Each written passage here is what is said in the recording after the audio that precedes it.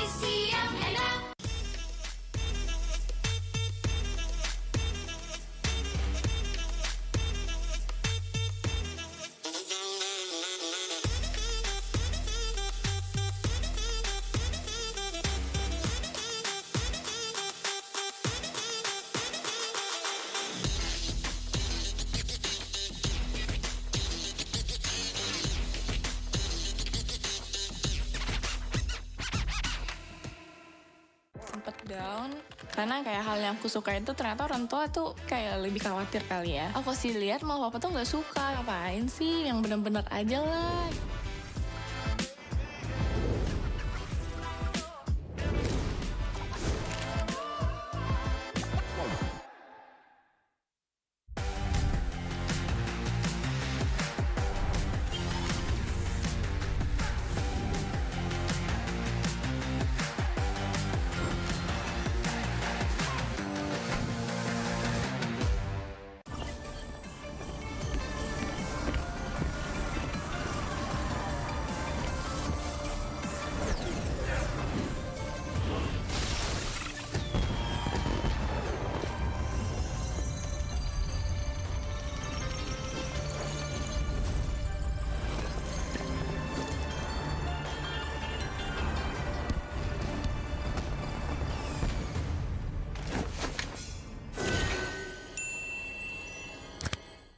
Sosok leader juga ada di dalam tubuh dia, yang mana di background kita susah cari sosok seperti Vin. Ya ini kesempatan yang bagus buat Araki sama gue buat move on lah.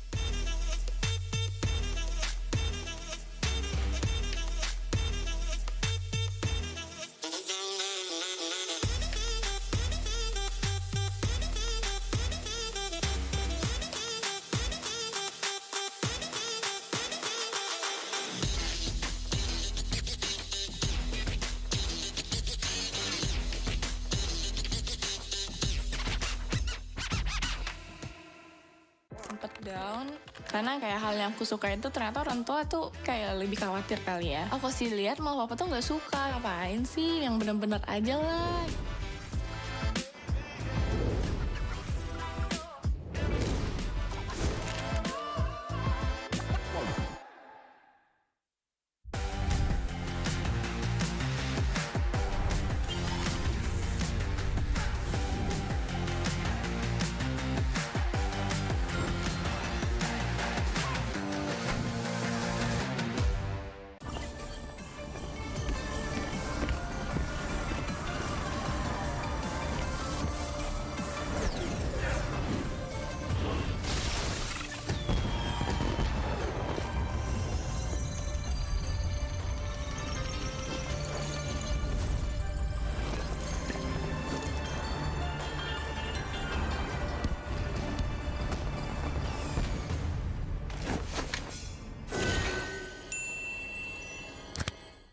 sosok leader juga ada di dalam tubuh dia, yang mana di background kita susah cari sosok seperti Vin. Ya ini kesempatan yang bagus buat Araki sama gue buat move on lah.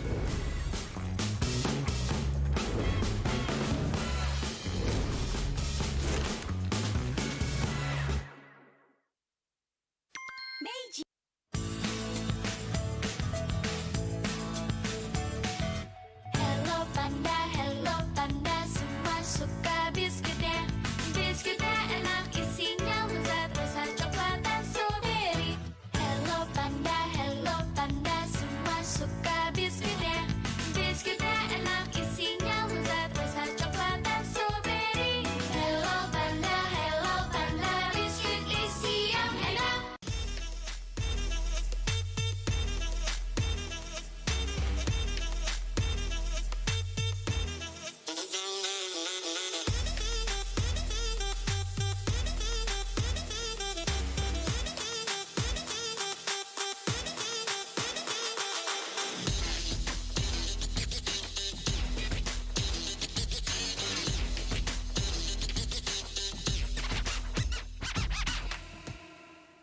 Sempet down karena kayak hal yang aku suka itu ternyata orang tua tuh kayak lebih khawatir kali ya. Aku sih lihat mau papa tuh nggak suka, ngapain sih, yang bener-bener aja lah.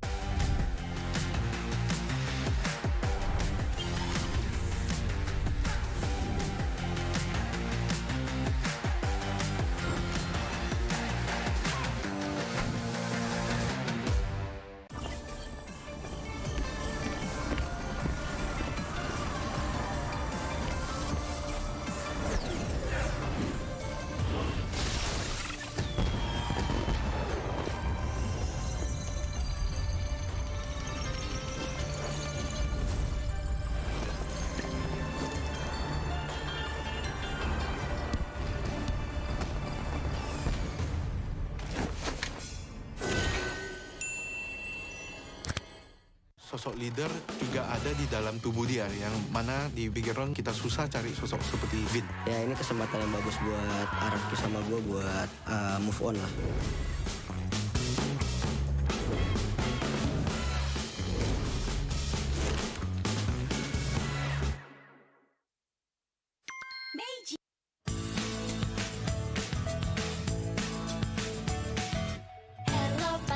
Hello panda, semua suka biskuitnya. Biskuitnya enak, isinya lezat, rasa coklat dan strawberry. Hello panda, semua suka biskuitnya. Biskuitnya enak, isinya lezat, rasa coklat dan strawberry. Hello panda, biskuit isi yang enak.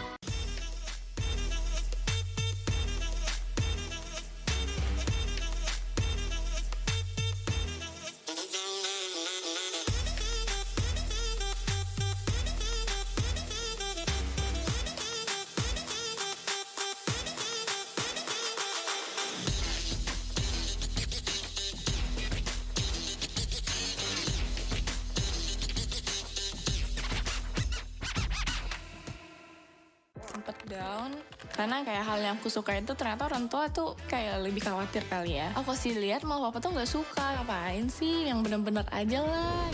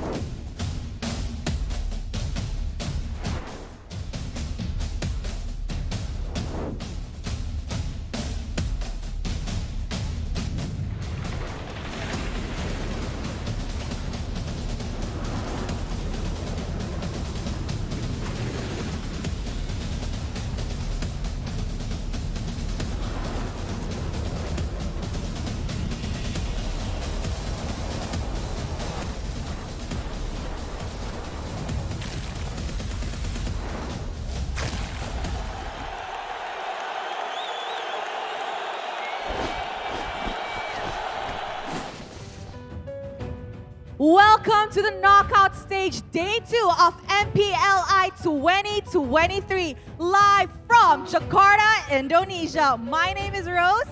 And also Bude Clara Mongs are here dan ini adalah hari kedua babak knockout stage dari MPL Invitational 2023. Di mana kita melihat ada perjuangan dari 8 tim kemarin yang nyatanya hanya menyisakan 6 tim saja.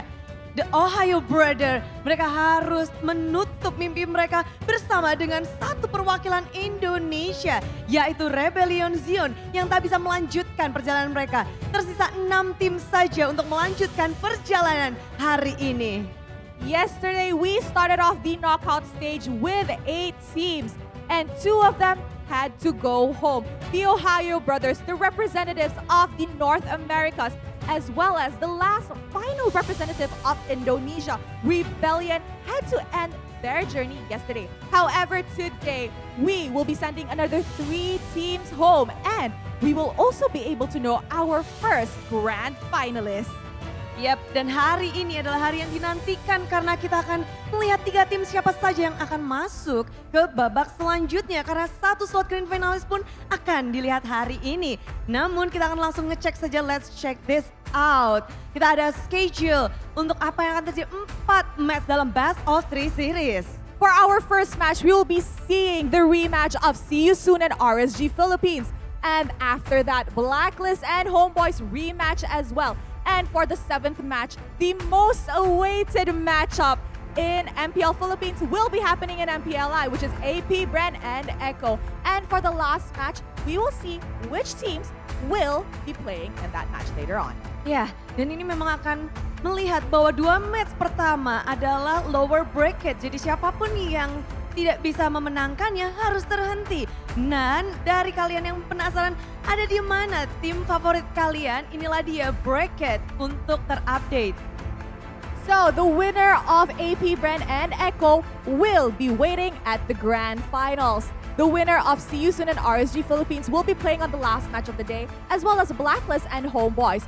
For the lower bracket matches, however, the team that wins will have to say goodbye to their journey in MPLI. Yes, dan kita lihat juga dari bracket sendiri untuk nanti match yang ketiga, siapapun yang menang akan mendapatkan satu slot grand final. Namun lower bracket 2 match pertama yang akan menjadi Dakdikduk Sir, di mana siapapun yang menang bisa melanjut, tapi siapapun yang kalah tidak bisa untuk melanjutkan mimpi mereka.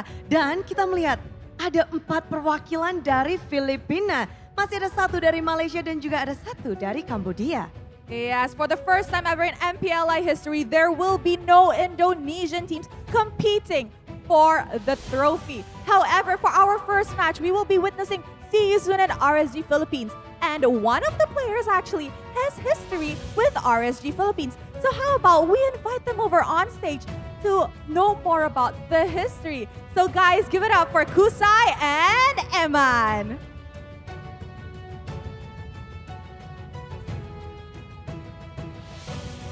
The 2 gold laner from both teams, they're here. Wow, looking great for their appearance. Hi guys! Good morning, good afternoon. Magandang hapon. Magandang hapon po. Okay, so in case you guys didn't know, Kusei used to play in RSG Philippines as the sub of Eman.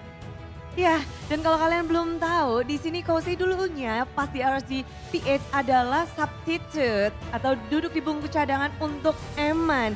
Jadi mereka dulu satu tim. Okay, so na nakita kayo sa lower bracket, laglagan match to ha, the loser has to end their journey. So let's start with Kusei. Kusei, ano masasabi mo sa performance ni Eman? Feeling mo ba mananalo ka sa lane mo mamaya? Hindi ko masasabi kasi halos balance talaga kasi yung matchup eh. Sabi ko kay Eman, good luck sa laning natin. I see. So I asked Kusei, I said, since you guys used to play in the same team before, what do you have to say about Eman's performance now? And like, this is a elimination match, meaning the team that loses will have to say bye. And I said, do you think you'll be able to win Eman in the lane later? And he said, Eman, we're kind of balanced, we're kind of similar, so just good luck with your lanes later, with the gold lane later especially. So Eman, ikaw naman, anong masasabi mo sa performance ni Kusei, especially since sub mo siya dati? Sobrang laki ng pinagbago niya nung napunta siya sa See You Soon. Sobrang lumakas siya lalo.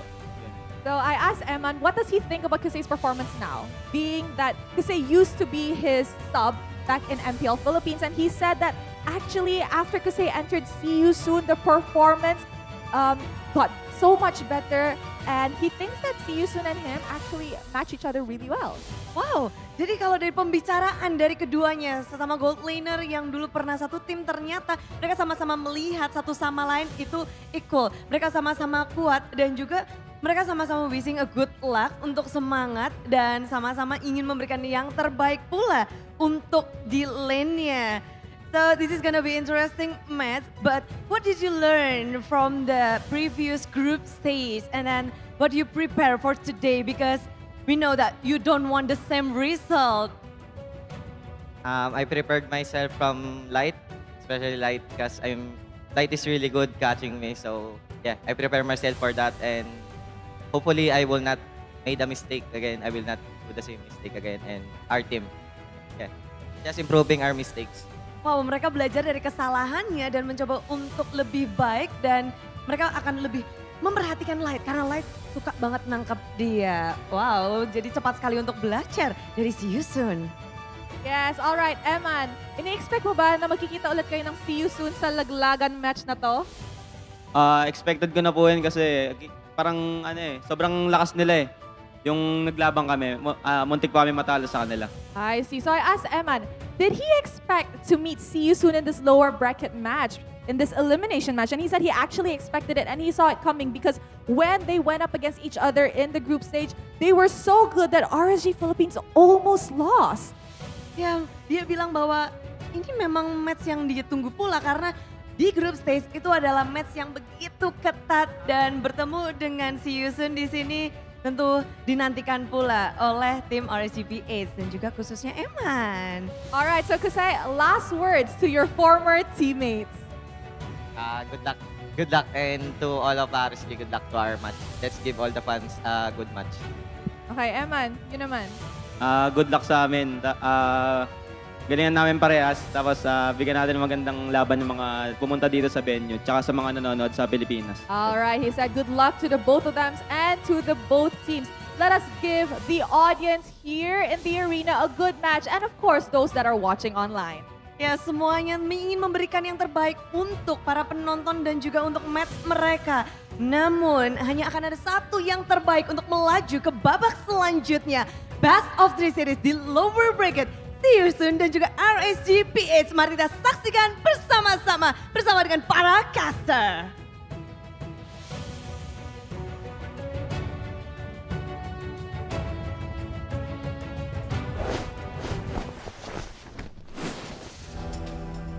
The rumbling continues here in MPLI 2023 with 4 Filipino Titans paving their way into the grand finals and only 2 dark horses left. We have a representative from Cambodia in See You Soon and a representative from Malaysia in the HomeBois.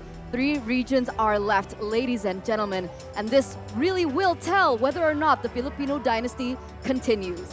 On the caster desk, it's me, Eterna, alongside with Mirko and Arashi. We'll start with you today because, you know, we're going to send 2 more teams home. It was a day full of heartbreaks, especially for Indonesia yesterday. But for HomeBois and See You Soon, there's still hope. You know, it's crazy to think that the dark horses are the teams that are just not Filipino. That's what we're calling dark horses right now. And it just goes to show you how dominant the Philippines has been in MPLI 2023.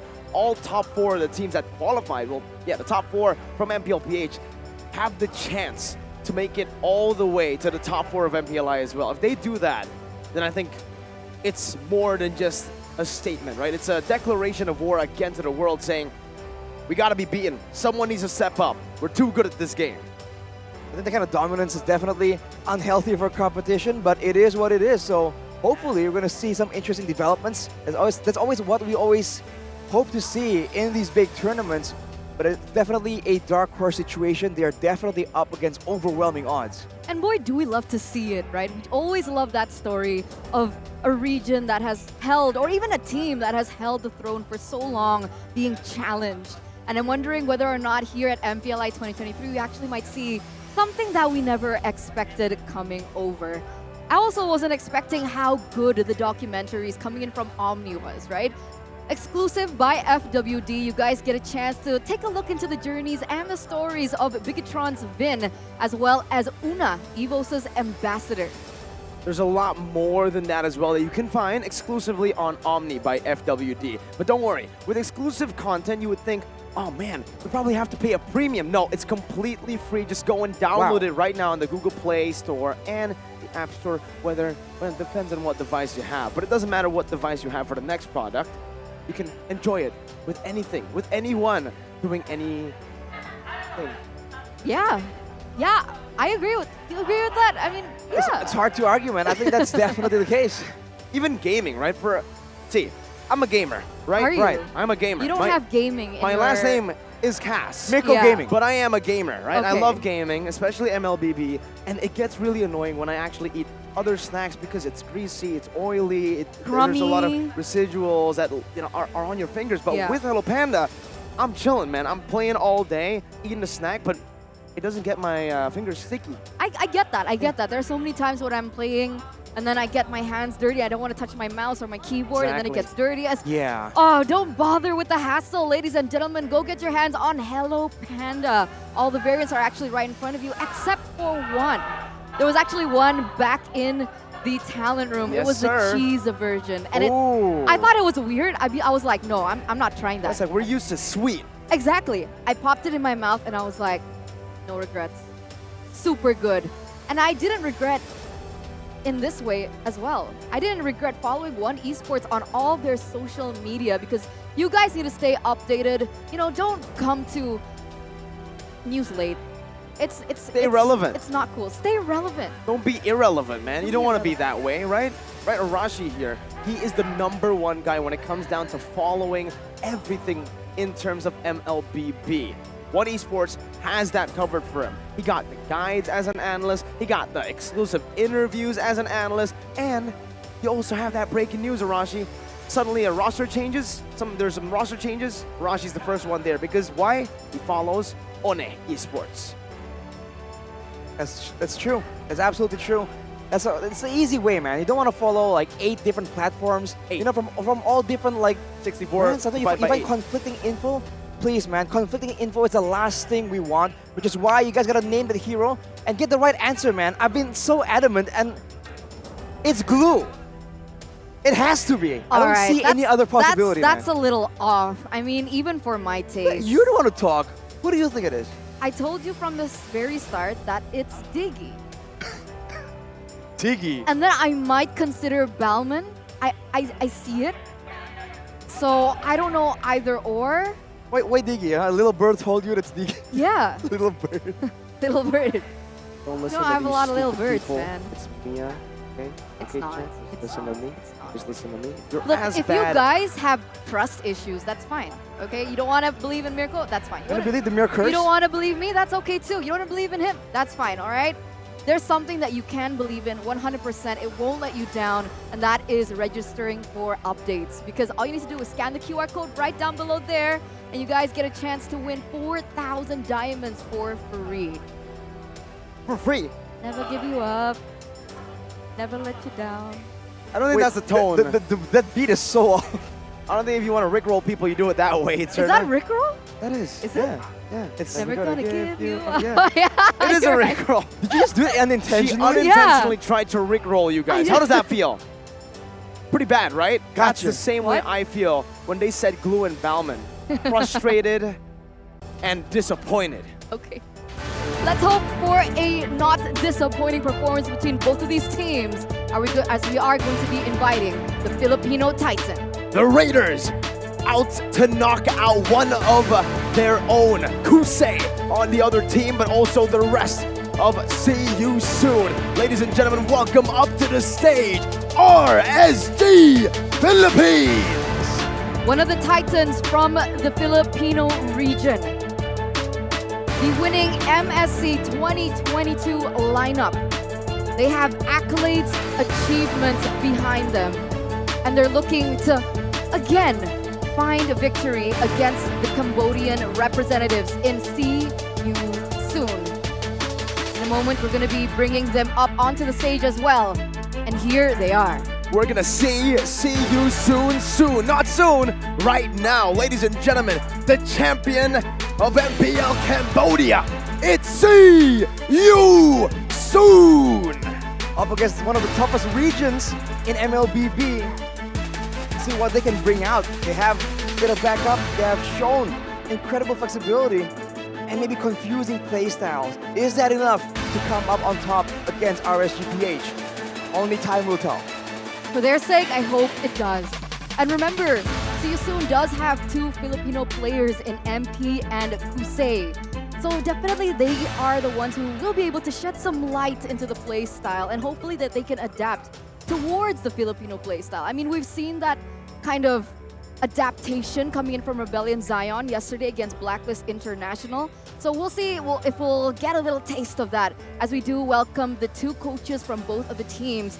We have Coach Theo from RSGPH and Coach Cat God from See You Soon. He's not just a cat, he's a cat god. And we've seen from his draft that he's actually taken a very weird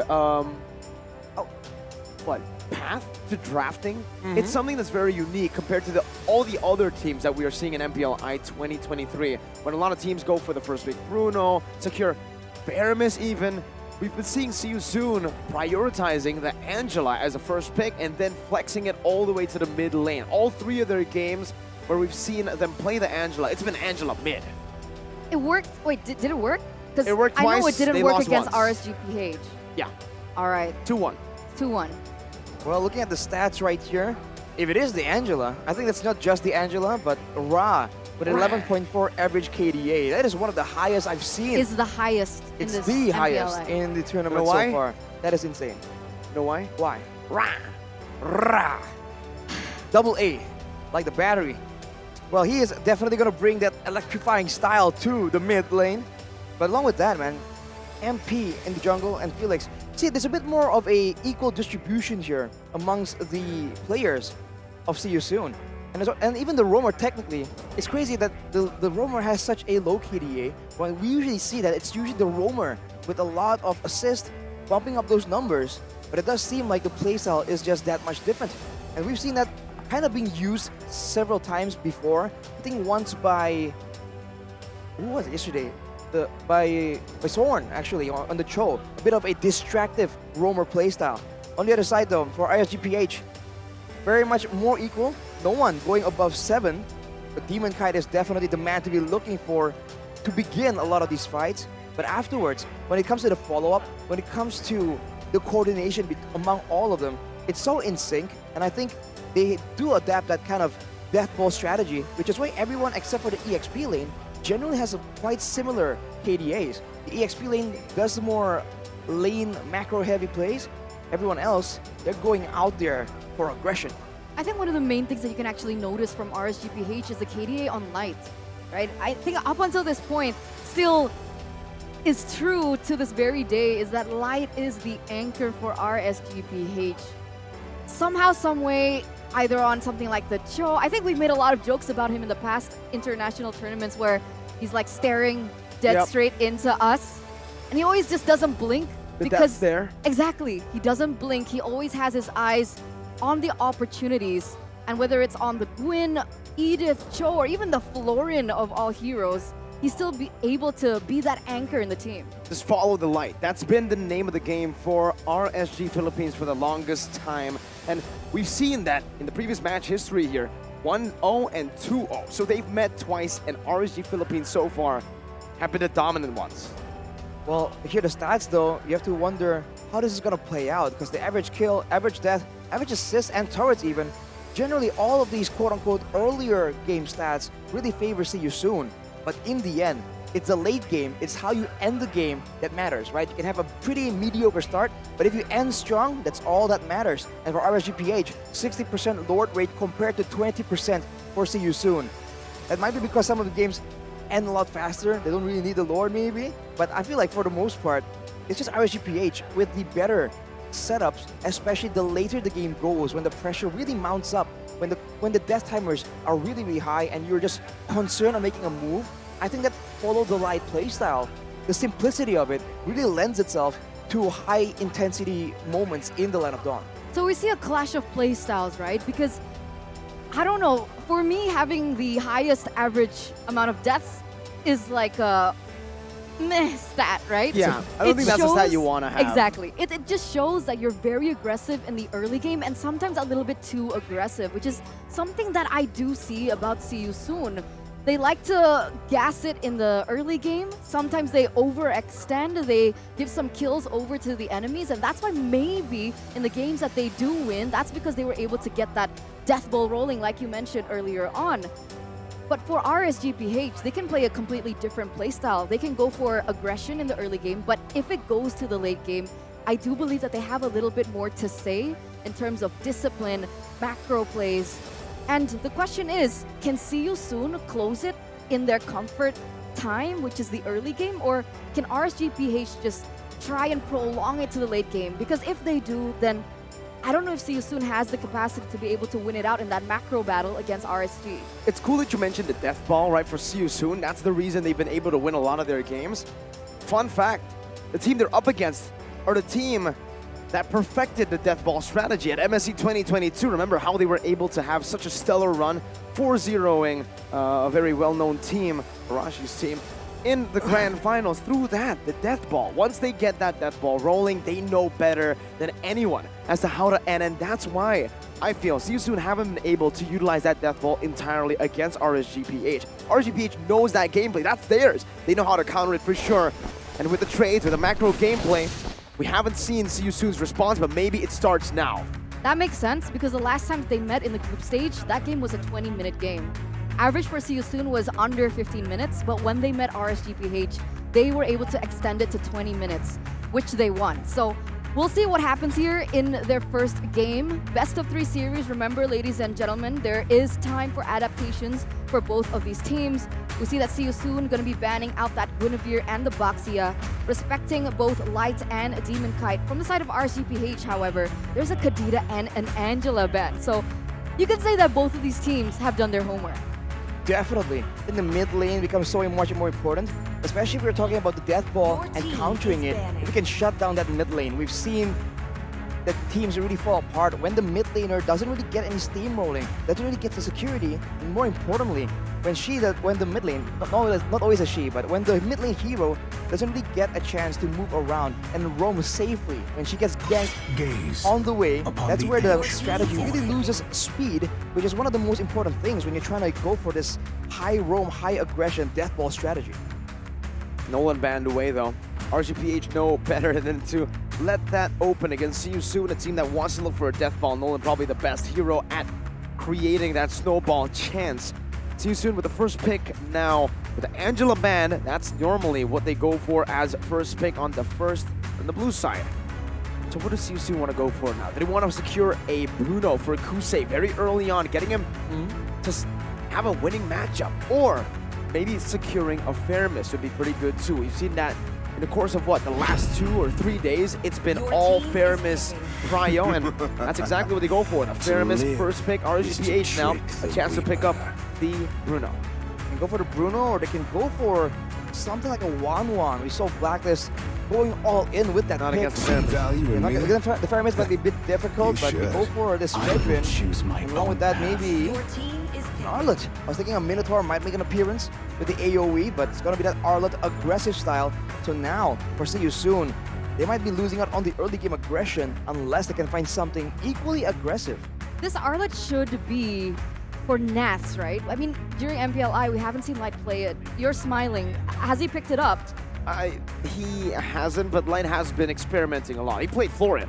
Light, Florin. So this doesn't sound right. But it did. It worked out for RSGPH in the group stages. Picked up the Florin, won it out, right? So the Arlet, I think, at this point, we cannot count it out? We can't count it out. We can't count the fact that it can be flexed. But for See You Soon, I think, honestly, just picking up heroes like the Bruno here would be amazing. Kusei's played almost all of his games on Bruno unless it's picked away from him, so I don't see a reason as to why you leave it open, but they do at Dairoth. Dairoth. We mentioned Death Ball. They want to start it all the way from the draft. My God, this early game pressure. They have the Dairoth and they have the Martis as well, so it's a lot of aggression, and that's what you need. Because usually in the first neutral objective fight, level 4, the Pyramids can provide a lot of utility, but usually teams really fall off in that fight when they don't have enough damage, even though they come back for round 2. So having a Martis and a Dairoth definitely helps in that segment. So for RSGPH, against all these fighters, I think more crowd control could be very beneficial. The Outlet and the Fredrin already provide so much, maybe more damage could be used, and that is what they go for. Good wave clear. We saw this Lilia be such a good pick against the Pyramids because you win out in the wave clear department, and in the middle of a big fight, you can just kite back away from the Netherrealm using the energy, and that's usually a lot of damage. Yeah, I agree. This has been such a popular pickup here at MPLI 2023, the Lilia, because of exactly that you mentioned. So RSGPH, they're also saying here, okay, you got that mid-game power spike, maybe even early, arguably, with the Martis, but we're going to be able to try and clear as fast as possible, rotate as fast as possible. And I do like the Arlet, now that I think about it, going against the Pyramids pick as well, but I'm curious as to the next pick from RSGPH. And they go ahead and ban the Ixia. It's risen in popularity. We've seen how insane an Ixia can become, especially if remained untouched. Very versatile in her laning phase as well. Very, I would say, what's the word for it? Sustainable with her lifesteal. So see you soon. What do they want to ban out here?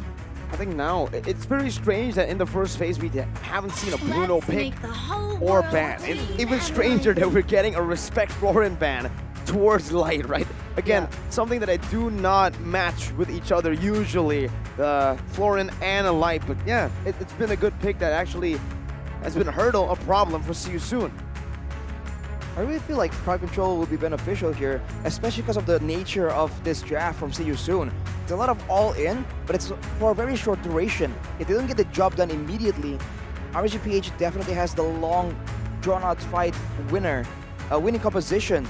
So I really expect maybe what comes to mind is the Minotaur. I keep saying that, and I think See You Soon, if they can ban the Florin, I feel like the Minotaur would be a even more difficult addition, especially with how we saw the peel, the coverage come yesterday. Seems like all their bans is to make sure that they can survive a pick-off attempt with the Pyramids, but they want to ensure that RSGPH cannot with any kind of saving hero. What's a good lane against a Bruno? Well, technically there's define good lane. Like a winning lane. A winning lane, very tough. I would say every lane is a skill matchup for Bruno, and mostly it's the advantage is actually held down by the Bruno. A lane that can actually work would be a Brody in lane against the Bruno. That's where you can actually try to look for a big all-in with the Brody. Once you get level 4, you can pressure the Bruno a bit more, but level 1 to 3, you still get bullied. Other than that, the Irithel does quite well at matching up against the Bruno. If you just want to farm, you still get bullied, but if you just want to purely farm and get to the mid-game, Claude is okay. So, do you think See You Soon will ban out a Brody I am the priestess here? of primal lightning, the hunter of all the evil Edith gods. ban. Edith is definitely a problem if you're trying to dive in, right? The two very strong skills with quite reliable crowd control there. Wow. It's definitely a problem for teams diving in, and it's also a hero that can have a second chance at life with that Primal Wrath. So, banning it away, he just doubles down on the pickoff strat. But RSG, they pick up the Bruno first. Now See You Soon is forced to round it out. Is it going to be a bit more burst damage, more crowd control, more mobility even for a better chase? A lot of options available here. With this early game, we saw this literally just yesterday, right? This kind of composition, they'll go for something like a Claude or late game carry is what I'm thinking. If they go for the Brody, that means they will be doubling down on early game. That's all. They want to find the early game. They don't get the death ball. RSGPH will say, you know what? Yeah, we'll weather the storm. So yeah, full force. Okay. Henry Franco. Ooh. Last time, okay, the Franco is a comfortable pick here for the roamer, but against this composition, let's go.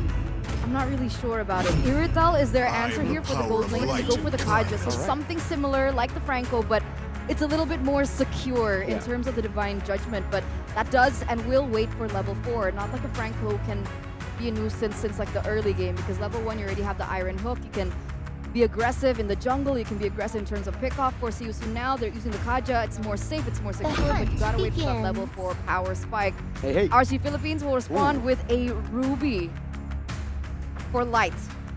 Well, it's gonna be... So it's Arlet for Nuts. It's a lot of crowd control available for RSG, so depends on timing, right? How fast can See You Soon execute their game plan? Because we've seen this before, by the way, the double shred meta, getting a suppression, a good crowd control hero, and then going for a direct and an irrital. They can both lower your physical defense. Whoa! And with the Marcus right here, it's definitely a winning strat, but hey, this is an interesting prediction here. Very So interesting. 50-50. Very 50-50 for Indonesia, Yeah. but for Philippines, yeah, they'll side with RSGPH. It seems like Indonesia wants to choose a different region now to get into that top 4. We already have 2 teams confirmed for top 3, right? I mean, the 2 teams in the upper bracket final. So let's see if RSGPH can make it one step closer to an all-Philippine, an MPLPH season 12.5 in the top 4. A rematch to everything that went down at MPLPH. But here we are, ladies and gentlemen. We are moments away of jumping into the land of dawn for match 1, game number 1, a full best of 3 between the Cambodian representatives, See You Soon, with their heavy early aggression and pick-off style. And on the other side, we have RSG Philippines, the Titans of their region, as we jump into game number 1, Land of Dawn. Here we go. Let's see, early on in the skirmishes, Boxy already very aggressive maneuvers into the enemy jungle, while Light just pushes him back. But for both of these teams, what are we looking at? What timing for the power spikes? I think See You Soon, they're gonna wait for level 4, where the resets, the suppression, all these tools really come through at level 4. And before that, I think RSG, with the Ruby, with the Arlet, and the spammable nature of their skills, even with the Fredrin as well, they really have strong fighting skirmish potential before that. So I think See You Soon needs to be very careful on that surprise counter aggression. But afterwards, I think See You Soon has all the urgency. They are the ones who are forced to make plays happen, because the longer the game goes, I do feel like RSG has a better chance. With a Bruno, with a Lilia, that late game is looking crazy. But what about the late game coming in from Irrital, that constant DPS coming through? Can that try and level out the late game from See You Soon? I think it's good AoE, it's good damage, but it's not the same kind of damage we're used to when the Irrital was just the most contested pick. I think at this point, the Bruno will be able to do more. Oh. That's why it's so popular. But Felix Flickering out, but the taunt connects. Even kind of able to lock him down with no flicker. That's the first blood picked up by Nats, but MP now looking for the chase. Nats with another good response.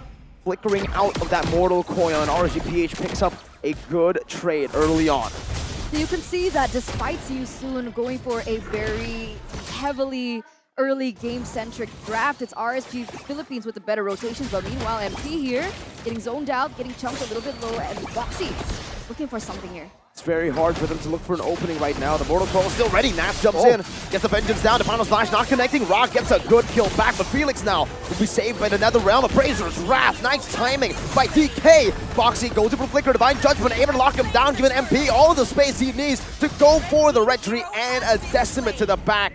It's now equal again in kills, but the gold lead is held down by SYS. It's shifting back to SYS, sure. RSGPH were able to get that kill earlier on in the top lane, but with See You Soon being able to get a kill onto Mardis, a hero that we know at this point really needs that early game snowball with one kill in the bag as well as a neutral objective. Is this looking dangerous for RSG?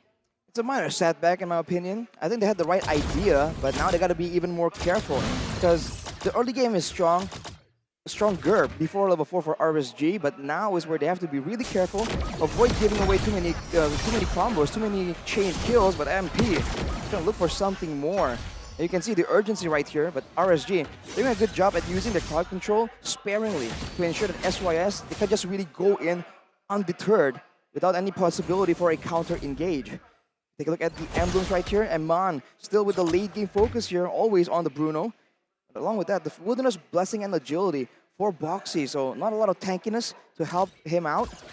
We'll see if that becomes a problem, because for now, it's great. He can be around the map more often, he can get more ganks off, but later on, when it becomes a back and forth endeavor, he is just prone to getting picked off. What do you think about Ra here on the Pyramis picking up that emblem here? That used to be called, I think it was Mystery Shop. What is it called now? A Bargain Hunter, yeah, I believe. Why not Wilderness Blessing? Well, I think he feels that the pressure will be enough, especially with all the aggressive movements around by his team. I think getting to the power spikes is a bit more important for him because otherwise he'll lose out in damage, especially against Lilia, who at level 1, level 2 already has an insane amount of damage. So I think that's the mindset. And then, honestly, power spikes on a magical damage hero, generally, it's never a bad idea. Okay, right now in the 4th minute of the game, you can see that both teams are going to be rotating onto this next neutral objective. So you soon wanted to help them get the ball rolling, but meanwhile, already a clash here in the mid lane. Light taken quite low, forced to flicker out already. MP's chasing him down. Light still able to run away for a bit, but now there's another pull down below. Divine Judgment locking Aqua down. MP was merely just a distraction for them to open up and pick Aqua off. That's the second turtle going to the hands of See You Soon. Everything going according to plan right here, and that's the issue here. Aqua on the Lilia, having the black shoes, but not going with the Purify. Going up against a Kaja is definitely going to be one of the targets that See You Soon will always have their eyes on. Now with that advantage though, you can expect all the invades possible, but actually no. They're respecting RSG, they're waiting for something more decisive before they really try and shut down Demon Kite, respecting that fragrant power in the jungle. So far, if we take a look at the gold disparities between both of the teams, there's not much to note. I think most of it falls into the hands of See You Soon, but only by 100 or 200 gold. So in the gold lane, I think we were expecting maybe the Bruno to win up that matchup, but why is it so equal here in the trades? It's due to the pressure. I think this is like the 3rd gank now in the bottom side. Might work. Foxy as well, looking to flank. Divine Judgment finding Eman, and they all just collapse under the tier 2. MP now going to be locked down by the I'm Offended. The Don't Run Wolf King. MP still trying to run away right now, but he should fall. The Appraiser's Brad now. The Nether Realm from Ra comes in clutch to save him in this initiation. That's with a good final slash. Real Crusade back out of the Nether Realm. Aqua trying to deal the damage, but it's not going to be enough to really threaten any of the See You Soon members who are playing with that early game lead so well. Ra. What a beautiful cover coming in from Ra. Last second too. Yeah, I thought completely 100% MP would have been taken down. Sure, he was able to get that trade over in the top side, taking 2 members down, but in the grand scheme of things with him taken out, I thought that would have been a good shutdown given to RSGPH, but that last minute back up coming in from Ra with the Nether Realm, that came in clutch. And that is why a lot of people have said that for See You Soon, Ra has been the main anchor. And also Boxy, if you add him onto it, as a killing spree for MP. On point Divine Judgments. His positioning has always been really, really good. And this game right here, he's at its best. Meanwhile, Nats trying to jump in onto Felix, loses out the trade to Felix on this Dairoth. It seems like See You Soon will be able to pressure RSGPH out of the 3rd turtle, giving it to See You Soon for free. MP picks up his 3rd and final turtle this game. This is such a difficult situation right here. Anyone who gets pulled in with the Divine Judgment will get taken out. There's just way too much physical shred damage coming in from SYS, and Ra finally now has the Lightning Truncheon. He's building a lot of damage, but if you look at his item builds, he went for the Magical Penetration boots and instantly rushed the Necklace of Durance. So he understands that magical damage is important, but not just yet. The utility that he provides is more important. So right now, it's back to a waiting game, but I do feel like See You Soon, they should get more. Divine Judgment onto the front line, or Demon Kite gets melted down. My goodness! That's even an Abyssum strike from Felix. Final slash not connecting as well. See You Soon just diving under the turret, going all in. Felix as well. But Decimate not able to find one. Only an I'm Offended onto Ra, who's not going to be locked down under the turret, getting a little bit more of that damage down. But Eman isn't able to fully take Ra down. See You Soon are doing as they please. He survived. He was able to get out of that. That was insane. See You Soon now with a 5k gold lead in this 8th minute of the game. We were talking about the death ball rolling in the early game, and this is exactly what we're seeing here in this game. And despite us thinking that perhaps because it's RSGPH's style, it doesn't look like they've been able to stave off the pressure either in this first game between them. And Foxy looks for more. That's a good worldie by Eman to knock him back, displacing him off of a Divine Judgment. Stop. It's a recall here, Light. Okay, still he's all good. He's all good. Ooh, Secret Agent Light just waiting for a chance there. It could have went bad. But this is the problem though for See You Soon, I think. They can get one pick off, but that's all they get. It's always timed properly for a neutral objective, but RSGPH, despite the situation, they're not being punished continuously. You know, they lose one member, that's always the end of the story. There's never like any follow-up, and MP hasn't been able to get those, those resets on the decimates to really snowball. Only 3 kills. So RSGPH are waiting for a chance for a power spike, but for now, especially this early on with the first Lord, I don't think they can even walk into the jungle without the threat of just being completely deleted. They gotta give it over. Soon have so much pressure, a 6,000 gold lead. If RSGPH try to contest this, it might be bad. It might be an end instantly in the 11th minute. So they'll choose to just try to defend. They have some good wave clear here, still with Aqua on that Lilia and Iman on the Brody. Yeah, I agree. I mean, Demon Kite is what, 2 levels, 3 levels behind MP? There's no way that they can contest as Boxy looks for yet another opening, putting pressure on once again. We were talking about a power spike hitting for RSGPH, but what power spike are we actually waiting for? I think it has to do with the frontliners more than anything.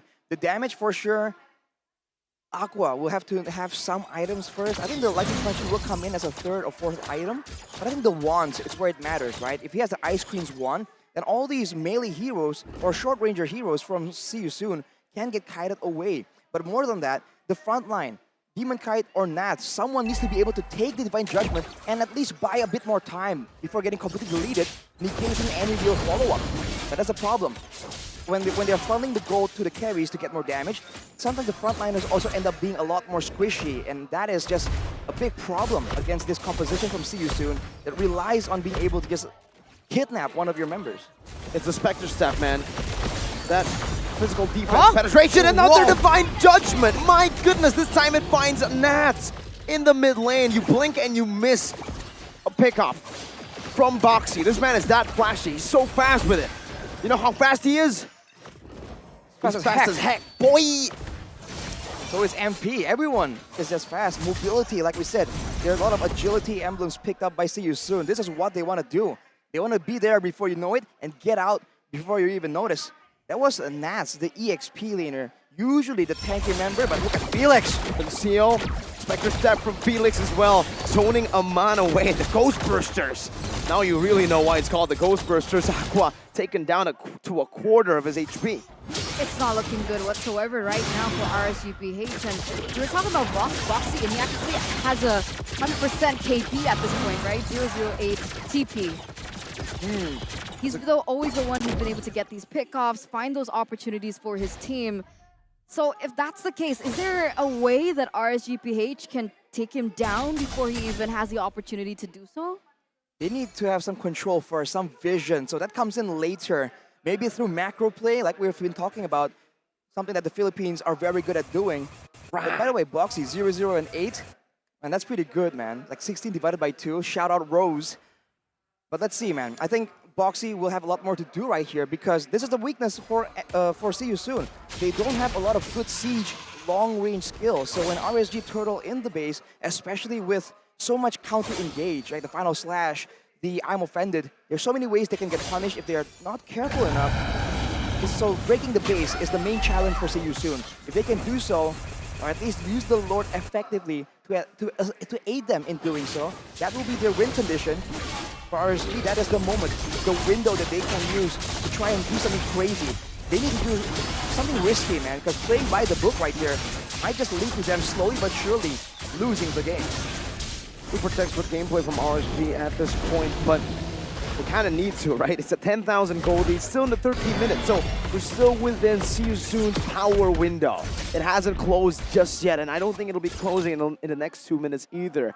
So RSG are just choosing to buy some time through sacrificing their base. At this point, that's what it is, right? In a 3-way push, there has to be a turret taken down here, and RSGPH will have to sacrifice it.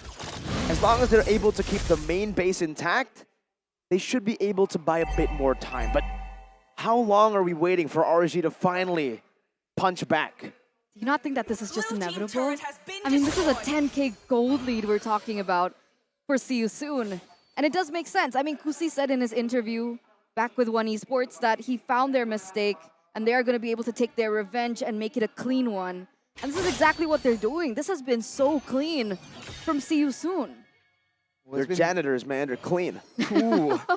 Detergents. Detergent. Well, it's very clean so far. We have to wait till the game ends to really be the judge of that. Now with the wave manipulated in a bit of a weird fashion here. One crash at the same time, especially in the bottom side. So it's the mid and top side there. Oh, Boxy! Misses. Well That is played. massive. He didn't miss that. Iman dodged away from it. Good reaction time. My goodness, Iman. Mid lane base are going to be taken down. The top side as well. This Lord should be able to march down. One charge is all it takes. 3 base turrets taken out by See You Soon and RSGPH's base. And now it's all into the siege, but RSG are dealing with it really well. Like I said, 3 base turrets. They're going to have to sacrifice a few. As long as they keep the main base intact, they can buy a bit more time. Is it enough? That's the real question. I think RSGPH definitely thinks that there is a possibility here, and I agree. There is a reason why See You Soon hasn't just brute force pushed into the base. Like we said, there's combos available for RSG, and now they are catching up. 15 minutes is usually the quote-unquote late game mark, where teams that need the late game get to their power spike. Of course, being 11,000 gold behind, RSGPH will have to wait a bit longer, but now See You Soon, they are the ones feeling the pressure here. They want to try and end it out. The item slots are getting filled up, and there's only a limited amount, man. Of course, you can switch out items, but that is a whole different story. Looking at the item builds, Anti-Cuirass's build by 3 members, no question why, but a Radiant Armor build up by the Ruby, I feel like that's an interesting choice, because there's not a lot of repetitive magical damage coming in from See You Soon. Is Kaja not repetitive damage? Well, the big Oh, whip Ra? damage. Ra! I love that name, man. I really love that name. So fun. But even despite the gold disparity, I would say that Aqua should be ready to deal the damage, right? Already with the Ice Wand, the Divine Glaive, I think either on the way to... I hope it's not Genius. I think it's another one. I think it's a glowing one. I think that would make a little bit more sense to the DOT damage. Especially against fighters. With that being said, that damage now needs to start being respected by See You Soon. So despite the gold gap that we see, 10k, they still need to be careful when they make these decisions. They can't underestimate the damage output coming in from Aqua now. Definitely. I think for Aqua, for Lilia, it's not about one big spell with high quality. It's about the quantity, man. Eventually, you're gonna get taken out with enough spells. Foxy, though, can he find a pick? Uh-oh, Aqua. Oh! Or she's back. No, he flickers to the wall, and Rob picks him up. A panic button. Boxy now with the Divine Judgment. They're gonna collapse all the way. Nassel able to flicker out to safety right now. He's looking for a final slash play. One big play can turn the tide of the game, but it's not enough for now. Wow, that damage from Ra. One shot and the man is half HP. Now with the Lord marching down in the mid lane. They're going to be CC'd up, and Guzi's pre-hitting in the back, doing a lot of damage with the heavy crossbow. Like now, his immortality taken out. RSGPH. The Raiders fall one by one in their own base. It's a wipeout as See You Soon claims game number 1 in a dominant fashion. The Cambodian representatives fly high in game number 1 of this best of 3 series. And that's the death ball effect that you can expect from See You Soon, that aggression from that early game. Sure, they fell behind a little bit in the first few seconds of the game. But as soon as they were able to get that pick before that turtle and eventually get that snowballing on for MP, the fact that Boxy hit level 4, was able to completely utilize his pick-off composition, pick-off strat, that's when RSGPH started to fall behind slowly but surely. I think most people won't be too surprised, right? In the drafting phase, when you have that much investment in the early game, if you don't win out, then you gotta have problems other than just the draft. But for RSG, they tried their best, but I think eventually they just kept losing out on stuff. They tried to make risky plays in the mid game where they weren't trying to fight, but they're trying to find pockets of space in the jungle, on the map where they can actually farm and get to the late game. But See You Soon, they read through it and they kept finding them, setting up ambushes in the bushes, man. The trees are speaking Cambodian. Kamai. I know a few Kamai words, but I don't think I Whoa, can whoa, say whoa, it here. Oh, I know one too. Oh. I also can't say it. I thought it was going to be a greeting or something. Shout out Cambodia. You for guys don't know the teaching me. greetings? You went there. I can't believe we were told the Home greetings. Mao. Home Mao. Home Mao. Home Mao? See you all the soon. Cambodians. Isn't How do you that say POV? it? How do you use it? HomeBois Cambodia. Is it? It's like Yeah, I know. cheers. I forgot how to use it though. I also forgot. I thought Mao was on the Ohio brothers. Shout out Big Mao. Sometimes you just have to give Arashi the silent treatment. You guys know why. That right there. That right there. Well, there you go, ladies and gentlemen. In this best of 3, it was See You Soon being able to take that first game. But if we know anything about RSGPH, they're going to be quick to adapt. Do you think that there were anything that could be different from maybe the drafting phase? Did you think that something was a little bit off from RSGPH, or was it just pure execution that See You Soon had it to perfection? I think it's all the way from the early game, man. The execution of the early game, right? For RSGPH, they were trying to contest as much as they can, which is okay, but at a certain point, maybe you would expect them to pull back, knowing it's a Dairoth, it's a Martis, it's a Faramis. They're built for these neutral objectives. They're built for team fights. More accurately, it's built for team fights around the neutral objectives, for skirmishes and scraps around the map. And that's why MP was able to just get such a big early game snowball. The first 2 kills was a problem. The fact that Ra saved them with the Netherrealm, that gave him so much more space, time. Yep. And you can see he didn't even build full damage. It's just a Hunter Strike, and he's able to snowball that hard. That's why it's annoying, right? The Hunter Strike itself already gives you so much more damage, and then you build tankiness, and now you do damage, especially to the backline members. But if they try and take him out, it also takes too much time. That seems to be the pattern here, the meta that's effective. If you're going to send someone to try and stop the goal laner, you better have someone a bit beefy. And yes, I do think that RSG were a bit too eager in the early game, because it's not just when they went and picked the fight, it's how they did it as well. I think in the second fight, we might see in the highlights here, Aqua got picked off because they weren't coming in together like a front line. This is the early stage where, with the level advantage, with the proactive gank, they're able to get a man advantage, but then they stay until Felix comes here. And in this fight, you can see the difference in just damage output and how fast members of RSGPH gets taken out. That's the big problem right here.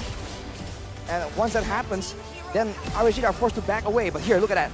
Everyone's not together. Aqua gets picked off when, if RSG are together, man, the combos, we talked about it. The final slash, the ammo pendants. There's so many ways that can really shut down this composition, but not one by one. It has to be together, and that was the play miracle that you're mentioning. That clutch last second Netherrealm was just so good. I think the shred was also really disgusting in these pickoffs, right? Every time Kaja goes in for a Divine Judgment, you can see the shred coming in from Felix, and then the burst damage coming out from MP with the decimation. Like, all that comboed in together made up really good pickoff, and not to mention if, you know, the Faramis comes in as well with the Shadow Stampede. It's one of the best utility in the game, man. The Spectre Step, and to add on to that, Irithyll first kill as well. So it's physical defense shred. Yep, stacking another physical defense shred. And that's why, just with a Hunter Strike, he's able to shred everyone. Because MP was the executor. The rest of them were just the pokers, right? And MP comes in, rah, decimate. And you know, MP was the only one on the team with crowd control immunity, which begs the question, if RSG maybe baited them into a funnel and then did a combo, they win an AoE as well with the Worldy, with the Angry Glooms. They can really win out in a drawn-out team fight. They just never were given the opportunity to do so. Looking at the stats right here, not a single neutral objective given over. See you soon. They're just, you know, we said they were hungry for victory. They're also hungry for all these resources, man. Only giving 5 buffs to RSGPH. And if you look at the items, like we mentioned, Ra knows his job. The game plan was just so well thought out that he just went for the rush onto the Necklace of Doings. Because, hey, they won't be itemizing for magic defense as the first item. So we go with the NOD, and now the Fredrin, the Arlo that are usually a bit more tanky with a bit more healing, right, self-sustain, they actually become even squishier on top of the physical damage shred. So it just makes so much sense. How much sense does it make, Eterna? Like 10 cents? 1,000,000%. Or 10 cents? Okay. 1,000,000%. See you soon. Let's take a look at the post-game recap aside from that, right? I mean, the Brave Smite from the Kaja as well gave him so much sustainability around playing the map.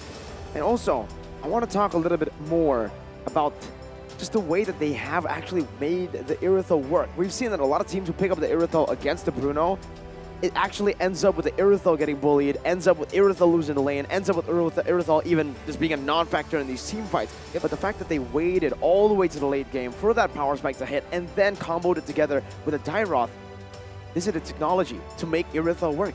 But TBH in the lane, I think it still favored the Bruno. The only reason that the Irithel won it was because of the rotation from Fusun. Exactly. I mean, that's the thing. After the Irithel nerfs, Bruno is probably the best laner in the game right now. Really, really good at just getting that snowball, getting a win in the lane, but doesn't change the fact that Kusei knows how to farm. Wolf said it yesterday. He's a farmer. Ooh, he's a farmer. I think that's true. And with so much space, it's hard to really fail in your farming, in your farming challenge when there's just so much space available, when there's so much security. Because we've seen it again and again right now. The best defense, if you have vulnerable late game carries, instead of sending people to protect him, why not just pressure your opponents and make sure that they cannot strike back? You strike first and you strike hard, and usually you come out on top. That curveball, that entire snowball happening here. You can see it in the... I think that small dip for RSG, was that the first blood that they were able to take? No, the first blood was all the way at the start of there. Start. What's that? What's that small dip then? Probably some farm. Probably they were able to get a little bit more farm, and then Fusun were like, nope, that's it. It's all you can get. No more crops. Maybe it's a kill to Boxy. Not Boxy, not even Boxy. It was a Dairoth. Yes, he's the only person. Felix. He was the only person taken out in that game. Everyone else, perfect KDA. Man, rah. Making sure that his friends don't get taken out since 2021. So Martis ban maybe? Why 2021? Wait, why are we back on It's that a random topic? year. Oh god. I thought there was some story behind that, like no, unfortunately, we casters like to just throw it out. Don't put us into it. Don't bring us into that. We casters, no, it's just you, Rashi. What was your question? Ban Martis. I don't think banning Martis is the key here. The Martis could actually be handled in the game as well. I think Faramis on Ra. It's always the utility, whether it's Angela, whether it's Faramis. When you put Ra on something that can save the team, he saves the team. But what better to counter a snowball style than take away the snowballing hero? All right, I'll tell you how to counter it, okay? Download the One Esports app because you get guides as to how to go up against the Martis. You're right, because on this app you get information about the meta, the plays, the builds, and even the storylines here at MPLI, the rivalries that are happening. So many cool interviews that we get to, absorb and enjoy. We're sponges. We're sponges. So don't forget that there are also exclusive interviews with most of the players after their games, and it's actually quite interesting to get a little bit of insight as to how they felt about the match or their next matchup, because that's how we get our information about the rivalries. So with that, don't forget to download it for free on the Google Play and the Samsung Galaxy stores. And remember, the Samsung Galaxy store is only exclusively available on Samsung. Yep, that's why it's called the Samsung Galaxy store. Is it though? Yep, it is. I think so. I didn't know that. But it's okay though, Eterna. If you want to just join, right? Let's say you want to join some tournaments. You want to be as good as Ra on the Faramis, on the Angela. You can find a lot of tournaments, a lot of ways to join the community of One Esports. Why, Mirko? Why do I need to join a community? Well, nerd, here, listen, all right? If you want more ways to win MLBB Diamonds, the community is the hub where you can find fun activities like quizzes, pick'ems, community tournaments, and it's a hub for us nerds, man. Nerd hub. Well, So it's just filled with Arashis. Excuse me? That is out of line, Eterna. Personally, I wouldn't take that kind of disrespect. But yes, we are nerds. It's okay. Can't I'm a argue nerd with that. too. so you'll take that disrespect. No, we have to. Be consistent. You want to take it or not? Nah, man. I gotta like double dip. What? Wait, double dip is like when you dip once and then you dip the Yeah. same sauce again, right? It's Yeah, not like that's when you double go back and forth. I mean, two sides. technically, when you double dip, you do go back and forth. No, but you don't go for both of the sides, nerd and not nerd. Yeah, but you just- go up and down. Excuse me? It's like, yeah, so you get So like you samba, put it in the right? dip. You dip it. So technically, You like samba? the dip is I do. accepting it, and non-dip, like the air, Wait, is Eterna, this is too much technology. dipping. So you go So what's the dip, correlation non-dip, to dip, him saying non-dip. double dipping? But sometimes you he's a dip nerd it and in he's a two non-nerd. sauces and it's referred to as a double dip. That's all I was. That's all I meant, Eterna. We're reading way too deep into it. No, So no, no, are it you a makes nerd or sense. no? He's double dipping it. He's like, I'm He's a a nerd, nerd? not a nerd. I think I'm a nerd not for MLBB, nerd, but that's not a about it. nerd. That's a lie. What? Oh, yo, Oh, hi! All the way from Brazil. Brazil. RRQ Akira in the building. Make an abbreviation go. What? Where's your abbreviation? RRALG. RRQ Akira, let's go.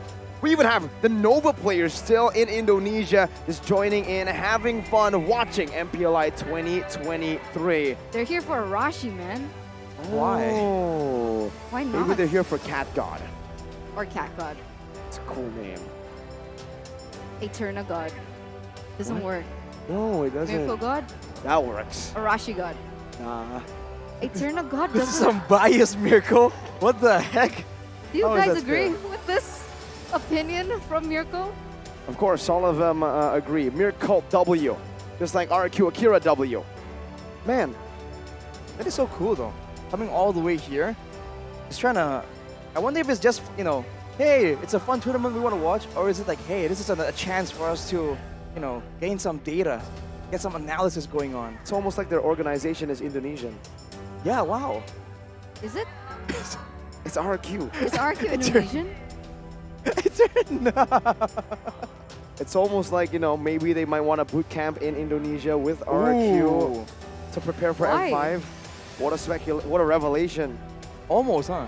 Almost But shocker. RQ's not in M5. I don't understand. What? Pardon? But RQ's not going Akira to is participate in M5. M5. Akira is. Eterna. Yeah, but why would... You know what? Never mind.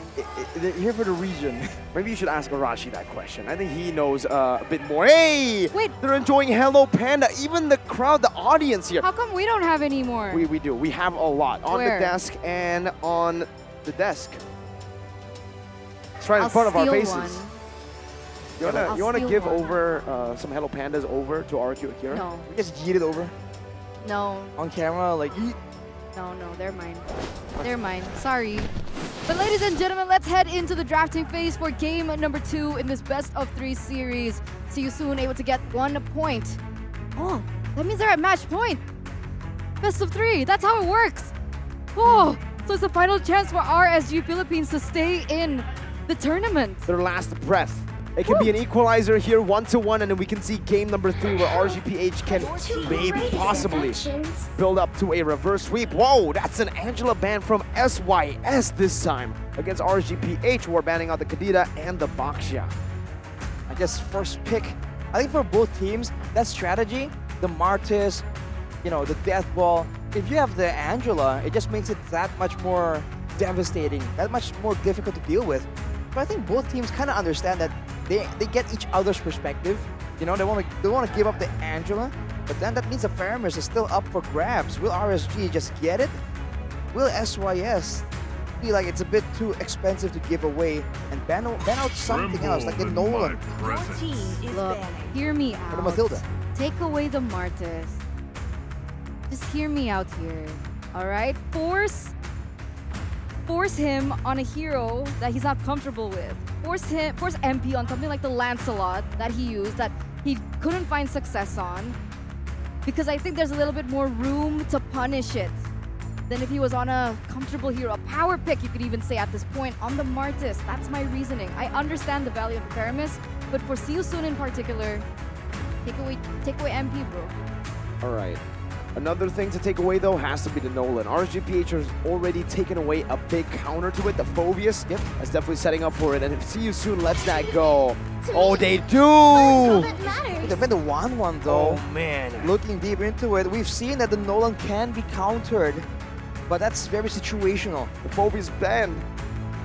There could be other playstyle counters too. We'll have to see, man. As first pick though, that leaves it prone to being countered, and that leaves that Matilda Faramis combination open. Will they go for it? No, it's gonna be the Faramis now. We'll see you soon. Get that Nolan. And it's just such a good fit for their playstyle with the Matilda as well. They don't want to Whoa. risk it. That's the first time ever that a Nolan has been left open in the first pick. My goodness, see you soon. Has a chance to pick it up, like you said, Arashi. It's very good according to their playstyle. It's a playmaking, early game, super burst. You know what? One word, broken hero. Broken. Really? Yeah. I agree. I recall Mirko saying, this hero ain't that good. Yeah, in ranked, we were winning all against the Nolan. We've only lost when some of our players fed Nolan, which is basically the same against some artists. But in pro play, it's completely different how they're able to utilize it, that burst and everything. Never mind, they don't care about it, Arashi, I was right. Never mind.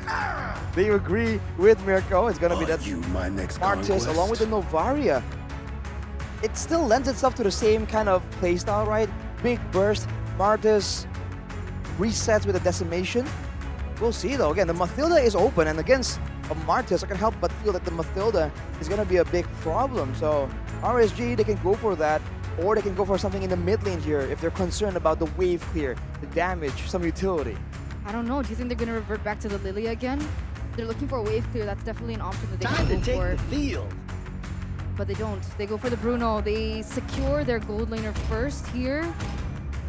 Does Light really want to play the Faramis though? You should. Fredrin, their next choice. It's a very similar idea to game number 1, honestly, here by RSG. More straightforward, so less. Seems like RSG aren't really revamping their composition too crazily. Same can't be said for See You Soon, man. The Novario is really quite a stark contrast. You would think that without the Faramis, something else, something more in line with the utility, with the safety, would be picked up, but it's the Novaria. I guess it's all about the information right now. And with information, usually you want crowd control, right? You can spot them out first, and then you capitalize by going for a pickoff or going for a big dive. I will choose my Is it own Kaja path. again, Franco? Oh, it's Arlet. An Arlet pick here, trying to just utilize that clump up nature of RGPH with the Faramis pickup Yeah. to punish with a good final slash that could bring everyone, or create a line for the rest of the team of See You Soon to really capitalize on. And remember, they have a big combo here. With an Astral Echo to make these hitboxes even bigger, it's going to be easier to look for those big sets on the Arlet. The Arlet, huh? For now, I think it's fine. There's good back and forth slugging potential from both these compositions. The problem is, if See You Soon really wants to try and take full advantage of this Martis, they gotta catch them off. They gotta find a way to capture RSG, and at the same time now, deal with the Faramis as well. So, against the Faramis, I think it's just AoE or crowd control. Those are the only two options. And earlier, it was the Kaja that they used, so RSG can ban it out, but it seems like they're not too concerned. They're more worried about the damage output that can come from the gold lane. What about the Nolan? Does he still want to ban it here? Oh wait, Fredrin already, no need. Yeah, they just don't care. I mean, unless they flex it. Is it a Nats thing? Nah, it really Has Nats isn't. picked it up? No, he hasn't. Nats is a playmaking player, man. He wants to go in with a lot of initiation, with a lot of mechanical heroes. He doesn't really want to play. Please don't, Nats. Please don't join that Fredrin XP thing. Yes. Please, I hate that Fredrin XP thing. Nolan has been completely ignored in this game. Maybe it's because of the teams, right? They're both death ball heavy, dive aggressive heavy teams. And in that situation, the assassin can work. But why go for assassin if, like, let's say a Martis can do the same job, if not better? Like, Nolan has no reset and has no additional speed boost in the middle of a big fight. Martis does, and he is harder to punish and has the crowd control immunity for any kind of counterplay. So I think that's the idea here. I love it. I love that Nolan has been completely ignored. RGPH this time, they have to... with an Aerithal pickup from See You Soon, now what the RSGPH actually go for in the XP against the Arlet? Yuzong. Yuzong is pretty good against the Navaria and the Aerithal. In lane against the Arlet does really well as well, but then they're gonna have to give a significant amount of lane pressure later on in the late game. Hey, towards Benedetta See You Soon. then. Benedetta against the Arlet. That matchup is okay actually, but it does give the Arlet a bit of an advantage. Yeah, it's either Bene or Yuzong, I believe, here for Nats. Something with crowd control for sure, I think, because only the Fredrin will be very difficult to stay there. But it's actually going to be a Paquito. I said crowd control, but wow, it's a Paquito And the Kaja taken away. They say, no CC. We only need one. Divine Judgment. That's it. Technically, the knockout strike is crowd control. But the thing is, we haven't seen Paquitos do so well these days. I really feel like the only real value is the mobility and macro play in this day and age. And maybe the flank. But in a proper team fight, there's just so many better picks right here. And for See You Soon, it seems like they're the ones that can really stay in and dig in and stay next to the neutral objective in the middle of a big fight. I agree. Are they thinking that See You Soon, when they go for their rotations, do they clump up as like, what's their rotation? Is it like 4-1? Do they go as 5? For See You Soon? Yeah. Yeah, they kind of clump up as 5 a whole lot. That's why they want to go for the Paquito? Maybe look for trades on the far lanes? Perhaps, man. That's basically what See You Soon has been able to do, but then for Nats, he's going to really have to win this lane, and that Pufra will actually stop a lot of the, problems that the Paquito would actually give to the team. With a bouncing ball, he can already cancel almost his entire kit. Just his first skill that won't be canceled out by the bouncing ball. And I really like the Kufra pick here from See You Soon, actually, especially on Boxy. We've seen him on a Cho, on a Franco, on a Kaja. It's only natural that now we get to see the Kufra.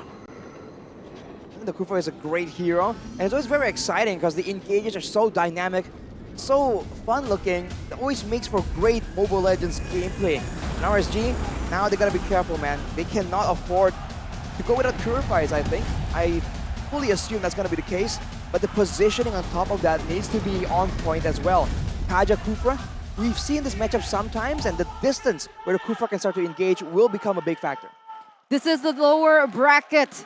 Ladies and gentlemen, that means if they lose this match, they will have to say goodbye to their run for the MPLI Championship.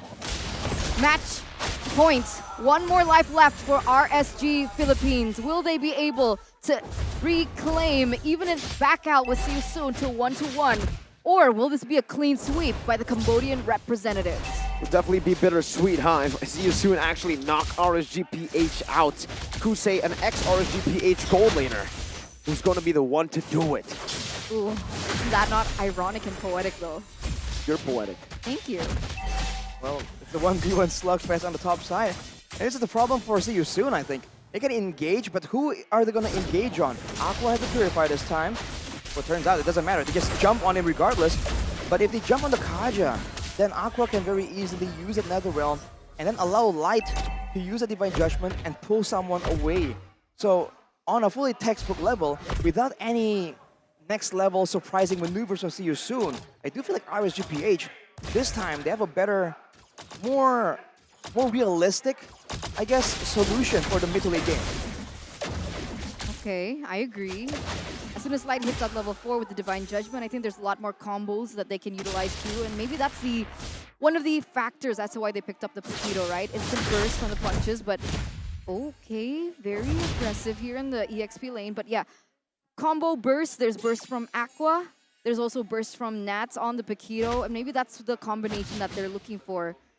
Meanwhile, it doesn't look like anyone wants to go for a pick just yet, but with MP coming to the top lane, is he just getting some EXP? No, he's trying to help clear the wave as fast as possible. The final slash now coming down. Nats knockout straight to disengage, gets hit by Natural Sphere, and the Vengeance takes him down. A good pull back. Oh, Pig gets out. What a set again by Boxy to save his team. What? How does he keep doing this? Boxy. If it's not it's Boxy. The protection, that instinct, that final instinct, and that decision-making in the last moments, just making it all that more favorable for See You Soon in these team fights with RSG Philippines unable to get a trade, a proper trade here, again in the early game. It's just so dynamic and so scary for RSG right now. I already seen that it was going to go so-so, quite even, but the individual plays right now are really what's swinging the balance in favor of See You Soon. With the turtle up, I think that another big problem for RSG is actually the main front line. They can take damage, they can just hold the line. It's going to be Demon Kite.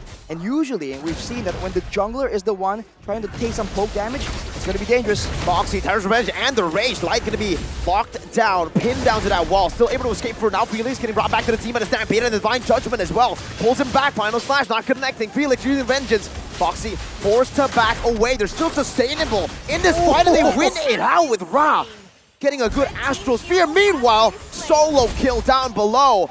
It's Eman this time who strikes Kusei down. Did you see that though? I mean, in that previous team fight, Eman, he's in trouble. MP looking to gun him down, but still able to get away.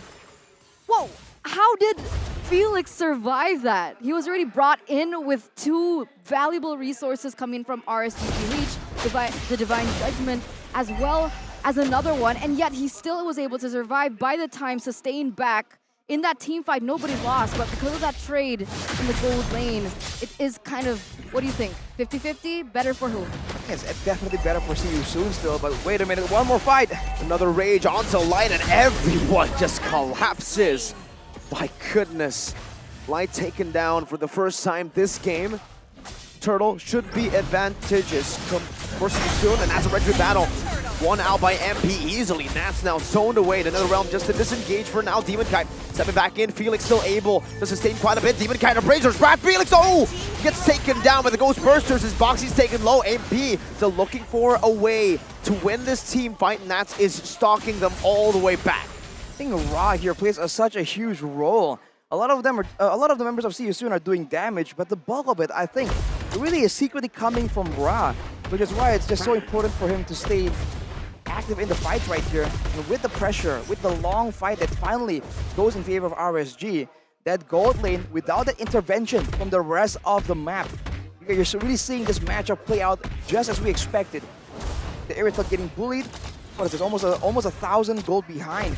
Both of the Haas claws, but now the turret's falling down. Light going in. Quicker Divine Judgment connecting only onto the Kufra. Boxy Tyrant's Rage! Boxy! What a set, and Light still survives somehow. Wow, it's still RSG barely getting out of that skirmish. But yet they were still able to get that trade in. Ra, almost. That was very, very close, but here comes MP. No way. He doesn't want to let this slide. One decimate, and all of them die. Well, with the chain of events though, with Ra and Boxy making the play happen, See You Soon, they're going to be able to trade a turret down, but this is what you expect from the Paquito, man. If you're not doing macro things, you're not splitting and abusing your mobility, what are you picking the Paquito for, really? Good point. Good Yes. point. Felix now, however, again, that's...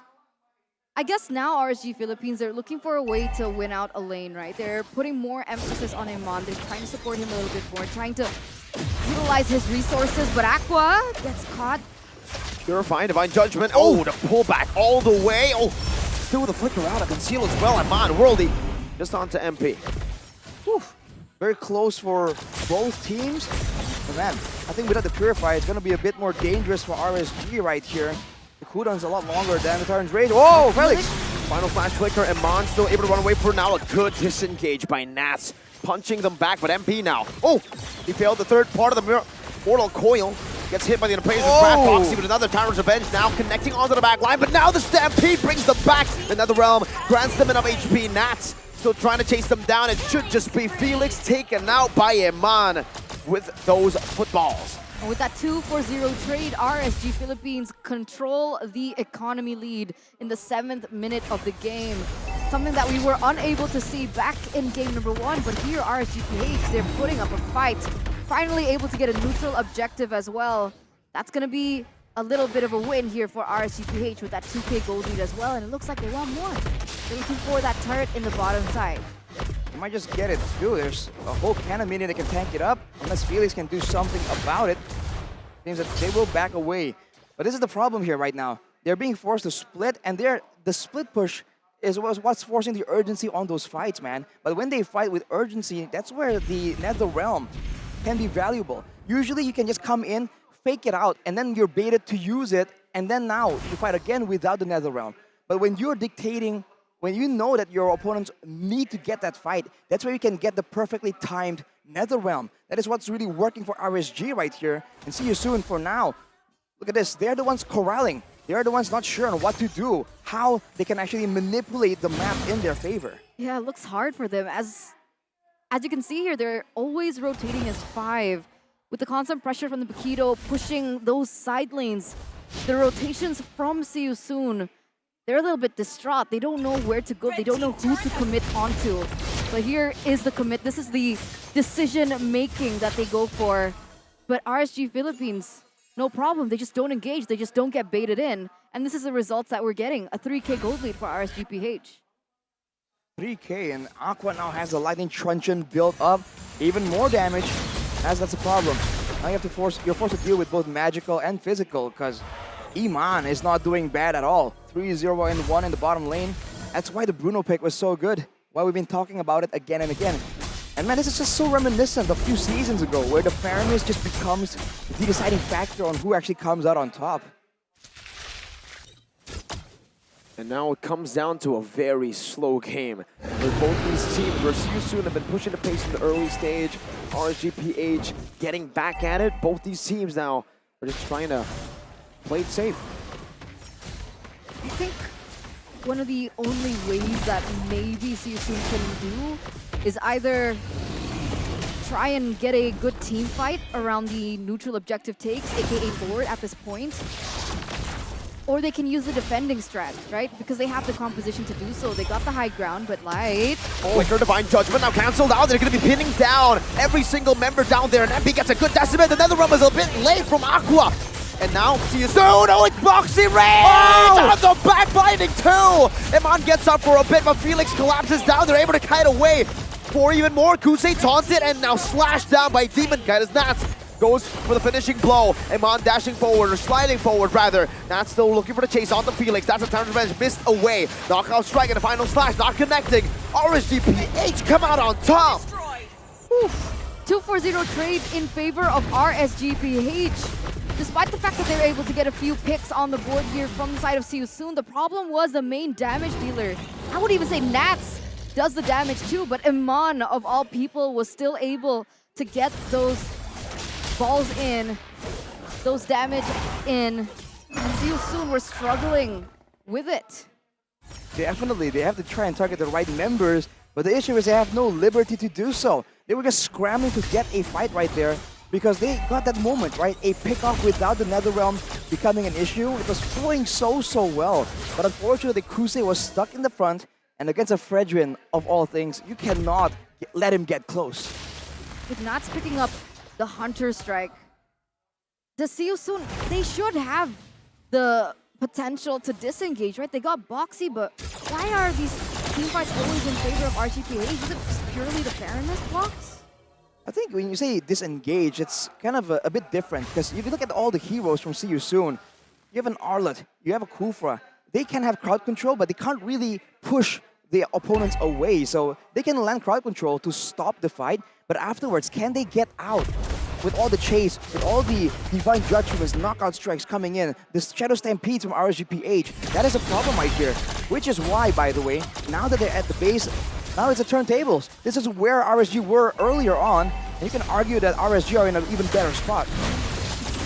Yeah, they should be able to actually, wow, that's a lot of damage on the base turret up top. See you soon.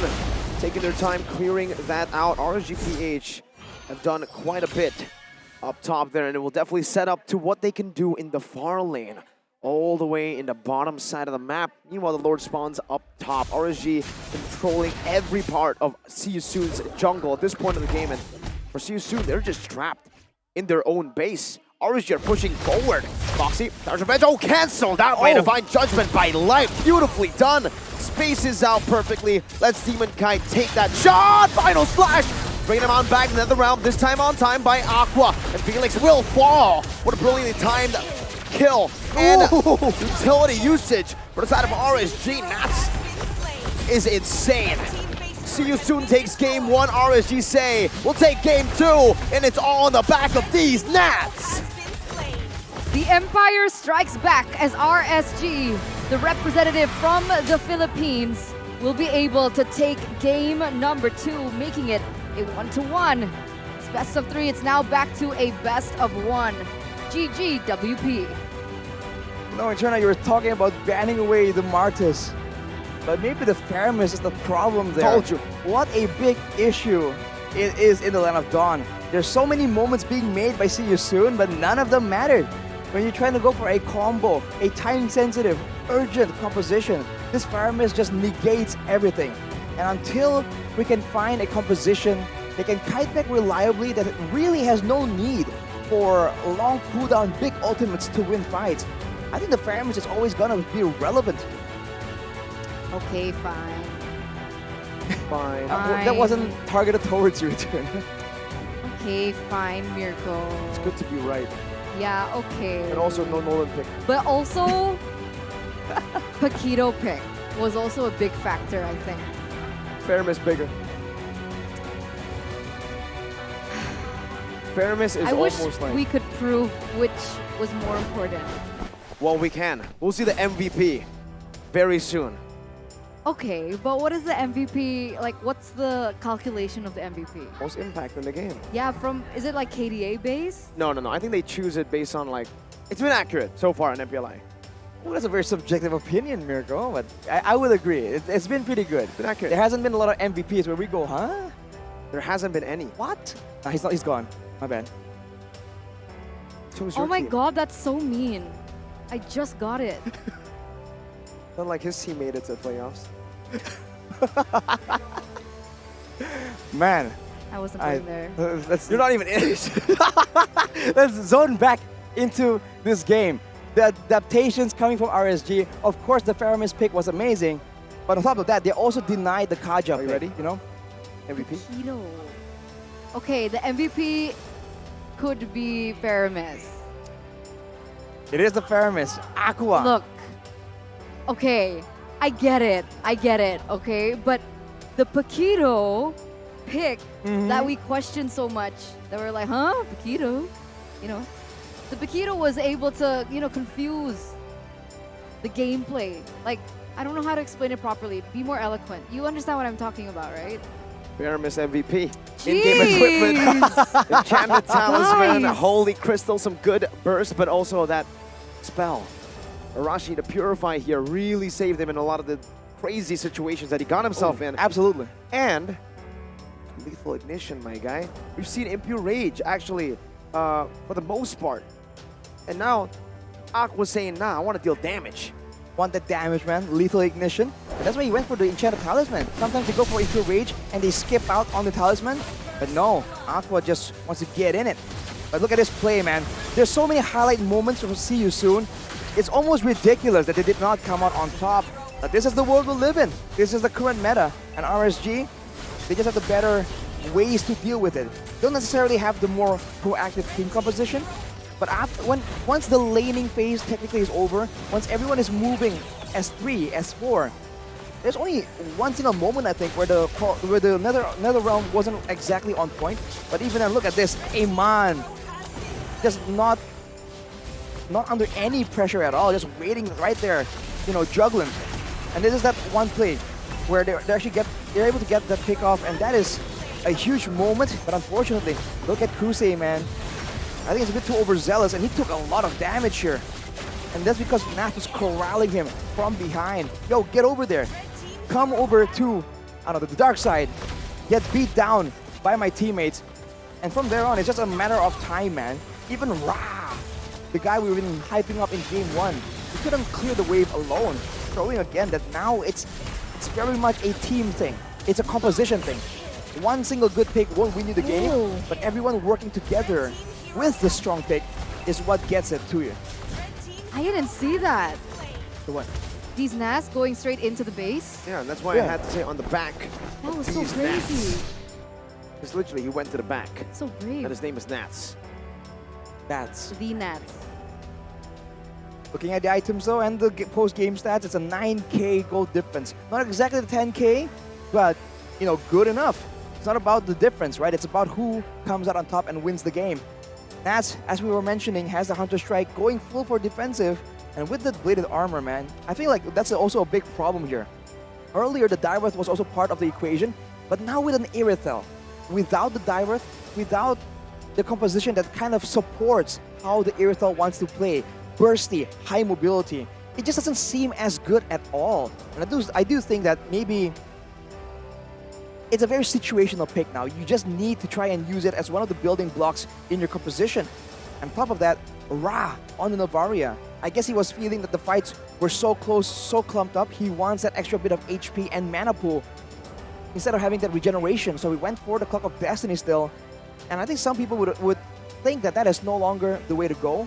You might as well just go for, you know, a Talisman straight to a Truncheon to more damage. And maybe if he did, he would have been able to clear the waves even faster, secure more burst damage in the early game.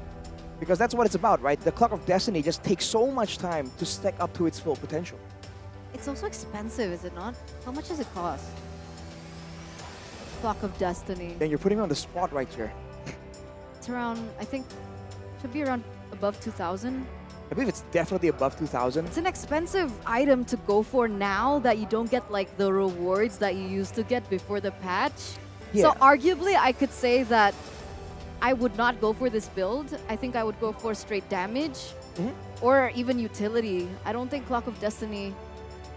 It wouldn't be my choice anyway. Wouldn't be mine either. Yeah. And I think the only real value is that you have more HP pool. The mana pool right now is just somewhat irrelevant. Yeah, Because exactly. I don't think there's a hero that can use up your full mana bar in a single fight. I feel like that hasn't really appeared just yet.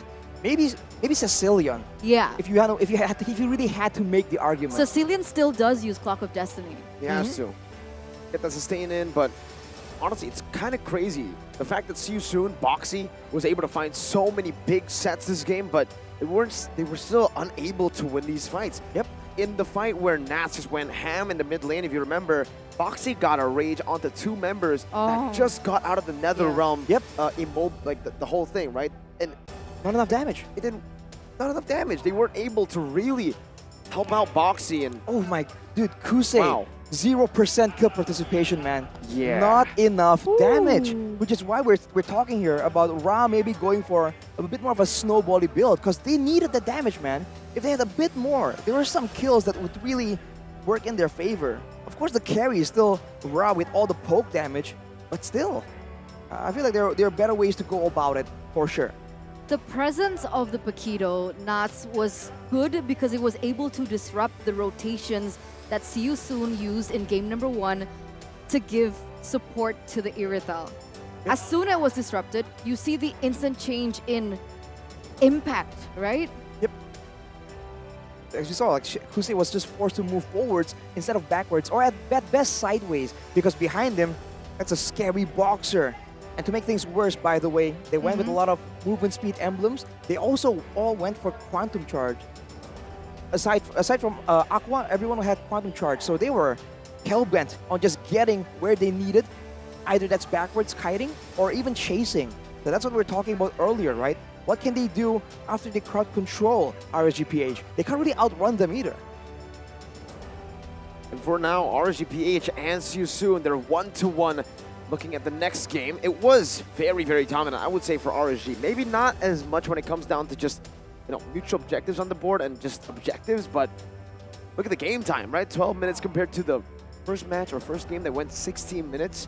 This game, See You Soon actually started off really well, but then took a lot of these random team fights that RSG were able to just outplay. Yep. I would say outplay because See You Soon didn't really make big mistakes in these fights. They actually were able to get good sets, good engages, good ability usage, but RSGPH were just simply better this game at executing these team fights. And if you look at the goal difference, right? The curve is a lot steeper than game 1, which shows that... What? It's a mountain. It's nice. It's like a hill, bro. What? It's not a mountain. But yes, it's steeper than game number 1. Nice. Showing... It's nice. I think he just thinks we're short. No, he's just a giant. We're average. Really? He's built different. A behemoth. Anyway, you were saying? I was saying that this Naisu of a mountain here in the goal difference shows that RSG, when it gets going, when everything is working in their favor, they are more decisive and like better at finding those opportunities, those windows, compared to See You Soon. Because we saw a bit of hesitation in game number 1 when they're about to end the game. But now with RSG, they just went straight for it and they got it, man. That's true. Man, I love this series. It's so close. 1-1. Because in their group stage, it was quite close too. It wasn't like a one-sided game that we saw. It was 20 minutes. Yeah. Yeah. It was super close. It was crazy. I mean, again, Boxy had the Franco, I believe, as well.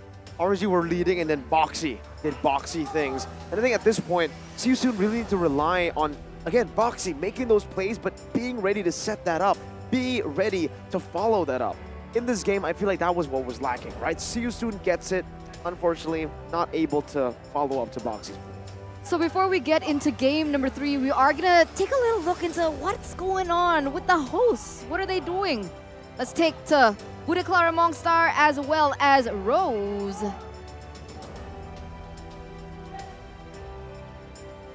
Thank you very much to our wonderful casters. Hello guys, it's me Rose and of course Clara, and with us we have a very special guest. Yes, dan emang di sini ada Rose dan Bude Clara berdua, nggak cuma berdua, nyatanya ada spesial dari jauh sana, King of the King from Brazil. We have RQ Akira here. Hello Luis, hello Takashi. Hello. Okay guys, so here we have Luis and Takashi from RRQ Akira. If you guys didn't watch just now, they were actually being focused on during game number 2, and we were like, you know, we gotta know why they're here. What are they doing in MPLI? Who are they rooting for? We are here to cheer for RSG. We are cheering for RSG in this game. And yeah, we just come to watch Why and learn RSG something. PH? Why RSG Philippines though? Well, for me, I'm a big fan of Nets. I think Louis as well. Yeah, that's so good. And yeah, we are big fans. Oh, jadi mereka di sini untuk match ini untuk mendukung RSGPH karena mereka sama-sama ngefans dengan Nats. Ini menarik, namun nggak mungkin dong mereka kesini cuma buat nonton. It's not possible for you guys come here just to watch. Are you guys here to prepare for the M5 with RRQ in Indonesia? Yeah. We are preparing for M5 and we are very confident. We train a lot and yeah, that's it. When did you guys arrive in Indonesia? I think 26? Oh, 26 October.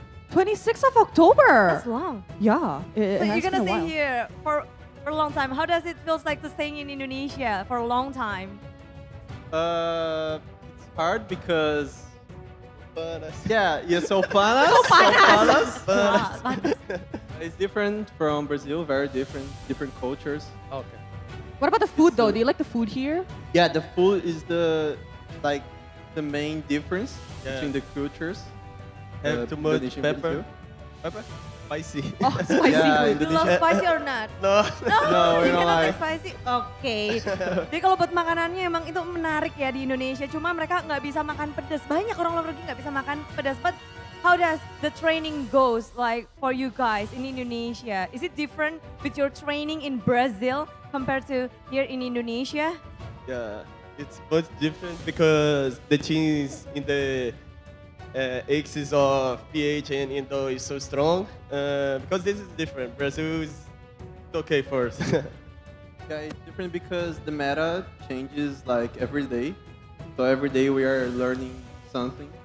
Yeah. So very difficult.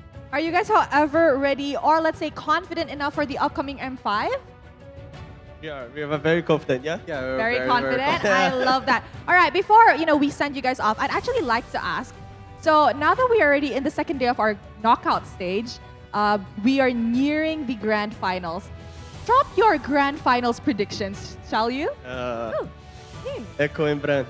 Echo and Bren. All right. What about Takashi? I think we'll be Bren and Echo. Oh, Echo No and RSGPH? Bren is your grand finalist. Yeah. No this? No I HomeBois, think no Echo, see you soon, yeah, no. I think Echo and Bren. Echo and Bren. The strongest team. I see. How do you see the rivalry between these teams in MPLI? The competitiveness? Like, Can do you- you The think gameplay? the two teams that you guys mentioned are quite competitive with each other? And how do you foresee the score, let's say, prediction for your grand finals? For the grand finals, I think it will be 4-2 to Bren. Yeah. It's 4-2. Best of five. Best of five. It's best of five. Yes. Best of five? That's a lot. Lot of games. 3-1. We don't want to go home that late. 3-1. 3-1, Bren. 3-1. In favor of? Yeah. Who's 3? Bren. Bren. Oh, mereka satu suara dengan Bren. Yeah, I see. but your support is for Echo. We like Echo too much. So, will you be watching their upper bracket match later on? Yeah. You guys will be watching? Okay. Oke, mereka bakal nonton sampai nanti upper bracket match. Mereka rooting for tim yang mereka pikir akan menang, AP Bren, tapi mereka suka sama Echo. Jadi tim-tim di MPLI masih terus berjuang. Tentu saja dua tim yang sedang bertarung pun punya chance yang besar pula untuk masuk ke babak grand final. Yes, now we are still in our first match, the lower bracket best of 3 match to find out who will be continuing their journey. In between, see you soon and RSG Philippines. So now let's throw it over to the casters to start the third game in this best of 3 series. So with that, casters, take it away. Let's go!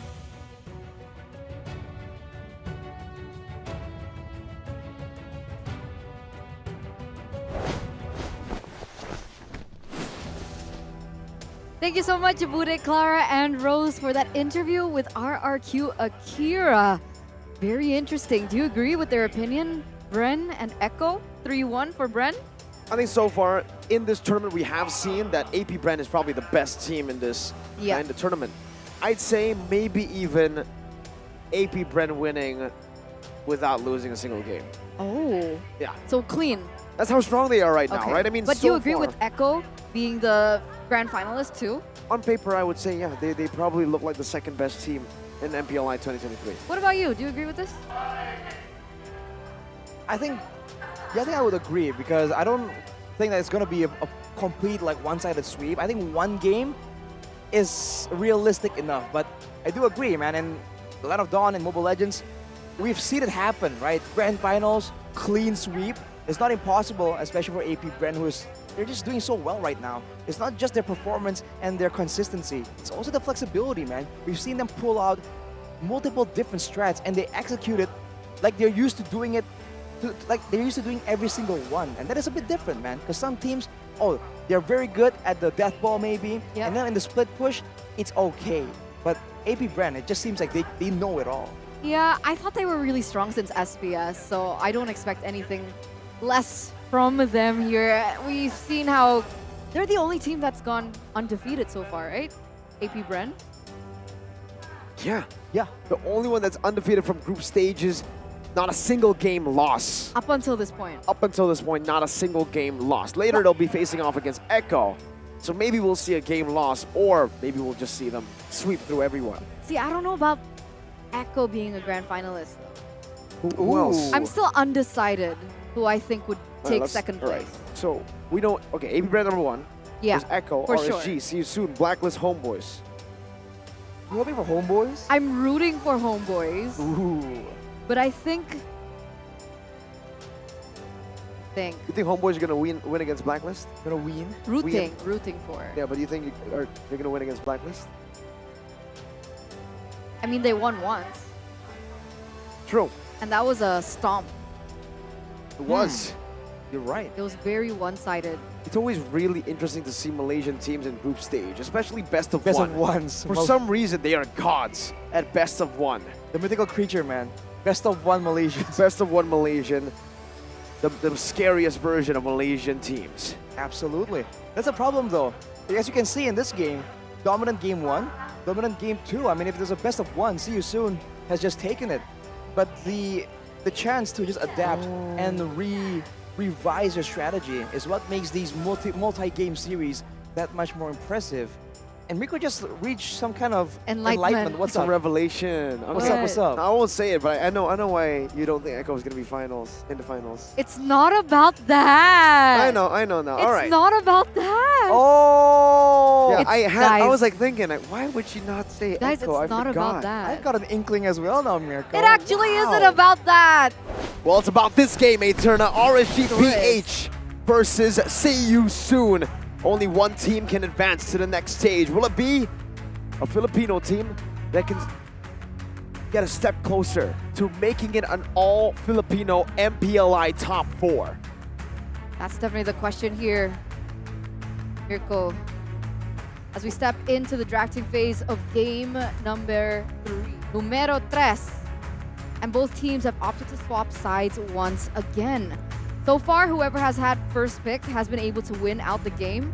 We'll see if the trend continues. as we do see a Baxia, Guinevere, a Valentina being banned out by See You Soon And a from joy RSG, Kadira, Angela, and Faramis. So That's finally, no Faramis debate. That is exactly why. Ban with the Valentina, pick up the Faramis.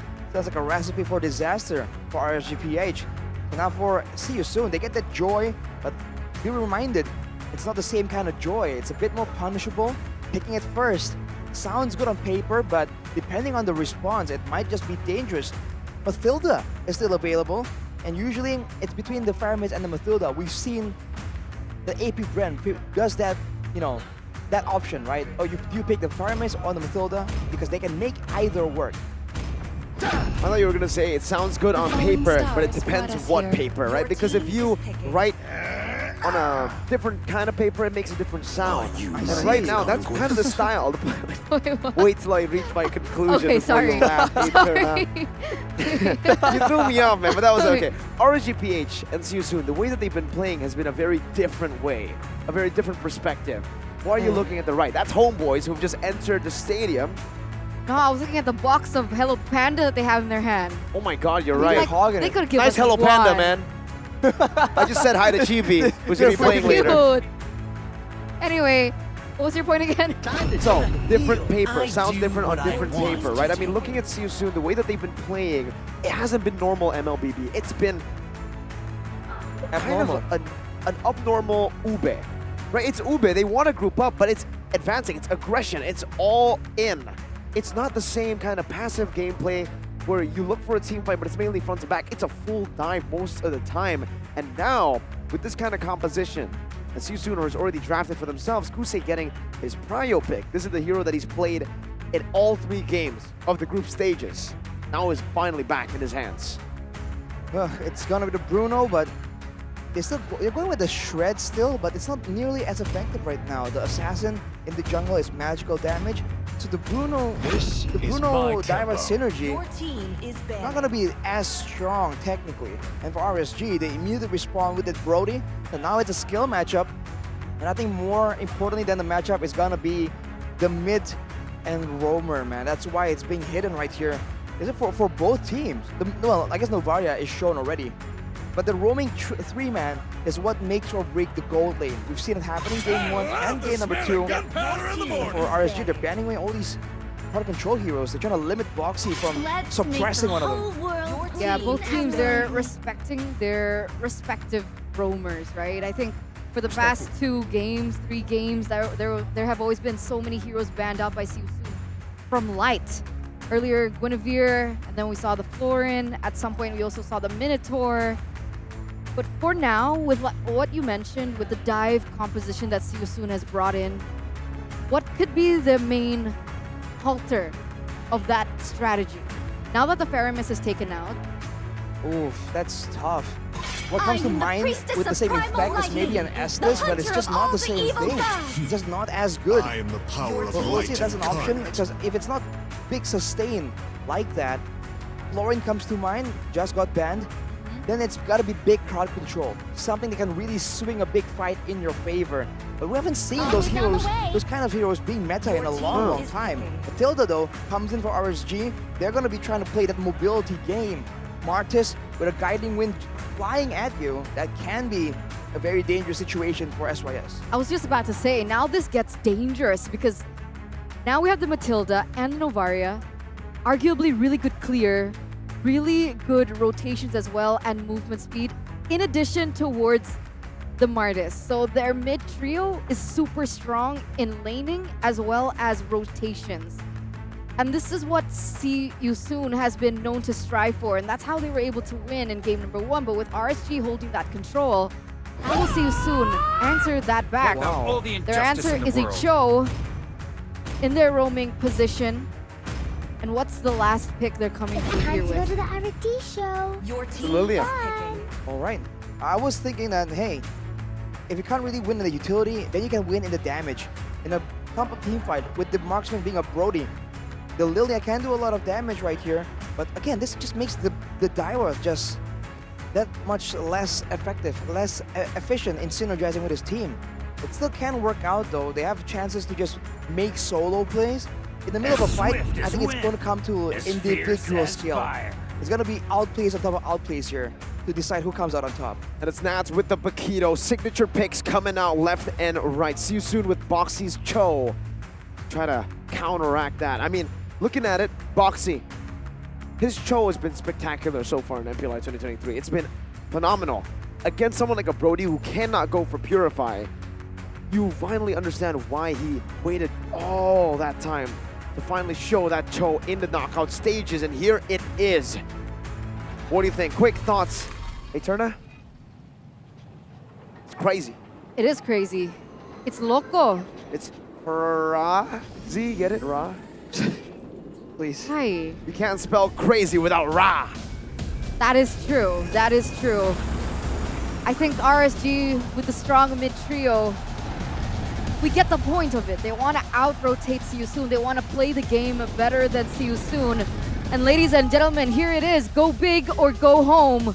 Only one team can move forward. Will it be the Filipino Titan in RSG Philippines, or will the Dark Horse come out on top? See you soon from Cambodia. I think a big factor right here is definitely the damage output. For the side of RSG, they win and out in the speed, in the utility.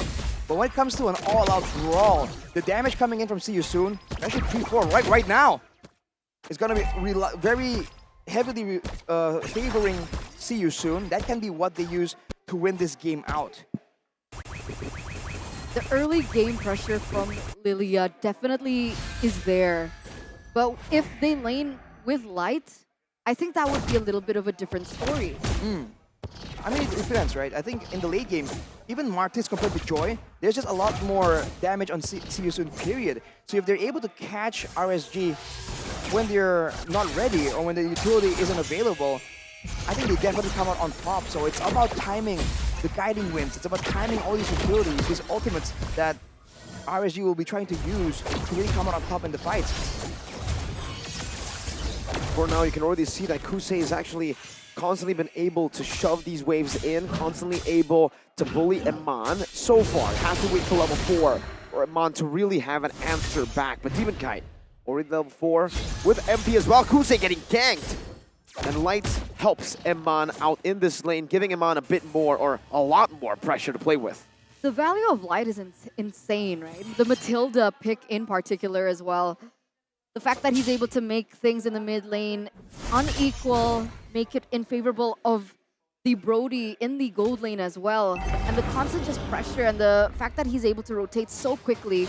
But in top lane, already some flashes happening. Nats! Oh, he gets a turret shot as well. Still able to sustain with that skill 1, that shield with a jab. See You Soon now.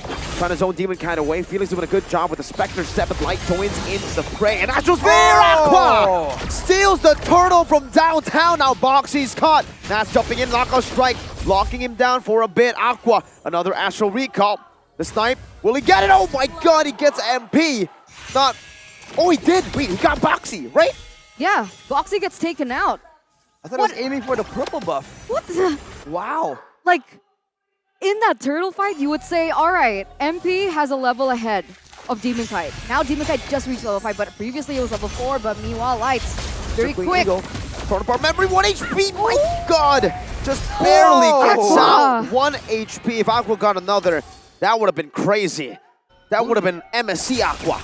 EXP difference, no problem. We have Aqua on the Novaria. Is this a power pick for him? Because he's been throwing it very, very accurately.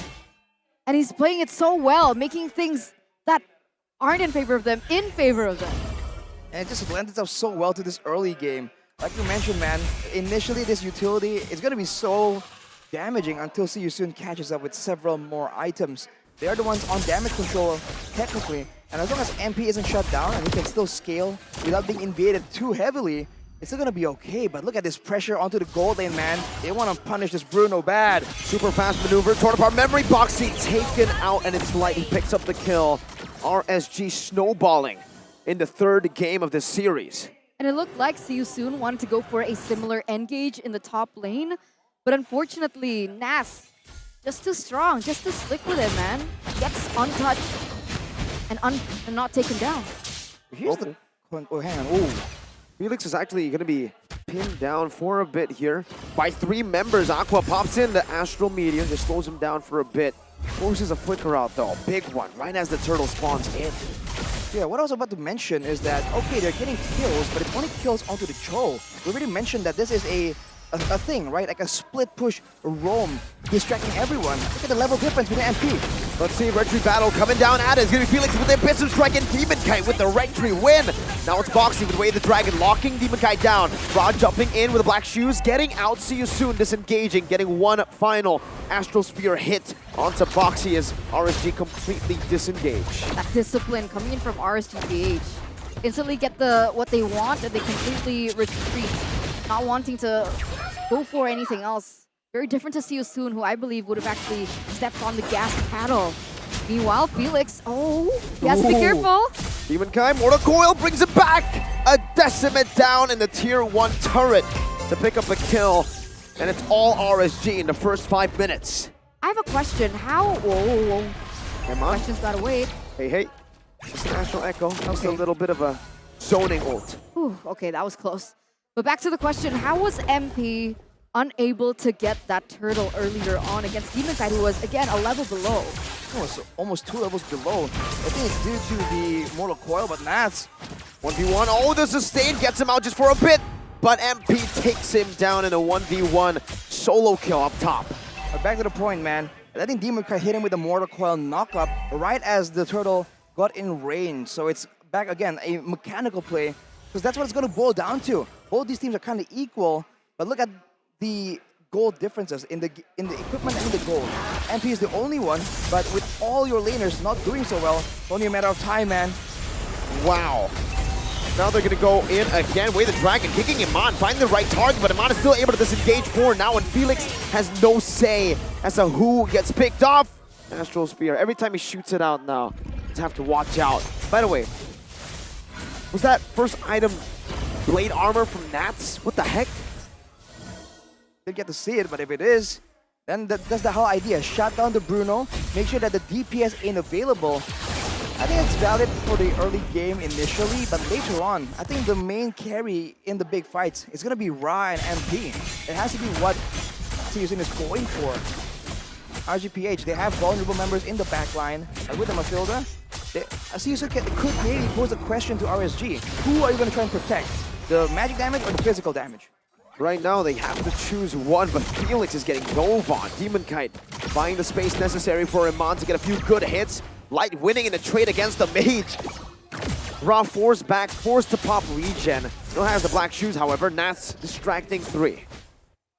And the Lilia in the hands of Ra really isn't as accurate, and there's just so much movement speed on the side of RSG. It's a lot easier said than done. You're going to land all these angry glooms. Boxy, though, trying to make a play, it's just too difficult.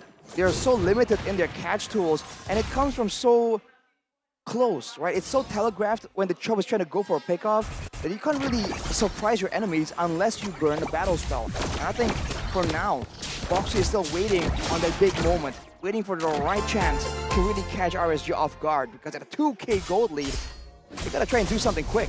And honestly, they do still have the opportunity to do so. Look at the gold difference from MP. Despite everything going on with the team right now, he's still able to carry through. And oh, wait a minute, Demon Kite? Taking low to half HP. There's some stun. Demon Kite gets chunked and taken out. From memory. From Iman. Fade away. All the way to MP, who was in his own jungle. So that is going to be trades happening on the board. MP has the damage. Earlier on, I did see that he was able to take the Holy Crystal, so a lot more damage. But in terms of his ability to accept the damage, I mean, well, you saw himself how quickly he was just disappeared out of the board from the ultimate coming in from Aman. Right now, I think a big issue from See You Soon is they can't really catch anyone. Like we said, the Cho is limited. So they're limited in the quantity, but also in the quality, man. Because when Nats is maybe trying to distract, when Aqua is just moving in and out of the walls, the See You Soon just get confused on how they want to try and catch someone. The only time they can really do so is when the Lord is up. But even then, they haven't been really winning in these fights, and Iman is 2 levels ahead of Crusade. Not the situation you want to be in.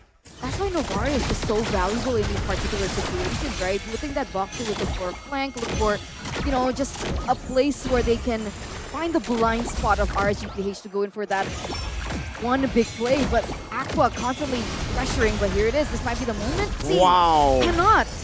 And use Flicker for that. Massive resource. Now Nats re-engaged to the back. Knockout strike. Only the knockout strike committed for now. RSG backing away. Aqua getting some good vision as he pops in that guiding win to help or to get back to light. It's so difficult. There needs to be a way that you bait maybe the Astral Echo, and then you would find Boxy looking for a flank. Is there a way to do that? I think the Astral Echo is a factor, but more importantly than that, I think it's just light. He's too tanky at this point. In the mid-game, the Matilda is just scaling through with that guiding win. So look at that, he's just coming in impudently, and Ra now gets caught in a weird spot. Black Shoes used up already. 3-man Astral Echo. Torn apart memory. Oh, gets Boxy to 1 HP. And that should be RSG who can control this Lord fully, unless MP wants to say something about it. Felix and MP trying to find a position to look for a chance to possibly steal the first Lord of the game. RSGPH still holding at it. Demon Kite pulling the Lord to a spot where he can reset it at will. And Iman has finished up that Win of Nature. The problem right now is also Nash pushing on the bottom side. He's already taken a turret away, and his movements up and down here from the bottom lane, it's really making it very difficult for See You Soon, because they have no idea if it's time to commit or is it time to, you know, bait some things out. They're gonna go for the Lord right now with Boxy. He's trying to look for an opening right now, and it's giving Demon Kite still with the retry win! Walks in and takes it. It's a double kill for Iman, and Nats is hunting in the back. Ra falling down to give Iman his 3rd kill. It's a triple. Nats setting up for a possible Savage. Iman getting brought back to the 2 See You Soon members left standing. And RSG, the Raiders, are raiding See You Soon's base. 6,800 gold lead for RSGPH now. With Nats being able to control that bottom lane, it bought them so much time to go in for this neutral objective. See You Soon again looking confused as to what they were supposed to do. Were they supposed to send someone else down to prevent that push coming in from Nats? Were they supposed to go for an all-in? And when they did, this is the result that they get. They lose the neutral objective to the Retribution battle with Demon Kite, and RSGPH, they're looking for more. Felix bursts it down, jumps in with a Spectre Seb right now, but a torn apart memory won't be enough to take him down for now. Boxy tried to go for a Jeet Kune Do, but it's Iman who flickers out of that range. RSGPH haven't been able to crack down a single base turret, but they're looking to do it with the next few pushes. There's really a wave clear. We can see right here, I mean, Ryzen was stacking the energies in the lane before the wave arrives. So you do wonder, is this a pick that is forced out of them, or is it something that Rise used to? But it's not, at least, it's not being played to the same level as the other heroes we've seen him perform on. Right now, the Felix on the Dairoth, this is the big problem. You really don't see any real use for this Dairoth, man. It doesn't win in the 1v1, it doesn't win in the split push, it doesn't really have the same impact in a team fight. It's just there. That's the thing, right? I think it might be a bit forced, Eterna. Because we saw the Dairoth comboed with the Irithel in game number 1. Which made more sense. And the Martis, right? So physical damage. Now it's combo with a Bruno, okay, but then a Joy, yeah. And Lilia, that's why we said it earlier, not as much synergy. And in fact, the whole time here, Felix hasn't really moved around together with Crusade, so that synergy really is completely unused by See You Soon. So maybe in this big team fight, it might prove valuable. Maybe a big physical shred into a worldie might do something. For now though, it's just damage control. It's 8k, not uncomebackable, but it's still a big problem, especially against a team like RSGPH. I mean, See You Soon, they're thinking with their tournament lives here, right? You can see them reverting back to plan A, plan B, plan Z now, right? They're pushing MP to clear in that top lane, trying to get those far lanes pushed in. They're looking for any option that they can possibly do to have more control of the map. They're forcing Iman to clear in that top lane, and it does give them a little bit of space here in the bottom lane to open up the vision and maybe looking for a pick here. Boxy already hovering in. But Light's over there. He has to be careful. The stun down, the torn apart memory fade away kill as Light picks it up. Nats chasing the footballer down. Kusei forced to back away. MP looking for the re-engage onto Nats right now. Does a lot of damage and Nats should fall unless he's able to dodge away and gets the shield right on time with the help of the guiding wind photo. And in the midst of it all, pops into with nature and outplays the situation. Torn apart memory used a bit late. But wow, RSGPH got out of a situation that looked like See You Soon's 100% pick off. No, every time RSG just get out away from death. That's a tilter. That is an absolute tilter, man. Light has built a Holy Crystal as well. He wants even more shielding. And like it's not enough so far. See You Soon now. They can go for it. They're trying to get some conversations. A bit of strike, a desperate attempt at a fight, but the guiding wind just grants Nat safety! Torn apart memory from Iman. What a shot again! No fairness, no problem. They can find these miscalculations. They can bait these miscalculations from their enemy in different ways. The Matilda guiding wind, the photo coming out, the passive coming through, activating, is all that it takes for See You Soon to make these mistakes. MP taken out, 16 seconds left on the clock, should be able to spawn right in as the Lord does come crashing down in the top lane. But either or, this is a complete dismantle of See You Soon in game number 3 with this 10k gold lead built by the Filipino RSG. The damage dealt, man. Eman, 70,000. Just twice as much as the Joy. It's just such an absurd difference. Now again, Eman attempting to go for a play. Flickers out to safety, gets a stun in. Boxy taken down again. And See You Soon, the rest of them were zoned away by the torn apart memory of Eman. What can they do, man? They claim the Lord. And RSG are actually backing away right here, not forcing the issue, waiting for the calculative just pick-outs with the torn apart memory, now going in Nats. Again, it's Nats with a knockout strike trying to lock them down as Rod gets taken very low. Kusei as well gets hit by the Astral Spear. Eman, look at the poke, look at the stacks, all on. The base is wide open. RSGPH, the Raiders want to go to top 4. It's Felix with one last chance to look for an opening, but Eman just pops in. The damage, not enough to get a torn apart memory. Down, Rocket snipe from Aqua from downtown. Now one cannon minion cleared away. One more wave coming down mid lane. Boxy taken low. The torn apart memory takes him out, but Felix as well will fall in the mid lane. RSGPH have done it. They've reverse swept See You Soon to knock them out and to advance to the next stage of the knockouts. The rumbling continues, ladies and gentlemen, as it is looking once again like stepping closer to an all-Filipino upper brackets and perhaps even the grand finals. What a game by RSG Philippines as they have knocked out one of the dark horses here at MPLI 2023.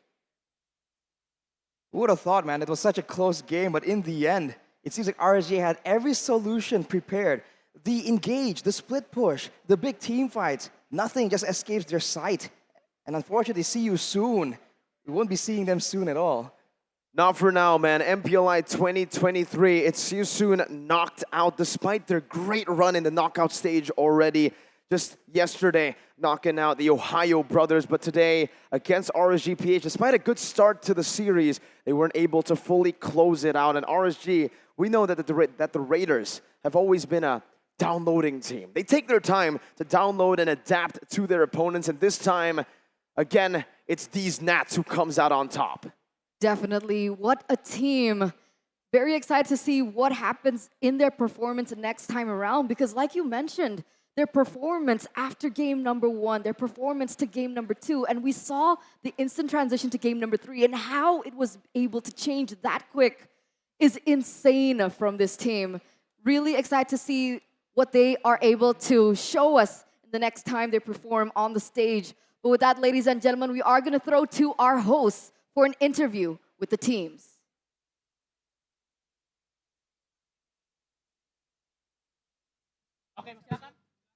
See You Soon ends their journey in MPLI 2023 after being reverse swept by RSGPH. Setelah kita melihat perjalanan mereka gagal untuk melaju. Inilah dia tim See You Soon dari Kambodia. Mari kita beri waktu untuk satu persembahan terakhir. One last bow from See You Soon, Cambodia. Please give, thank you so much for the fight. Terima kasih sudah berjuang di MPLI. Come back stronger for See You Soon. Thank you very much. We will see you guys again soon. And with that, the winning team that advances further is none other than RSG Philippines. MPLI still has 4 Philippines team and they're coming really strong from the lower bracket. Mereka masih bertahan. 4 tim dari Filipina. RSGPH. Hi guys, kamusta kayo? Masaya. Masaya, okay lang kayo? Okay lang, panalo eh. Panalo. All right, I'm asking, are they okay? And they said they're good, they're happy because they won. Ya, tentu saja mereka baru menang dengan 2-1 setelah game yang mendebarkan. Dan I want to ask about how hard it is for the lower bracket this compared to group stage. Is there any difference between See You Soon in group stage and now in this grand stage? Ang tanong ni Clara is, anong pinagkaiba ng See You Soon sa playoffs at saka sa group stage? Mas malakas ba sila at mas pinahirapan ba kayo kanina? Opo, kasi doon po kasi best of 1 lang eh. Dito po kasi parang lasunan po talaga. Kaya sobrang nahirapan po kami sa See You Soon.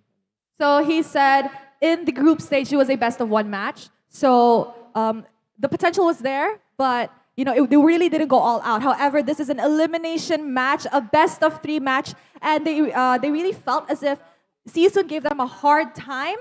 Because as we can see, first game, See You Soon took that game and they managed to do a reverse sweep. However, it wasn't that close of a game as well. So he said See You Soon really did step up this playoffs. Wow, mereka ngerasa kalau See You Soon terlihat lebih mantap dan lebih siap untuk babak playoff ini. Apalagi di babak group stage, mereka baru memenangkan 1 game. Kalau di sini mereka membutuhkan 2 game dan itu benar-benar game yang sangat-sangat ketat untuk kedua tim ini. Alright, can you pass the mic to Demon Kite? Okay. Hello. Demon Kite, last season you played in MPL Malaysia and I was there. Now, in case you guys didn't know, in MPL Malaysia, RSG Malaysia had a win streak during the regular season and they only lost 1 game and that was to the hands of HomeBois. So, Demon Kite, I'm going to ask you, later on, after this match, the match will be Blacklist and HomeBois. The team that will win will face you guys in match 4 later on in the evening. In your opinion, do you want to get your revenge on HomeBois ba? Yeah, I really want to meet them again because I didn't have a chance to win against them. What are you looking forward to the most? Sinong gusto mong makalaban talaga? Si Chibi ba? Si Zorn? Kasi si Zorn tsaka si Chibi. Pagsasabayin ko yung dalawa. Oh, wow. All right. So I'm asking, who is he looking forward to meet later? Is it Chibi? Is it Zorn? Who in HomeBois? And he said he wants to meet both of them at the same time. Oh, kepengen ketemu dua-duanya langsung karena memang dari Demon Kite sendiri sempat bermain di Malaysia, namun pada satu win streak-nya gagal dilanjutkan karena adanya HomeBois dan sekarang mereka ingin bertemu HomeBois kembali untuk membalaskan dendam juga. Dan how are you guys preparing for today? Because you guys has 2 matches. This one is the first. The second is you don't know who, but what you guys plan for the next battle. Anong preparation ang ginagawa nyo para sa last match nyo? Kasi today, dalawang magiging laban nyo, di ba? Ito yung una and then the second one will be later on in the evening. So, ano mga preparation na gagawin nyo and anong plano nyo after this match? Kasi you guys will have a 2-match break. So, anong mangyayari? Siguro po, papanoodin po yung magiging laban ng Blacklist tsaka HomeBois. Kasi kung sino manalo doon, makakatapat namin. Saka feel namin parehas malakas yung team nila. Alright, so he said they will be watching the match between HomeBois and Blacklist because they will be facing that team later on. So they have to keep their eyes on the opponent, you know? Iya, jadi mereka nggak akan istirahat, mereka nggak akan ngapa-ngapain, mereka akan berfokus untuk match selanjutnya. Mereka harus belajar dari tim mana yang akan mereka lawan nantinya, apakah Blacklist atau HomeBois. Mereka akan terus memantau.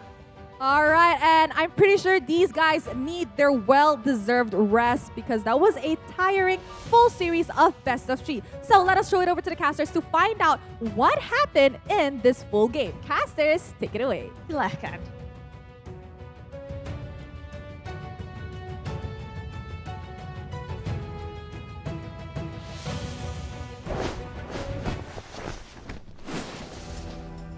Thank you so much. To see you soon. From Cambodia, our Cambodia representatives, one of our dark horses, one of the teams that I personally was really rooting for, alongside with the HomeBois, to be able to take down the Titans. But of course, unfortunately, their journey in this tournament has to end here. But, you know, come back stronger. We want to see you very, very soon again. But of course, the MVP for that game was Light on the Matilda. That Matilda was just so good, man. Especially in this context when See You Soon really desperately required that dive in, that big team fight. He just was able to deny everything. And with the flash of the Oasis, now in the early game we don't see it as broken, but in the late game you saw that the one passive trigger from the flash of the Oasis really saved Nats and just ruined everything for See You Soon.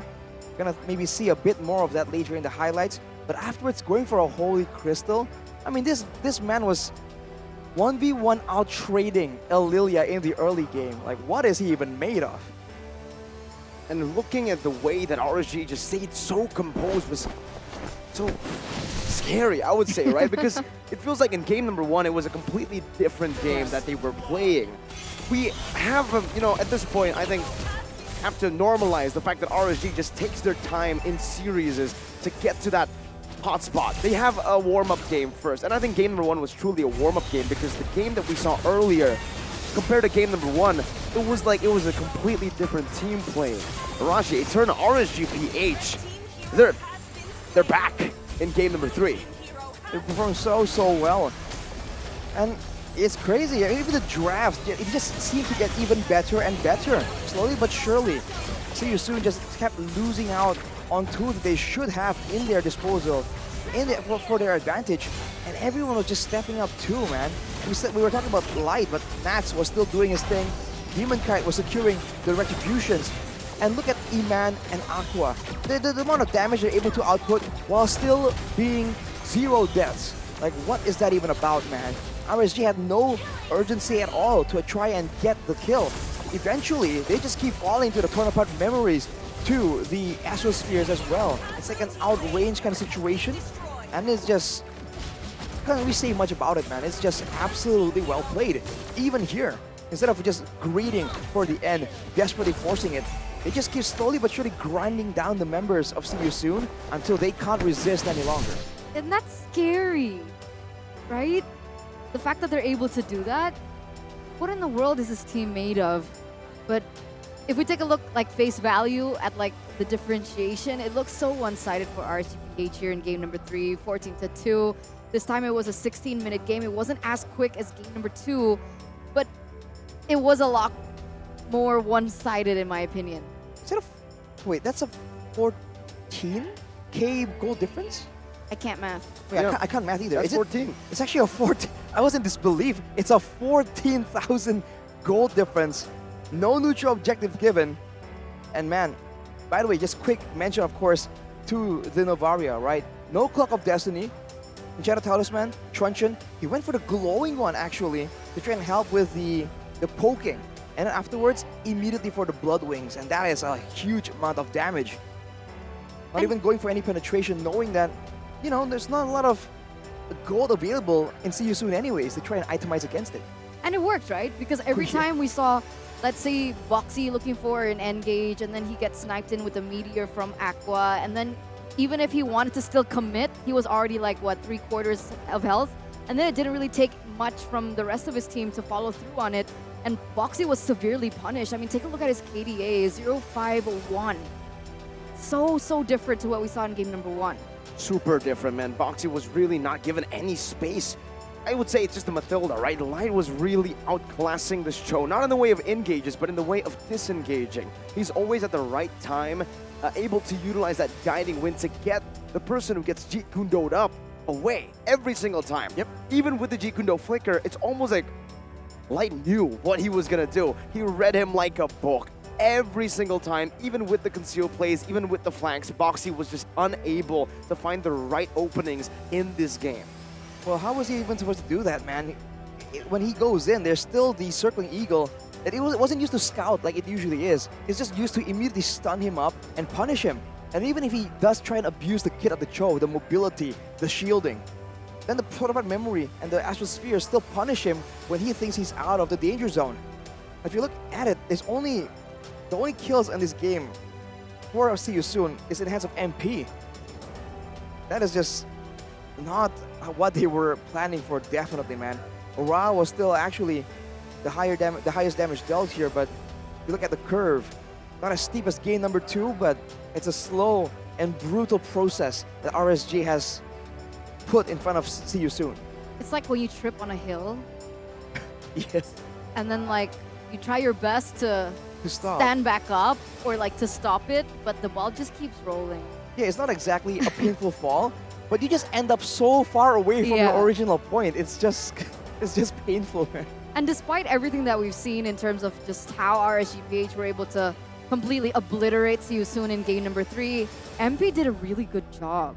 He really did, man. I mean, in this game, I think he was really the glimpse of brilliance with the team, the way that he was able to play the game. And I would say it's not just MP, but it's MP and Kusei, right? Because despite the fact that there was so much aggression from RSGPH, so many dive attempts as well, Kusei stayed 0-0-0. Technically, on paper, it's a pretty bad stat, but as a marksman who needs to farm to the late game, he did well. Considering his team was behind, that's what you were supposed to do as a marksman. Farm up, just wait for the moment. Unfortunately, that moment really that chance never gave, never was shown at all in the game because of the complete shutdown that RSG did after getting the first few turtles and then freezing up the waves, halting Kusei's farming capabilities. How does the song go?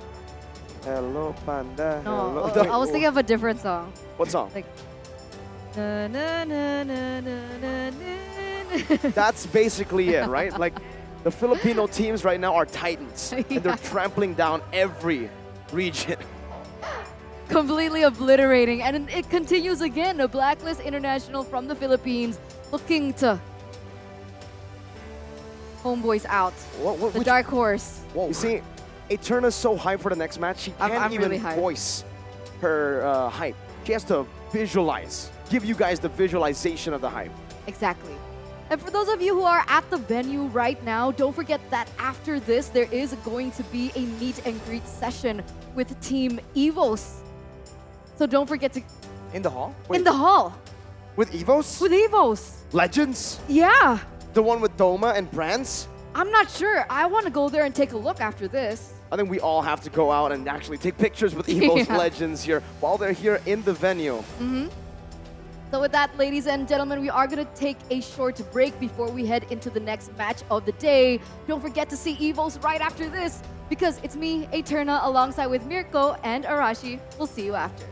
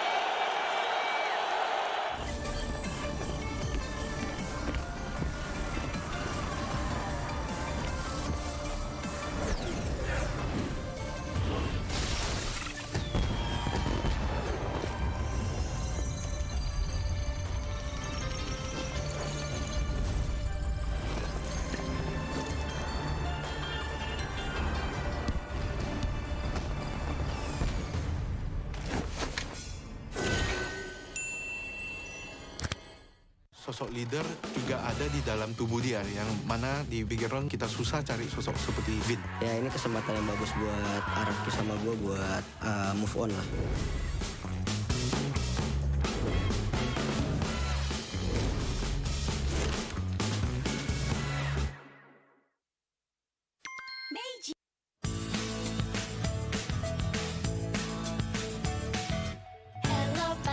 Hello panda, semua suka biskuitnya. Biskuitnya enak, isinya lezat, rasa coklat dan strawberry. Hello panda, semua suka biskuitnya. Biskuitnya enak, isinya lezat, rasa coklat dan strawberry. Hello panda, biskuit isi yang enak.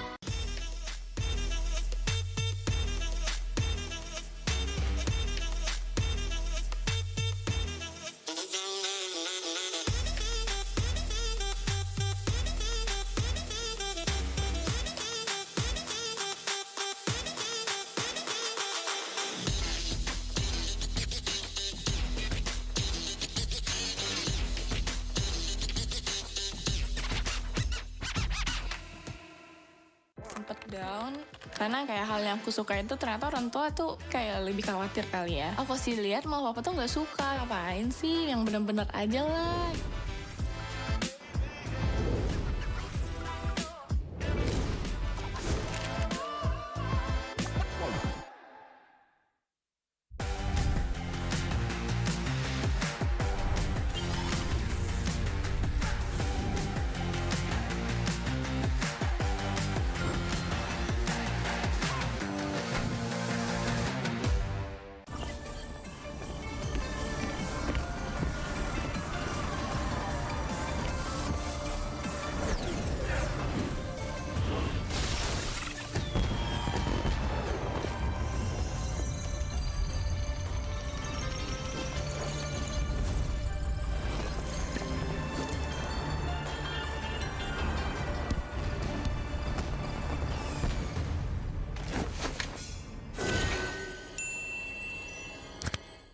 Sosok leader juga ada di dalam tubuh dia, yang mana di background kita susah cari sosok seperti Vin. Ya ini kesempatan yang bagus buat Araki sama gue buat move on lah.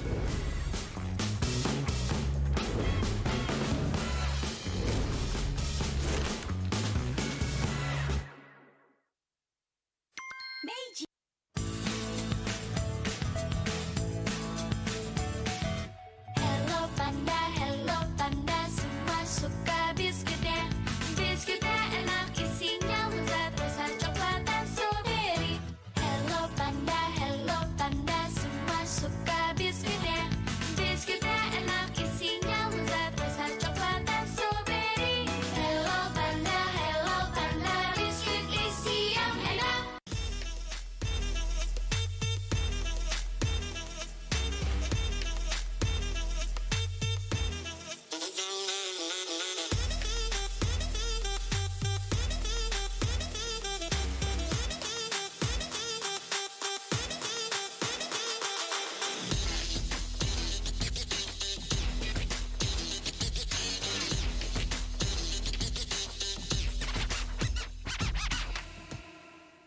Sempet down karena kayak hal yang aku suka itu ternyata orang tua tuh kayak lebih khawatir kali ya. Aku sih lihat malah papa tuh nggak suka, ngapain sih, yang bener-bener aja lah.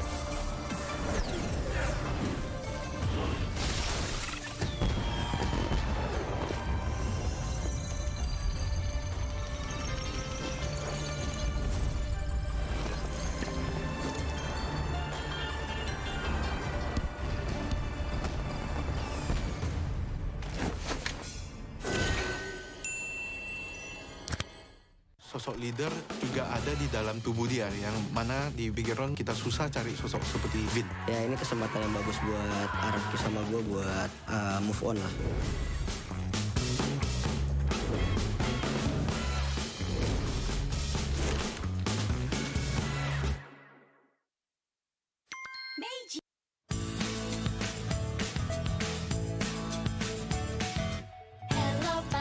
Hello panda, semua suka biskuitnya. Biskuitnya enak, isinya lezat, rasa coklat dan strawberry. Hello panda, semua suka biskuitnya. Biskuitnya enak, isinya lezat, rasa coklat dan strawberry.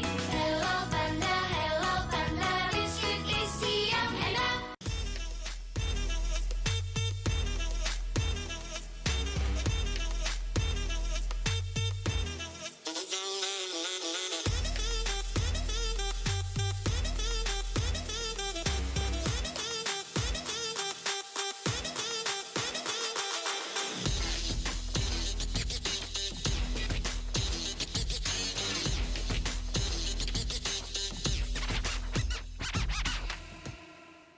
Sempet down karena kayak hal yang aku suka itu ternyata orang tua tuh kayak lebih khawatir kali ya. Aku sih lihat mau papa tuh nggak suka, ngapain sih yang bener-bener aja lah.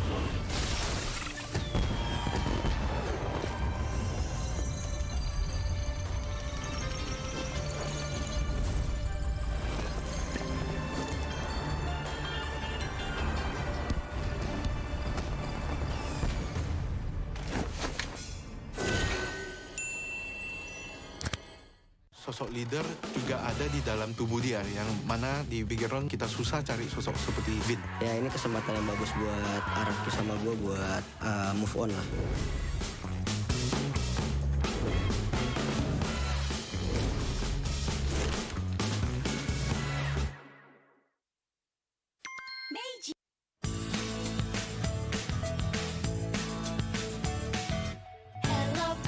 Hello panda, semua suka biskuitnya.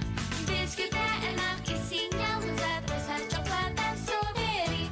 Hello panda, semua suka biskuitnya. Biskuitnya enak, isinya lezat, rasa coklat dan strawberry. Hello panda, biskuit isi yang enak.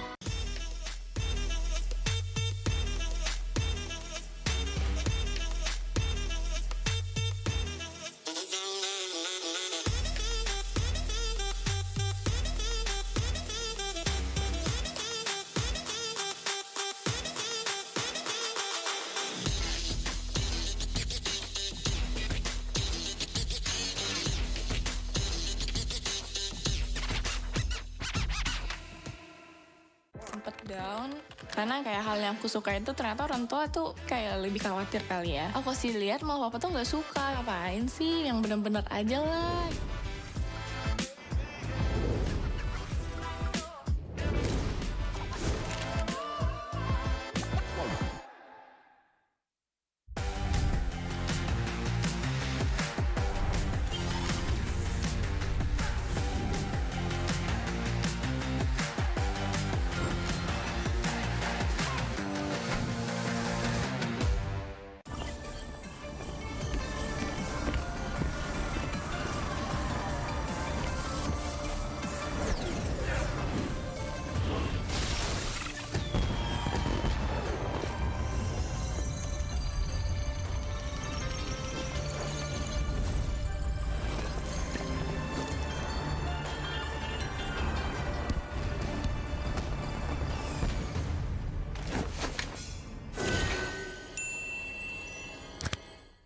sosok leader juga ada di dalam tubuh dia, yang mana di background kita susah cari sosok seperti Vin. Ya ini kesempatan yang bagus buat Araki sama gue buat move on lah.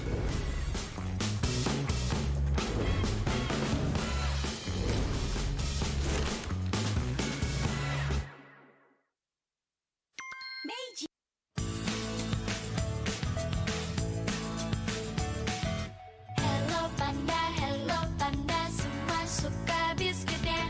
Biskuitnya enak, isinya lezat, rasa coklat dan strawberry. Hello panda, semua suka biskuitnya. Biskuitnya enak, isinya lezat, rasa coklat dan strawberry. Hello panda, biskuit isi yang enak.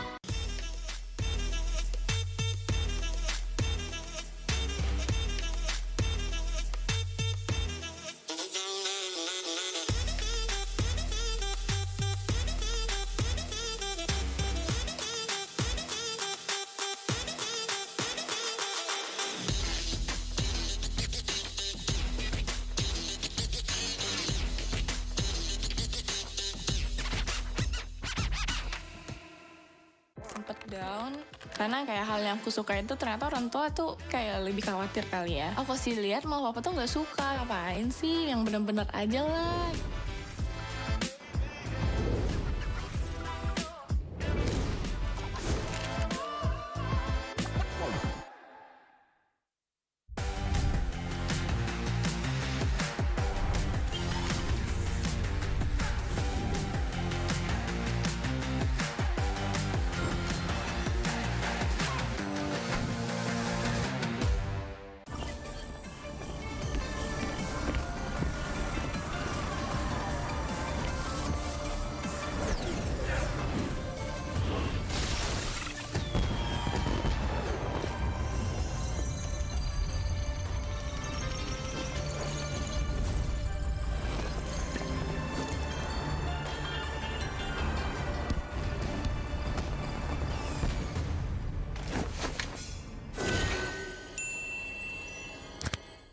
Sosok leader juga ada di dalam tubuh dia, yang mana di background kita susah cari sosok seperti Vin. Ya ini kesempatan yang bagus buat Araki sama gue buat move on lah.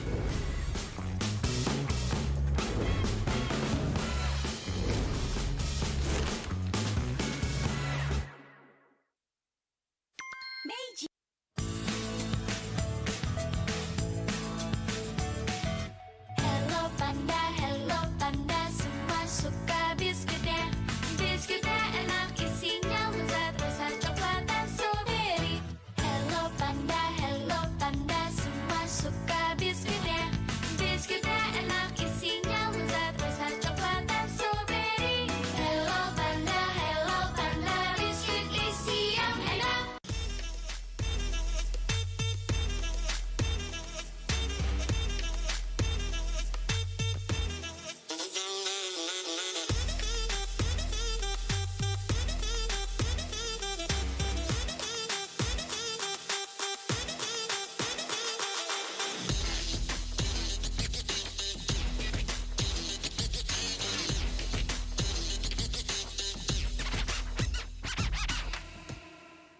Sempet down karena kayak hal yang aku suka itu ternyata orang tua tuh kayak lebih khawatir kali ya. Aku sih lihat mau papa tuh nggak suka, ngapain sih yang bener-bener aja lah.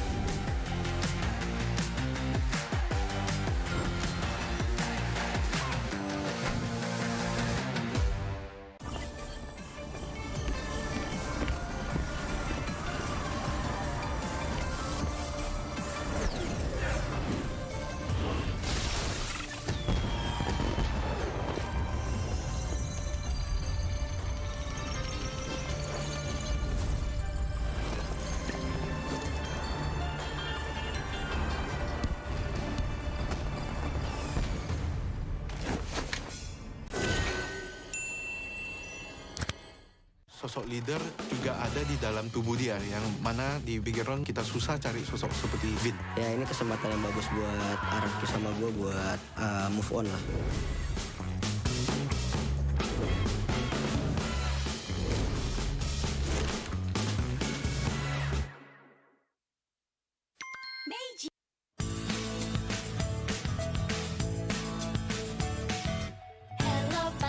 Hello panda, semua suka biskuitnya. Biskuitnya enak, isinya lezat, rasa coklat dan strawberry. Hello panda, semua suka biskuitnya. Biskuitnya enak, isinya lezat, rasa coklat dan strawberry. Hello panda, biskuit isi yang enak.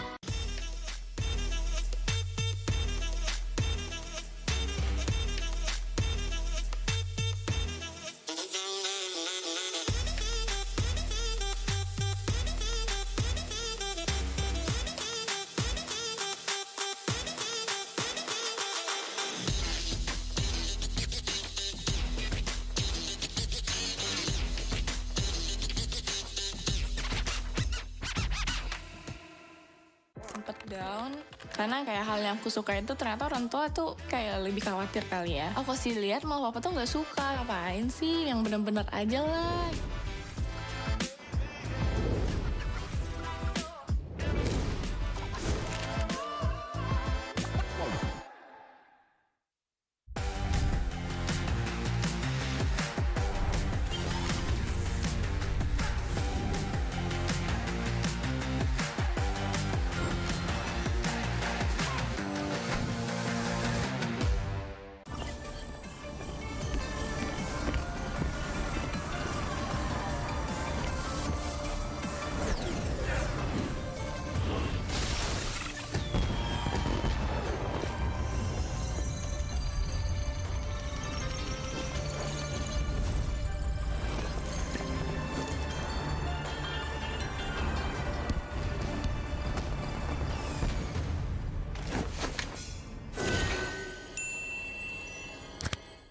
Sosok leader juga ada di dalam tubuh dia, yang mana di bigger round kita susah cari sosok seperti Vin. Ya ini kesempatan yang bagus buat Araki sama gue buat move on lah.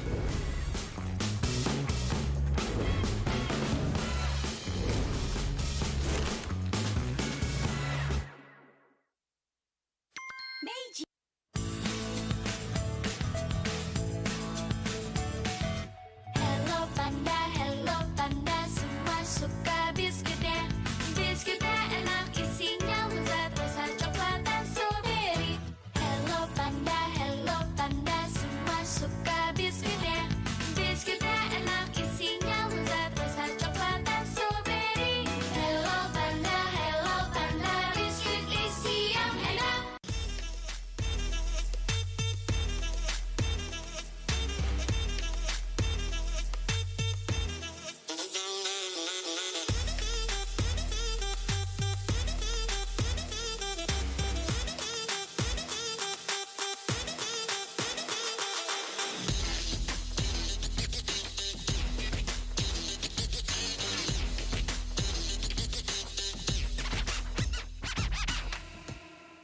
Sempet down karena kayak hal yang aku suka itu ternyata orang tua tuh kayak lebih khawatir kali ya. Aku sih lihat malah papa tuh nggak suka, ngapain sih, yang bener-bener aja lah.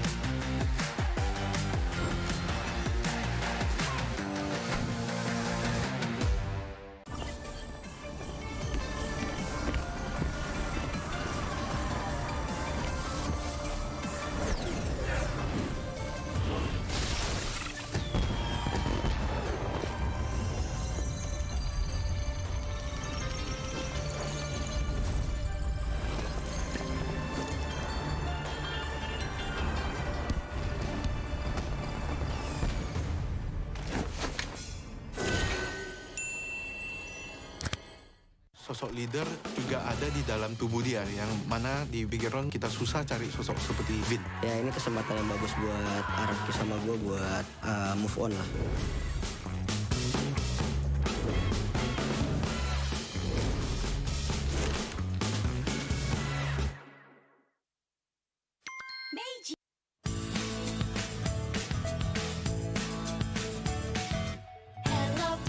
Hello panda, semua suka biskuitnya. Biskuitnya enak, isinya lezat, rasa coklat dan strawberry. Hello panda, semua suka biskuitnya. Biskuitnya enak, isinya lezat, rasa coklat dan strawberry. Hello panda, biskuit isi yang enak.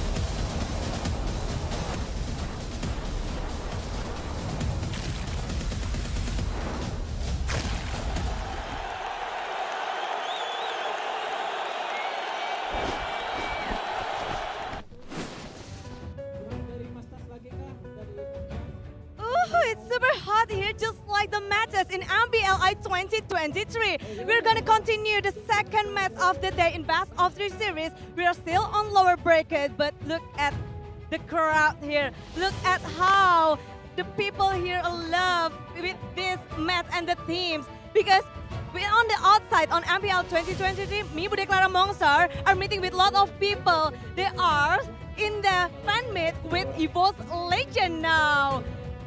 They're really exciting. They're really excited. They want to know more about the players. So if you guys want to come here, please come here because a lot of booth, merchandise booth, and then meet and greet. And then after the match, usually the player will be holding a fan meet also here on the outside stage. So it's gonna be super duper terrifying for the player to play on the lower bracket. But we got one winner this first match. And the second match, we're gonna win because Blacklist International gonna meet HomeBois, the one region left between Malaysia and also we got Philippines, 2 regions left. Who's gonna resume the journey? Philippines, they got 4 teams left in this MPLI, but Blacklist, now they're in the edge of the life. And also HomeBois, they got a lot of love from all around the world. They want HomeBois to be the dark horse for this match.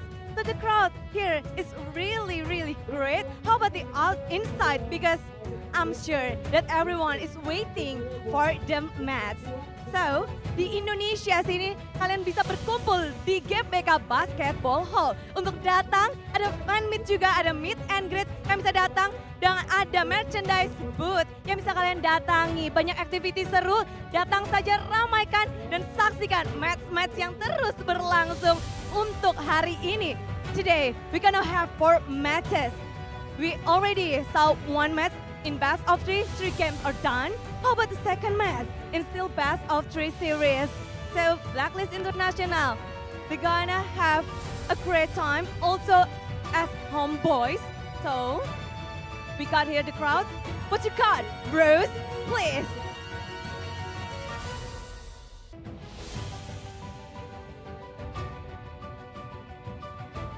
Thank you very much to Clara over at the Outside Arena. Hello, everybody. Welcome back to the MPLI main stage. You're still with me, Rose. And right now, I have a player from HomeBois. Hi, Zorn. Hi. Okay, Zorn. So, you know what? Let's cut it down to the chase. Everybody was not expecting HomeBois to perform this well, actually, in MPLI. Now that you've made it this far, technically now top 5 already, right? Yeah. Do you guys think Malaysia still has what it takes to continue their journey in MPLI? Kalau menurut pandangan saya memang kita orang ready untuk menjadi Philippine Slayer. Wow, okay, that is a statement. And now Zorn said that if you ask him, he is definitely ready to be a Philippine team slayer. Because right now in MPLI, we only have 2 regions left, which are Philippines and Malaysia. All right, so Zorn, aside from wanting to be a Philippine slayer, HomeBois and you yourself is very, very popular in MPLI. A lot of teams want to face the dark horse of MPLI. And yesterday, Ogwen from AP Bren made a statement and he said he wants to meet HomeBois because Zorn has never won against him yet. So what do you have to say about that? Kalau untuk Ogwen, memang jujurnya memang kita orang, saya tak pernah menang secara peribadi menentang dia. Tapi insyaAllah kali ni kita orang dengan performance kita orang semalam lawan Eko, kita orang confident boleh pergi ke grand final. Wow, all right. He said, yes, he has never won against Ogwen yet. But with the performance that HomeBois is giving out, he is very confident that HomeBois will be able to make it to the grand finals of MPLI 2023. All right, now this matchup is technically a rematch from the group stage, right? Because you'll be meeting Blacklist International in this lower bracket match. Now, Zorn, yesterday Haji said that in the group stage, they didn't really perform to their best and they really didn't, give out as much. And they said that they're holding back the potential. And now that they're going to be meeting you guys again, they want to get their revenge. Do you think they will be able to get their revenge? Kalau pandangan saya tak dapat dah sebab kita orang dah bantai Haji dekat mid sampai dia tak dapat minion. Tak tahu sampai level berapa, cuma kita orang dah study dah gameplay Blacklist. Wow, okay, the confidence from HomeBois is really through the roof because he said Haji or Blacklist will not be able to get the revenge they want because in the group stage, they bullied Haji in the mid lane to the point where Haji could not get his waves in the mid lane. All right, last words for Blacklist International and Haji. Untuk menentang Blacklist, kita orang dah study gameplay diorang semalam dan kali ni untuk kali kedua, diorang akan terseksa kot buat kali kedua. All right, so Zorn said to Blacklist International, we have studied your gameplay last night, so be ready to fall for the second time. All right, so this is going to be a spicy matchup, but I'm pretty sure everybody is ready to watch the second lower bracket match of the day. So with that, let us show it over to our casters to start the match between Blacklist International and HomeBois. Casters, take it away.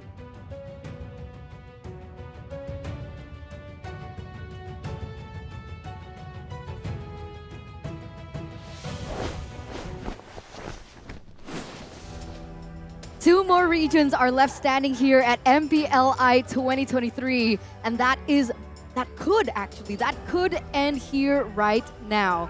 The Malaysian representative and HomeBois are going to try their best to dismantle what it looks like to be the PH era, with Blacklist International as their next and final hurdle to be able to continue on in their MPLI journey. With that, ladies and gentlemen, let's welcome you to the English broadcast. We are live here in Jakarta, Indonesia Basketball Hall, GBK Arena. It's me, Eterna, alongside with Mirko and Arashi, as we are going to be bringing you the action in the next best of 3 series. Now, Arashi, how are we feeling about this next matchup? I'm feeling excited, man, because someone was asking me earlier, like, who are you rooting for in this matchup? You know, it seems to be kind of Filipino dominated. You think it's gonna be an easy game? And I was thinking, you know what, there's no fun in that. Only one region, so I'm rooting absolutely for HomeBois. HB, is his prediction? I actually predicted the other way, Arashi. I gotta tell you here, man. Oh. Well, you'll see it later. I won't actually reveal who I picked to win in my game prediction. What about you, 8th turn? Do you want to reveal that? They'll see later. See? They'll see Exactly. later. It's like there's one thing to root for a team, but like sometimes your heart and your head don't fall into sync, and I experienced that You a know lot where my heart is? in MPLID. If you know, you know, you know. You know where my heart is? No, I don't. Do you even have one? Oh, whoa. I think I do. The shade. I think I do. But as you can see, inside, even though they've been knocked out, it's still red, baby. Bigatron Alpha, and you guys can still catch a glimpse of Bigatron Alpha's captain, Finn, on the mini documentary series on Omni by FWD. Or maybe you're an EVOS fan. Maybe you are an EVOS fan. And if you are an EVOS fan, you guys can take a look at the journey and the real documentary. Mini documentary. See, it's like a mouthful for some reason. Exactly. Mini documentary regarding EVOS Legends' Una, the brand ambassador. And if you guys actually love EVOS Legends, they're actually having a meet and greet right now. Outside.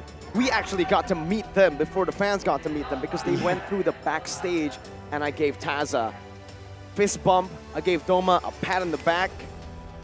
Not for the performance, just, you know, because we're friends. I'm friends with Hello Panda. You're more than friends, it seems like. You're very intimate with Hello Panda. Seems like every time we get into the venue, the first thing, she doesn't even say hello to me or Arashi. She just comes in, takes the Hello Panda, grabs but 2, finishes 2, and then she's like, all right, now let's talk. I heard Eterna has this combination in mind. So she'll go grab 2, and she'll eat it at the same time and get that fusion action. That's a lot of That's snacks. a lot of Panda. That is a lot, man. I mean, which one do you take? The double chocolate, the strawberry, the cookies and cream? I like to make a party in my mouth with flavor. Okay. So I go for the strawberry one and the cheese one. Oh! And then it becomes wait a a minute. strawberry cheesecake. That's an interesting combination. I've never tried that You should, before. you should. I've only tried it like one by one, like strawberry first, then the cheese, but We should bring them all here, and then you can do a live testimony. we can just take one. Because you know, on your live testimony, you can actually put it and display it on the official social media of One Esports that you guys can also get your hands on. So stay updated, stay tuned with the Stay latest relevant. information, stay relevant because you guys will be able to find memes, roster updates, and basically every information available if you guys just follow all our social media platforms from, I don't remember, but there were a lot previously. Facebook, YouTube, Wait, Discord, there's 7, right? TikTok, Okay. X, Okay. Instagram, Okay. YouTube. Discord, Twitch. I got this. Oh, Twitch. There you go. There you go. We got it. We don't even need that got it. bumper up because right now there is a bumper below. And even though it's up there, even though these two clearly can see it, they are so weird. They think that right there is Bauman and glue. So if you guys want to actually win and you don't want to, waste the chance of getting to win 4,000 diamonds like these two, then go ahead and vote and name that hero. Clearly not Bauman, clearly not glue. If you guys are as bad as them, though, you can just register for updates. It takes no skill. Just register, and then skill comes in later when you read the guides and then you implement it to your game. It's literally Bellman. Dude, we're done with that, man. Well, either or. This is why you have 0 diamonds, Eterna. Oof. I actually have 50,000 diamonds in my account. Thank you very much. We're talking about diamonds, not battle points, my guy. I am talking about diamonds. I'm talking my about guy. diamonds, not You skins. wanna- Wait, What? 50,000 skins? I wish I had Me 50,000 too. skins. Are there even 50,000 skins available in the game? I don't think so. That's a lot. Could be at 1,000. But ladies and gentlemen, here it is. The final Dark Horse. Let's welcome them on the stage. The last remaining region that is not the Philippines. It's Malaysia. Welcome, HomeBois! Man, HomeBois, you have to see what they're made of, man. They've tried so many things, and they've shown different looks as well. But most definitely, we are all expecting the hyper HomeBois train, man. It lost out in speed against the Echo Express, but against Blacklist, it's a bit of a a bit of a contrast there. A slow starting team usually against the hyper HomeBois. But you gotta remember, with hyper trains, this is a team that has adapted and refined the ADP strategy. Let's welcome them on the stage. They won't just be looking to break the code of HomeBois. They're looking to break the Zorn. Ladies and gentlemen, Blacklist International! One of the large titans from the Filipino region, Blacklist International, in an interview even said that back then, HomeBois, you won in 13 minutes because it was just the best of 1, all right?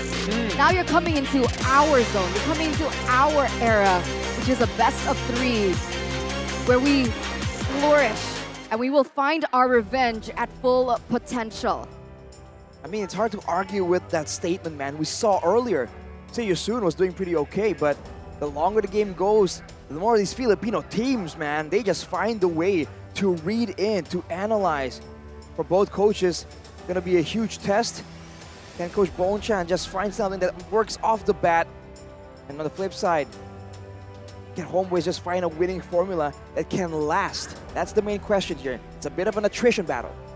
Coach Pabs, we'll see what they're able to do today. But there it is, ladies and gentlemen. This is one of the things that I really want to talk about. In their first meetup in the group stage, where it was a best of 1, it was HomeBois being able to win 1-0 against Blacklist International because of that snowball. But we saw yesterday what Blacklist International were able to do against a snowball, the ADP that Wolf mentioned yesterday. What does it stand for? Anti-destruction protocol? Disaster. Disaster. Close enough. Anti-disaster protocol, yeah. They have a way. Blacklist, all the way since, what, Season 7? This has been the way that they played the game. If they lose out in the first hurdle, they'll just go to look for trades, minimize their losses, and come back when the power spike hits. It's almost like the alternate game plan that is also as refined as the initial game plan. And looking at the stats right here, I think what's important to mention is that Owl has a lower KDA than everyone except for Dominic, but that man does a lot of damage, and he is a very dominant laner. I think if you give him the right tools, that gold lane is going to be a tough matchup for anyone. But even so, they have that flexibility, which is shown in the fact that they have the strong laner, but yet everyone else sometimes due to circumstances, still outmatch him in the KDA department. I have another thing to add. Keys to victory for HomeBois. Ooh, they gotta look at Dominic, and they gotta see Soto, not Dominic. I believe his surname is Soto. And the HomeBois, the Malaysians, and even two of the Indonesians, they love Indonesian food. You know Soto? They love Soto. So they gotta try to take him down in the game. Eat him up. Consume him. Consume him. We'll have to see. But for the side of HomeBois, I think Chibi has a lot to do right here. Always the tip of the spear.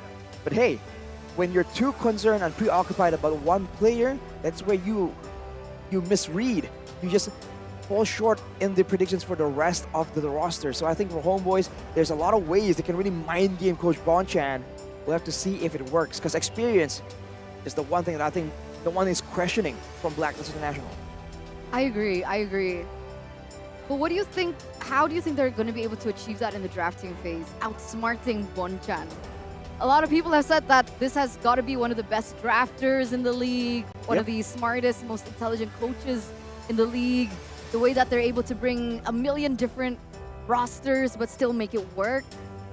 I think it depends. You have to see, and we're trying to initially predict what he thinks HomeBois is going to do, which is why I'm saying maybe initially you go for a draft that's not very chibi heavy, and then from there, now you can keep Blacklist guessing. Hey, is it going to be chibi again? Is it going to be that early game strat? Or hey, is it going to be that late game strat maybe, when you can actually rely on the gold laners and the other members in the team? I think that is one way that teams can really try and mind game each other.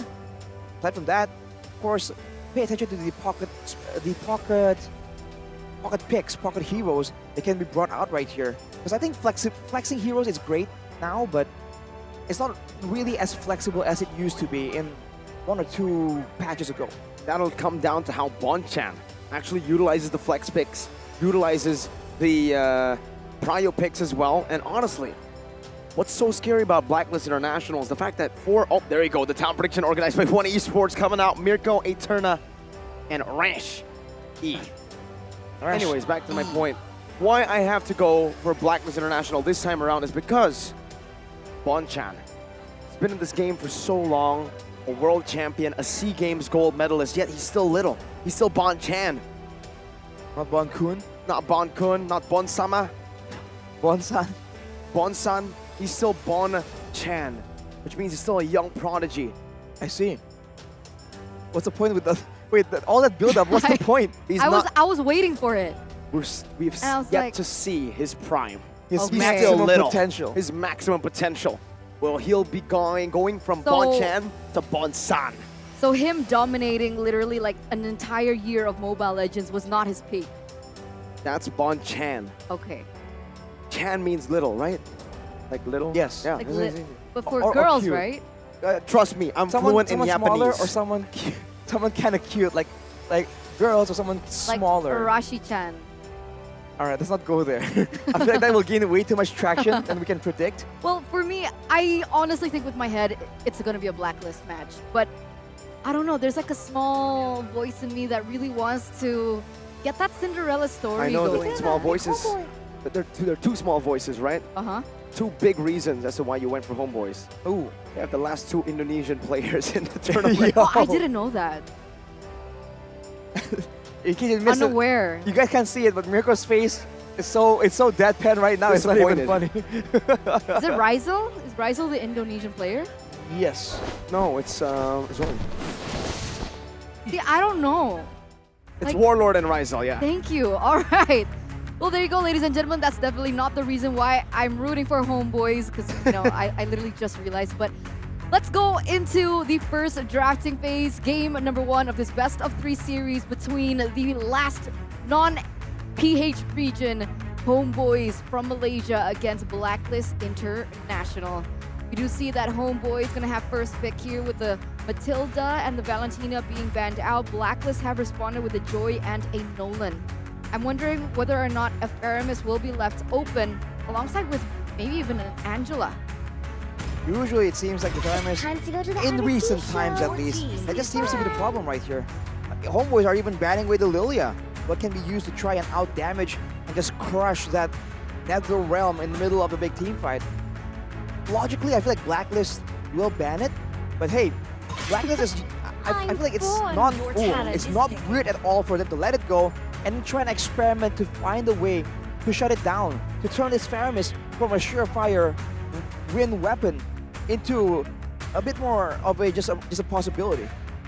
And now looking at the way HomeBois wants to play it, it is still that King of the River playstyle that we've actually seen many times before from HomeBois in MPL Malaysia, even in their wins yesterday. That's how they were able to get the dub in the early game all the way, but they were not able to fully close the game out. That's the only problem for them. Seems like with the Lilia ban, they're trying to take away a lot of mid-control from the machine, Aji. Yeah, he's no longer the Kada machine. No, the machine now. He's just the machine. Just the machine. Cars? Oh my is a god. car, and he's out. He's not even here. Well, the Sorry. machine. Love to see, man. For HomeBois now, going with that Boxia. It's interesting because, you know, we were talking about the Faramis so much, but it's not even first picked. They want to go for that really fast playstyle. And we've seen what Chibi can do when he's just rolling around, just styling on the haters. I would have imagined maybe even a Martis that HomeBois would like to go for. We saw that Chibi is a very strong jungler when he's given a power hero like a Martis, but he goes for something different like a Boxia. It kind of works the same way. You get really good rotations in. But for Blacklist, they will respond with a Bruno and a Novaria pickup.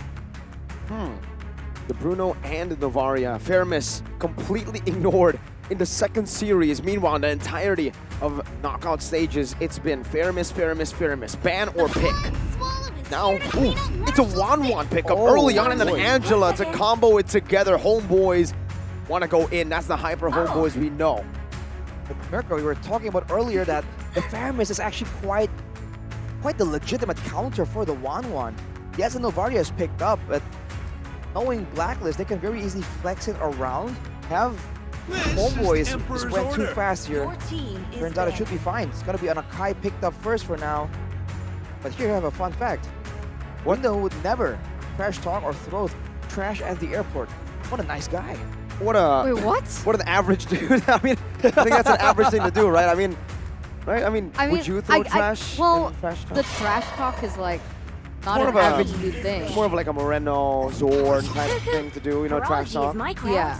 But the not littering part is like, Zorn did it. Zorn littered? Well, no, did it. Well, he didn't trash talk, but he was like, Oh, the trash talk part. I thought we were talking about the airport.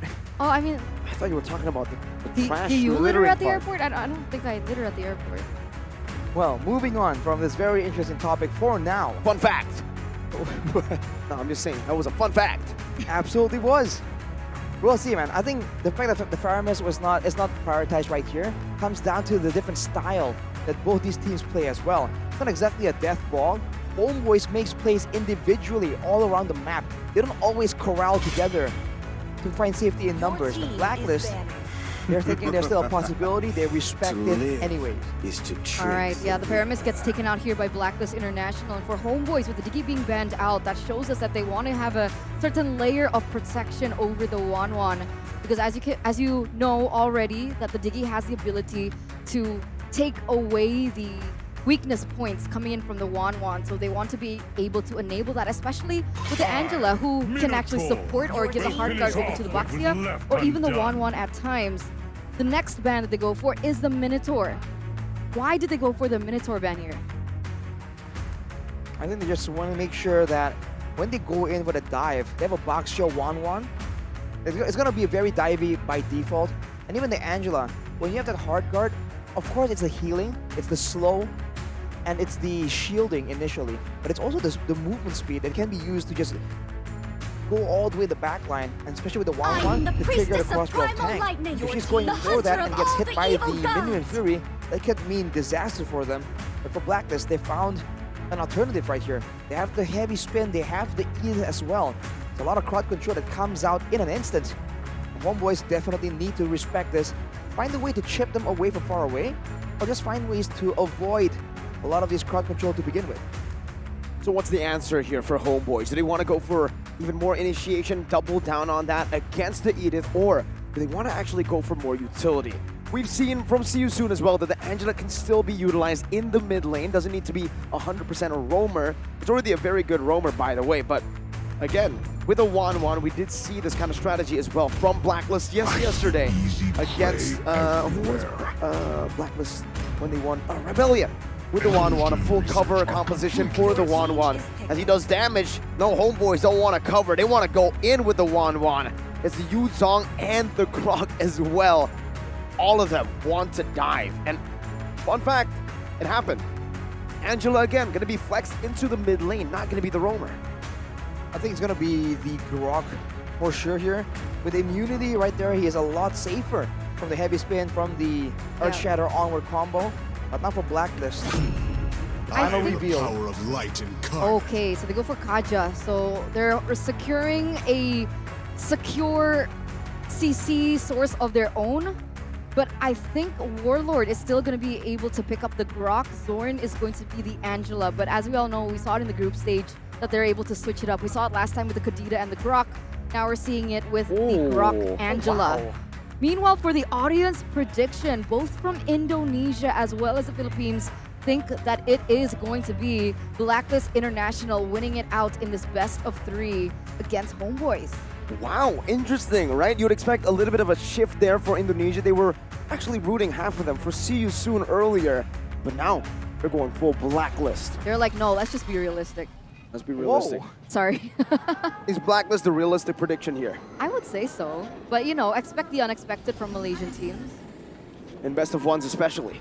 But this is a best of 3. Is it? It's a... I think so. Maybe they'll turn Is it a best of 5? If they equalize, it turns into a best of 1. Hey, technically, there's a chance it does come down to a best of 1. So expect the unexpected, think the unthinkable, and witness the unwitnessable. One team will move forward, and one team will have to say goodbye to MPLI 2023. Ladies and gentlemen, let's welcome you into the first game of this best of 3 series. The Malaysian HomeBois versus the Filipino Blacklist International. Will the top 4 of MPLI 2023 just be MPLBH Season 12.5? Well, looking at the lanes right here, Warlord indeed is on that Grok, so it's Zorn on the Angela. Interesting to see how this works, especially in the early game. They have a Baxia, but without the right backup. I mean, the Angela is great, the Grok right now also a Warlord going very deep. Again, already very, very aggressive in the early stage of the game. Chibi walks up, wants to go for the Retribution here up against Rindo, and Chibi does get it, steals it away from Rindo. Does that mean it's worth it, Arashi? A purple buff for a kill onto the roamer. I think it's not as fatal, considering it's an Akai, not exactly an assassin that could really benefit from the lower cooldowns, etc. But it's definitely going to be a bit of a dent in the farming speed, and against a Baxia, that can prove to be very important later on. Going to contest the first turtle without a heavy spin. Not exactly the wisest of choices. Okay. With that being said, again, Warlord still being the aggressive force that he is, giving information once again. One of his main strengths therein lies in this ability. He actually is able to chunk Haji a little bit down here. And now I start to understand the Angela and the Grok mid lane combination. The fact that, okay, maybe the Angela can't clear as fast as Hajim and Avaria, but with the speed clear coming in from Warlord, it should help. But the Fox is actually the one to help clear it out too. Yeah, the wave clear was nerfed for Angela. It doesn't do as much to the minions. But look at this, man. The setup advantage, the level advantage too. Easy, secure by Chibi. This is a Wardle. That's a hard guard to help him out with the shield unity and a black dragon form as well. They do not like Kimpoi. My goodness, a full dive for the roamer. It's another furious dive on the Petrify, landing onto Dominic, but with the Primal Wrath, a bit too hard to really burst him down under the tier 1, so they'll just take Kimpoi. All right, another trade here coming through for the HomeBois, signaling that they are going to be able to pick up the speed in terms of economy for the in-game emblems, however. Inspire on the 1-1. Inspire on the 1-1 for more cooldowns. Technically, a lot more leaning prowess there with more skills to use out. It's in line with the mentality of Ryzel, I feel. A lot more outplay-minded.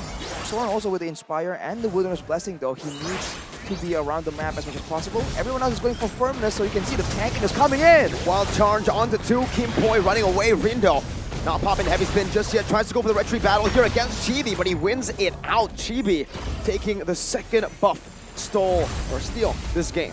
And he's actually a level ahead of Rindo up until this point. So in terms of neutral objective takes, Warlord gets committed onto, but nobody's able to cut him down just yet. Chibi, Shield Unity again down below. Dominic caught right as he was trying to cut the wave and he would lose his life. It's HomeBois who gets another kill on the board, but somehow, some way, Blacklist are still holding onto the quality of the goal. I mean, look at that. HomeBois only have a 476 gold lead right now.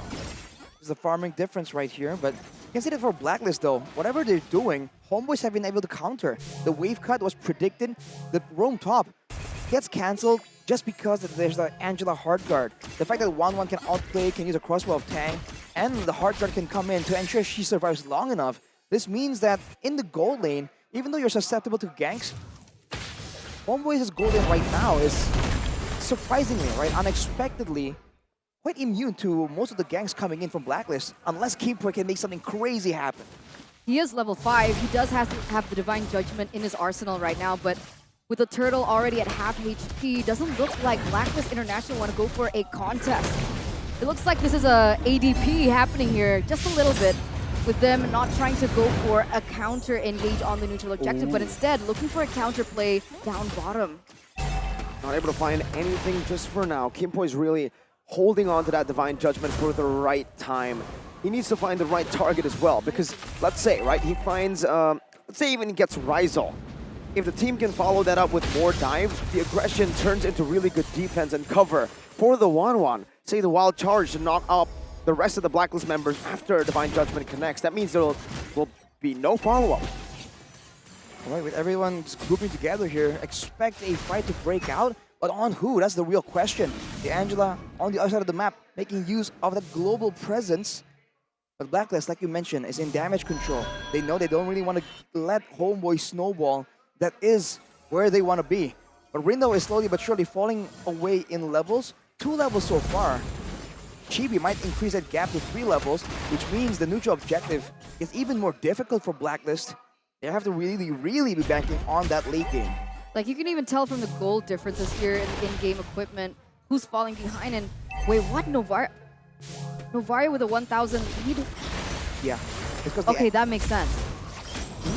Yeah, Warlord is actually swapped to Roamer. This is what we like to see actually when the Angela gets picked up by HomeBois. It's Zorn on the Angela, and Warlord actually just shifts over to the Roam. Usually it's always on Grok. Chibi though really doesn't like Rindo getting farmed. Going at it again for the third possible invade, and he gets it with the Retribution as the Turtle will spawn in 18 seconds. They won't have it available for the Turtle fight. That's the big concern, but HomeBois can very easily just go for a fight right now. Owl might not know that Spot is just waiting in the wings. Very aggressive maneuvers by Owl there. The Shield Unity connects, and Owl definitely overextended. I thought he saw Subplot up there. Yes, he didn't. And the Warlord now still being a huge pain in Rindo's back. As the Turtle gets taken, it might be uncontested. Blacklist just trying to get trades, but look at HomeBois making plays all across the map, not bringing everyone to the same area, trying to dominate the whole of the Land of Dawn at the same time. And it's not a problem because at any time, it's never a 1v1. Zorn can just hop in with the hard guard to make it a good backup from anyone who's being in a certain situation when they're in a bad spot, right? Even in this 1v1 that we see down bot with 1-1 and the Edith, at any time, Zorn can just hop in and help that lane out. And with that being said, HomeBois has been able to get really good control over these neutral objectives, the lanes as well as the matchups. As we take a look at the gold differences, once again, there's a certain distinction there. I think there's also a lot to look at in the EXP lane. It's going to be an important 1v1 situation. Oh, look at that! A full dive with a Wild Charge, a Shield Unity, everything in the kitchen sink, just throwing an Owl. Another Petrify with a Furious Dive as well. My goodness! A lethal dive to the back, and they only lose their Roamer. The timing on that, man. There was no real objective here to contest after the big fight. It's only going to be turrets, so I guess Blacklist just wasn't ready. I was bringing up the fact that Dominic is actually falling away in levels to Sapat, who has 3 kills, but also a lot of farm funnel towards him from the mid lane. So the longer the game goes, if Blacklist wants to play this macro game, Sapat has a lot to say there. in the 1v1 or possibly 1v2 situations when he's contesting the far side of the map. But remember, it's only been 8 minutes.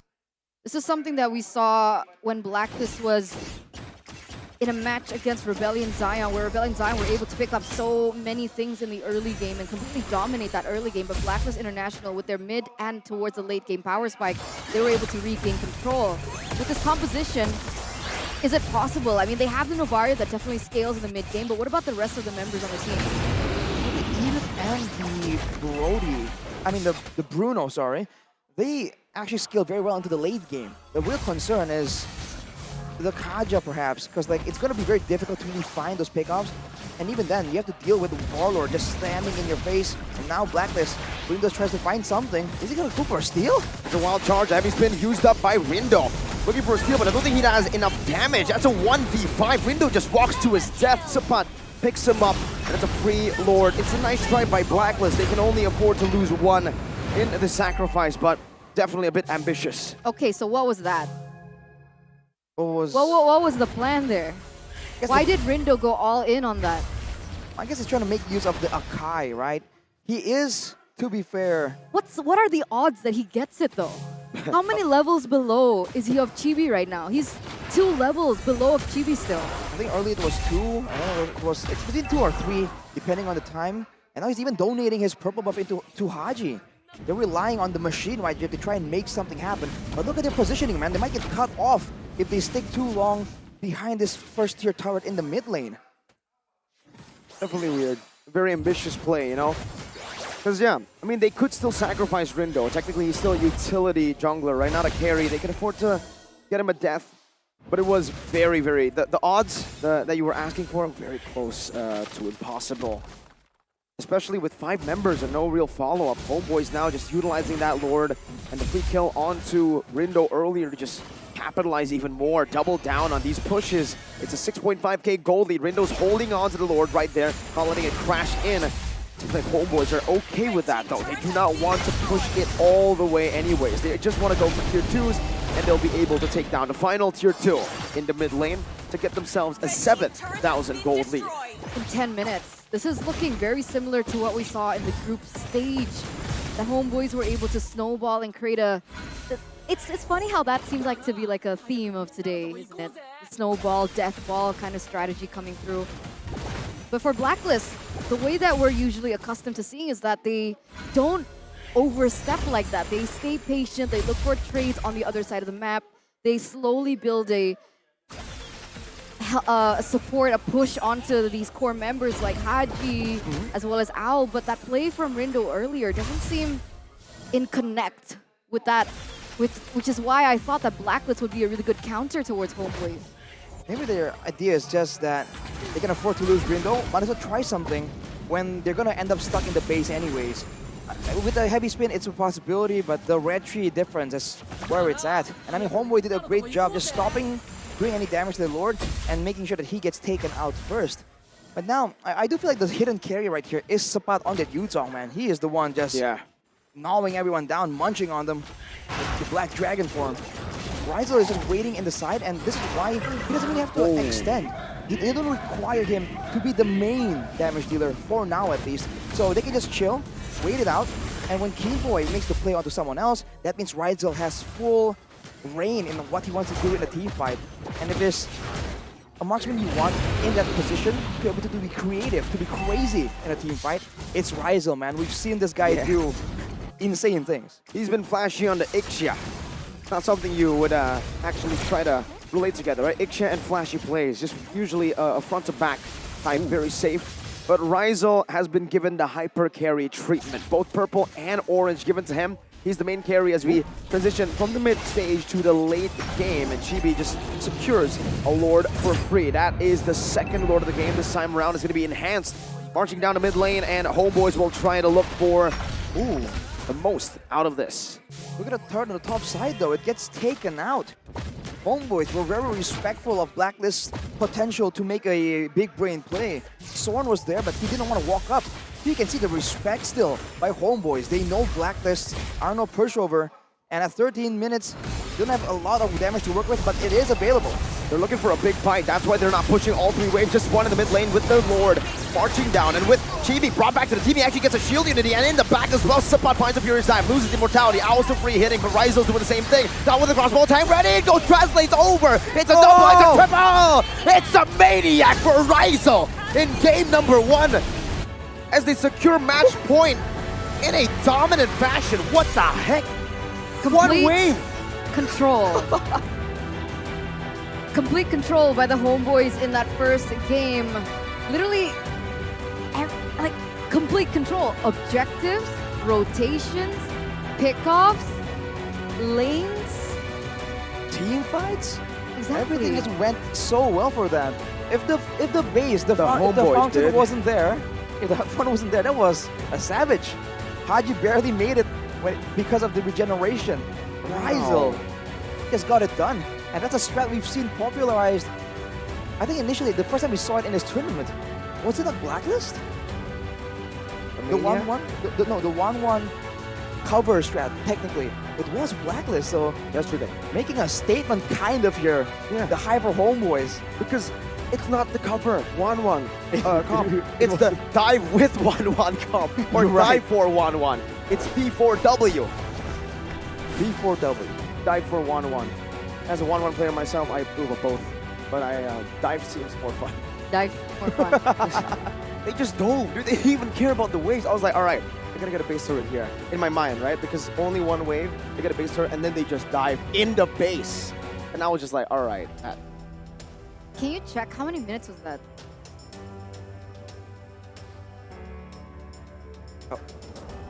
We're really going in. Oh, 13 minutes. 13 minutes again. 13, yeah. The exact Seems like the is average time these days. 13:32. That was the same amount of time that HomeBois needed to win in the group stage. 13 minutes. 13:32? Oh, I thought it was the same time. I think it was like 12:29 and then I rounded it up. I think. I have to double check. Got you, okay. But again, what a stellar performance coming from the HomeBois. Again, I told you, expect the unexpected from this team. You count them out every single time and then they perform like that. So Echo's the only team that has successfully beaten them. So Only far. Echo. Right. Right? Let me double check. 2-1, I think yeah. in the group stage, they 3-0. 3-0, right? Yeah. They were 3-0 in the group stages in the first round of Yeah. the knockouts 3-0. in the upper brackets.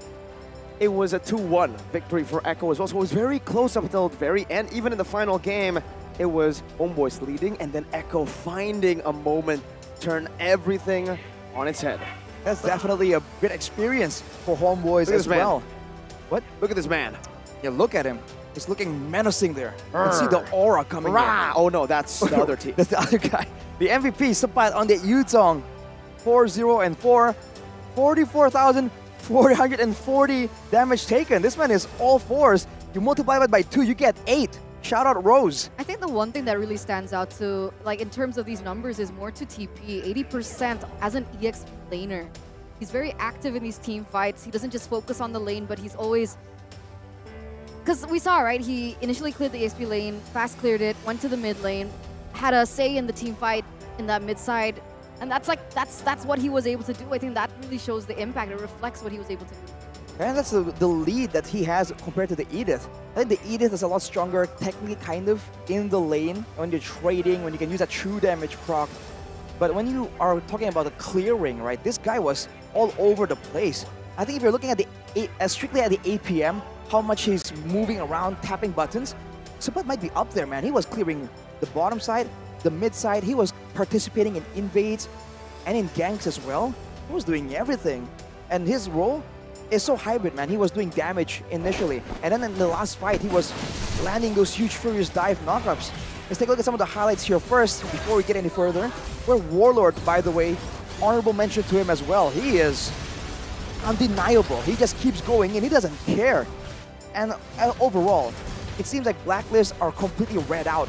Whatever they're trying to do, their responses here, their plan B, plan Cs, have been read through by HomeBois. You know, Johnny said something really funny yesterday. Okay. About Blacklist International, right? When they won against Rebellion Zion. He said that in the group stages, Blacklist wanted, this was Blacklist, I want to win. But in the playoffs, Blacklist is, I want to win. So it's a different, yeah, exactly. It's weird. But then he explained it really well, where he said it's all about the intensity. It's the same mindset, it's the same goal, but it's all about the intensity. And that's what Blacklist brought to the game yesterday against Rebellion Zion. They knew when to be calm, they knew when to be disciplined with a different level of intensity and a different mindset completely coming into the knockout stages that we didn't see here, I feel. Like we said earlier, you said as well, Rindo made a few big mistakes jumping in, making these big plays when they should have just maybe stalled it a bit later to the game. Chilled out. Chill out, man. Chill Alright. out. They gotta chill out, but maybe now they The gotta ADP, bro. gotta get more into it. I mean, Dominic on the Edith, he went with the very, very early Starlium side. I guess he was underestimating, not underestimating, but he's thinking, hey, there's no magic damage available for the most part for HomeBois. Let's just go some tanky items right here. Weight armor for the 1-1, Dominance Eyes for the Angela, technically. Then he went straight for the Starlium. That's the advantage they had right here, composition-wise. But HomeBois just made it work.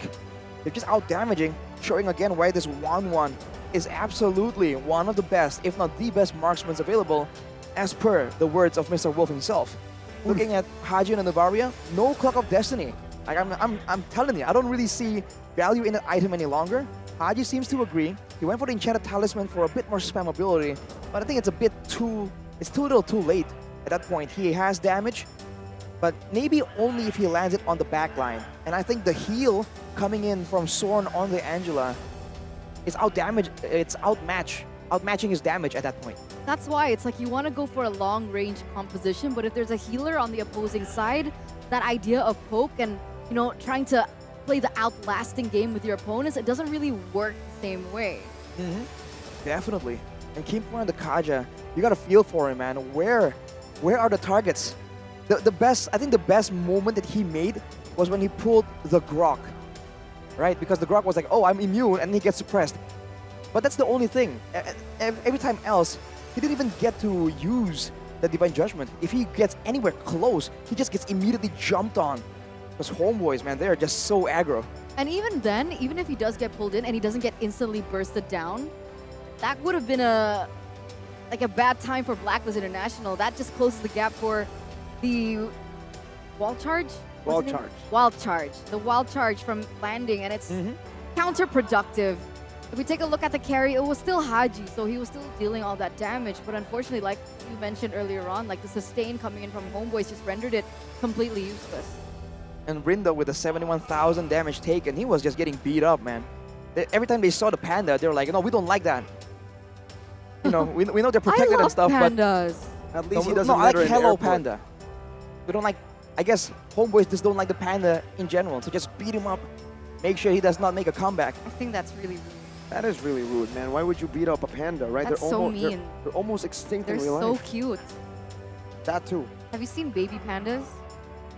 No, actually. I have seen videos of baby pandas. They're really yes. cute, Well, I like right? how they roll, actually. Yeah, they don't spin. Yeah, not the way Akai does. Akai ain't a baby panda. Hang on. He's a kung fu panda. He's a dragon Oh, warrior. Right, okay. Well, yes. Anyhow, back to the topic at hand. What can Blacklist do right here? They know. Oh, they can make adjustments because, of course, we saw it earlier. Dominant first game, dominant second game. But here's the catch. HomeBois has seen it happen to See You Soon. Now, are they gonna try and do the exact same thing in game number 2, or are they gonna try and mind game Coach Bonchan? Right? He's expecting all this aggression. Maybe it's a sustain strategy, or maybe it's a long distance mobility strategy. This is where the coaches really go head to head, literally. Pabs versus Bonchan. Pabchan. Pabs Kun. Did you say Pabs-chan? Yeah, Like he if did. they like have a... What? Never mind. What were you about to say? Like if they have a baby, it becomes Pabs-chan. Register for One Esports updates to get breaking news, exclusive interviews, and in-game guides to navigate the land of Dawn. Stand a chance to win diamonds just by signing up. 4,000 diamonds. 4,000 diamonds for just signing up? Sign Okay. me up for that sign up. That's why you have 4,000 diamonds For right the now, right? 4,000 diamonds. No, Well- I wouldn't take it away from them. 16 divided by 4. That's how many times? 16 16,000 divided by 4. Wait a minute. It's That's 4. how many? 16,000 divided by 4. That's how many diamonds you can get when you register. 4,000. Boom. Bang. But isn't the goal to get to 8? What happened to the bada bing? What? We were talking You, about you two said different... boom, and I said bang. And he said, what? I thought it was supposed to be 8. You know what it's supposed to be? It's supposed to be you guys just downloading the One Esports app. Yes. Right, Eterna? Right. And where? Because on the app, you guys get to dive deeper into the meta plays, builds, and the rivalries of MPLI on the app. Your one-stop destination for breaking news and exclusive interviews with the athletes fighting for the MPLI throne. And don't forget that you can only download it for free on Google Play and exclusively for Samsung users, the Samsung Galaxy Store. It's so good. Like I can imagine Wolf just exclamating, "Man, it's so good! Penguin Dolphin!" What? Penguin Dolphin? You have to confirm with Wolf to find out what that means. Huh. I think I need to confirm with Wolf as to the benefits of joining the One Esports community, because I think yesterday he said that there was a Discord and you guys can make tournaments and you can even get into the tournaments and win diamonds and stuff. I mean, what else did he say? Well, quizzes as well. Quizzes, okay. Community tournaments. Okay. Finding friends with the same interests, which is gaming, just Which like is Leo. rare. Which is rare. Oh. It's like Leo, gaming, right? And also, you guys can follow a lot of the challenges where you guys can test your MLBB knowledge and put your skills to the test. Like let's say Eterna, right? Okay. She's not very good at gaming, but she is very. Whoa! I wanted to Excuse just me? say that with a straight face, just But my trying to roast. YouTube is called Eterna Gaming. Wait, really? Yeah. Wow! Like the link You're part is of the gaming. youtube.com/Eterna You're part of the Gaming. gaming clan. I'm disappointed. It's okay, Leo. Gaming. You're not alone. What? You're part of the gaming clan, not the singing clan. You don't know that song because you weren't born yet. Whoa, what song was that? Saosin. What? You're Not Alone by Saosin. Who? Oh my god. I Can know. somebody say that they know it? Because now I feel old. Confirm it in chat if you guys do know. Does anyone know that song? I mean, it depends, right? Did it come out in the 1800s? Quick little roast to Eterna, man. Oh, Quick maths man. And on I'm the so bad years. at like roasting back. So it was really fun to watch him and Wolf and And Gani. Gani. Because they're so good at like roasting one another, but here it's just one-sided. So what you're saying is you don't like barbecues. Because it's roasting, did it? Because you can't roast. I'm gonna give you that one, Raj. You we know what? dapping on the desk right now. I'm gonna give him that one. That one was pretty smart. That was instant, right? I mean, instant, just like noodles. Oh, That's, all right. Dude, I wish the camera was on us right now. We had to dab twice there after a big. Jeez. First one was so nice, you gotta do it twice. Okay. Ooh, but let's see if HomeBois can do it twice against Blacklist International. And what was the song earlier?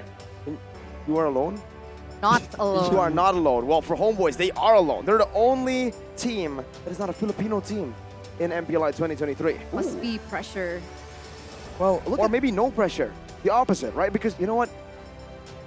It's a Filipino dominant MPLI 2023. Now that we're here, we have no pressure. We're just going to go all out. If we win, great. Malaysia W. If we lose, well, they made it this far. Yeah, we made it exactly. this far, and a lot of people count us out already. That's So a good you saw the mindset. prediction, right? The predictions were counting them out completely, man.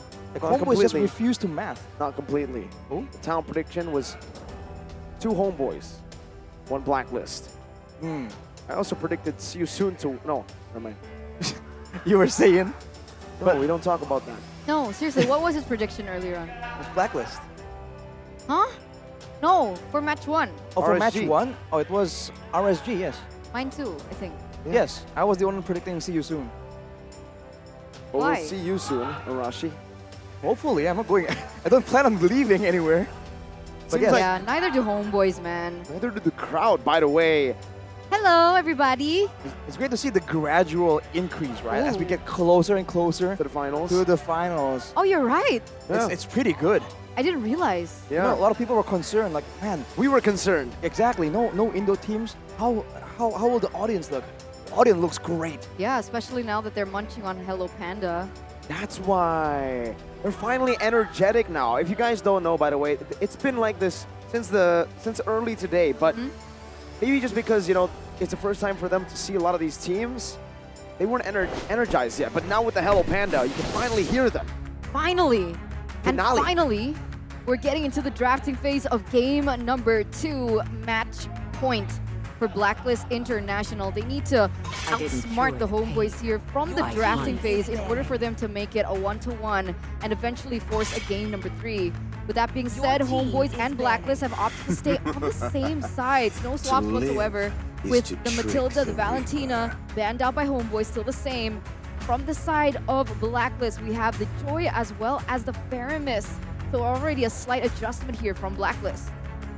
Joy and Faramis. I mean, earlier they banned Joy, And then Nolan.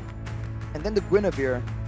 And then they did ban the Faramis eventually, I believe, as a final ban in the second phase.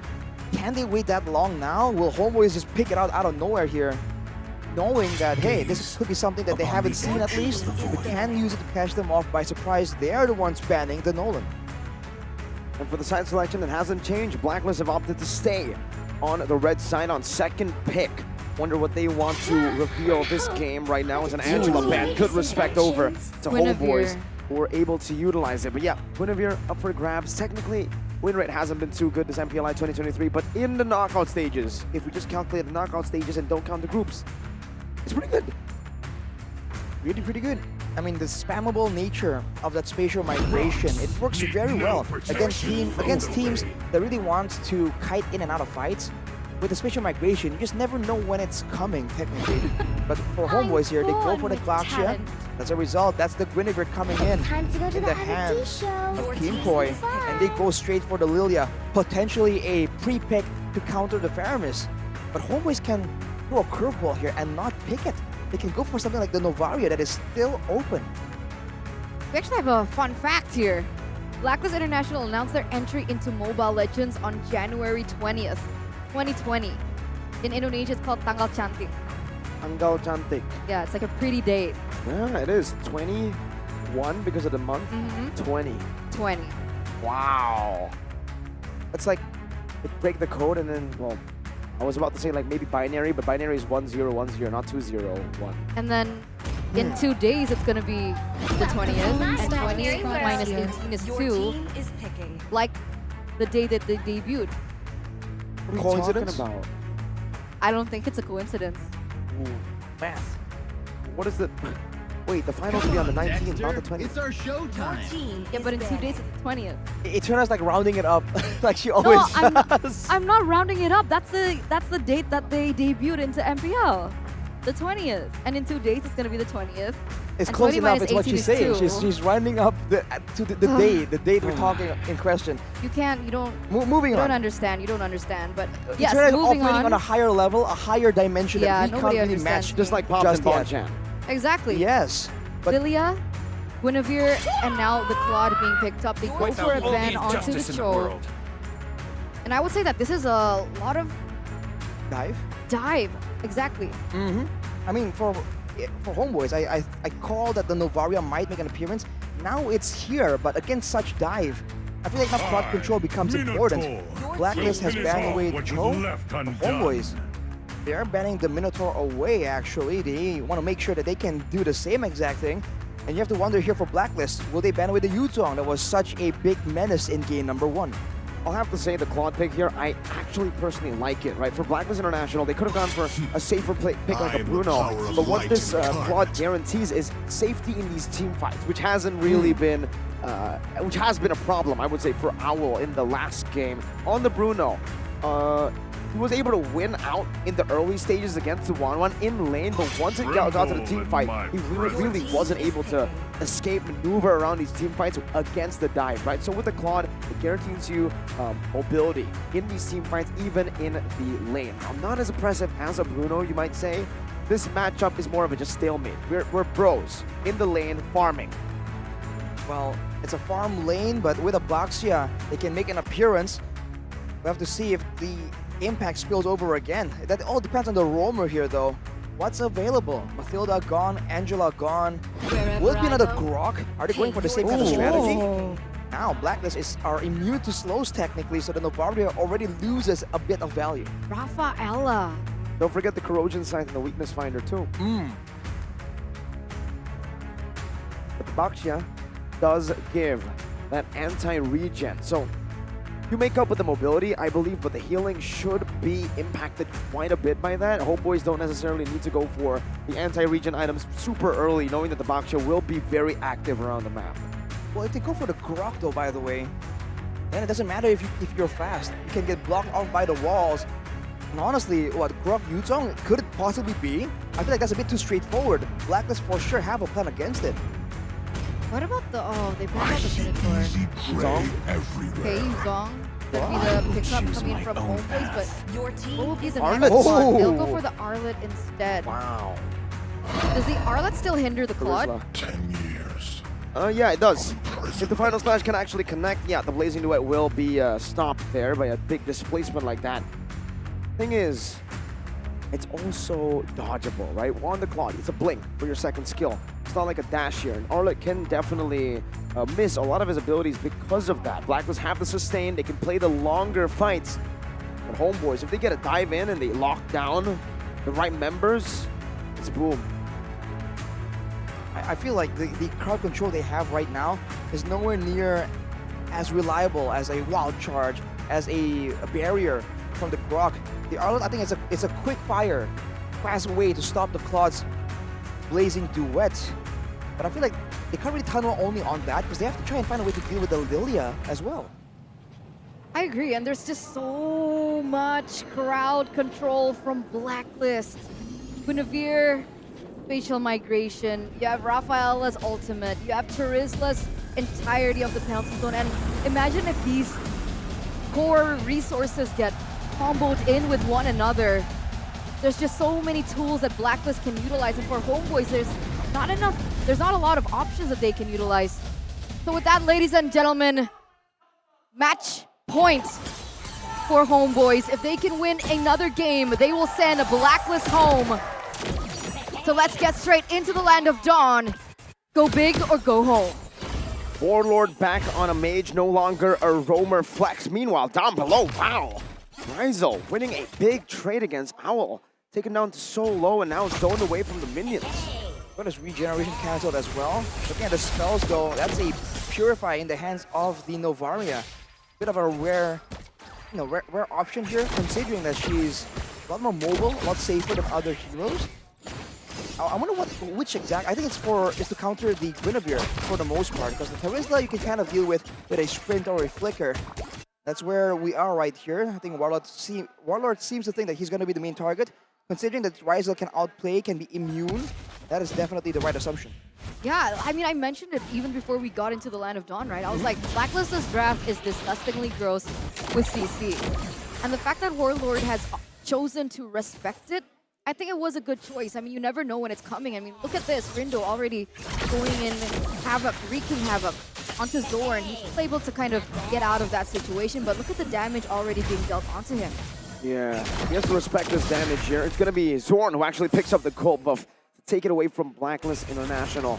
Zorn with the signature recalls, the tas, as Chibi rotates up top as well. Usually we see that HomeBois are able to just utilize this early pressure to help the XP lane get to Prio. But now they focus on the turtle first. The Astral Echo reveals where Rindo is, and Zorn just jumps in with a vengeance. Now knocked out of spatial migration and the Violet Requiem. Chain CC'd and taken out.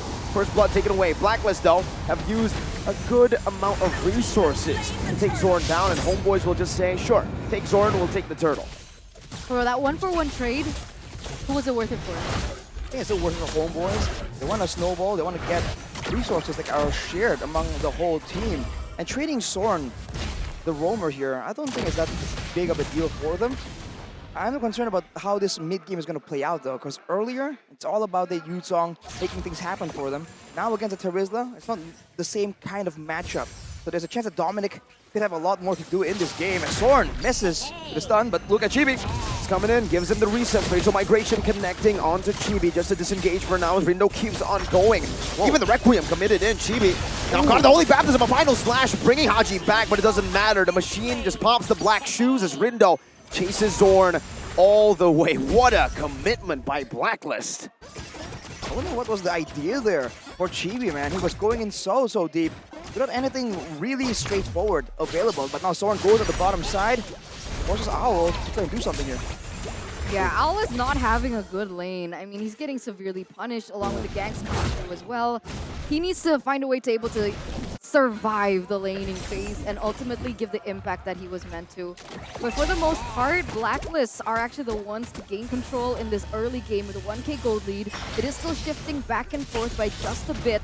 But I guess the idea was, I think just Chibi just flat out disrespected how much damage that a Guinevere could output. Yep. And Rindo is doing really well right here. Earlier, we saw that the Baxia with the follow-up has been able to really shut down the jungle, deny pigs, but look at Chibi! A baptism, a requiem, and everything. Chibi taken out. No hard guard to play with in game number 2. And therefore, Chibi is so much more vulnerable. That's a bit dangerous right here because it's a 1k gold lead for now. And maybe you're thinking, all right, it's the jungle and the roamer. We're still pretty okay. The gold lane, the EXP lane is doing fine. But that's always how it goes initially, right? Later on, it's where that influence really bleeds over into those lanes. If they want to make sure that Rizal and Supat stays relevant, they gotta try and mitigate the damage in the mid lane right here first. And even in the mid lane, they're actually giving over the gold to Claude. They're giving it over to Owl and giving that top side as well to Owl, hoping that despite being a little bit behind in that laning phase, that he could actually equally catch up, and that's dangerous because for HomeBois, I think that's their only saving grace for the moment, Rizal. But if he gets caught behind Owl, then what do HomeBois play with? Well, remember what we were talking about in game number 1, what Blacklist need to do better. Anti-disaster protocol. That's what they're doing right now. They are just trading on the map. If HomeBois want to go for neutral objectives, they'll go for pickoffs, they'll go for turrets, and they'll avoid fights unless they just commit right here. Penalties also connecting only on the GB. Owl forced to use the Purify. Rindo canceled out. No Violent Requiem used up just yet. He has to run away as Rizal chases him down. Meanwhile, in the bottom lane, Supat is pushing as well. They get a turret in the bottom lane. Rindo gets chunked very, very low, but Blacklist might be able to still look for more. Look at Rizal. Still in that bush. Looking for a play. Needs to walk back. Spatial Migration. Going to be able to connect with the Violent Requiem, and Haji connects onto it. One more weakness point. Oh, Rizal, the targeting isn't correct. Owl punishes him. He wasn't able to get the last weakness point, and it is Blacklist International with a big W. It was off a millisecond. That was so close for him to be able to outplay that entire situation, but unfortunately with him getting taken down, Rizal now with a 0-1-0 KDA, he's actually fallen behind the Claude. And this is what I was really afraid of for HomeBois. 600 gold, but hey, get another play. Chibi buying a lot of time, but I don't think you're going to be able to survive a 1v4 no matter how tanky you are with no hard guard. Blacklist have punished Chibi now for the 3rd time this game. Warlock should try to clear the wave as much as possible. It's a valid strategy, but I feel like now Chibi is starting to fall off. If HomeBois expect to still be able to contest the mutual objectives later on, they're gonna try and fix this, man. Chibi is still keeping up in levels due to the superior clear, despite the difference in 3 kills, 3 assists from Rindo. So the turtle can still be contested, but it depends on how this plays out. And oh, Rindo goes in. Spatial Migration, Violent Requiem, Rindo always commits. The penalty zone is going to be used up by Dominic, but it's not going to hit actually. Supat runs away still. Oh, the turtle saves his life, not for long though. Dominic chases forward, finds the kill. And HomeBois secure all 3 of the neutral objectives, but Blacklist comes out with a win. Rindo again, baiting out that second skill of Rizal. Wow, Rindo is super aggressive this game, but it pays off. He's angry, man, and now Zorn is caught in a very tough position. 3v1, can Zorn make it out alive? Quicker out, Dominic still chasing. It's a lot of damage, but Zorn still will be able to get out with that vengeance to the minion wave in the bottom lane. Just feels like HomeBois, especially Chibi and Zorn, they're committing, well, due to the nature of their heroes, they are forced to commit when there's no one around. And I feel like that could be avoided, you know? They could move together. And then when everyone is piling on all the damage to eventually take Chibi out, then maybe HomeBois can look for something extra. The same can be said about Zorn. But so far, that's not the case, man. When they get in range to even impact the situation, Zorn or Chibi have already been taken out. So it's a bit like what Blacklist was experiencing in Game 1. And the fact is, they're adapting to it really well, right? Blacklist, not completely committing onto the neutral objectives, letting it completely slide over to HomeBois. But on the other hand, they've gotten 7 kills so far. That has actually given them the 2,500, 600 gold lead. And with the enhance in gold, they should have a little bit more to say in this next objective, despite Rindo and Chibi both at level 11. Yeah, the fact that Chibi is keeping up in levels is already quite impressive, but I feel like especially for the next fight right here, Rindo will have a level advantage. And I'm waiting for the time where HomeBois shift their focus from going for the objective, technically trying to sneak it and steal it away from Blacklist, to maybe winning the fight. Because that seems to be what you expect from this aggressive, hyper HomeBois team, but it hasn't really been happening. They've been the ones trading. It's like they're the ones in damage control. Blacklist have downloaded the schematics of Game 1 HomeBois and now are basically countering every little mistake they do, making them make mistakes. Chibi, again, this time, same level as Rindo, despite the 3 deaths. Only healing coming down. They're looking for a fight right now, as that's going to be Rindo jumping into the spatial migration, not able to connect for now. The baptism connects on a 2 though. Rizzo rotating in, a petrify, and the final slash, and Dominic gets a massive penalty zone. Keep Boy flickers out of the crossbow. Tang, Owl still able to outplay, 1 HP. Sword walking forward, Owl dodges, slick maneuvers. Happy feet by Owl, gets him out. Haji now gonna be the target of Rizzo's onslaught of damage, gets 1 kill. HomeBois are on the board with a shutdown picked up by Rizzo. But it's still Blacklist that's able to secure that Lord. Rizzo's the only one left standing here in a 1v1 with Dominic in the mid lane. It looks like he's going to be able to zone Dominic away and clear that lane, but that's a Lord marching in favor of Blacklist International. It's unfortunate for HomeBois there. There's a bunch of mistakes. Like, let's take a look at instant replay. As we say that earlier, they all go in right here, and it seems like the focus is split between the Lord and Owl. You can see that Sipat and Soren particularly are trying to try and shut Soren down. But Rizzo here gets his crossbow of Tang negated. And then afterwards, I think Soren also missed another stun. It could have really resulted in more kills for them. Oh man, that was so, I don't know if you guys saw that, but that was a Petrify Furious dive that Sipat got on Owl. Soren final slashed Owl out of it. And that's what created a chance for Owl to make an outplay. You make a mistake like that, and Blacklist are the type of team to really just fully commit and punish those big mistakes, or small ones. Zorn getting a few good hits on the Rindo, the penalty zone, and the Valor Requiem is used in unison. Rindo very low, chased down by Rizzo right now. The final slash also connecting to the back with a good shutdown in. The crossbow tank still held down. Meanwhile, in the back, that's another dive attempt from Sapat, who's going to lose his life. 2 for 1. In favor of the HomeBois. The HomeBois slowly but surely getting the trades back into their pockets. Blacklist International initially had a huge gold lead, now driven down to 3K. But with 2 members taken down, what can HomeBois utilize it towards? What can they get in favor of it? There's not a lot of objectives on the board. No towers to push as well. I guess the only thing that they can do is now Rizzo pushing down in the bottom lane, hoping to get a little bit of pressure onto that bottom side turret. The straightforward answer was try and get some more kills. They like to snowball, they can try and do that when the death timers are irregular from Blacklist International.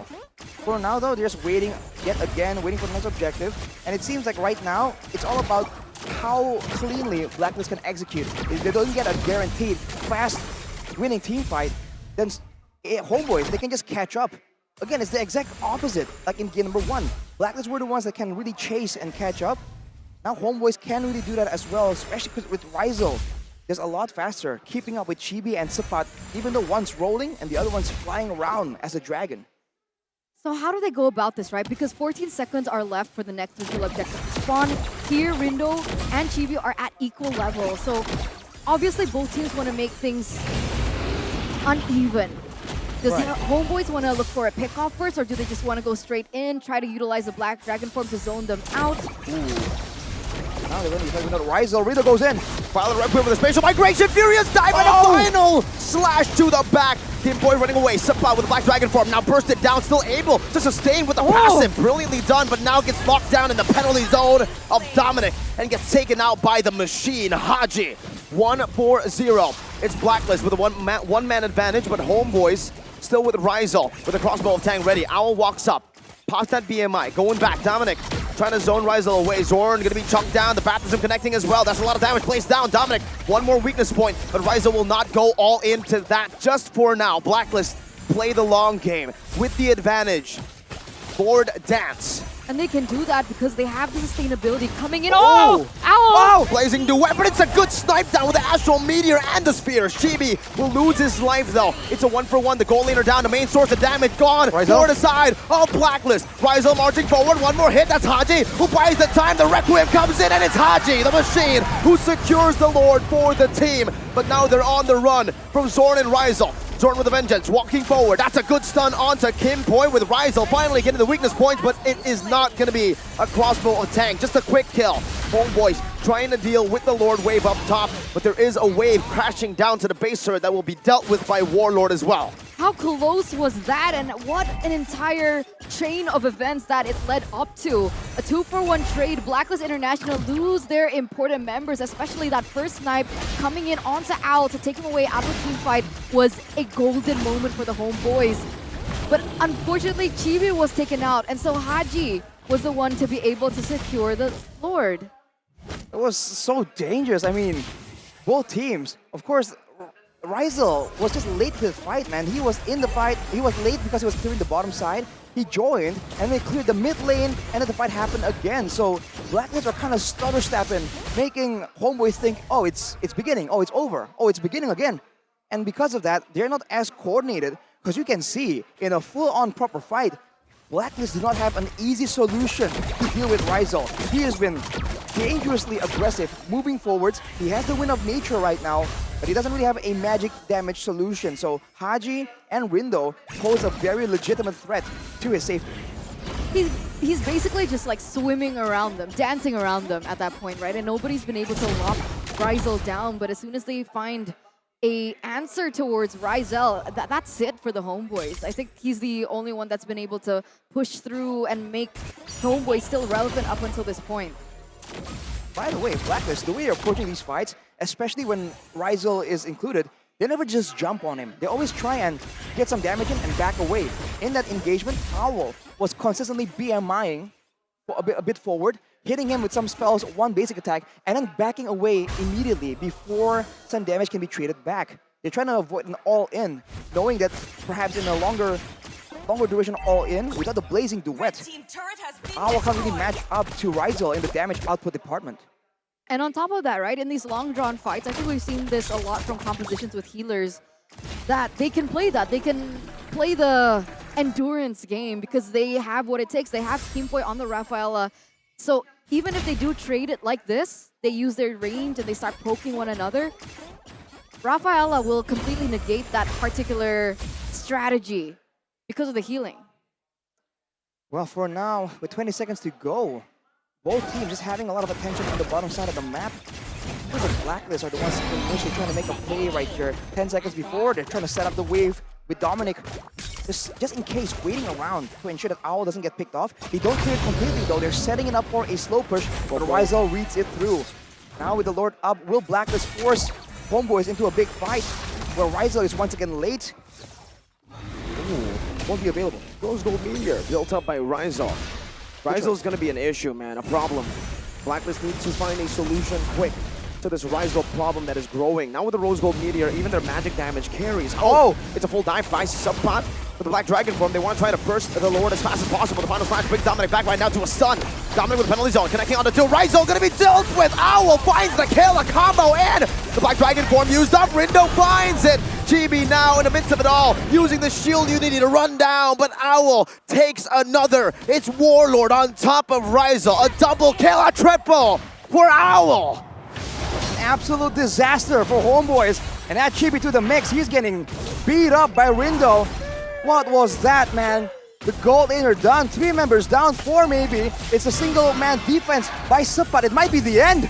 We're going to see a game 3, ladies and gentlemen. Only Chibi left to defend, but look where he's at. All the way to enemy purple buff. 1 cannon minion will be enough. Blacklist International will force this series out to a full 3 games. Are you getting deja vu? Match number 1. See you soon, won game 1, and then a reverse sweep happened. from RSG. Is that the deja vu you're talking about? Yeah. Yeah, man. Yeah, man. Yeah, man. Yeah, man. Looks like Especially- Blacklist International from the Philippines looking for that reverse sweep. Ladies and gentlemen, it was so close for HomeBois. It was just that one team fight Yeah, man. that Rizal especially- got picked off. Especially if you consider how the game was going for HomeBois. It has to be such a heartbreaking loss. Everything, they staked everything in that last fight. They could have played it safer, but that is not the HomeBois way. They went for it, it didn't work out. Can they recover? Is this the style they are so used to that they can just shrug off that loss and go back at it? Because, you know, mythical creature, match, best of one Malaysia. It's now a best of one. We're back to a best of one. Yesterday they were in a best of one in the final game against Echo as well, though. So I think that mythical creature has already been, what's it called? Myth busted, yeah? Debunked. Debunked. What? The myth has been busted, my guy. Oh. But we were talking about it just earlier, though. Yeah, true. But right now against Blacklist International, a team that we're in the same groups as them. We'll see if it can happen again, the Malaysian Magic, or if it's the Filipino Malaysian Magic and Filipino Fact, FF. Oh, but Filipino is P. Wait, But it has a Filipino F is sound. Filipino Oh, is Filipino F. is F. My mistake. Oh, I yeah, can't you're spell. right. Spell, man. Oh, Magic spell. Oh, sorry, go. Malaysian Magic versus Filipino Fact. Which one will be spelled first? That's the real question. Spelled? Why spelled? Because Magic and mistaken spelling. Anyways. I'm I not feel like saving draft you. twice. I feel like draft twice. I'm not saving you. Both are fine. Both were doing so well. It all comes down to the mid-game executions. And Owl completely shut down in game number 1. He is going to be the MVP for game 2 on the Purified Claude. Technically, not really snowballing out of control, having a decent power curve, getting his core items at about 8 minutes, 8 to 9 minutes still. But overall, man, the late game from Blacklist always seems like they're just so calm and calculated, even though it's a very nerve-wracking moment. And maybe that's what makes Rizal, you know, he made several mistakes right there, especially during the important moments. Maybe that's the issue, right? The pressure. Was it a mistake by Rizal or was it just a really good pick from the Turizla? It's a bit of both. I think Rizal definitely overstepped as well. In the team fight? In that team fight, walked up. Maybe the call was to just go in. Yeah. But then after the Black Dragon form was used, no member was caught and they had to fall back. Then Dominic, he saw that little mistake and went boom. And then we had Owl who went bang, bada, bing. Yeah, with That the blazing follow-up, duet. man, was beautiful by Owl and Dominic. The duo synergy is still there from the SEA Games gold medalists. Really good TP as well.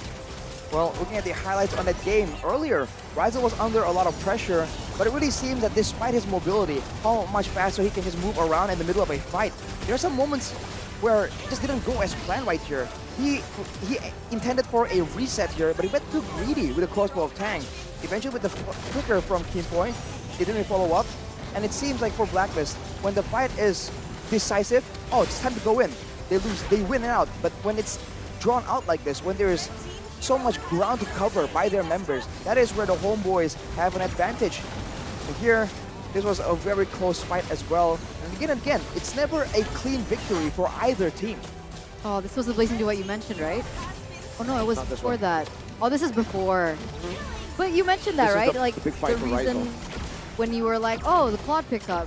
Sure, not the greatest of laners, but it has more reliable damage output because of the way that he's able to weave in, weave out of these team fights, and finally we get to see that shown. Better survivability. Damage output-wise, it should be Bruno, right? In Ooh. these team fights, if he's free hitting. But Yeah. the thing is, in these high-level clashes, you're almost never free hitting. You always need to be dodging first, and then you find like some space to free hit, and that's what the Cloud was able to do, going, bobbing and weaving back and forth, and finding that triple kill in the end. Oh, I saw a stun. Hit Rizal in the middle of that engagement. Of course, the penalty zone started it off, but afterwards he got stunned, man. Was it a divine, not divine judgment, the holy, divine blessing? Yeah, it's the Holy Baptism. The holy baptism. Divine blessing. I don't know. I'm creating new spells, man. he's I making blanked things. out there. Wow. But look at the post-game stats, man. It's Oh, it's such a tough loss for HomeBois to accept too. It really was down to the wire. From all the stats here, I think it's one of the closest games we've seen today. But in the end, in the late game, we talked about this already. The Claude, the Lilia, that just means a lot more DPS. And for HomeBois, the fact that whatever was the reason, the fact that the 1-1 got taken out, that was just the nail in the coffin, man. There's no way they can come back from that.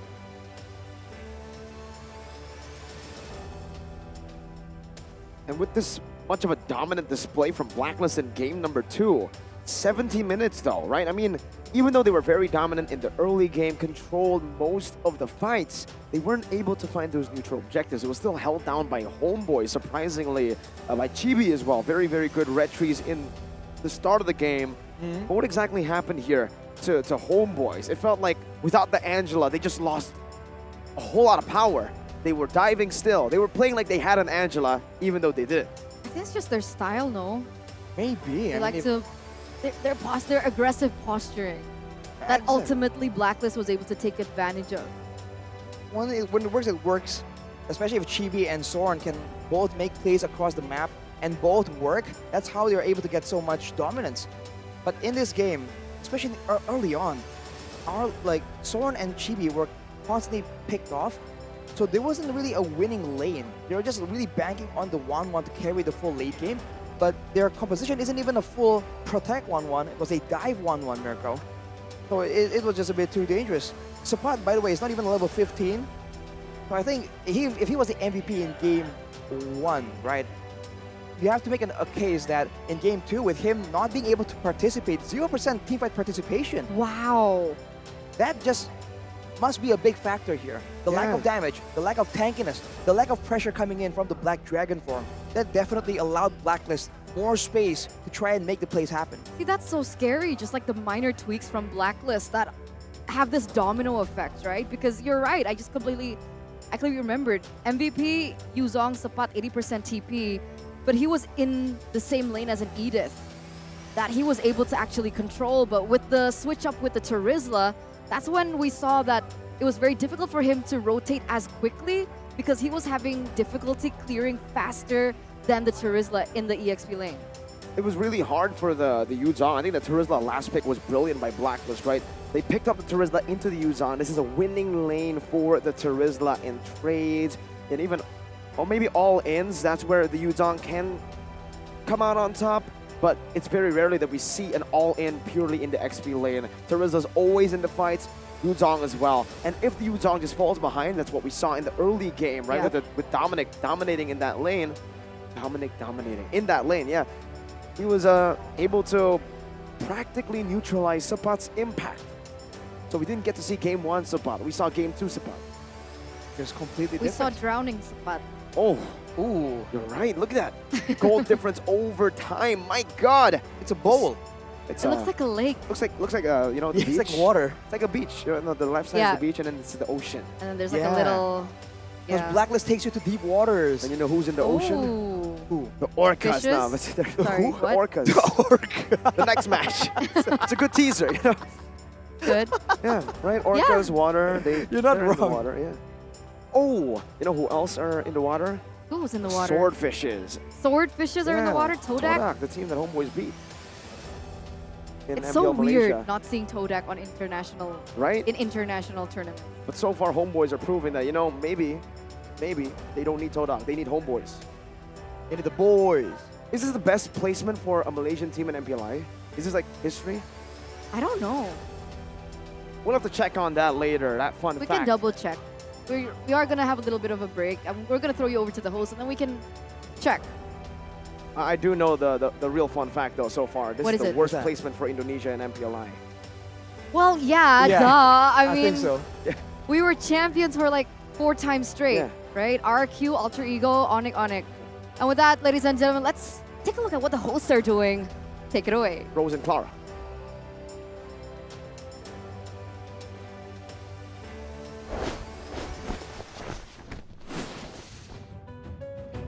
Cass pemirsa, what an epic games. 2 game lagi terjadi dan bahkan akan menjadi 3 game untuk selanjutnya. Lower bracket di MPLI semakin memanas. Di sini Bude Clara Monster dan juga Rose akan menemani kalian di saat sela-sela ini.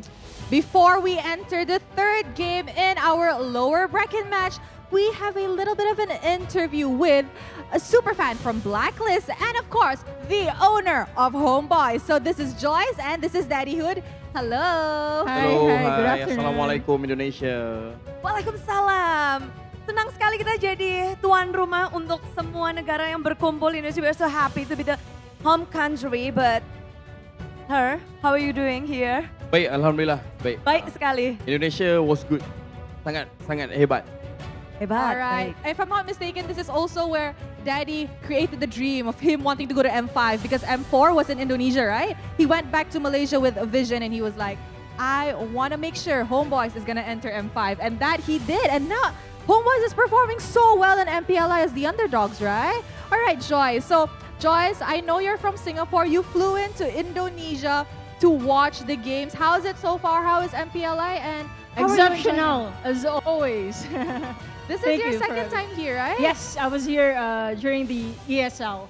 And yes, we were interviewed as well by the two of you. So it's a pleasure to be back here again. Ya, dan kalian pasti tahu di sini kalau Joyce itu adalah die-hard fans. Yeah. For the Philippines team, but right now for the Blacklist International. Yes. Dia die-hard fans terbang dari Filipina, dimanapun Blacklist ada akan ada Joyce di situ. Yes, and not just Blacklist. Okay, so Joyce, I know that you're here technically as a fan of the Filipino teams. Now, Filipinos sent 4 representatives and 4 representatives are still in the game. What is your ideal grand final game? Ideal would be AP Bren and Blacklist. Wow. Yes. Okay. Dua Untuk tim Daddy itu. pula, for Daddy, I'm pretty sure HomeBois is one of your grand finalists. Who do you want HomeBois to meet in the grand finals?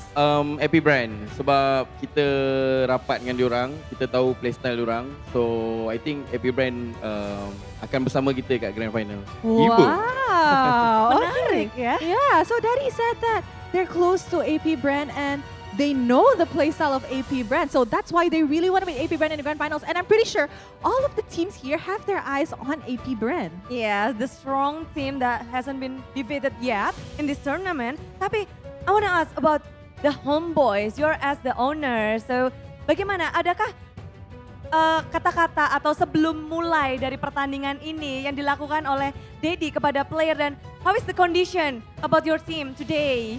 Untuk hari ini saya tu bilang sama mereka kalau kita tu harus habisnya awal sebab malam kita ada game dengan RSG. So better kita habiskan awal, hantar Blacklist balik awal.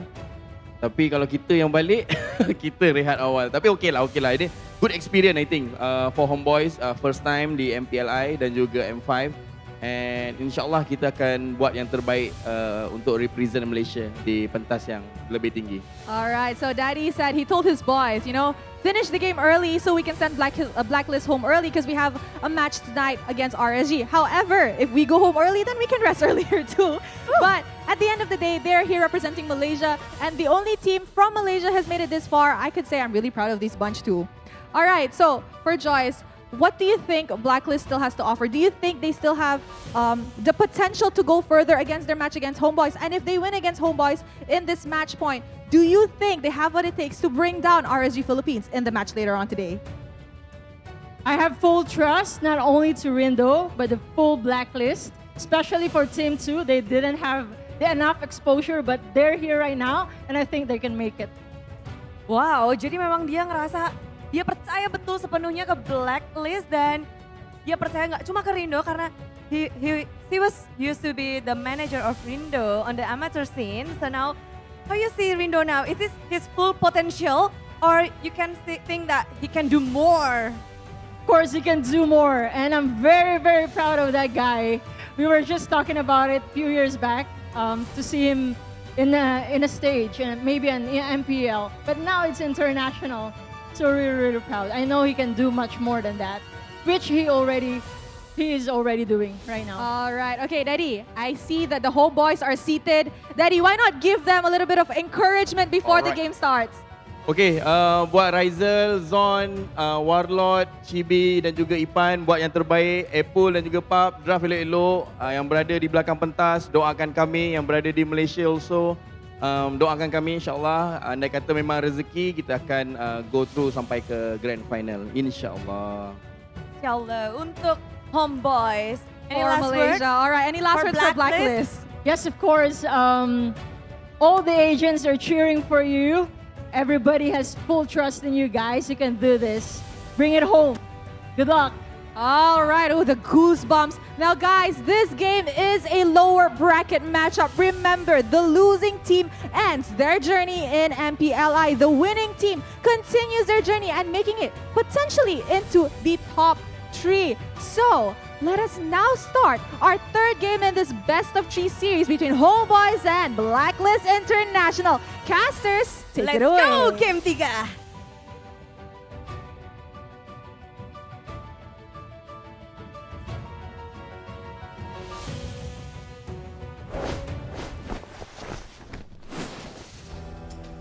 We're back to a best of 1, ladies and gentlemen, between the Filipino representative Blacklist International and, of course, the pride of the Malaysians, HomeBois.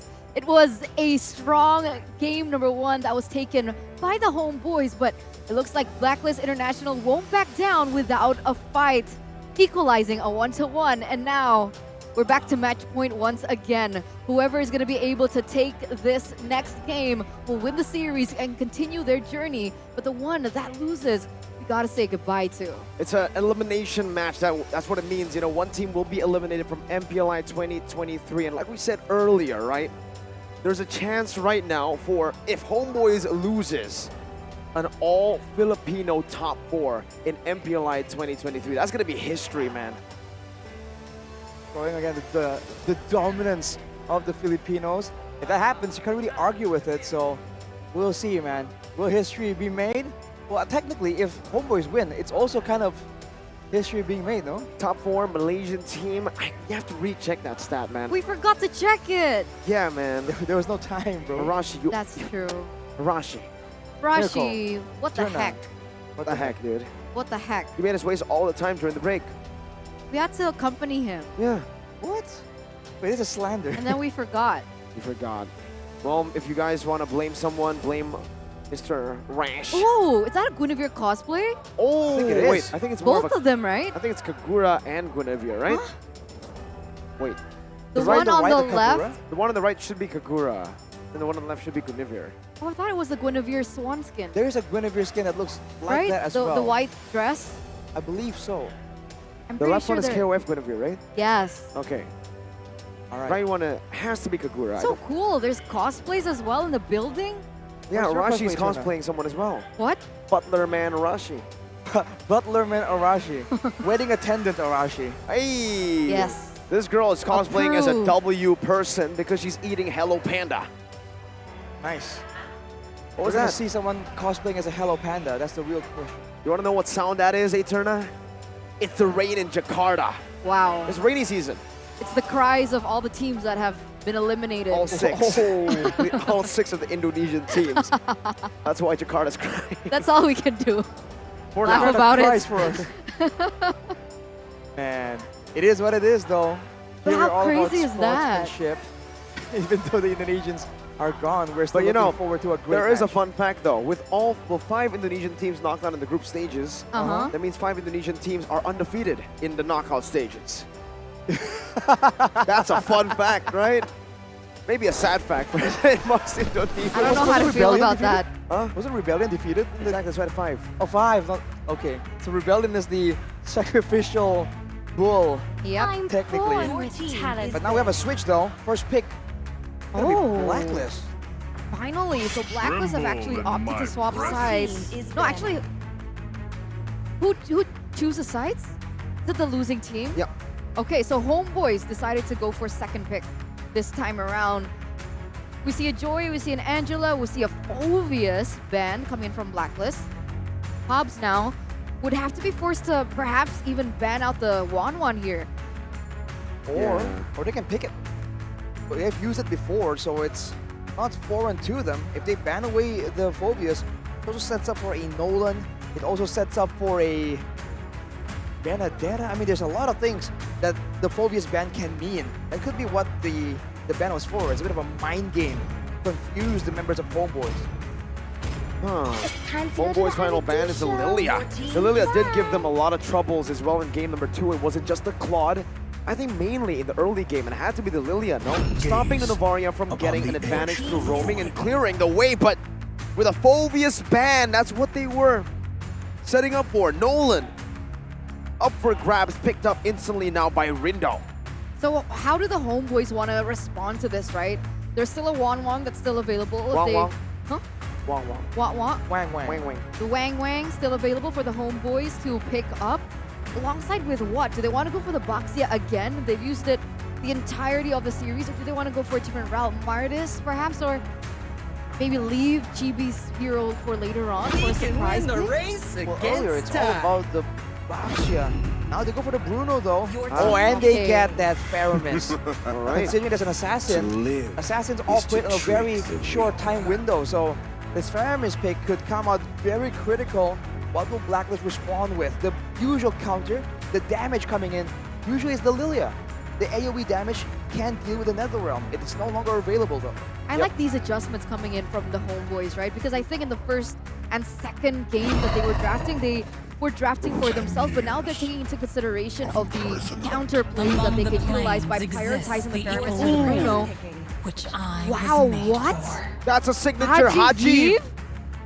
Oh. We haven't seen it in a while, man. Haji playing the Eve. It's been nerfed to the ground, but recently just adjusted back to a point where he can actually slow with the abilities again. But still, man, we haven't seen. This is the first Eve pick. Yes, I believe I would remember seeing a Eve. I I am very fond of this hero. But like you mentioned, the Void Crystals right now, they've increased the slow, so it's actually not negligible any longer in the early stage of the game.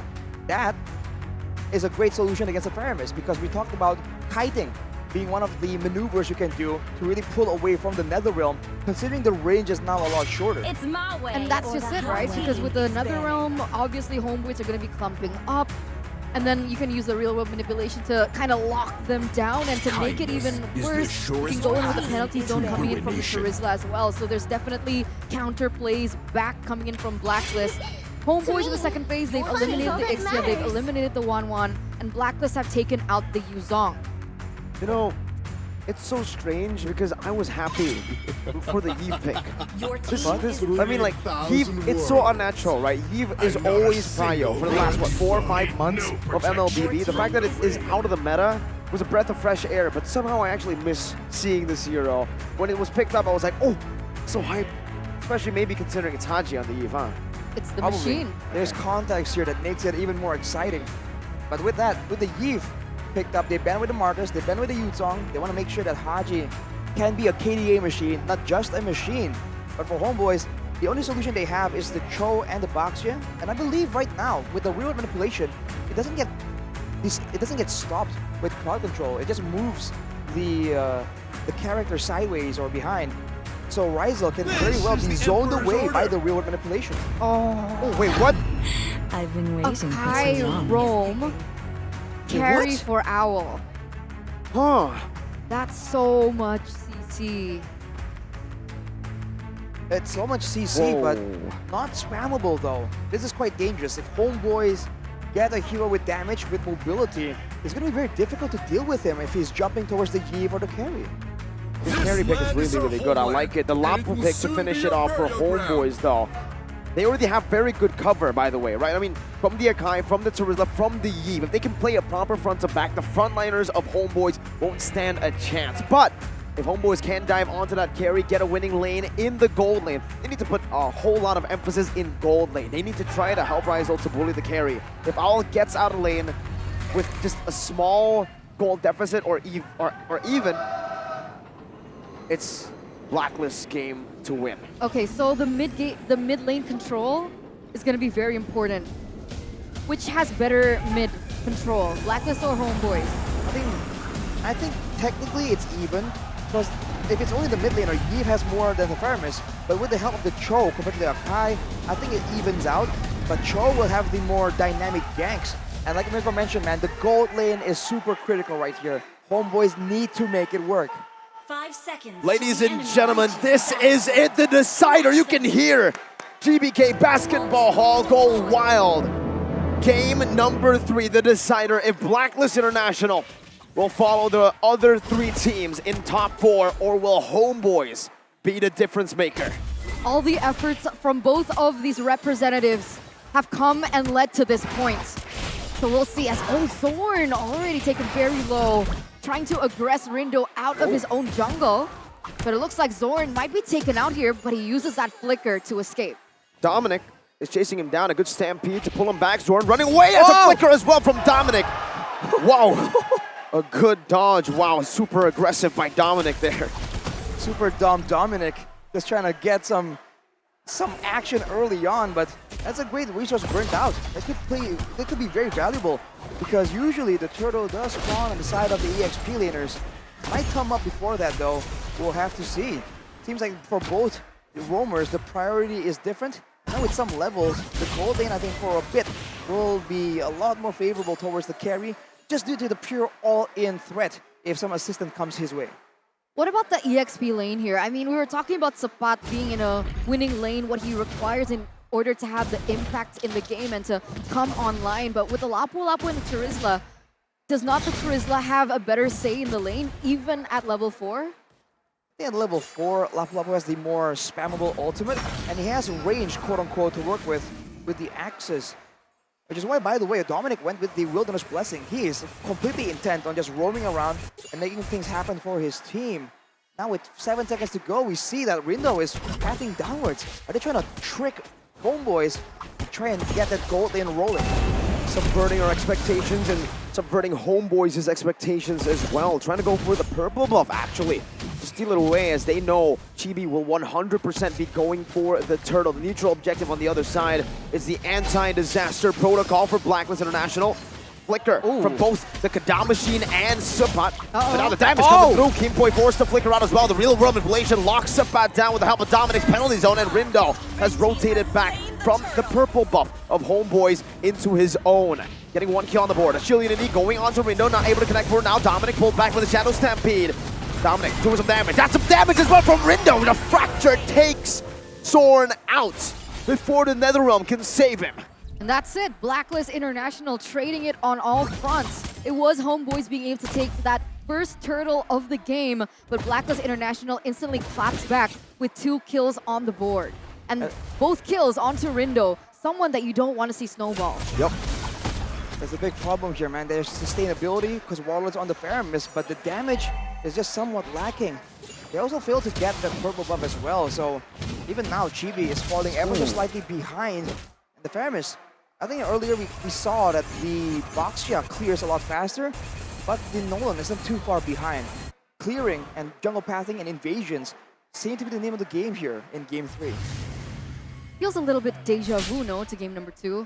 We'll see how the next few stages of the game progresses, but if HomeBois continue to have this neutral objective control, then Blacklist can play the long game yet again, waiting for Haji to come online, waiting for Owl to come online, but HomeBois, they don't want to waste a single moment, and they try to threaten that late game force in Owl. Look at Nolan though, look at the way that they're pathing. Kimboy getting chunked quite low, using the headbutt as a defensive maneuver. Blacklist, the way that HomeBois are rotating towards the bottom side gives Blacklist the opportunity to give Rindo as much gold as possible. He got the entirety of the turret shield up top. That's a lot of gold for an assassin. And with already 2 kills, he can really snowball out of control right here. But to be fair, a lot of crush control is available on HomeBois to try and stop that. And with a Faramis, you never know what kind of mistakes can come through from a snowballing, overconfident assassin jungler. I think Blacklist, HomeBois were setting up a little bit of a trap here onto Blacklist, waiting for Rindo to pass down, but HomeBois either or have the better setup, and they're looking to The Dragon support from Zorn. That's a heavy spin on the penalty zone as well to lock Zorn down, but he flickers out of the way. The turtle will be reset as Sapat used the bravest fighter, trying to go and catch Haji. Meanwhile, take a look at that top side. Once again, the turret gold has already been dealt with earlier by the Nolan. Now the turret will be taken by Owl. In the bottom lane, a bit of a similar rotation by HomeBois. They take the neutral objective and they look towards a structure. Fortunately, they won't be getting that extra bit of gold, but Sapat! That's a fracture from Rindo that takes Sapat out of the land of Dawn for the second time in this game. Good night, Sapat. Bye-bye. Well, good that's on a different team right now. Falcons. That's true. We'll have to see, but look at Owl I just miss stealing that. away the orange buff. They didn't see it coming, but Chibi, can he get the punish? That's a shield unity connecting away the dragon as well. A Purify very late, but it acts as maybe outplay maneuver. Owl almost getting the kill onto Zorn. Pinpoint forced to use the heavy spin. Rizal is the guy who picks up that kill. Meanwhile, in the mid lane, Sapat, bravest fighter again. Rindo just backs up. Yeah, Blacklist International looking for a trade in that mid side, but unfortunately they still weren't able to grasp onto it.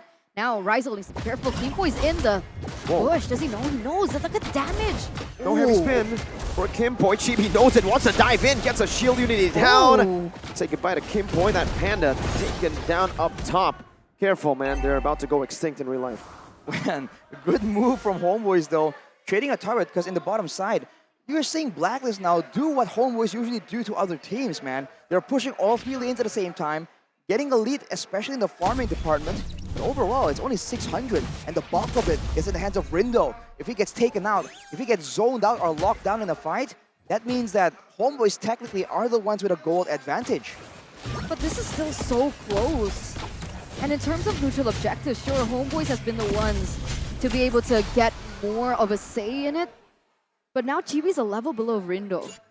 Do you think maybe Black does want to go for the contest over this objective now? I think they have the tools to try and go for it. It depends on the setup. In a full-blown all-out fight, I think they require Owl to be participating. Aside from that, though, the back and forth, right? The kiting here is what's a concern. Blacklist have to catch with the broad manipulation, though. They go with the penalty zone first. Great penalty zone, even a heavy spin with a flicker gives Rindo all the space necessary to get a free turtle. Blacklist first turtle this game. Chibi wants to go for more, jumps in with the shield unity. Try to go for Rindo. Shadow Stampede connecting, but Warlord might be the one picked off. He pops in the realm. They fall under the real world manipulation in the headbutt. Knocks him up for the damage to come through. That was Chibi who falls as well. Zorn is next on the chopping block. Owl even maneuvering in front. Rizal dealing a lot of damage. Owl needs to be careful, and so he does. Backs away. A big win for Blacklist as they look to siege this turret in the mid lane. Warlord. And damage from Rindo. Another penalty zone. Locks Sapat, bravest fighter. By Sapat, no more follow-up though. So clean by Blacklist International, that in and out movement. All they wanted to do was take the neutral objective, stay disciplined, and retreat. And the way that they did was using the heavy spin coming in from Kimpoi to give Rindo a little bit more time in comparison to Chibi, who was unable to land in that retribution on time. But HomeBois a little bit sloppy going in for that counter engage. They want to find a trade because they lost the neutral objective, and because of that, Blacklist International actually were given the benefit, the advantage of that entire situation, now pushing them to what previously was only, what, a 600 gold lead to now a 2K. For HomeBois though, a big problem right now is the lack of damage. They're jumping on Haji and Rindo, but no one is getting taken out. They need, they go on the carry though. Yep, Owl now brought back to the team, a good Purify, and look at the cover from Blacklist, it's perfect! Kimpoi baits him in the penalty zone to lock 3. That's a 2-man stun on the bravest fighter. Dominic flickering out to safety. Rindo brought back again, but he's still able to escape. One more shot from Rizal, only onto Haji. How did they cover for Owl that perfectly? Wow! HomeBois just lack the chase, lack the crowd control. Once the shield unity has hit and you know, has hit onto Owl, you can just run backwards, and there's just so much crowd control to walk through, especially with the slow coming in from the Yves. We're reminded again why this hero is such a menace. And look at that, Haji has built a lightning truncheon. This is a bit of a burst damage Yves. It's no longer full utility like we're used to seeing, but HomeBois with the tempo, they're gonna go for the Lord. They know where the carry is at. I think he was spotted up top. Dominic now trying to look for some space for Rindo to go in. Zorn with a good way to Dragon, zoning him away right now as heavy spin gets popped in by Kimpoi, and a penalty zone also from Zorn. Rindo's looking for an opening right now, and that's going to be Dominic with a penalty zone onto the front, but another round saves him. Rindo jumps forward, but Chibi finds the retreat. It's a shutdown for Rizal and a double 3-4-0 at the Lord, and it's 4. The massacre of Blacklist International, ladies and gentlemen, in the 9th minute of the game. You'd think that Blacklist with that 2K gold lead would have a little bit more say in how these things turned out, but HomeBois completely just eliminate that entire thing. completely taking back the gold lead. We've got to take a look again as to that team fight. They were able to win the team fight, get the neutral objective. HomeBois won it on all fronts. They're able to just make some urgency felt by Blacklist. And look at that, they're going in, but they're kind of concerned who to go for. The Lord, Sorn. But while that was all happening, you can see the damage coming in from that Bruno, man. That's a lot of damage. You called it earlier, Mirko. If the laning phase doesn't go heavily in favor of Owl on the carry, this might be a done deal. And HomeBois are showing it, man, with this Lord. They have superior team fight. Blacklist can only kite so far. Real world manipulation used up. Zorn gets melted down by Owl. Another realm comes through, but Dominic is able to find a 3-man penalty zone. Owl still free hitting in this fight. Melting every frontliner known to HomeBois. What was that, man? HomeBois, they're trying to make some play happen, push the momentum, the tempo, surprise Blacklist, but they were ready for it. That's why you just can't stand in front of the carry, man. You gotta find ways to enter the fight creatively. The Nether Realm also was used kind of late and wasn't that high impact in that fight. They were just so desperate to try and get something, a base tower to try and help them to beat Blacklist in the macro game. I feel like I'm watching a ping pong game or something, man. Yeah, back and forth. I love it, I love it, I love it, but it's giving me whiplash. Like, who has the upper hand? It's really just according to, No, you just said I love it, I love it, I love it. You said all right, Sai. Oh, wait, the dragon penalty zone. Zorn, 1 HP. Dominic, that's a good Nether Realm, and look at Sabat in the back of the flicker, connecting onto Owl. Only a Purify burns out, and the RWM is able to dish out so much damage back.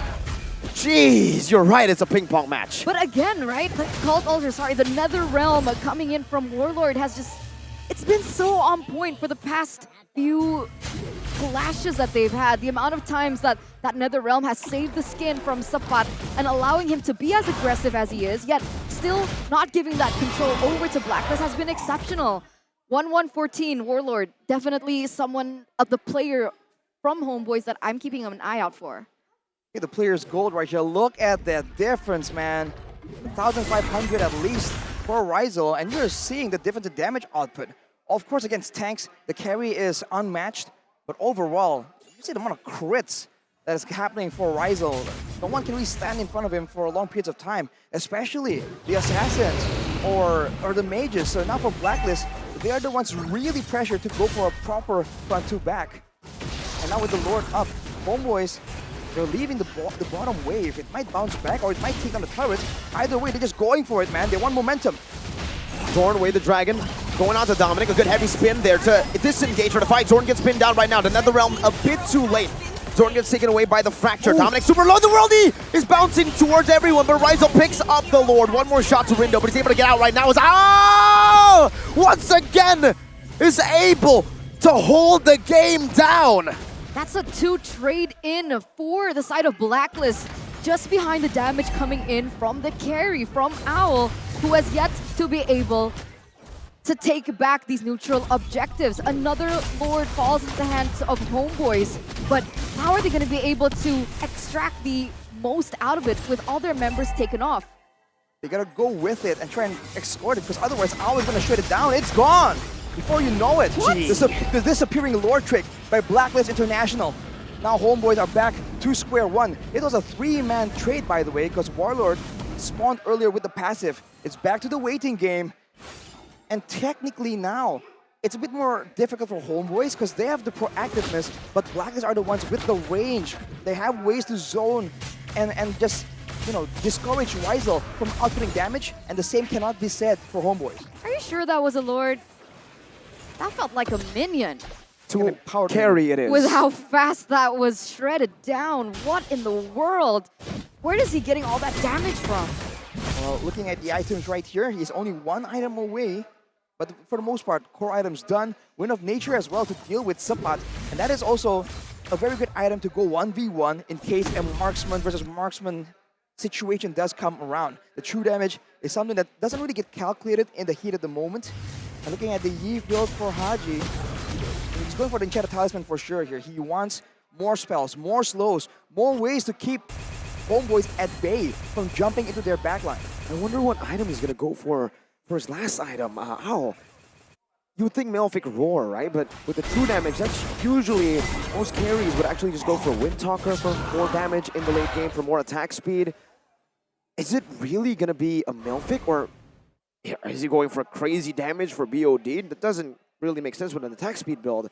Or is he going for Great Dragon Spear? Pops that ultimate, gets more movement speed, gets more utility technically to play around. Then maybe he sells his boots for Windtalker. That'll be a crazy build. All very possible. On the other hand, Chibi has a very low amount of physical defense, by the way. Oh no, a lot of his items are geared more to try and deal with the magic harass, because he's always in the front, and he's going to be harassed a lot when they're contesting for neutral objectives. Blacklist International will be trying to shoo him away to try and get an edge in the Retribution battle. And the only real benefit for HomeBois now is the fact that the Assassin has kind of fallen off, but Chibi spots them as a conceal wasted from Blacklist. Oh, that's wasted, and now HomeBois will actually know their position. You can look and see that Zoon is looking for a flank, unable to get it. Keyboy Dominic smells him out as well. And this is the beauty of the Lightning Truncheon for Haji. People would say that it's not worth it because of her ultimate that's like a statuesque type of ultimate, but the fact is she's able to utilize her skill 1 and skill 2 in order to gain a lot more movement speed than she naturally did. And that's when this slows, and that's when it starts to get annoying, and there's poke in that build. Look at the top side though, the wave actually is geared to slow push towards Blacklist, so now HomeBois, they have no urgency, but they go behind. What a play onto Haji! What a pick by Zorn! The Cho God in MPLI 2023. The man with the recalls and now the man with the play. What the heck was that, Zorn? That completely just turned things 180, ladies and gentlemen. Without Haji, I'm pretty sure Blacklist are not going to contest for this ever-important Lord. 5-man strong. That was a golden moment for HomeBois. What the heck? He hasn't done anything that flashy the whole time, but when the going gets tough, when you need that moment, he went for it, man. Lulls Blacklist into a false sense of security. And without any defensive items, Haji, 1 or 2 hits from Rizel on the Bruno, and he's gone. Dude, this is a deathless Haji. This is Haji in the zone, and he got him. He was the only target available, man. Owl has to purify. And now with the Lord, can they find something? They can force the age-old strategy of going for a crazy all-in with the Faramis, or they can take their time a bit more. To charge in, top side, base turn number 1, taken down. HomeBois playing it slow. Oh my god, it's Zorn again with the way the Dragon, bringing Dominic back, and now the burst comes through. Heavy spin, trying to save Dominic, but he will fall. Another realm helps in. Rindo gets baited in, and the damage comes through from Warlord with the Ghost Bursters. Haji holding it in with a real world manipulation. Now flickering back. Rizel with some damage. Ow, 1 HP. Pops in over the nature. A bit too late right now. The race is wide open for HomeBois to take. 1, 2, 3 plays from Zorn. And HomeBois makes it to top 3 in their first MPLI 2023. No way. No way. Against the rumbling that is the Filipino era here at MPLI 2023. One Titan has fallen. Blacklist International forced to say goodbye to MPLI 2023 as our dark horse, HomeBois from the Malaysia, moves forward. Top 3 secured.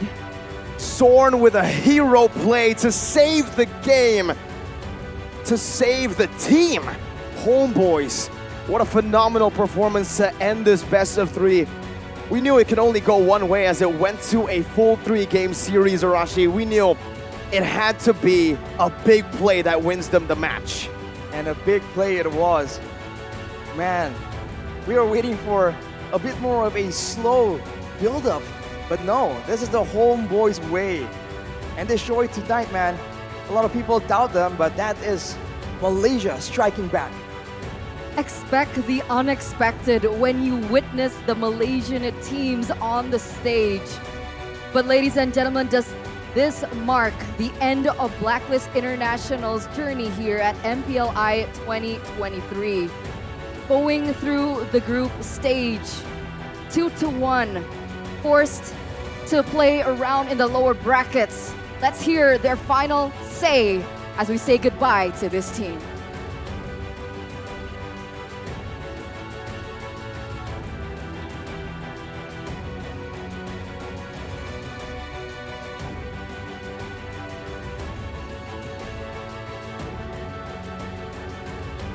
Lower bracket dalam best of 3 series berakhir dengan 2-1 dan memulangkan satu tim Filipina. HomeBois is taking this lower bracket match, sending Blacklist International from the Philippines home. It is now time to give Blacklist International their final bow on the MPLI 2023 stage in 3, 2, 1. This is Blacklist International. They fought well until this match, but we wait for the Blacklist International to come back stronger. Yes, we will see Blacklist International soon.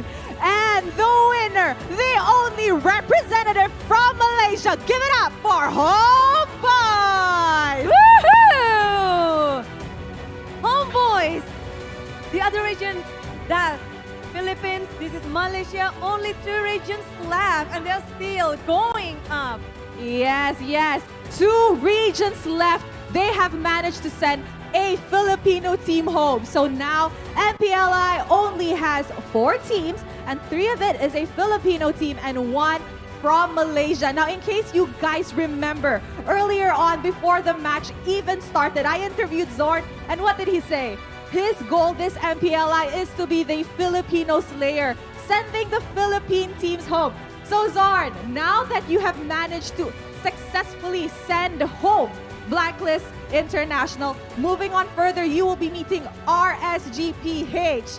Are you ready for that matchup? Kita orang semestinya dah ready dengan apa-apa yang kita orang akan hadap sebab kita orang dah memang mindset kita orang nak pergi champion lah MPLI.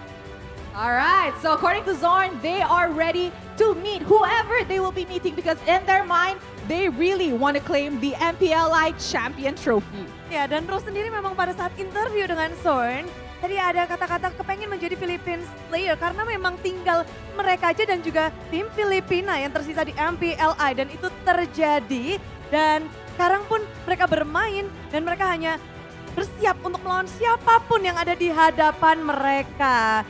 Tapi tentu saja nggak saja Malaysia yang bahagia, tapi ada player dari Indonesia, Razel yang bermain dengan sangat apik di HomeBois. Be proud of you. Dan Razel bermain akhirnya di Indonesia setelah lama main nih di Malaysia. Lalu kamu bermain sekarang di Indonesia melawan, sekarang tinggal sisa 1 Malaysia dan 3 Philippines. Gimana Razel? Nah, pertama senang lah Bude balik lagi ke stage Indonesia karena udah lama juga kan. Jadi ya senang aja. Dan seperti kata Son, kita pengen coba lawan semuanya dan kita ready. Dan selalu siap, he's ready to beat everyone and he's so happy that he can come home and play in the hometown. But Razel, how do you see semua lawanmu sekarang gak Filipina? Sisa 3 Filipina ya? Gimana ya? Ya udahlah kita siap aja lah Bude. Gitu. We're just ready. Alright, Chibi. Okay, hi Chibi. Hello, hello. Okay, I'm pretty sure a lot of the people, even the casters, have been complimenting Chibi's retry game, right? His retry game is so on point to the point where I think almost every turtle is almost secured for HomeBois. So Chibi, now that you have made it this far in an international tournament, are you feeling extra pressured? Because later on, you will be going up against AP Bren, Echo, and even RSGPH. They have world championship titles. Extra pressure? Personally, tak ada. Sebab kita orang punya mindset, lawan je, tak kisah pun siapa enemy tu. Wow, okay, they don't feel any extra pressure. In their mind, it's just, we're just gonna fight whoever. We do not care who the opponent is, they're just gonna do their best. Ya, mereka hanya ingin melakukan yang terbaik untuk siapapun lawan mereka. But what you guys expecting for the next battle of yours?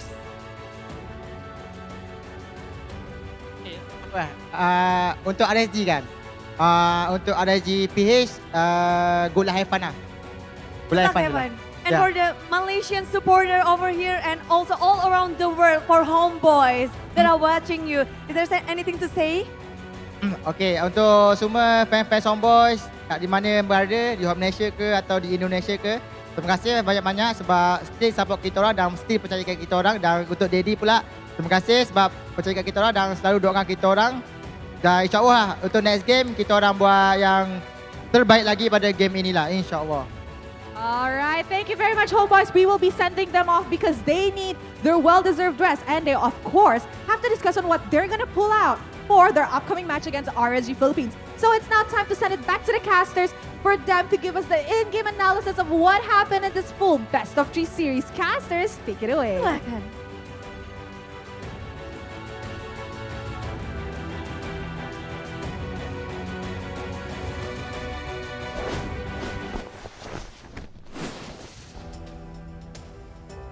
I think I'm still in shock.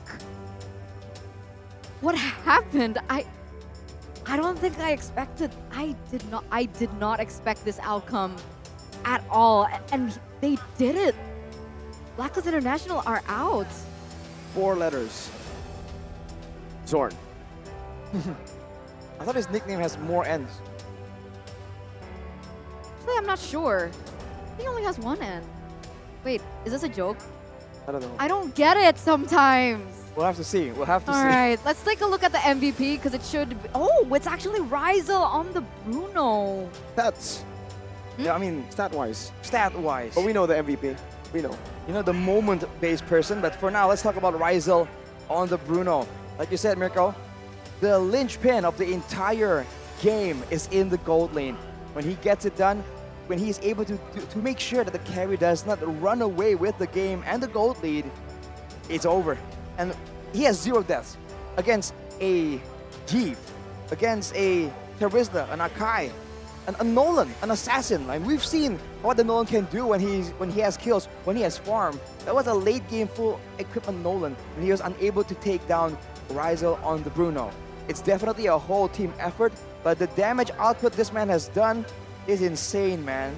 Usually we see Faramis out-damage the Bruno. We'll see how the numbers look in this game, because 74,000? Oof. He was definitely critical. And like the TP, you don't really see him. You don't really see that he's being flashed or he doesn't make those quote-unquote flashy plays, but he's reliable and he gets the job done. Can sell by the TP, 91%, 505 KDA, not taking down a single time. And this is it, the decision-making that he's able to get on time. Honestly, I thought that after this moment right here, everything just went south for them. They used everything to try and shut down the Owl, shoot him out of the sky, but it wasn't working. And here, this is where Blacklist themselves, now, who's on the other foot? They're just so urgently trying to do things that they can't really focus on everything at the same time. And this is where the Faramis passive comes in clutch as well in those late stages of the game. They went initially here very risky to try and get a base turret. They get punished for it. And then afterwards, they made that adaptation. But afterwards, that's where these crazy chaotic fights just really win it out for them. I guess the damage difference, especially because of the crit build versus the shred build, that is essentially what gives HomeBois a lot more power. And look at this from Zorn. Out of nowhere. And another one.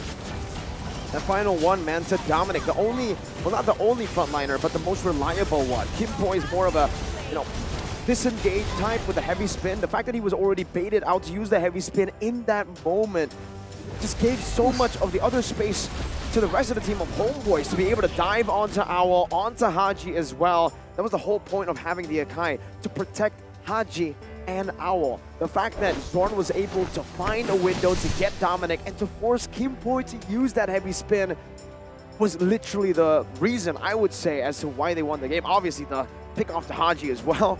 Right before that one, the Jikundo Flicker combo to Haji was also definitely a massive factor as to why they were able to get the Lord in the end. The swing and momentum that showed that HomeBois were the ones in control. Made sure that Blacklist can't really set up first. And HomeBois, I thought they were going to wait for a 3-lane push. You know, the usual stuff. But like I said, HomeBois style, they just go in aggressively and you just don't expect it, right? There's no logical reason to go in there, but Zorn just made it work. There And that wasn't X any factor. build-up. Exactly, that It X wasn't factor. like Zorn was able to get a few good kicks and then no. it was literally like out of nowhere. He just entered the What? zone. Out of let him nowhere. into his zone, man. You can let him into his zone. A 2K gold lead only.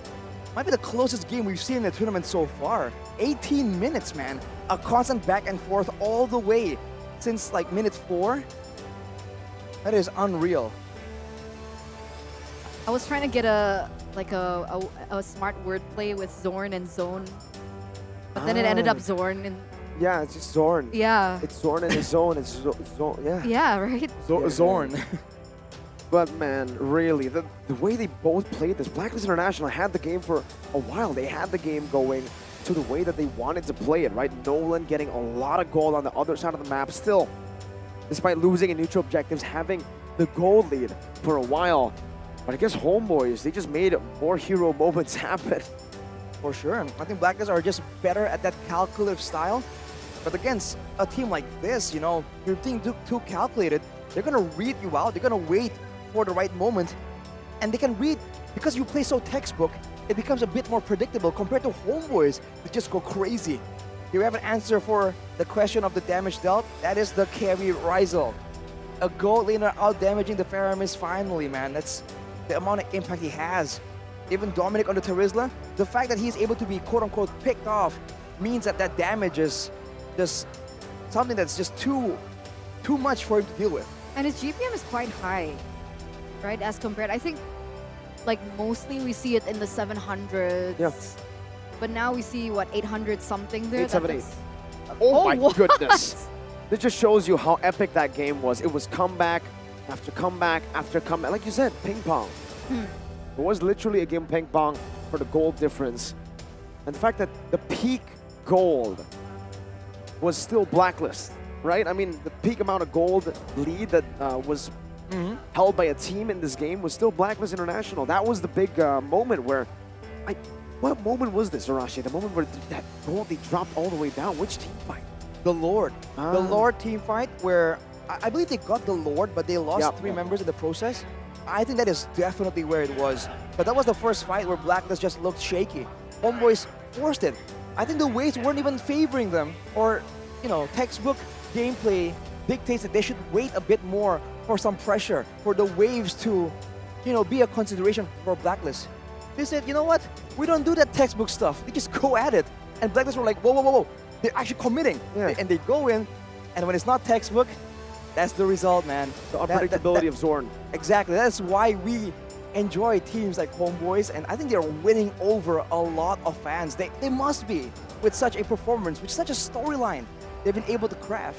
I mean, Reptar had like a really long Instagram post about how he's on the HomeBois hype train. Oh, the hype boys. Shout out Reptar. So he's a flame boy. He's a flame boy now. Are you guys a flame boy? Wait, you don't know what flame boy is, Arashi?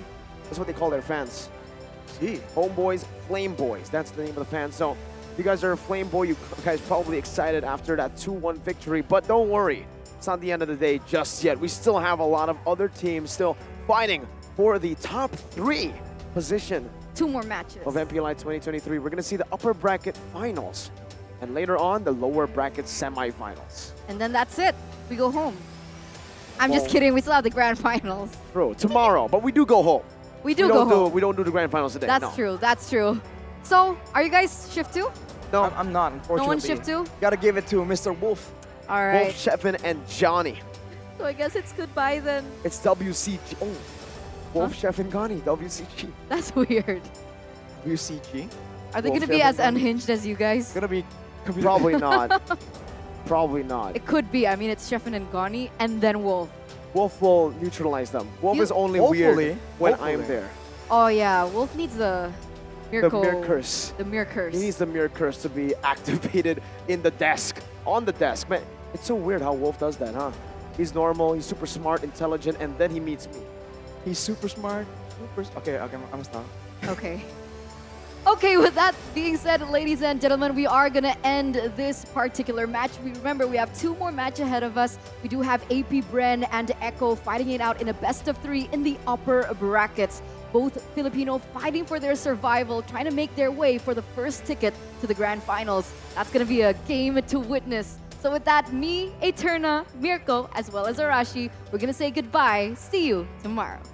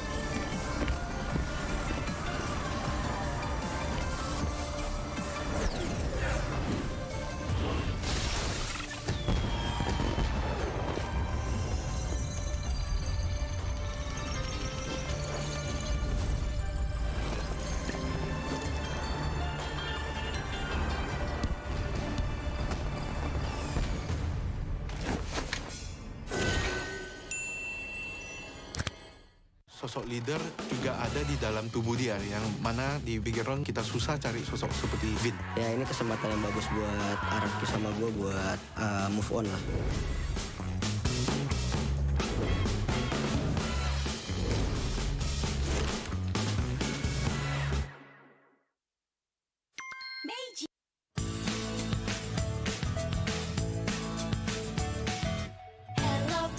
Hello panda, semua suka biskuitnya.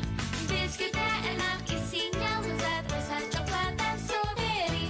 Hello panda, semua suka biskuitnya.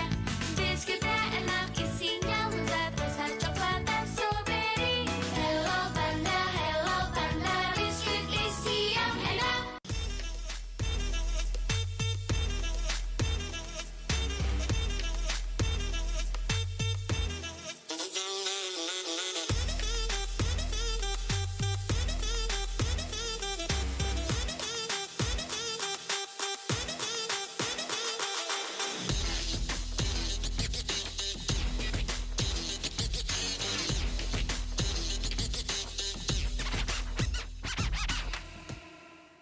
Sempet down karena kayak hal yang aku suka itu ternyata orang tua tuh kayak lebih khawatir kali ya. Aku sih lihat malah papa tuh nggak suka, ngapain sih, yang bener-bener aja lah.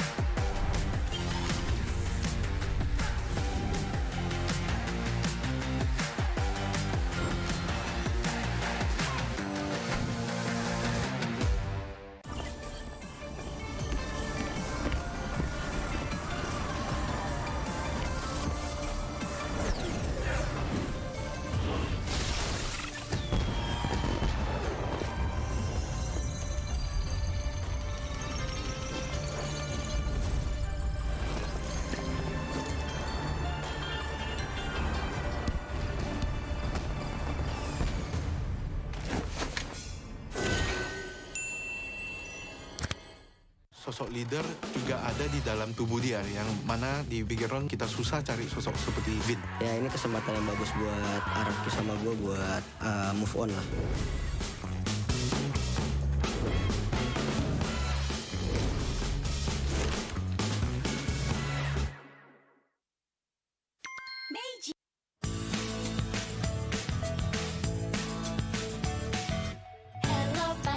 Hello panda, semua suka biskuitnya.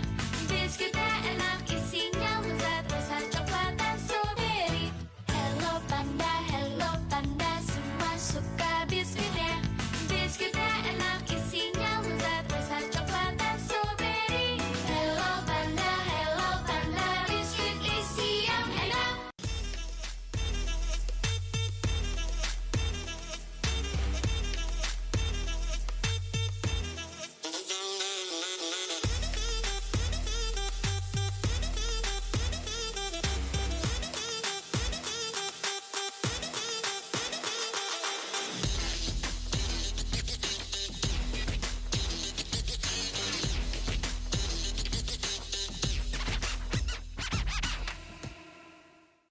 down karena kayak hal yang aku suka itu ternyata orang tua tuh kayak lebih khawatir kali ya. Aku sih lihat malah papa tuh nggak suka, ngapain sih yang bener-bener aja lah.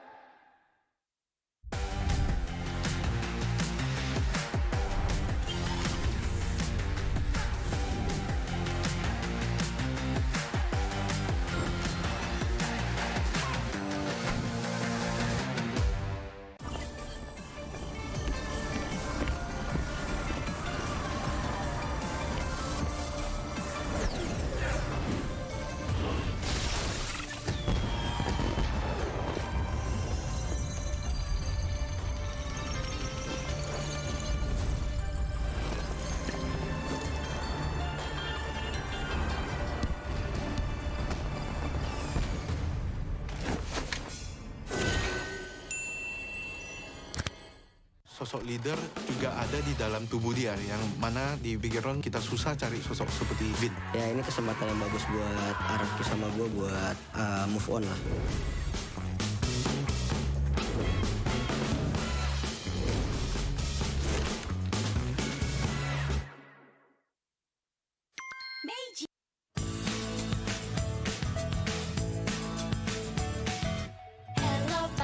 Hello panda, semua suka biskuitnya.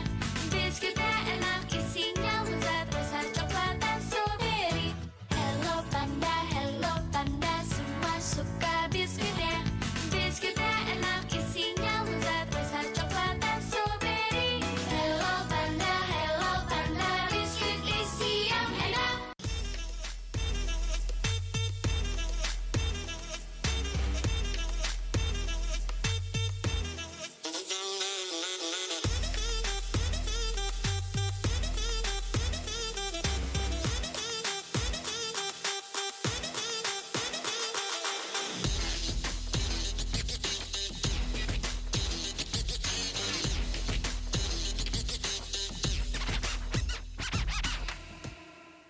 Sempet down karena kayak hal yang aku suka itu ternyata orang tua tuh kayak lebih khawatir kali ya. Aku sih lihat malah papa tuh nggak suka, ngapain sih yang bener-bener aja lah.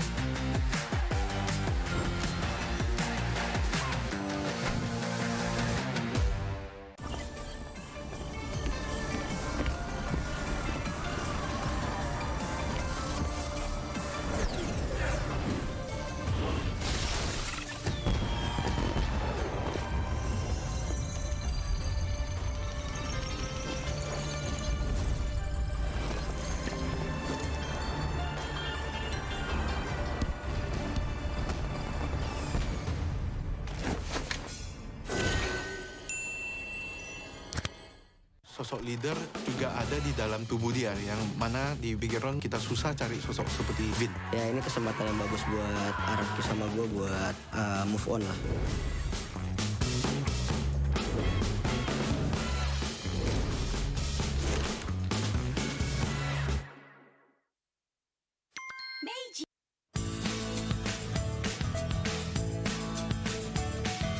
Hello panda, semua suka biskuitnya. Biskuitnya enak, isinya lezat, rasa coklat dan strawberry. Hello panda, semua suka biskuitnya.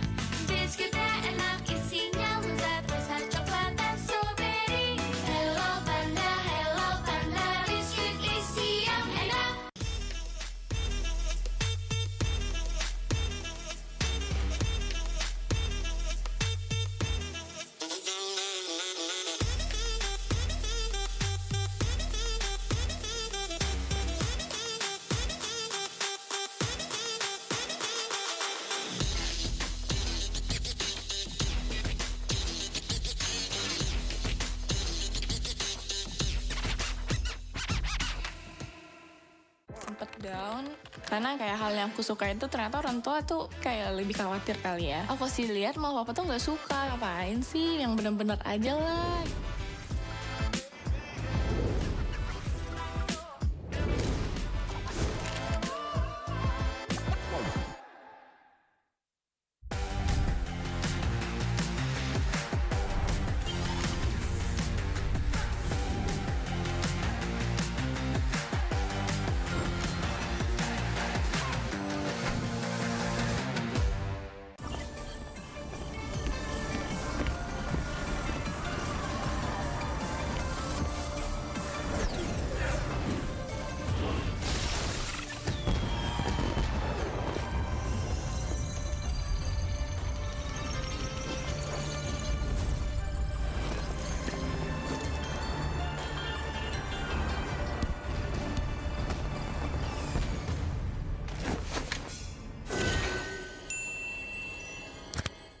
Sosok leader juga ada di dalam tubuh dia, yang mana di background kita susah cari sosok seperti Vin. Ya ini kesempatan yang bagus buat Araki sama gue buat move on lah.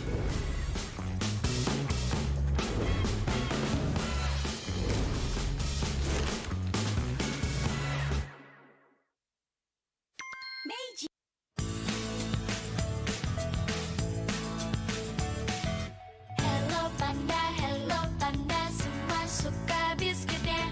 Biskuitnya enak, isinya lezat, rasa coklat dan strawberry.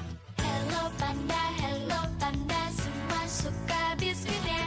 Biskuitnya enak, isinya lezat, rasa coklat dan strawberry.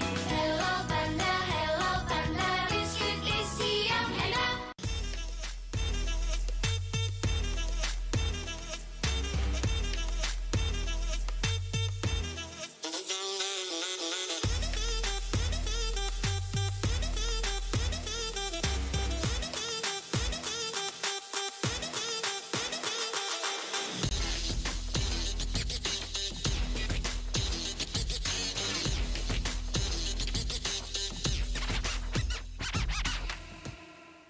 Sempet down karena kayak hal yang aku suka itu ternyata orang tua tuh kayak lebih khawatir kali ya. Aku sih lihat mau papa tuh nggak suka, ngapain sih, yang bener-bener aja lah.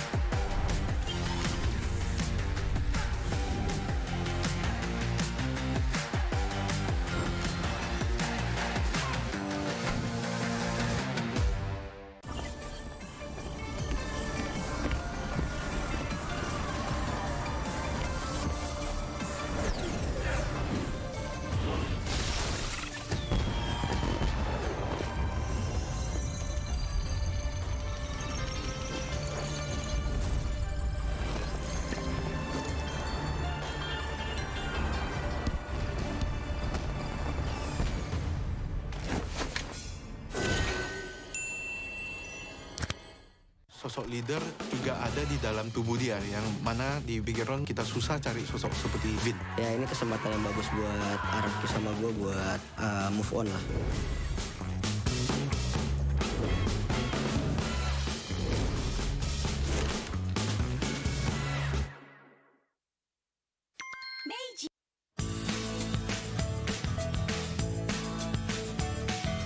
Hello panda, semua suka biskuitnya.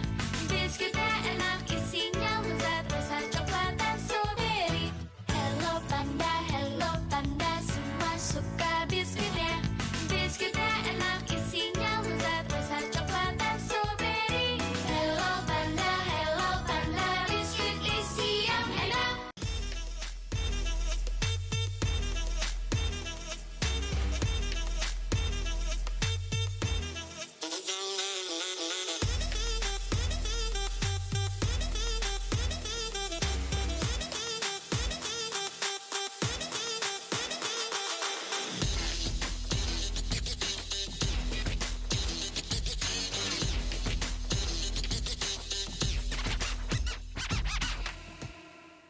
Sempet down Karena kayak hal yang aku suka itu ternyata orang tua tuh kayak lebih khawatir kali ya. Aku sih lihat malah papa tuh nggak suka. Ngapain sih, yang bener-bener aja lah.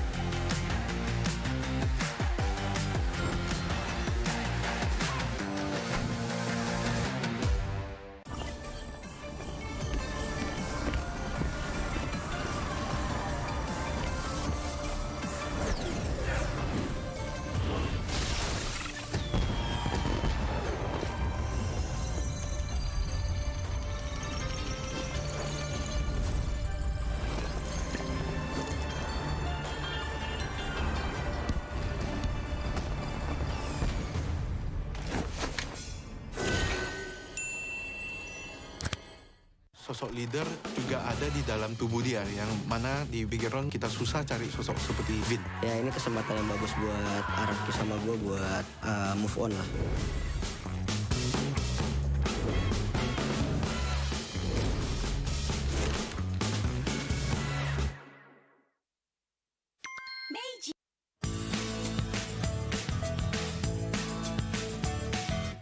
Hello panda, semua suka biskuitnya. Biskuitnya enak, isinya lezat, rasa coklat dan strawberry. Hello panda, semua suka biskuitnya. Biskuitnya enak, isinya lezat, rasa coklat dan strawberry. Hello panda, biskuit isi yang enak.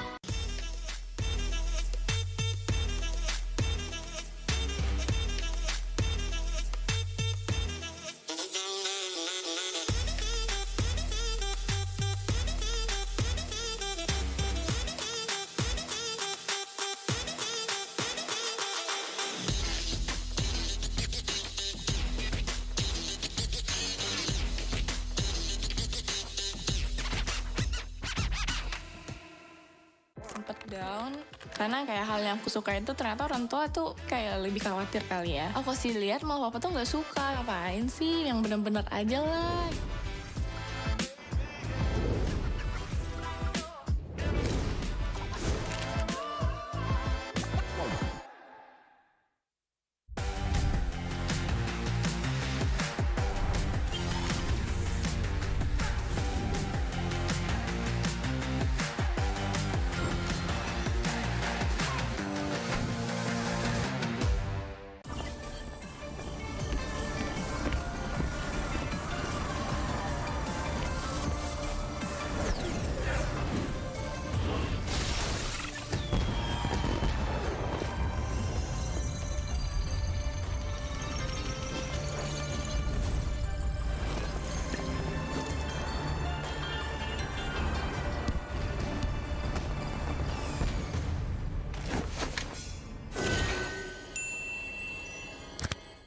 Sosok leader juga ada di dalam tubuh dia, yang mana di background kita susah cari sosok seperti Vin. Ya ini kesempatan yang bagus buat Araki sama gue buat move on lah.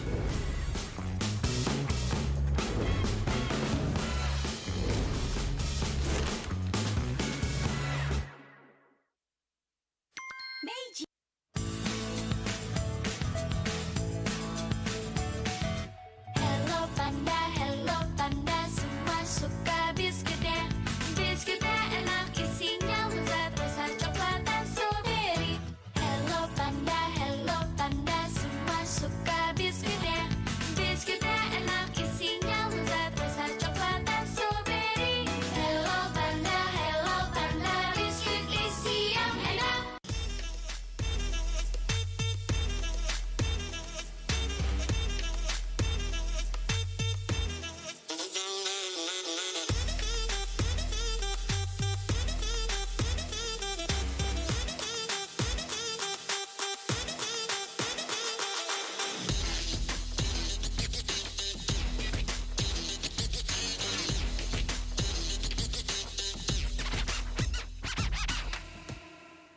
Sempet down Karena kayak hal yang aku suka itu ternyata orang tua tuh kayak lebih khawatir kali ya. Aku sih lihat mau papa tuh nggak suka, ngapain sih yang bener-bener aja lah.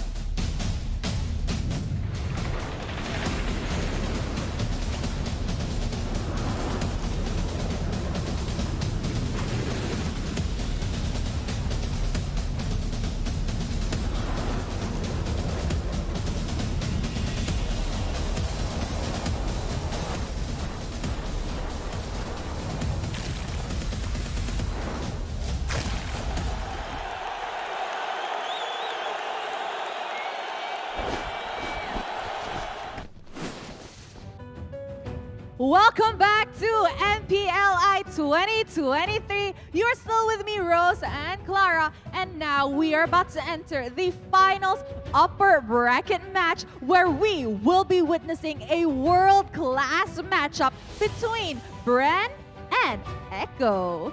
Yap, di mana kita masih berada di MPLI 2023 bersama Rose dan Clara yang memandu jalannya pertandingan ketiga di hari ini. Di mana akan ada Echo dan juga Bren yang bertemu di upper bracket final.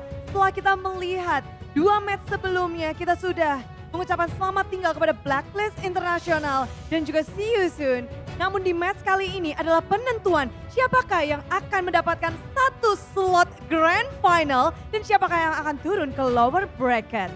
Yes, Clara, this matchup will decide who will be our first grand finalist for MPLI 2023 and who will be dropping to the lower bracket. That will be happening tomorrow.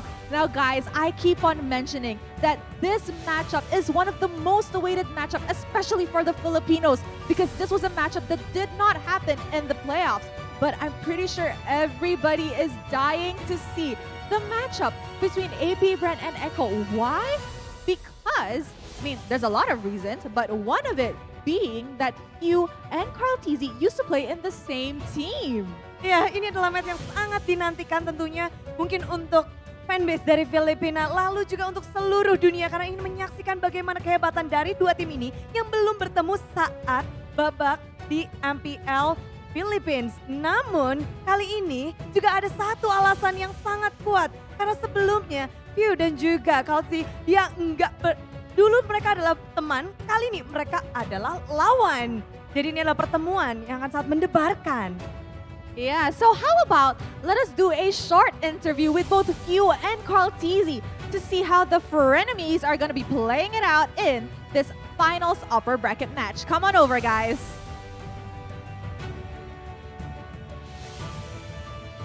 Ooh, do you feel deja vu? Seeing them together like this. Right. Hi boys, kamusta kayo? Okay naman po. Wow. Even the answer is the same. Okay. Synchronized super well. Yeah, they're that synchronized. Okay, so let's start with Few muna, okay? Few, how is it like going up against Carl Tizzy? Kasi dati, di ba, magka-team kayo, tapos ngayon, magkalaban na kayo. So, excited ka bang makalaban si Carl Tizzy? Medyo inaabahan po kasi kalaban ko si The Young Goat. Wow! Okay, so I asked Few, is he nervous to go up against Carl Tizzy or is he happy? What is he looking forward to? Because they used to be teammates. And Few said he's actually a bit nervous to go up against the young goat of the Philippines, Carl Tizzy. Sedikit mendebarkan ya, melawan satu player yang sangat hebat, yaitu Carl Tizzy. Namun kalau dia sedikit berdebar, how about you, Carl Tizzy? Mas kinakabahan po ako kasi katapat ko na po yung the true goat. Wow! Okay, they're literally trolling each other at this rate.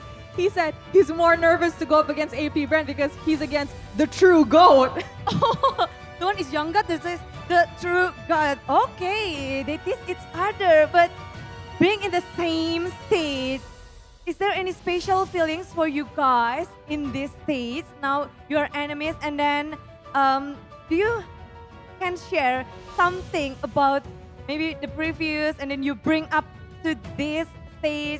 You guys before are the former team, so do you bring something to this stage?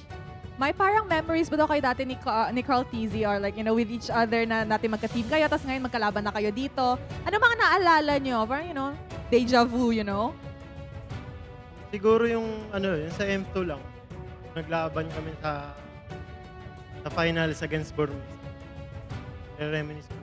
Okay, so for Few, his core memory with Carl Tizzy is M2's grand finals against Burmese goals. Okay, Carl Tizzy, ikaw naman. Yung siguro po yung mga kulitan namin dati na nakakamiss. Oh, he said he misses like playing around with Few, you know, like AJ, all the fun times. Jadi sama-sama kangen ya, ada memori yang sangat melekat. Kalau dari Few sendiri pada saat M2 Grand Final, kalau dari Carl Tizzy sendiri, dia seneng banget pada saat bercandaan. Wow, that's interesting memories for both of the players. Yes, I agree. Okay, so Few, a lot of people are saying you're loyal kasi you've been with Bren ever since you entered, right? Tapos sabi nila si Kurt Teasy daw, not that loyal kasi umalis na. Ano masasabi mo sa performance niya sa Echo ngayon? Nakakatawa kasi lakas niya ngayon eh. Parang mas malakas siya ngayon eh. Oh, okay. So I asked Few because a lot of people are saying he's super loyal because he's been in Bren ever since he entered Bren, and then Carl Teasy not that loyal because he left Bren and entered Echo. But for Few, like, did Carl Teasy's performance improve? And he said yes, he's super happy. It's heartwarming to see that Carl Teasy's performance did improve after he joined Echo. Ikaw naman, Carl Teasy, ano masasabi mo sa performance ngayon ni Few and sa performance ng AP Bren overall? Sobrang natutuwa po ako. Tapos nakikita ko po puro champion sila. Masaya din ako para sa kanila. So, good luck na lang mamaya. He's also happy to see Few winning tournaments because now Bren has technically won a lot of tournaments this year especially. So he's really happy for them and the entire team overall. Semuanya sama-sama bahagia untuk perkembangan karir keduanya karena sama-sama ngedapetin banyak sekali gelar juara khususnya untuk AP Bren di tahun ini dan begitu pula untuk Carl Teasy di Echo. But do you have something to say for your best friend here for this match, Pew? And also Carl Teasy, do you have anything to say to each other? Good luck sa atin. Sana tayo sa Grand Finals. Okay, Few said, good luck to us. I hope we will meet up in the Grand Finals. But who gonna get the first slot? Is it you or your friends?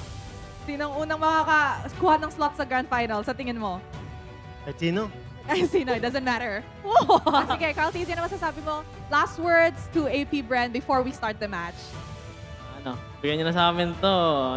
Sa M5 na lang kayo bumawi. He said, just give it to us. You guys just win M5, you know? Yeah.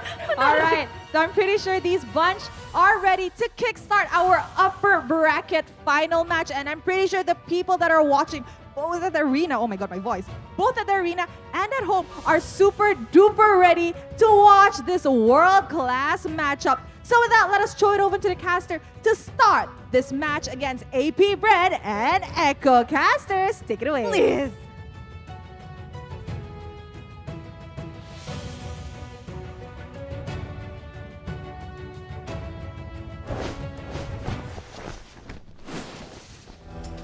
That was unexpectedly wholesome, Wolf. I prefer, a bit more beef and spice in my meal. But you know what? It's okay. They're still friends, and that's a good thing too, right? Rivalries doesn't have to be like, oh my God, I wanna beat you down, you know? You can still be rivals when you're still friends too. But ladies and gentlemen, welcome back. Ako si Shafin with Wolf and Goni, and kita telah tiba the lower bracket finals of MPLI 2023. If you don't know that, like I just spoke Tagalog and Malaysian at the same time. Wow. Mr. Give this guy a raise. Yeah. Exactly. Give this guy. You know what? Did not expect that one. I think I want to bring this up because that image that you just saw with Carl Teasy as well as Few on stage, right? It's just so good to look at because there was a nickname for a Few. He's the idol of the kids. And back in season 2, when Carl Teasy was so young, he was still a kid, like 14 years old, he said that his idol was actually Few. Right? And now they're side by side. They won M2 together. They're now competing, and it's a great sight to see your idol. He's literally standing beside his idol a few years back. I mean, idols with idols, Scotty, right? It's not just Few and Carl Teasy. It's just Carl Teasy also idolized Carl Teasy, I believe. Yes, Carl Teasy idolized Carl Teasy. It's 3 generations. Think about it. A lot of generations, man. But yeah, I mean, it's gonna be a matchup that we've been waiting to see. I think a lot of people has been expecting this to go to the grand final, but we have to shout out Omni first if you want to learn the game, just like Carl and Kyle, or even Few, one of the goats of MLBB. Like, you have to use Omni. It has what it takes to play MLBB at the pro level. And you can also inspire communities through gaming content. You can also watch our mini documentary with Una, EVO's brand ambassador, and also BTR's own Vin. So watch them out now, exclusively on Omni by FWD, free to download on the Google Play and also Apple App Stores. Well, perhaps while you guys watch MPLI or even Omni by FWD, you can snack with Hello Panda Meiji here, rise above the pang of hunger to unlock the full flavor of MPLI. Gotta say, Goni, like, we've been watching MPLI so much, like, the song is stuck on my head. I actually dreamt about pandas like last night. And it was surreal. It was Po, the Dragon Warrior, against that panda from Jujutsu Kaisen. Yeah. And they're fighting for the ultimate Hello Panda. The ultimate snack. That's really actually the Philippines. Everybody right now has the Hello Panda craze, especially with the song, right? Yeah. Hello Panda, Hello Panda. Everybody loves it in the Philippines, and they're really craving the Hello Panda. I don't think that I don't know if we have this in the Philippines, but we do have this, and the strawberry flavor is so far the favorites among the Filipinos. Okay. I even saw the banana one before this. Banana? The yellow one, yes. We have it in the. Wow, I didn't know that. I didn't know that. Need to try that one. I mean, a lot of variety of flavor. Just like you can watch a lot of variety of content of MLBB in One Esports. Follow One Esports to stay updated with all things MLBB. Be sure to follow us with Discord, TikTok, Instagram, X, Facebook, YouTube, Twitch, whatever you want to follow, or maybe all of them, because you love MLBB so much. You also love Wolf as the CEO of One Esports. That's not true. The real CEO might be watching right now. Oh, yeah. I don't want to lose my job. No, please. Okay. That was a joke. I'm sorry. But yeah, I mean, they also have a challenge that gives you 4,000 diamonds for free. If you want to test your eyesight, is it as good as Leslie? Okay. Prove it by identifying these heroes and stand a chance to get 4,000 diamonds. Contest ends at November 19. That's tomorrow. Again, ladies and gentlemen, and that was now that we got all of that out of the way, we can dive more into the teams. Oh man, Wolf, I want to ask you a question. Okay, so AP Bren already qualified for M5. Do you think they're holding back in this match? No. I literally asked all of them, and they're not holding back. They want to take everything on their path, right? And they're not hiding anything this time because they know that they're confident. And there will be a patch anyways, so that's their mindset here. They want to get everything. I mean, that's true. I mean, in a second, we'll see the team enters, like who's going to play for AP Bren. I expect no changes whatsoever unless they want to be a bit more adventurous, but here we go. Well, radiating with confidence and grace, the M2 World Champions, the team that are ready to dominate all of the championship this year and ready to make a new history in MPLI 2023. It is Echo. Echo, the apex predator of the sea, off from their M4 World Championship. Yes, Johnny, I thought it was Bren too, but it turns out to be Echo. But this lineup, they do have an very M2 champion anyways. Yeah, Carl TC is still here. Oh yeah, nice save, Wolf. I didn't thought of that. The only two-time world champion with different teams, and this is the other. This is AP Bren. Again, this team, they are ready to take it all. The Hive, AP Bren. If Kyle TZ is the young GOAT, this is the next GOAT in Kyle TZ. They have so much potential, especially they're participating in M5 and Ducky. A lot of experience on his hands. This team also won ASF, won SEA Games. So everything in their, everything to be taken. It's already taken. Exactly. And this is a squad led by Few, who's literally the veteran, the only all-timer for MPL. I don't know if you have that in Indonesia. We do have them, but it's not as, on top of the game like Few. Yeah, literally, Few, and the way that he's playing, it's impossible to do that, actually. I don't know how he does it. And when you ask him, the only thing he says is, it's because I keep up my grind. That's it. I mean, keeping up the grind is an easy thing to say, but Very practicing easy thing to say. is very hard. Whether you're playing MLBB or anything in your craft, you've been doing this for years and you are on top of the game for so long. How? Every patch, it's always different, right? Yeah. You're expected to be adaptive, and he did that perfectly. That's right. Very good example. And ladies and gentlemen, this is officially the M2 champions versus the M4 champions. Lineup-wise, yes, there are some differences, but man, it's going to be very, very wholesome, but also intense at the same time. You see the stats here, Wolf. You want to break down something that catches your eye? I don't think that when you look at both AP Bren as well as Echo, the stats wouldn't matter so much. Yeah, they're not. They're both of them. The way that they play, they're not stat based. Really, just execution based. And I think that that AP Bren have developed this identity where they wanted to always snowball. Like their success came from them winning the early stages of the game and then destroying their opponents. And then I think that if we will be, you know, hard on stats, I think the only losses that AP Bren had in the regular season of MPLPH season 12 was when the game went longer than they expected. Ooh, I see. But that sums up any Filipino team perfectly, Wolf. They don't care about the stats. They're all about execution. That's why we can see a lot of games in MPLPH, 20 minutes, only 2 kills, and somehow, some way, the game is still very much entertaining. We're going to see the stats from the other side of the team. It's going to be Echo, Sanford, Benedetta. Yep.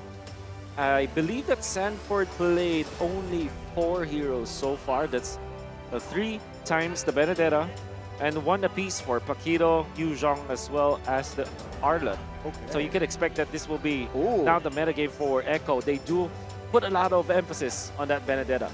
I mean, look at Benny Cutie's KDA, man. How is the DPS 5.2 and the other ones are higher than him? Yeah.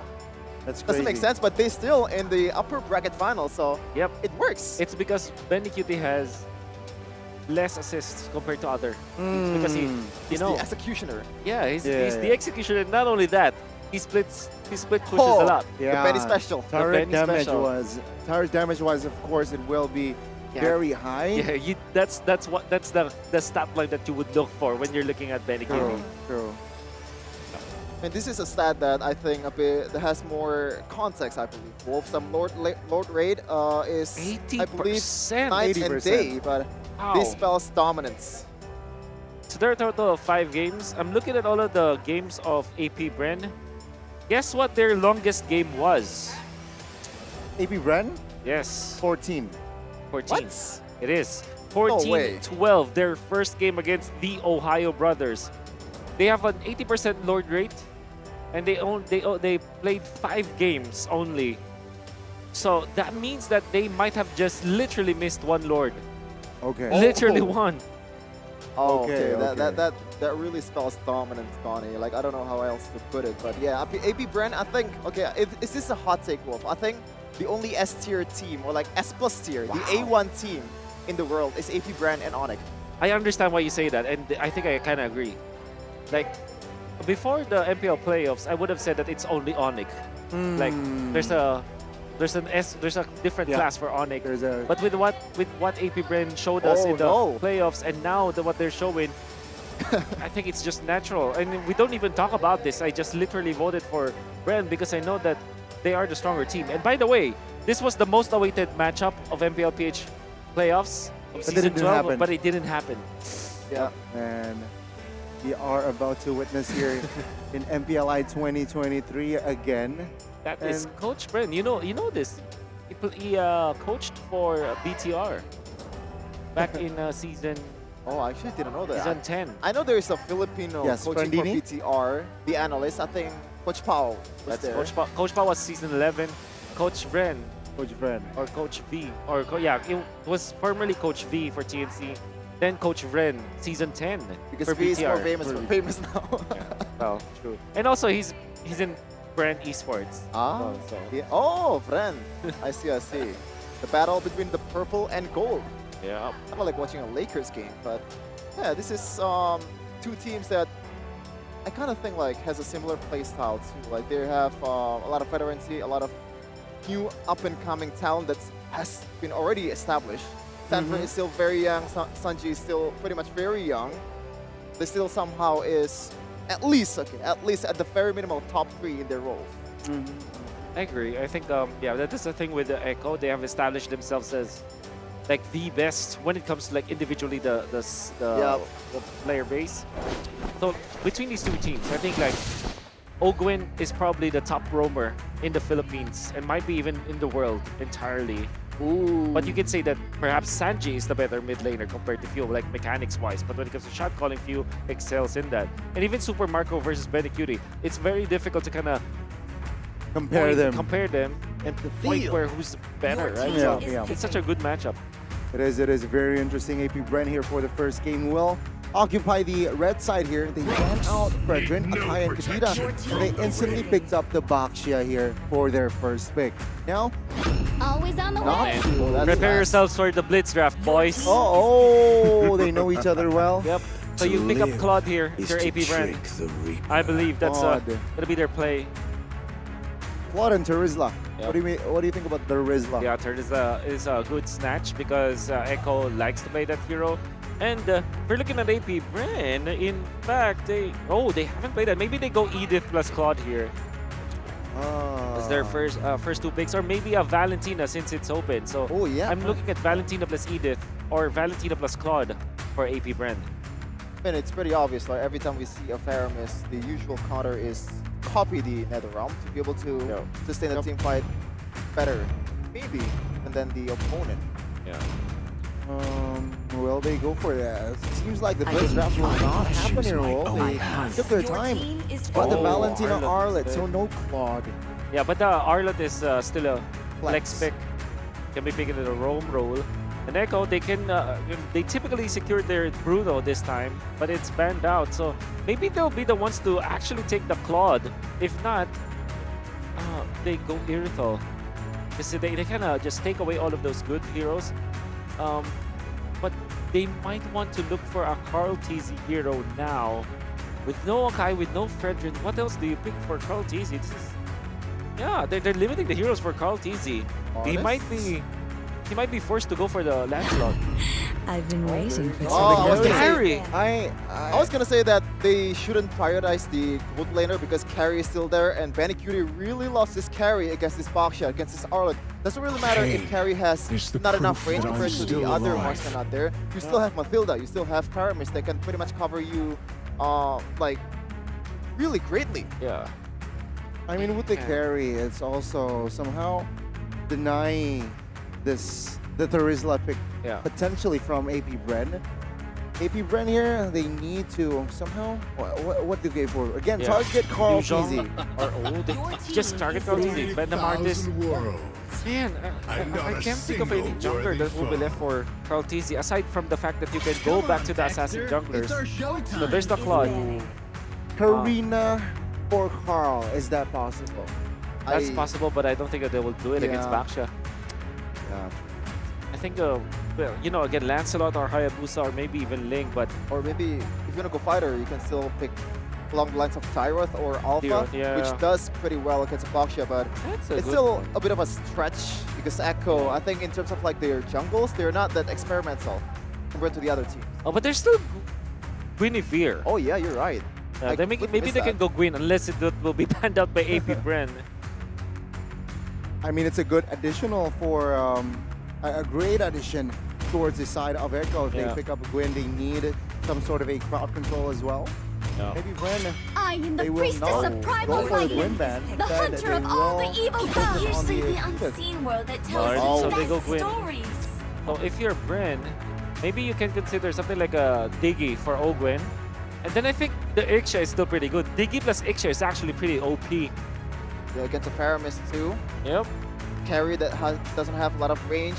Laning phase, you have to help the carry to be able to sustain. Or Rafaela plus the Irthel. Irthel is still pretty good for AP Bren. I think that's a safer choice. But if you want to go and win it, I think Ixia just is a pretty good hero for them. Then they go for something like a protect hero for Ogwen, like a Minotaur, for example. Or perhaps, in this case, the Diggy. Okay, let's see here. The Minotaur kind of will, it's a backfire hero considering they're against carry already. They're opposite. Swivel, swing. Let's see here. They will go for the wow. Fanny. Oh, Baxia wow. Rome. Not bad. Baxia XP. Baxia XP, rather. Oh man. Okay, so Baxia XP obviously has a huge con. I believe. Yeah. Wolf. In terms of like the clear, it's pretty bad, and you can't really have that fast farming potential. Yeah. And that's, man, the Khalid is such a good pickup. So they just flexed it. I think the reason why they pick up this EXP, well, this is not the first time that they did it. They actually played Baxia XP going up against, if I'm not mistaken, a Terizla. But it wasn't picked that way. It was more of a flex. I think that Terizla wins that matchup in the XP lane. But it will go Vengeance and you will just tank it up. Yep. He is going up against Carry. The Khalid. The Khalid, which I think is the winner of that lane. So I think the hero with the worst game possibly might be Flapteasy game. But the Baksha pick, the compensation is he can rotate fast, he can join in true. fights, again can That's true. even the jungle. So let's see here how Whoa, it will play out. Uncle Jay-Z, look away. Apparently he has a phobia for a good production. No, really, like I watched his stream, he actually look away when MPLI did this. But yeah, very good production. The first time I saw this, because I've been watching the games without the animation whatsoever. Very, very cool. The very anticipated matchup of the M2 champ versus the M4 champ. AP Bren versus Echo. Let's get it. Who will strike first here in this best of 3? Will it be Bren or will it be the Orcas? The early game, I think there's not much Flapteasy can do. He's just there trying to rotate probably and get to the some of the fights in the mid lane quite quickly with the shield unity. But in the late game though, I think usually when you want to pick Basha, go for something along the lines of Angela to be able to enhance the potential to run down the marksman of the opposing team. But you don't have that right now, and against a carry, I think you are in trouble. When you're looking at the... Oh wow. There's an extra utility that you get out of the Khalid, which is... Oh, sorry, the Baksha, which is remove the sustain, right? So it's like a natural Durance carrier, or we don't need the Durance to go for that. That's a first blood from KarlTzy. He smells blood and gets in the top lane. 2v2 Flap and Ogwen. Very low, will be taken down. That's a trade by Echo. Wow. That's a good one. Very good one. Echo Express, they traded for 2 kills for in exchange for 1. And that meant that they will be very comfortable now. I think that the laning stage now favors Echo. Between Carry versus Harith, obviously it's a 50-50 matchup, but I would say that it's kind of Harith sided in the laning stage. But then again, Benecutie rocks the flicker, so eventually later on, this Harith will not be so much of a problem for him. But in the mid game, AP Bren's lineup is strong. Now you can see here JP giving vision and trying to distract the KarlTzy purple take. Meanwhile, Carl, of course, will secure the turtle comfortably. I mean, play your game. AP Bren knows that KarlTzy is very dependable on his buff, and I don't think he can really contest without risking anything for him. If he loses that turtle fight, even KarlTzy can just go and steal his purple buff. And right now, thank you so much, Team Philippines, AP Bren and Echo, bringing out Indonesian team in MPLI 2023. Very chaotic in the early game. It is action-packed indeed. And seeing how Supermarket and Pew here brings the pure bubble in the mid lane. KarlTzy. Oh my Good God. catch by KarlTzy. The precision that he has, and perhaps they want more here. Echo Express, but no, they will reset. Apparently, you can also snipe with a Guinevere too. Yep. Thank you so much, KarlTzy, for bringing me some knowledge of how using Zero. Circling Eagle committed, knocking 2 members of AP Bren. Ogwen, though, will force JP to pop his flicker now. Ogwen still hovering around, but no, they will not engage. Business, I might be wrong, as KarlTzy enters the chat. Netherrealm triggered, and that's a win for AP Bren. They forced out so much from Echo, but Echo still has got the lead. The fact that they forced out the flicker, they get out as well as the Netherrealm, that's actually pretty good. But think about it, it's 30 seconds before the turtle and they found Super Marco. Shaman forced in the bottom side of the map there.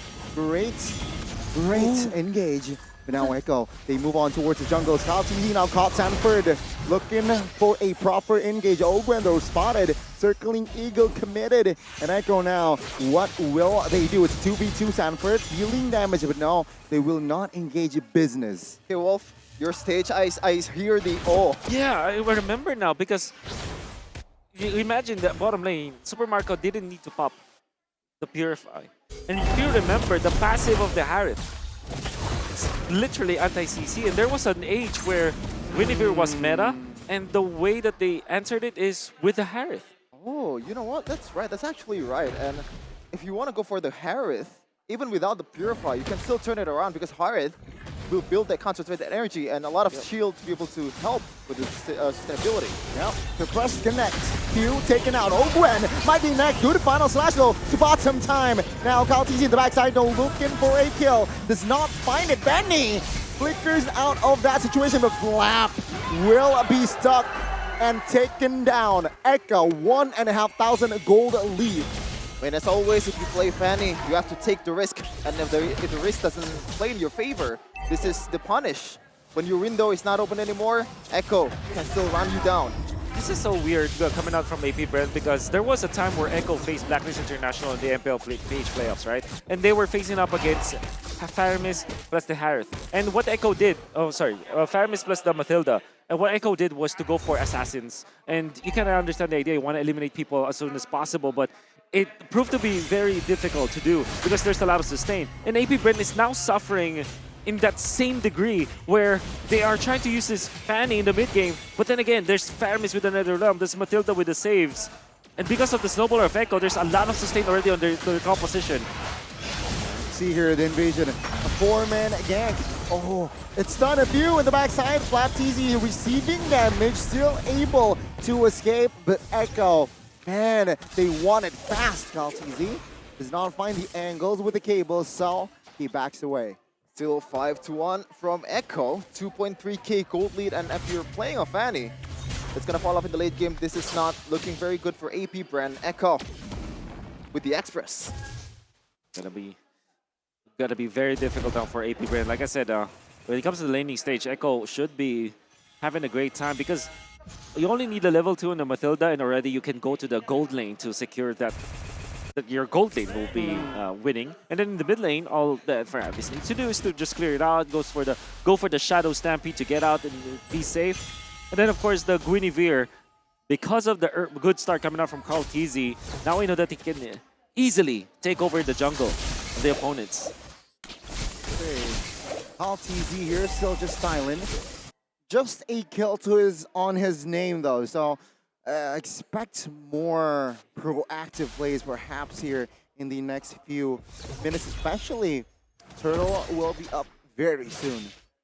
Okay, for a prolonged team fight, I think Echo is, of course, just gonna win. They have Netherrealm, they have the healing shields, also the Flash of the always one of the items that I really hate because that really deters some of the potential of a hero like Fanny with the burst. Okay. Carl TZ in the Turtle side. Gwendol taking some heat. Final slash, Netherrealm as well popped. But it's just all Echo seems like. Gwen taken down. Echo looking for another kill, but no. Both roamers taken out. Flap TZ pulled. Sanford finds the double. Woo. And a massive lead now for Echo. And you can see the strength of their lineup when there was a 5v5. To AP Bren as well, well, it was a 4v4 technically speaking. But even after the Valentina copying the Netherrealm, you can see that Echo can just go through because of the fact that they have immense amount of damage. And Kaltizi finding the good jumps. And of course, Sanford on this Khalid. I think that this was the perfect last pick for Echo because it solves a lot of their problems. There's really nothing that AP Bren can do to stop this Khalid, despite the nerfs, by the way. Still 4.4k gold lead though, but I think in the mid game, Super Marco with the Harith already has the Starlium Sight, Magic Shoes, and also that Feather of Heaven. Gonna come in handy if you wanna carry AP Bren in this territory in the mid game, the power spike of their team. Okay, 8 minutes here, 7-2. And Echo very healthy lead here, 4,000 already. Flask of the Oasis or photo has been secured for JP. And let's see here in the mid lane, Carl TZ giving some sort of a damage here towards Flap TZ. And Echo still maintaining pressure in the map. Remember, this is a full utility jungler Guinevere. No genius one, no magic items whatsoever, but the damage is still immense. Yep, here, Carl TZ 1v3, 2v4 now. Purple buff. Let's see, Flap TZ again will be knocked up. Good nether realm by both teams. Sanford will find the kill. Surely, no, not this time. Carl TZ, good knock up. Good purify though coming from Marco. The Carl TZ will escape. But take a look at Tanji. Ogwen jumps on him. Benny though. Take a look at the true damage. Benny will find the kill. Few falls as well. In the backside, JP low. Carl TZ finds a route to escape. It's 3 men taken out from AP Bren.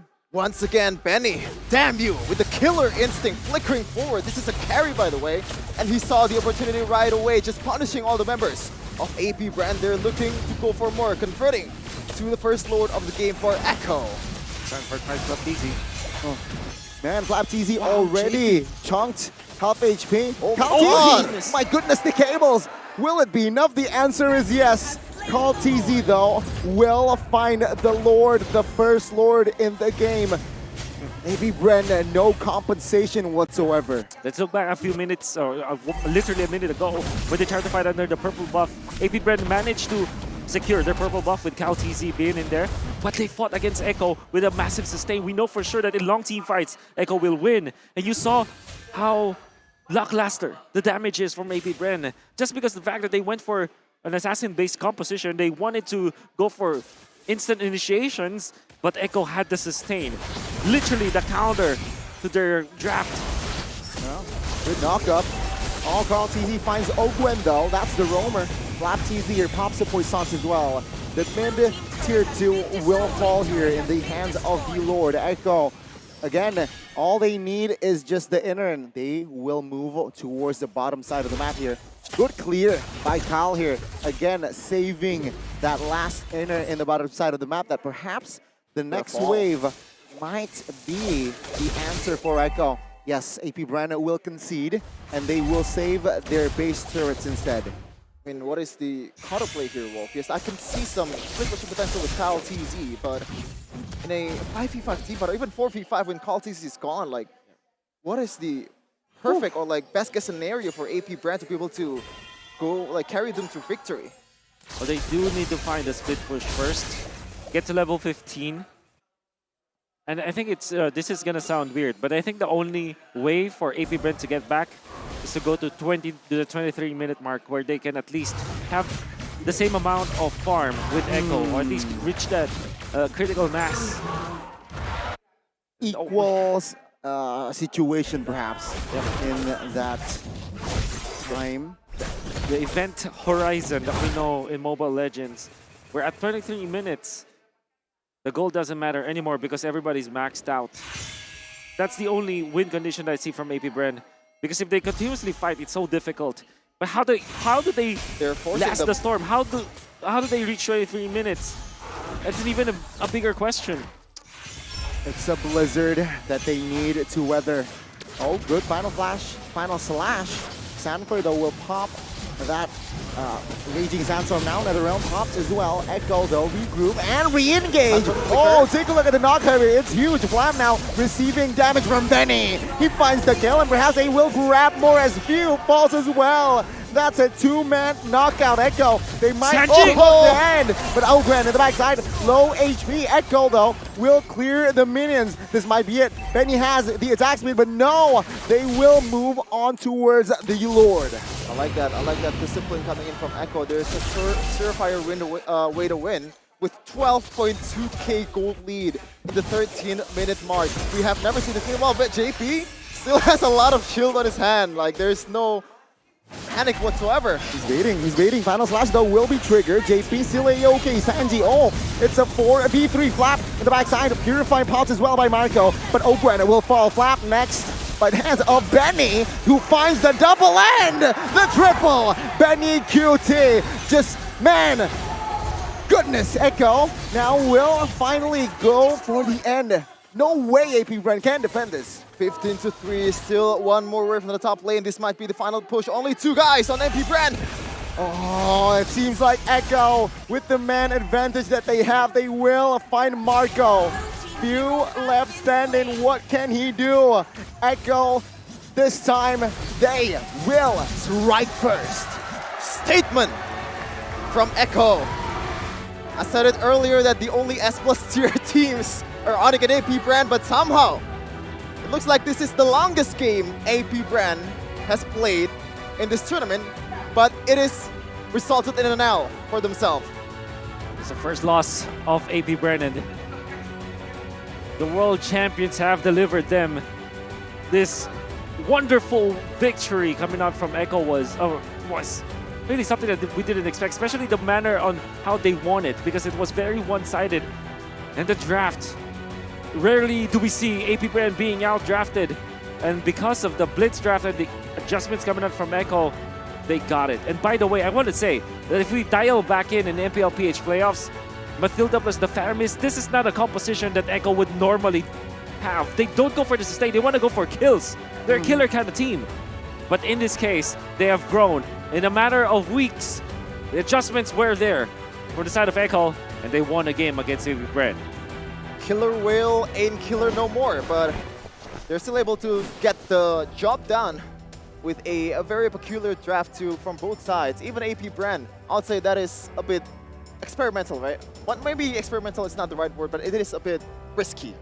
Yeah, but yeah, it's a gamble. I understand why they pick up the Harith, but the Fanny didn't in the end, because they already have a good jungler on their side, and they were looking for something like a way to protect themselves, because that's definitely what they were lacking, right? Like, imagine if it were like a Kufra, a Minotaur, you know, or Diggy, right? There's so many heroes that they could have picked up. They went in for the Arlot, and they were forced to put Flaptees in a spot where he's the backsha. On an XP lane role, that wouldn't make a lot of sense, right?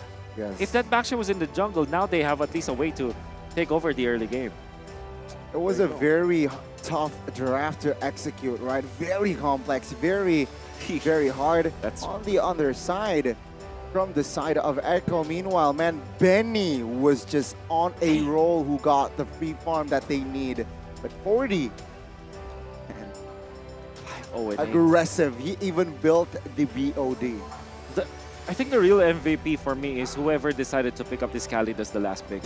Yeah. Despite all the nerfs, it's still a very strong hero, and it's just the strongest hero in the laning stage, I would say, when it comes to like killing. And level 1, you have the advantage. For Baxia, you don't even really have a good advantage apart from level 1, where if you kind of chain for your first skill. That is asking too much, right? Exactly, it's asking too much, and you can take him out. And Sanford, he's always a threat in this game. The way that there was only one defensive Raging Sandstorm, and all of the others were very proactive. And even the defensive Raging Sandstorm allowed him to get back into the fight with the Flicker in. And I think that he approached this Khalid in a very assassin kind of manner, wherein he gets in and out of the fights. Look at this, the highlights from that game earlier. Bit of a trading blow, and this is the very genius play mechanically from Carl TZ, the young GOAT, predicting where Carl TZ would land. That is a statement from the GOAT to the next GOAT. And Echo just literally controlled every single thing, and they secured the turtle. They're very much on point this time, and look at that. Look at Sanford with the timing. They are always waiting for Kyle TZ, and Kyle TZ didn't even find the opening. Eventually, they will snag him. I think Sanji also made a lot of good plays with a pullback. And there's another fight coming up from AP Bren where Ogwin fought in, and the flicker coming up from Benny Cutie was perfectly timed. And look at Kautizi. The moment that he tries to show up, everybody from Echo just focuses on him. This knockup was huge as well. What a wonderful knockup. And Kautizi wants to fight, and Sanford is just literally waiting for that family all the time. The thing with Khalid is that you have a kill threat onto the jungler if the jungler is an assassin, and you have a kill threat all the time against the gold laner. And this is something that AP Bren is always afraid of. The last pick Khalid is just so good for Echo. Yeah, I mean, as a Khalid user myself, I can pretty much testify that there is even kill threat towards the Baxia in this kind of situation, because you already have that Malefic, where you have that built-in, Heptasis, enhancing the first damage from the basic attack. Right. And like Baxia cannot do anything. Exactly. That was the first pick Baksha as well, right? They ended up you're right. Honestly, the draft of AB Bren, when it comes to their opening, it's already pretty good. The first three picks and all of the bans, they've limited the heroes for Echo, but we did say that the Gwyn couldn't be there, but they banned out Edith anyways. I think that ever since that Gwyn ban, it was now weird to see AP Bren go for the pickup. So they let go of the Guinevere, and then they went in for the Fanny instead, which, I mean, Kaltizi played the Fanny well, but it's a non-impactful kind of flashy plays, right? Yep. He looked very flashy. He didn't, I don't know if he died actually this game, or he might have died once. But my point is, whatever he's doing is flashy, but it had no impact in the game. Yep. Speaking of impact though, look at the objective rate of AP Bren. Turrets 8-0, Turtle 3-0. Lord, 80% Lord rate doesn't really matter in this game, and 16.1k gold lead in a span of 14 minutes. That is madness. Yeah. Wow, this is the first time that somebody actually did it to AP Bren. I cannot remember in the MPL playoffs a game where AP Bren actually like got destroyed. Well, it was, I think that there was one-sided game with RSGD. Oh, no, it wasn't. Yeah, nobody ever challenged AP Bren this way, actually. Wow. So actually, this is the first loss in MPLI. Yes. And the first one-sided loss ever. I think, yeah, in recent memory. In a while. A very long while, yeah. Okay, so right now, are you convinced that they're holding back? No, just kidding. No, they're not. But yeah, but I mean, Echo, this is the only tournament that they are participating in, right? And holding back is a real strat if you're qualifying for M5. There is still some chance, but I don't think that's the approach from AP Bren, though. Yep, definitely not. I was able to talk to their management because some of them are good friends of mine. Yeah, that's the idea. They want to take everything. And I think specifically for M5, like, surely you can argue holding back might have been the better, you know, better strat for Onyx. For example, pre-M4, there was MPLI. Yep. But specifically this MPLI, I don't think that the teams will ever hold back just because of one thing. That's the patch that they're awaiting. They kind of know that there will be a patch after this, after MPLI. So it's not like... So the patch right now can be irrelevant. So they don't believe in the curse of MPLI. The first winner of MPLI, RQ. Yeah. Onyx, then Onyx again, didn't manage to get anything in any M World Championship. Maybe AP Bren, if they manage to take this one, take the glory to Philippines, they might be able to break the curse, because I'm pretty convinced with this team. Yeah. This might be, as an Indonesian myself, I think AP Bren is considered the biggest threat. And I think that's also the thought of any Indonesian out there. I understand why, but I think that, yeah, they were just very, I would say, they were too colorful in that particular draft. You know, they were far too creative. Yeah. Picking up the Fanny. You understand why they get it, but at the same time, when you see it in action, and now you know that there's a lot of sustain. In fact, not even just sustain, it's just anti-assassination because of the Nether Realm, right? The Nether Realm literally stops an assassin to take out your teammates, which coupled with the Matilda, even after after the shields are gone from the Nether Realm, you still have the guiding wind, or vice versa. Or the double sustain composition for the supporting role is just, you know, it's just hell for assassins to deal with. It really is hell, but do you know what is heaven? Wolf, okay, that was really bad. You can register at One Esports for more updates, to get breaking news, exclusive interviews, and also in-game guides to be able to play better in the land of Dawn. Stand a chance to win diamonds just by signing up to One Esports. 4,000. You can use that QR code right there in the bottom, just like Connie are doing it right now. Do it, do it. 4,000 diamonds. It's for you guys. Oh, okay. Already had too much diamonds. Well done. And probably AP Bren already had too much ingredients on the kitchen, and they decided to put all the things that they have in a bowl, and that's never a good thing. You can maybe that was the case. Yeah, but again, you can also dive deeper into the meta with One Esports 2. Plays build rivalries of MPLI with the One Esports app. It's your one-stop destination for breaking news and exclusive interviews too with the athletes that is fighting for MPLI Pro, with hero guides and updates too that will keep you on track on your journey to mythical glory. Download it for free now on the Google Play and also Samsung Galaxy stores, exclusive to Samsung. Again, that was game one. We saw a reverse sweep on our second match. Will it happen, or will it be a clean sweep? So, ladies and gentlemen, check out our community as well. Yeah, you can also discuss what's gonna happen in our community, in our One Esports community. You can join it in oneesports.gg/community or scan the QR code on the bottom of Wolf there. Yeah, that's right. Yeah. Yeah, as I told yesterday, I want you guys to join the community because sometimes if you play well with the community, sometimes their good plays will be featured like on the Facebook page, on the Instagram page, on all of the socials of One Esports. I mean, that's probably also a unique way to get into the pro scene, right? Because I've known at least a player, okay, he was highlighted in a YouTuber's content. Okay. And he is a pro player right now. Oh, I don't know if he... Wanna share the name? I don't know if he is still, though. He's Mind still in the sharing the top name? league, but I believe it was a player for GPX back then. Okay. Okay. Okay. So, you know. Share the name. No, I kind of forgot. I think it was Jay. Oh, yeah. He played Kusha. G-E-Y. G-E-Y-Y. Yeah. Played Assassin for a long time and has been playing some utility jungler probably right now.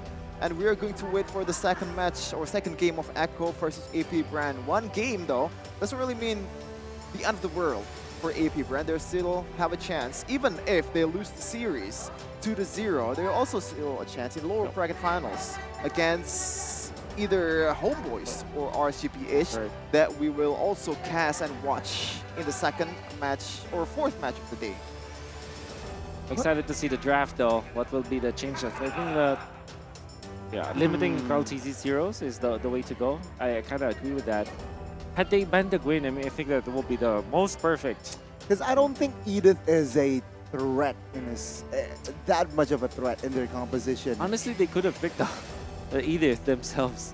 Yeah. Think about it. Like, you put the Art of the Rome, get the Edith as their X-Blade. Yeah, exactly. So let's see here. I want to know what's in the minds of the coaches, or specifically, I want to know what is in the mind of Coach Tic Tac right now.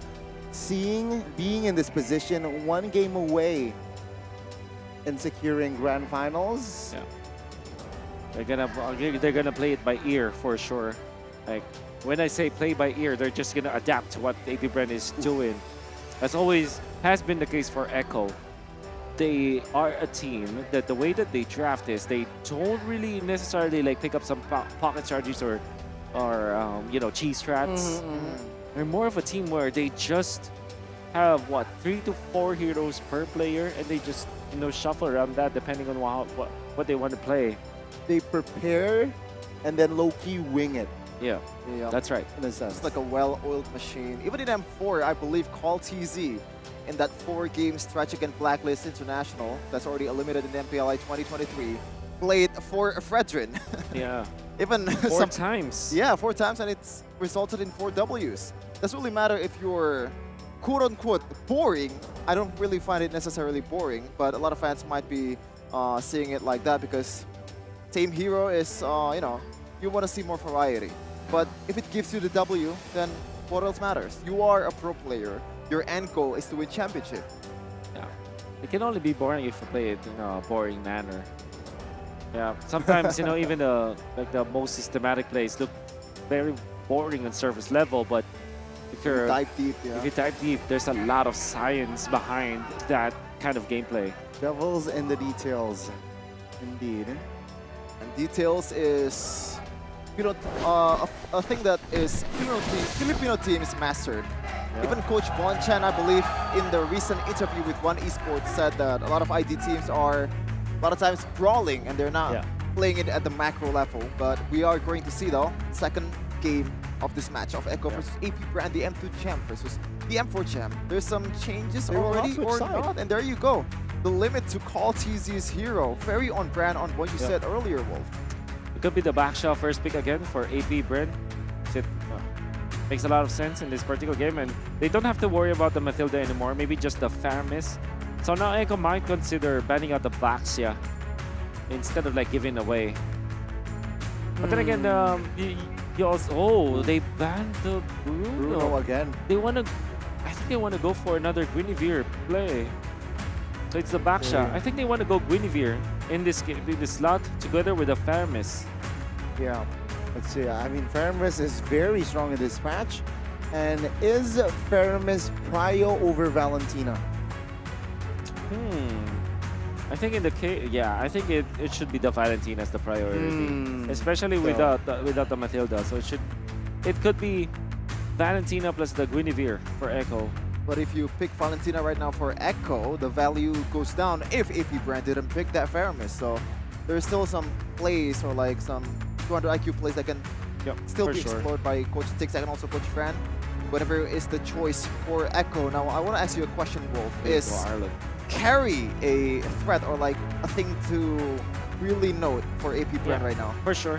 It's an Echo special. It's Benecute's most played hero. There's the Arlet instead of the Valentina, which kind of means that AP Bren might be baited into picking that up. You know, the Valentina is decent going up against the Arlet because you have already the final slash. No matter what happens, you have a good ultimate to get. And of course, Few plays that hero so well. And apart from that, I think you go for the Feramis. Very nice choice.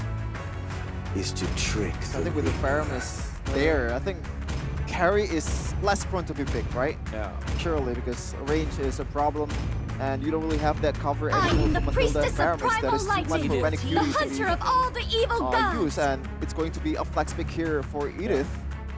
Can still be played by Ogwen and also Flap Easy. Oh, they go Lilia instead. Well, it's the answer to the Feramis when it comes to dealing the damage. I'd say it's a 50-50 between the Feramis and the Lilia in the mid lane. And I mean, Lilia, I think against Edith and Baksha is such an underrated hero, considering the low range that Baksha and Edith has. The slow effects that will be in Lilia as well can hinder their movement. It's so my way or the highway. okay, second phase, will they just go all marksman ban here, gold laner ban? Yeah. Well, they don't. Both of them, they don't have the marksman, but yeah, AP Bren should consider banning out the carry this time because that's an Echo special, which kind of makes it so that Irithel should be the choice for Echo because that still is available. So it's between carry and Irithel as the bans now for AP Bren. Or maybe they just ban out Irithel. They give up the carry, I think. I think it's harder to play against Irithel than the carry at this point for AP Bren, considering you have Edith, you have Lasha. But then what will AP Bren go for? Seeing the options now. They can still go for the Harith. I think I kind of understand what they wanted to do with that hero. But you also still have Sun rises when I give Clint. the word. Oh, nice ban. Very nice ban. So that might force Echo to go for something like a Lapu Lapu or I'm thinking Lapu Lapu more for Echo. But also the Terizla is good. Yeah, I think Terizla, for me, I prefer Terizla because it's easier to land the Time and tide wait for no one. Okay.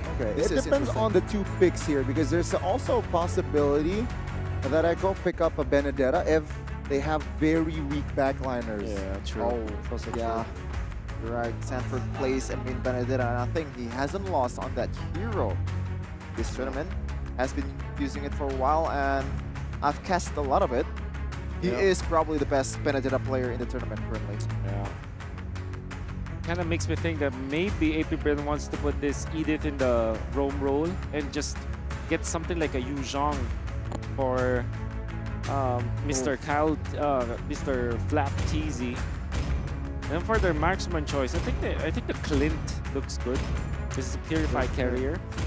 The safest choice definitely is the Feramis though. I will apply C to my scope. Ogwen special!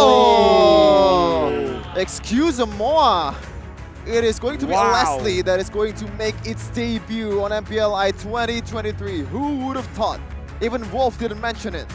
Whoa, nobody would have thought about this. Yeah. Lolita, only make my blade sharper. By so the it's way, a roam Arlet. It is going to be a roam Arlet here, but there are a lot of covers here, quote unquote, for Leslie. The Minotaur, Feramis, Netherrealm, right? Edith also can stop Benedetta. So he really rests on Tan first back, right? Because he's the only one probably that can pretty much bypass all of the CCs, all of the covers that's coming in towards the Leslie. This is probably one of the most prone to be picked or like prone to be picked off marksmen currently in the game. Very, very weak in the early game, especially if you don't have that Berserker's Fury just yet. Now, what are they cooking? Are they cooking something tasty, or are they cooking something a bit more experimental, just like the first game? We'll have to see. Again, ladies and gentlemen, it's a match point for Echo. Though, if AP Bren loses this one or they lost, they will not go home. Oh man. Just yet. This is, yeah, you were talking about like April. Are they holding back? Are they hiding strats? I think their idea is to overload people with information instead of the heroes that they will pick up. Now that is a 300 IQ play from AP Bren, but we are going to see how it will unfold in game number 2 of Echo versus AP Bren. Let's see, smell check. Oh, early Purify popped by Few already here. And also an early sprint already here, not even a minute into the game. Yeah. I'll use Sanford very aggressive on this Benedetta. Well, in the mid lane, it's going to be Few as well as Ogwin. It's all just to protect the Leslie. 4 protect 1 from AP Bren. Okay. What they wanted to do. Gonna wait first. We're gonna suspend the whatchamacallit. No, that's not the right word. We're just gonna wait to like the action, the full action pack. Suspense. Yeah, there you go. That's the right word. I'm not good at Attain the English. suspense. English caster, by the way. You can see Hello Panda in the building. It's not Chefin in the building anymore. Hey! I'm already embracing the meme. Like, you can say whatever you want with Exactly, man. Thank you. Thank you, Chefin, for I wanna like talk about the let's talk about the game, Con. Okay. In terms of like the early objective setups, when Minotaur presumably and Arlott presumably doesn't have that level 4 yet, do you think which team does it favor to? I think that the Faramis plus the Minotaur still is. I can say they are more favored in the first Turtle team fight, like Turtle 1, especially because they have the Baksha instead. You're looking at Arlott plus the Lilia. Like, they do have a lot of damage, and there's a solid stun from the Arlott to go with that. But the fact is, it still is a Baksha, you know? It's a pretty strong trio. And especially when you have the Netherrealm, you're not that scared. From Bakasi for AP Bren, so you gotta realize, man, even if you're a Filipino team, there's a lot of Indonesian fans out there. You are like probably the epitome of discipline. Even Falcon Ken back then said that one of the hardest thing about going up against a Philippines team is the discipline, more over than anything. They're not forcing the issue, they only take what they can take. But at the same time, they're always looking for the perfect moment to be able to triumph against the opponent. True. And I think when it comes to discipline, probably both AP Bren and Echo, if you think about it, they're probably the least disciplined. No, I'm not saying that. I think the turn that I'm looking for is more aggressive compared to other like Filipino team. Yeah, not like Blacklist discipline, right? Like, okay, so for example, if you compare, right, Blacklist is a non-aggressive, disciplined kind of team, right? TNC, for example, is a team that you can say that they're disciplined mainly because they're not that aggressive. They're like the opposite of Bren Esports as well as Echo. A little bit of on the passive end. Yeah, it's not even passive, but more like they're.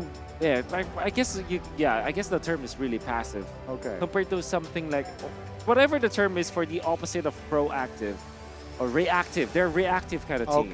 Okay. Right? When you look at Echo as well as AP Bren, they are aggressive and proactive at the same time, right?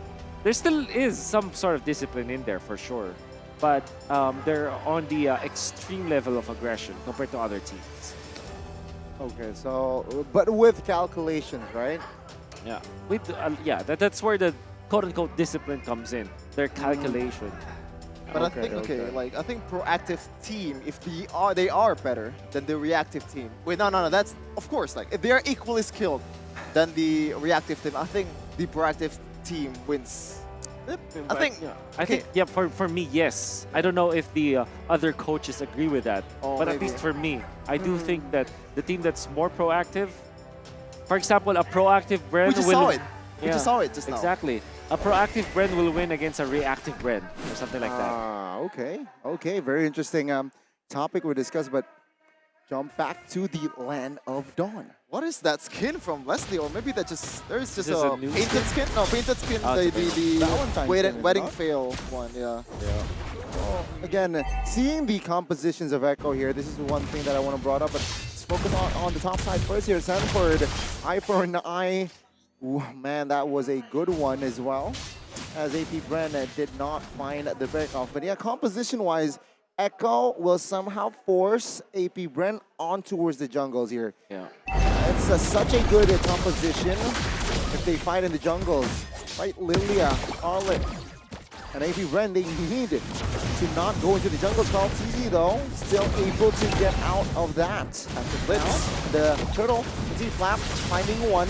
Oh, JP Sanford looking to zone. Red Team battle and will fall to Carl. Now Echo will just hit and run this, but AP Bren, will they force a fight? Seems like, no! The re-engage, the setup! Ogwen will fall as well as, you can see here, Echo, they will find the collapse view out of position, falls as well. And it was 0 for 0, and now it's 3 for Echo. Kind of like looking at an orchestra. That is symphony at its finest. My goodness gracious, what a combo. The Violet Requiem combined with the Electro Final Blow from Sanford. This guy plays a mean Benedetta Wolf. And definitely Echo back at their Echo Expressways. This is the Avengers-esque kind of gameplay that we know. Their own superhero landings. Carl TZ goes in with the ultimate, knocks up people, and then goes Sanford with the Petrify. You see Sanji also outplaying AP Bren, and then JP as well. You see Echo. This is them assembling. For sure, like for sure. They're not going all together at the same time. They're doing one after the other, laying it like a cake and making it so cinematic for us. I mean, if you're one of the greatest micro team of all time, you can do whatever you want and still get the W. But if I were to put money on who's going to be the MVP, I think it's going to be Sanford, man. Like, this guy has the potential to make a play in a team fight, also make a play in the foul lane. And Super Marco, very, very vulnerable. Yep, Ogwen now still holding on. He has the flicker and minion curry. Will he invest in that? Let's see, Echo taking their time repositioning as well. And it is a 5-man Echo earlier on the bottom side of the map. But looking at the rotation, it seems like they will give, well, no, Benedetta will rotate towards the top side. So now Echo will invest in 4 men in the bottom side of the map. But no, they will have space here to not engage in business. And just look at it, like the vulnerability of a Leslie already showing the very first minutes of the game as they pop up the ultimate to get more vision for the objective take. It's a 4-man versus 3 now. And Carl TZ will secure the Lord Turtle rather, and you can see here the knockup will be enough to find Ogwen with the help of Impiru's Bash and Betty though. Into rubble now. The backside will be taken out. Fuel also low and out of the game. Marco will be taken out as well as JP now will survive with the covers, and Carl TZ isolated, taken out. Carl with the double. Under the turret now, Sanford, good! Eye for an eye! Great display of mechanics. Sanford now, though, will fall, and Ogwen finds the shutdown. 5-1-1, Wolf. You could argue that was a shutdown, right? That should be like a wasted opportunity whatsoever, but that's just onto the 2 supports of AP Bren. They were the ones who got the shutdown gold or shutdown XP as well. And Echo are very happy with that because now what they can do is to eventually be aggressive. They took a lot of time away from the farming cores of AP Bren, and they took so much in the early stages. 2.7k at 5 minutes, and they have the Radiant Armor now on Carl TZ. He's not going to be afraid at all. Carl TZ though, looking for an angle in the backside. Good cover. Benny will be positioned. AP Bren with that with that, they will just back off. I mean, what do you do as a Leslie in terms of like utility? Like in the high ground potential battle, you can't really protect your turrets like Beatrix does, like even a Moskov does. But even in the damage term, in the early game, you're not doing anything at all. Okay, transferred. Here, will look for a kill. Oh, that was a steal and a knockup as well! Kaltizi out of the game. Now, Hooper Marco petrified, flickers out of the way, but no, he will fall here, surely. Kaltizi taken out, but the good cover is Sanford. Oh no, misses Marco! That one, and JP taken out. Kaltizi low, but Super Marco was isolated and taken out. Echo standing with 4, but AP Bren will have to be satisfied with 3. I said it earlier, Wolf, they're bringing the Indonesian game to MPLI. Already 13 kills in 6 minutes. But it is to be expected though, like on how weak the early game of AP Bren with this kind of composition. Oh my goodness. All right, so we already talked about the Radiant Armor, right? So it's going to be great versus Flap versus Few in some way against Kaltizi. But now JP with the Twilight Armor, the typical counter to the Leslie. Sanford pushing the lane while forcing out Few. That is how you play the Benedetta, so calculated. One-man team, well not really, everybody's performing, but Sanford is doing God's work for Echo and Oh doing my more! God! Another engagement, another kill! And Echo, this game, also in the first game, man, they are on a roll. Leslie can't even get some farm in the bottom lane without being taken out. Kaltizi far too aggressive, definitely punished. Man, that's a little bit too overzealous. That's right. For sure, But for Echo sure. still maintaining pressure on the other side of the map. I mean, so far, Kaltizi has been smart fella, but that was definitely a fart smeller. And well, now we can see the Echo with the player coming off from Sanford. He literally just pushed in the middle and then for some reason was already able to force out Super Marco. Knowing that Super Marco didn't have the flicker, it means that JP can just commit his own flicker, go for the final slash as well as the vengeance, and then you have the follow from Sanford for enough damage to take out this Leslie. The gambits that AP Bren are doing in the past 2 games, it ain't working. I am very curious on what Super Marco already secured in his bag for his items. Does he even have one? I think I'm... At 8 minutes, you probably have one, Yeah, right? probably have one, but I think at this point, rushing a Wind of Nature just to get out of the Sanford's danger zone is a good idea, right? Even though you don't deal a lot of damage, it adds a layer of surprise to Sanford. But you have to think about Kaltizi too. That's magic damage that you're talking about. I don't think the Wind of Nature rush will give them anything. If anything, I think Haskell's probably, you know, that tech pick on the Haskell's probably is the better economic way to do it. But I think that AP Bren should just focus on just weathering the storm. Just like in game number 1, what they need to do is to get to the 23-minute mark. Oh my goodness, let's see here. That's let's asking see. too much once It's the again. only win condition that I can see now. In 9 6,000, minutes. man. 6,000 goal lead. Once again, I think Echo is racing against the clock with 1k gold per minute advantage. They're looking to extend it much more with Sanji already wreaking havoc all by himself, as you said. Whoa, he has the highlights. Up here. Oh my goodness! Bursted down. The Minotaur will not survive that one. Ogwen does not even have time to pop his own flicker. I mean, what do you do at this point? Like the beef that it's supposed to be beefy, it's not. Yeah, well, he faced up against 5 members of Echo. And the worst thing about this is that he actually had a kill streak. He had a killing spree. That was shut down gold. That's a lot of gold that was given to Ben Cutie. Oh my lord.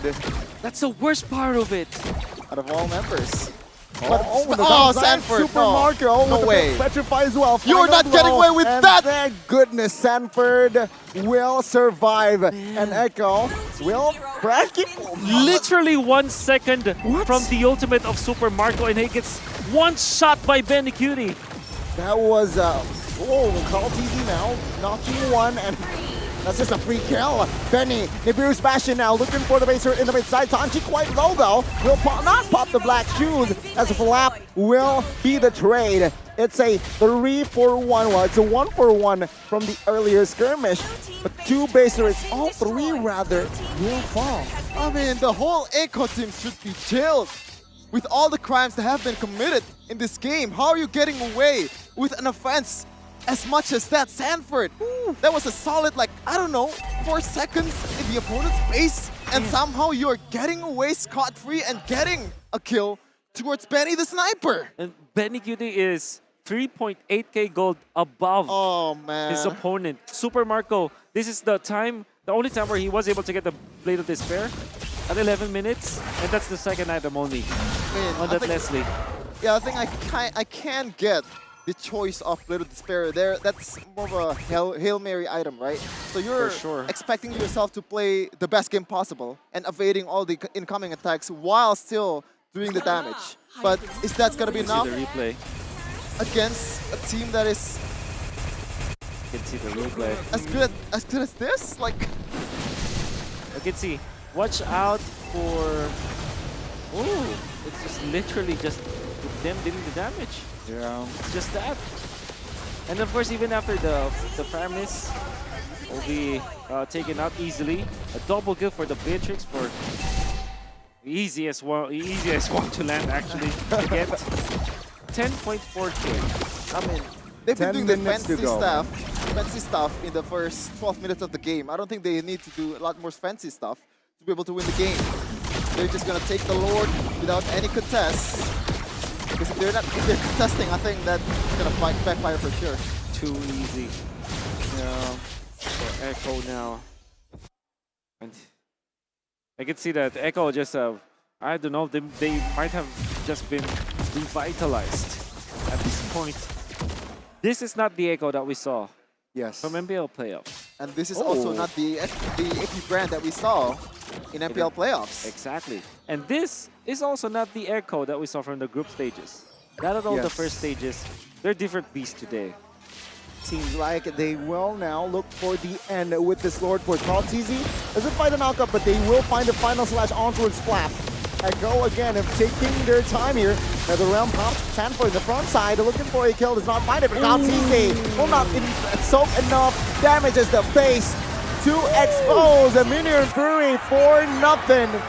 And Echo, they will send AP Bren down to the lower brackets. Echo took Bren to the sea, and there's a reason that they are the apex predator of the ocean. M4 Champ strikes and secures grand final of MPLI 2023. Carl TZ and the whole Echo crew is looking at another silverware. Game 1 for the side of AP Bren, definitely because of the draft, I would say, because of the gamble.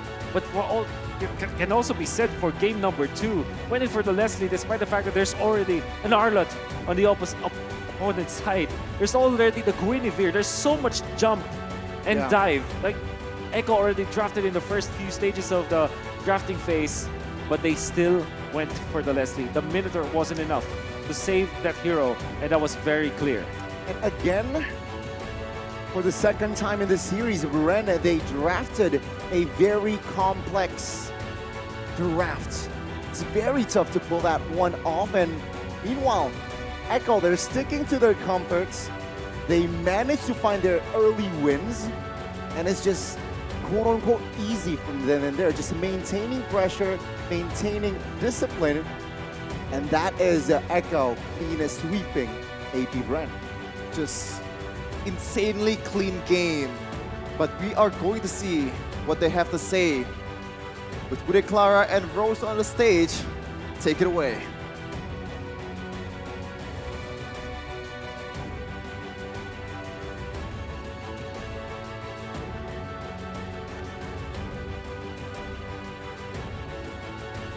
The Orcas takes the first grand final slot in MPLI 2023, dropping AP Bren to the lower bracket.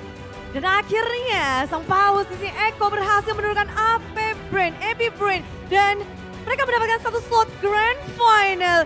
You guys, congratulations for the slot for the Grand Final. And you guys break the win streak of Happy Bren.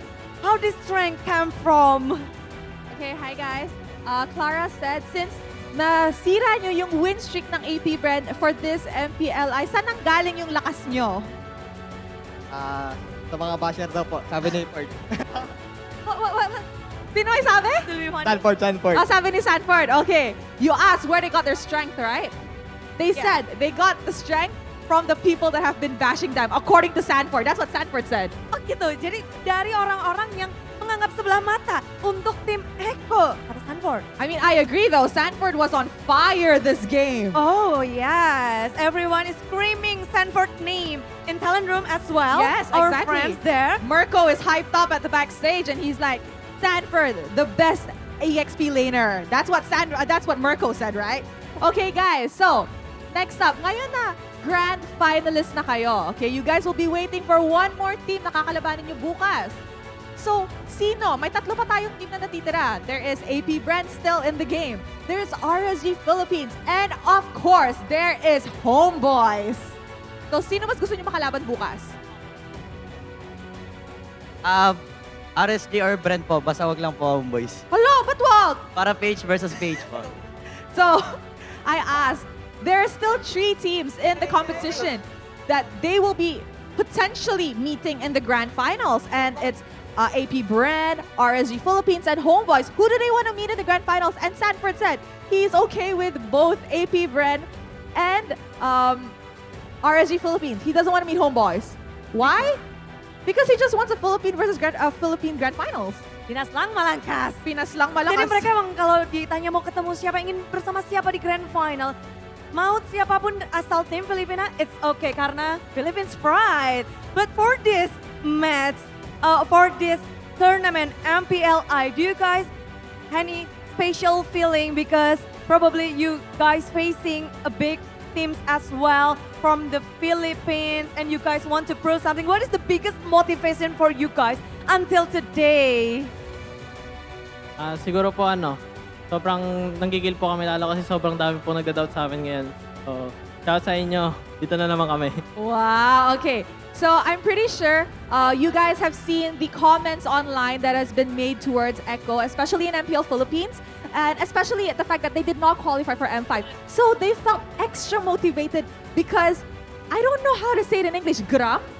They feel extra gram with the people, gigil, okay, is what the Filipinos call it, because people have been doubting them. And they said, we're here again in the grand finals. Yeah, they proved themselves here. Dan kata mereka memang mereka benar-benar ingin membuktikan kepada orang-orang yang ngetik di sosial media yang berkata-kata tentang mereka dan sedikit bertanya tentang kemampuan Echo dan Echo di sini. Mereka benar-benar ingin membuktikan sesuatu dan they did it. Yes, the Orcas did it once again. All right, so I'm pretty sure these guys are tired. It's late, and we also have another match later on to witness. So guys, I'm gonna send you guys off. Thank you so much, and congratulations on your win and in ending AP Bren's win streak this MPLI. All right, guys, let us show it over to the casters to find out what happened in the first clean sweep today against AP Bren. So, casters, take it away.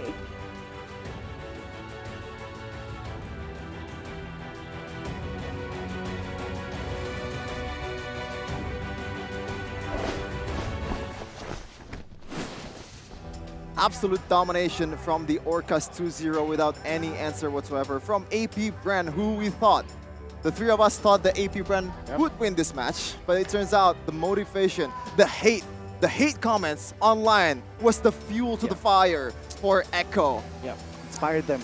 Being the Filipino here, I think I have to add more color to what Carl TZ said because just the raw translation might not be enough. And the story here is, Echo has been riddled with so many hateful comments in the past 3 weeks. They didn't even catch a break. Even until, especially when they lost against BTR, everybody was just flaming Echo all the time. That's why the weight of what Carl TZ said in that interview, it has a lot more weight to it. It's very hefty. It's a heavy heart that he is bringing now, and now they're back in the grand finals. That is how important that statement was from carltz. The MVP might be Sanford, but the bombardment from the hate comments was mostly towards JP, right? Call him playoff P, the way he's performing right now. But yeah, Wolf 6-2-5. The KDA doesn't really depict what Sanford has done in this match and game. And interestingly, he went for the Dragons here. I'm not entirely sure if this is a build that he did just because they're snowballing anyway, so he did have the license to go aggressive. But what I do want to take note of is the Radiant Armor as well as the Twilight Armor. There was zero chance that the entirety of Echo gave any chance to Leslie.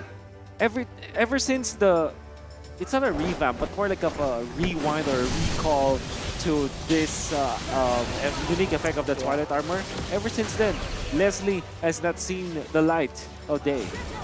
There was a very major change for Leslie, especially minor but major.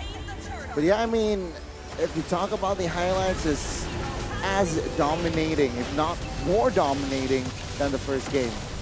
As the first game. You could have gone a very safe route with an Earthel, right? Maybe it doesn't really deal that much damage in the late game compared to the one first shot of Leslie, but in terms of safety, in terms of like the thing that she offers, I think it's definitely a better pick in this game. But you see the highlights over and over again. Sanford being the nuisance, being the pest from AP Bren. Absolutely dominating the game, 69% kill participation, very nice as well. And this is one of the moments where Super Marco was actually doing a really good job to get away, but it is at the end of the day a Leslie. Nothing else you can do after that tactical repositioning. And of course, carltz being so much on point, they went in for this kill. And this one, look at Benny Cutie with the snipe. Oh my goodness. Out of camera. Doesn't really matter. Still a highlight from the House of Highlights themselves. Going back to its prime form with this performance. This is probably the last, no, it's not the last match. This is the time where Echo is very disciplined. Going for another Lord instead of ending the game. Even though I think if they want to risk it, they could have. And Echo is a team that is willing to pick up the Beatrix when there is a Faramis on the opposing end. You saw in that last highlight where when the Faramis Netherrealm was activated, they just literally popped the Nibiru's Passion. And what it does is that it chunks all of the shield away. And now you're stunned. So that means it's a free setup for teams. I mean, of course, you're invulnerable for a second, but that means that the setup that can follow is easily easily doable for Echo, especially with the benefit they have. It's like a free stun in a way after the Netherrealm. That's why they pick up this Beatrix. And that's also that you need to know that this Faramis sometimes can backfire in your composition. That's right. That's why Valentina is slightly more prio. Yep. You're right. And of course, this itemization from Echo. First item on the Twilight Armor. Surely you'll see Athena Shield first, but literally the first item for JP was the Twilight Armor. And of course, a lot of Radiant Armors with carltz getting it for the first for Echo and for Sanford. There was a 3.8k gold advantage between just the gold laners at a certain point in this game. That is crazy. Oh my god. Full items, you think about it. And Ogwen and Super Marco, unfortunately, trailed behind Benny Cutie the entirety of this game. Only had the second item, the Blade of Despair, at 12 minutes in. And there's really nothing that AP Bren was able to get. Zero turrets, zero turtles, zero lords. Oh man, maybe some towers, but wasn't enough. A one-sided affair. Echo. It looks more disgusting the more that you look at the stats. Yeah, I don't think ever since I watched MLBB, I've ever seen a match where a team wasn't able to get any objective whatsoever in 2-match series. This is disgusting from Echo. And if you look earlier, one of the things that really signed the Echo was snowballing was Super Marco going for Heptasis instead of sustain items because he wants to go for more Brenner shots, and that's usually what Beatrix does. And Ogwen, in the early game, he was prioritizing the Athena shield and Blast of the Oasis. That is why the cow is just a Wagyu that Echo eats. The cow is just a Wagyu. It's a bull one. Cool though. Ah, man. It is very unfortunate. We know for sure that something like Leslie, it looks good on paper going up against the Beatrix. But you still have to consider, even when you have the Minotaur, this is Benedetta, this is Guinevere, this is Arlott. Imagine the amount of dive between those three heroes. If you survive from one jump, there's another. If we survive miraculously 2 jumps, then there's another one that you have to think about. I mean, look at the goal difference over time. This is kind of symbolic too. It's like AP Bren going down in the sea, right? Because Echo is also blue in this case. They're just waiting for the Orca I see where you're to getting at. absolutely butcher them in their own territory. No, like there's no red to be seen. And also there's no like going up anything. no signs of life. Yeah, no signs of life, no signs of comeback at all. Yeah, taking AP Bren to their element, right? Under the sea, Apex Predator style. Yeah, that was not a good news for AP Bren fan, but you know what? What's the good news? Especially for the guys here in Basketball Hall Sanaya and Jakarta. There is also an activity outside of our arena. You can also guess the hero, guess the items to get more diamonds or even more prizes waiting for by you. the way. What? That's a plus point. You can meet Chefin. No, you can meet Wolf. No, you can meet Mirko. Oh, Miracle. yeah, you're right. Or maybe Eterna, if you're, You meet Eterna as well. Or maybe Rashi, if you're a weeb. Is he a weeb? His name is so much of a weeb. You know? Yeah, he is. Rizal and also Warlord, even Barbosa, and antagonist in the analyst scene as well. But yeah, we're going to see how it will unfold in the next match. Yes. And what's next for us, Gani? We need to take a break because we need to eat a lot of Hello Pandas. Oh yeah, we're going to eat a lot of Hello Pandas. Not the pandas, the Halo Pandas, because pandas are almost extinct. We're going to see the next match in a second, so don't go anywhere. Stay tuned for the next match. Ladies and gentlemen.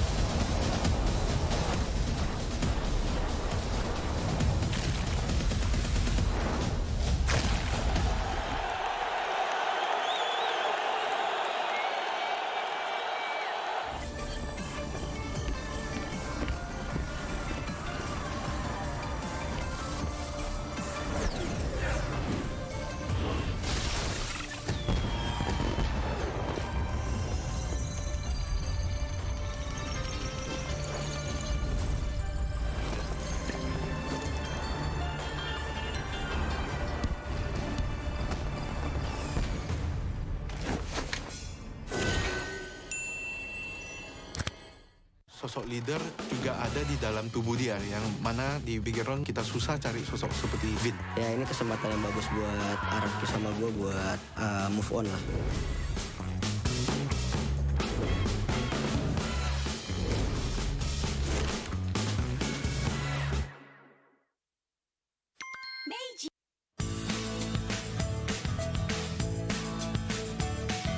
Hello panda, semua suka biskuitnya. Biskuitnya enak, isinya lezat, rasa coklat dan strawberry. Hello panda, semua suka biskuitnya.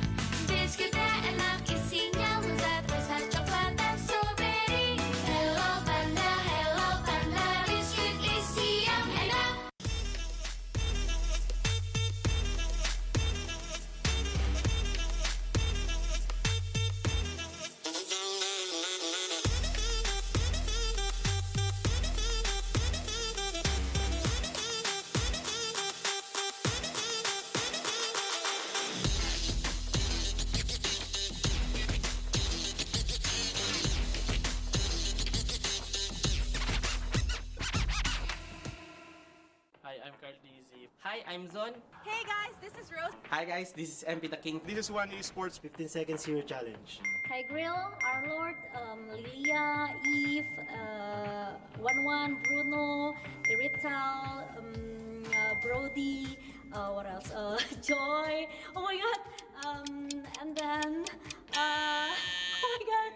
Laila, Balmon, Saber, Silong, Guinevere, Xavier, Joy, Fanny, Ling, Hayabusa, Pedrin, Baksha, Akay, Alpha, Benedetta, Kairi, Kari, Lunox, Hayabusa, Penny, Ling, Hanzo, Chao, Tiny Tigril, Kufra, Renko. Angela, Estes, Guinevere, Rafaela, Matilda, Mia, Laila, Saber, Balmon, Tigril, Yuzong, Lancelot, Odette, Fanny, Ling, Huska. Mia, Laila, Balmon, Ting, Lance, Nolan, Joy, Eve, Farsa, Valen, Kadita, Tirisla, Xboard, Derot, Bruno, Eritel, Brody, Eudora, Farsa, Selena, Valentina, Franco, Beleric, Laila, Guinevere, Fanny, Ling, Nolan, Joy, Federine, Akay, Baksha, Arlot, Terisla, Odette, Matilda, Fanny, Carrie, Granger, Roger, Bane, Eudora, Nana, Esmeralda, Bruno, Melissa, Carrie, Moskov, Yisan Shin, Yuzong, Paquito, Bellman. Let's go!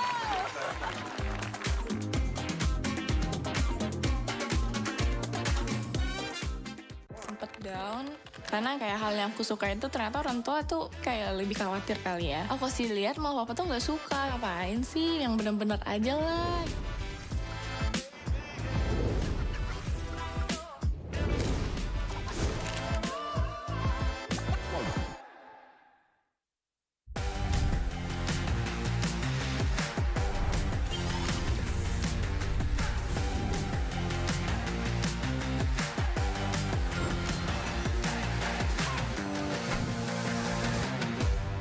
Actually, I got it from Google.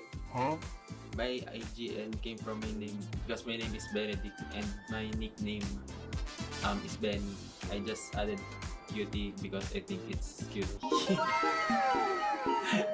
The analyst from my past team, he's a Dota player and I idolize Aki, so he asked me to put TZ on my name. I just changed it a little bit so it doesn't look like a copycat. Ken is my name. I just add Super Ken because when I play in MPL, I saw player named Ken also in Myanmar from Falcon. My first name is not just Ran. My first name is Ran. I got the name from some kind of player also, and I like the name. It's too cute, you know. So Ran is cute. But not usually cute. Like the famous expression, I just add extra W because when one W, it's not that low. It's not looking good. Actually, there's no meaning because actually I got it from Google. That time I want to find some cool name that people never use. Then I type at Google. When I look at the zone, I think no one's yet used the name. There's no meaning to it. When I was a kid, I played a different game and I wanted to pick a name out, and as a kid, I just named myself whatever I want. It was just best player one. So then as I grew up, I just stuck with the name. It's because I used to play another game. It's called League of Legends, and then at the time when I was playing, my idol was Faker. So the casters called him like Unkillable Demon King. So the demon I got from him, and then the kite just macro and micro from League of Legends. Just the way players call it, like kiting like that. MP because Michael Pacquiao, Michael Pacquiao, because they said they look like Michael Pacquiao, the son of Manny Pacquiao. That's why they call me MP. and I just find it good and just added the king. That's why.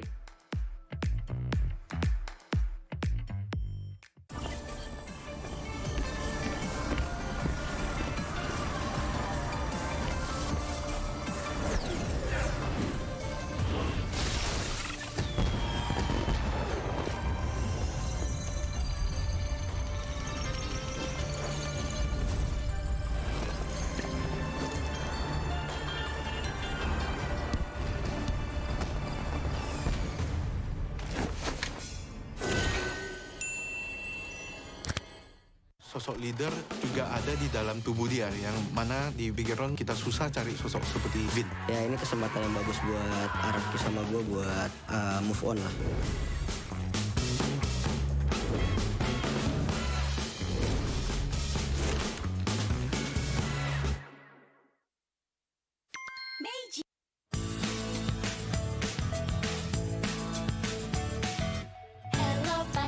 Hello panda, semua suka biskuitnya. Biskuitnya enak, isinya lezat, rasa coklat dan strawberry.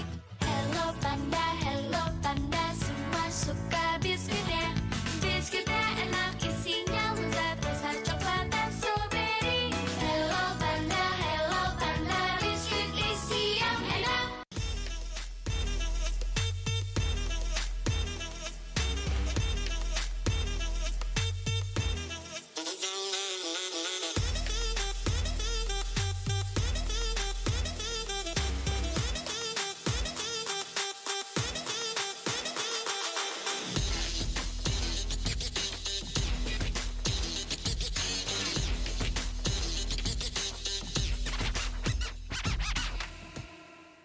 Hi, I'm Carly.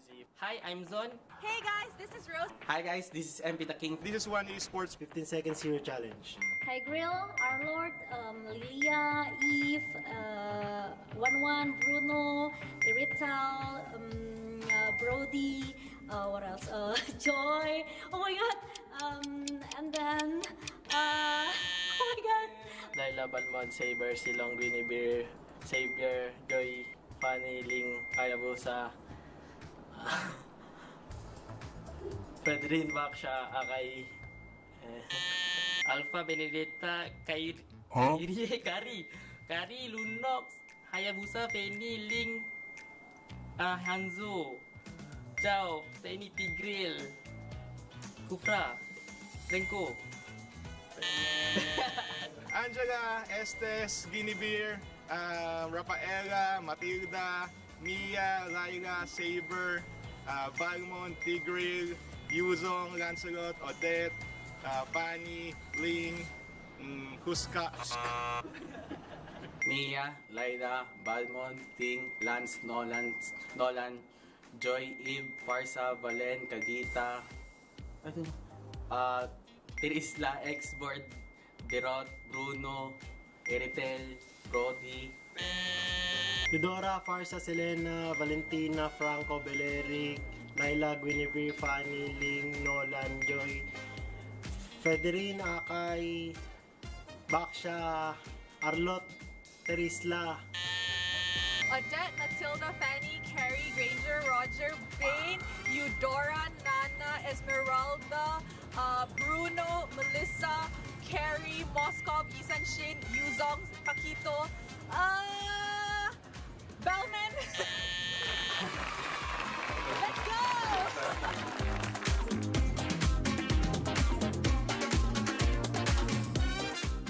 Sempet down karena kayak hal yang aku suka itu ternyata orang tua tuh kayak lebih khawatir kali ya. Aku sih lihat malah papa tuh nggak suka, ngapain sih, yang bener-bener aja lah.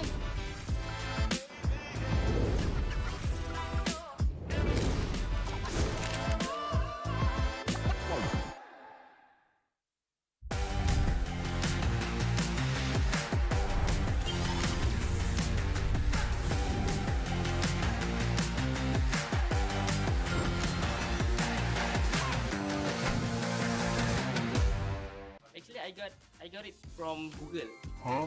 By IG and came from my name because my name is Benedict and my nickname is Benny. I just added cutie because I think it's cute. The analyst from my past team, he's a Dota player and I idolize Aki, so he asked me to put TZ on my name. I just changed it a little bit so it doesn't look like a copycat. Ken is my name. I just add Super Ken because when I play in MPL, I saw player named Ken also in Myanmar from Falcon.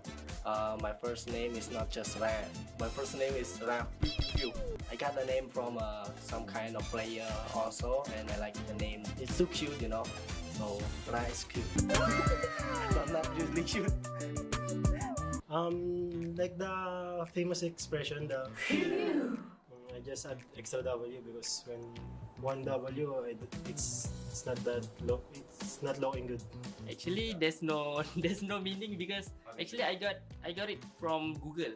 That time I want to find some cool name that people never use. Then I type at Google. When I look at the zone, I think no one's yet used the name. There's no meaning to it. When I was a kid, I played a different game, and I wanted to pick a name out, and as a kid, I just named myself whatever I want. It was just best player one. So then, as I grew up, I just stuck with the name.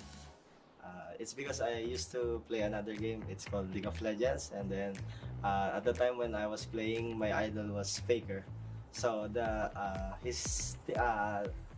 casters called him like Unkillable Demon King. So the demon I get from him, and then the kite just macro and micro from League of Legends. Just the way players call it, like kiting like that.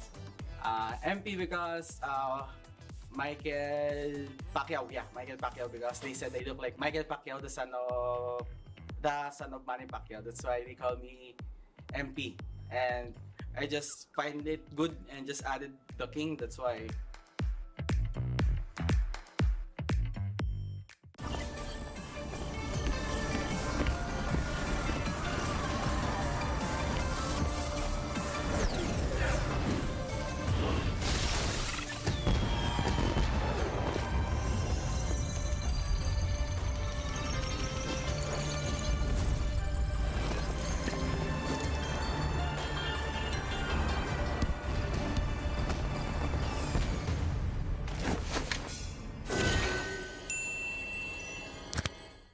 Sosok leader juga ada di dalam tubuh dia, yang mana di background kita susah cari sosok seperti Vin. Ya ini kesempatan yang bagus buat Araki sama gue buat move on lah.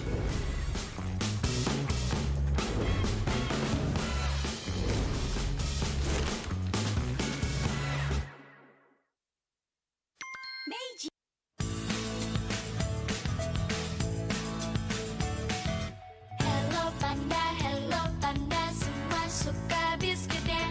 Biskuitnya enak, isinya lezat, rasa coklat dan strawberry. Hello panda, semua suka biskuitnya. Biskuitnya enak, isinya lezat, rasa coklat dan strawberry. Hello panda, biskuit isi yang enak.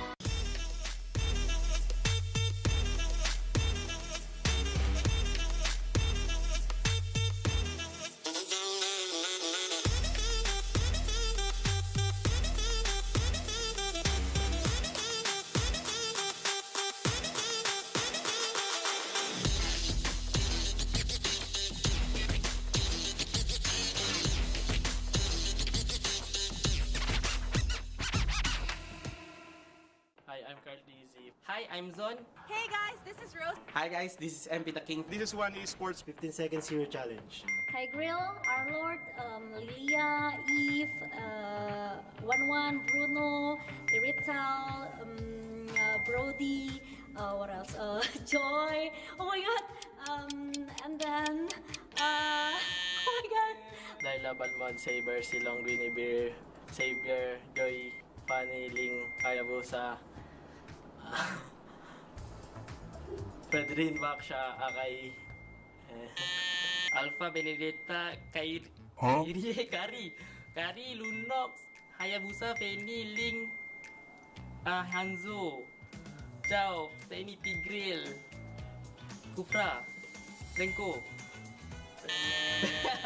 Angela, Estes, Guinevere, Rafaela, Matilda, Mia, Lyra, Saber, Balmond, Tigreal, Yuzong, Lancelot, Odette, Fanny, Ling, Huska. Mia, Lyra, Balmond, Ting, Lance, Nolan, Joy, Eve, Farsa, Valen, Kadita,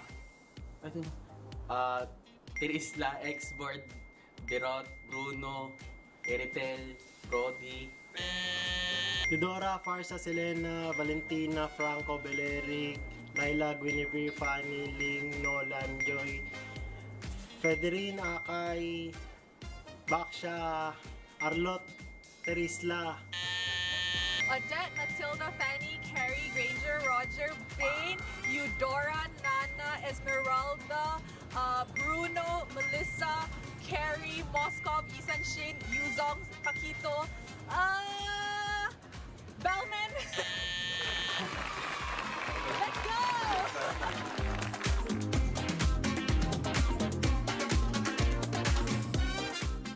Sempet down karena kayak hal yang aku suka itu ternyata orang tua tuh kayak lebih khawatir kali ya. Aku sih lihat mau papa tuh nggak suka, ngapain sih, yang bener-bener aja lah.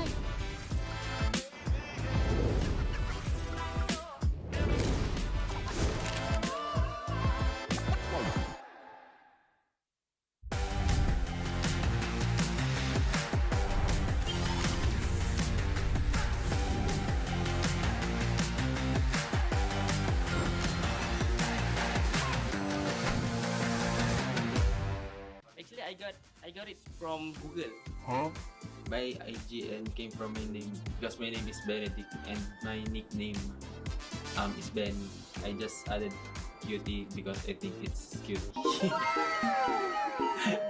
The analyst from my past team, he's a Dota player and I idolize Aki, so he asked me to put TZ on my name. I just changed it a little bit so it doesn't look like a copycat.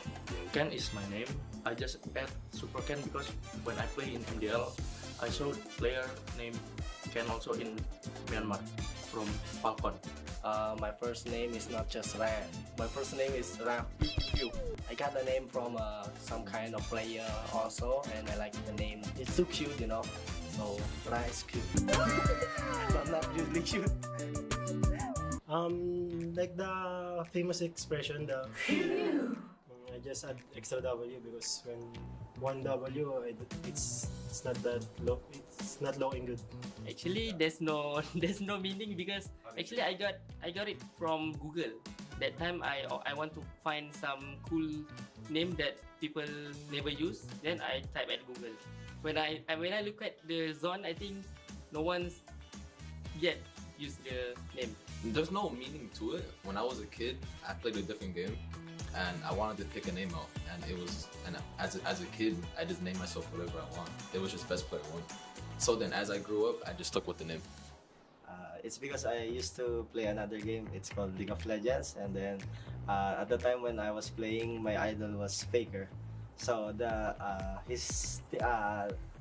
casters called him like Unkillable Demon King. So the demon I get from him, and then the kite just macro and micro from League of Legends. Just the way players call it, like kiting like that.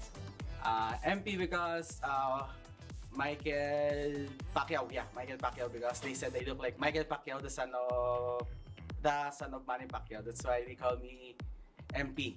And I just find it good and just added the king. That's why.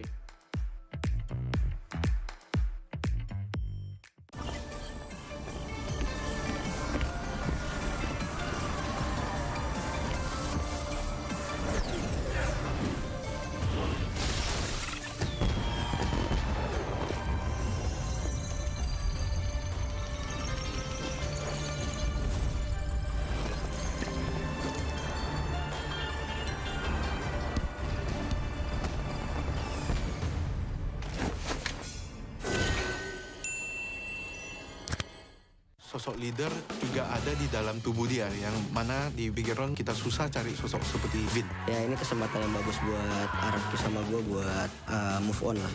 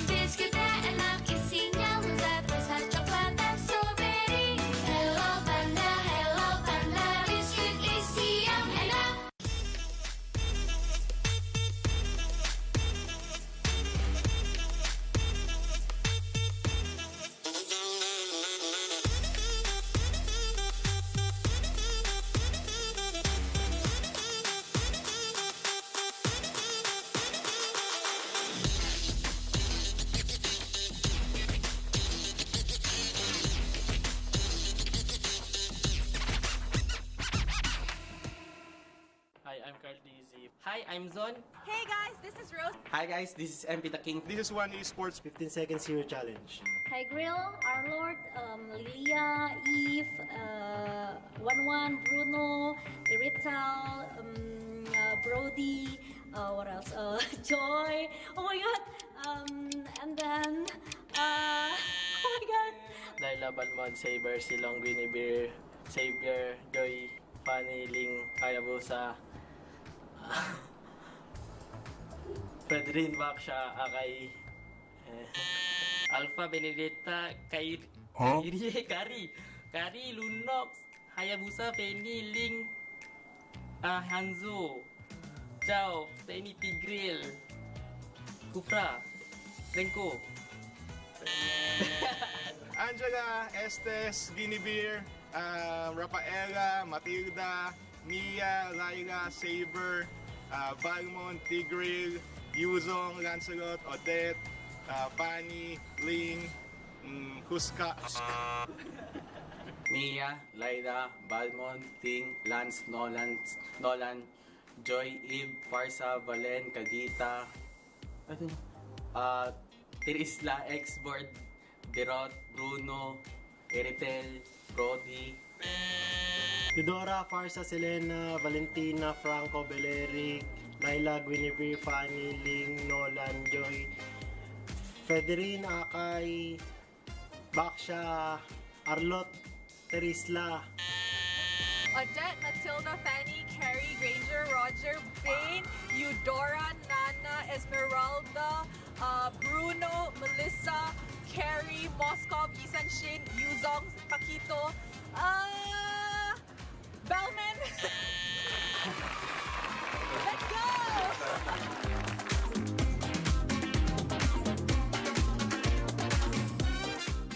Sempet down karena kayak hal yang aku suka itu ternyata orang tua tuh kayak lebih khawatir kali ya. Aku sih lihat malah papa tuh nggak suka, ngapain sih, yang bener-bener aja lah.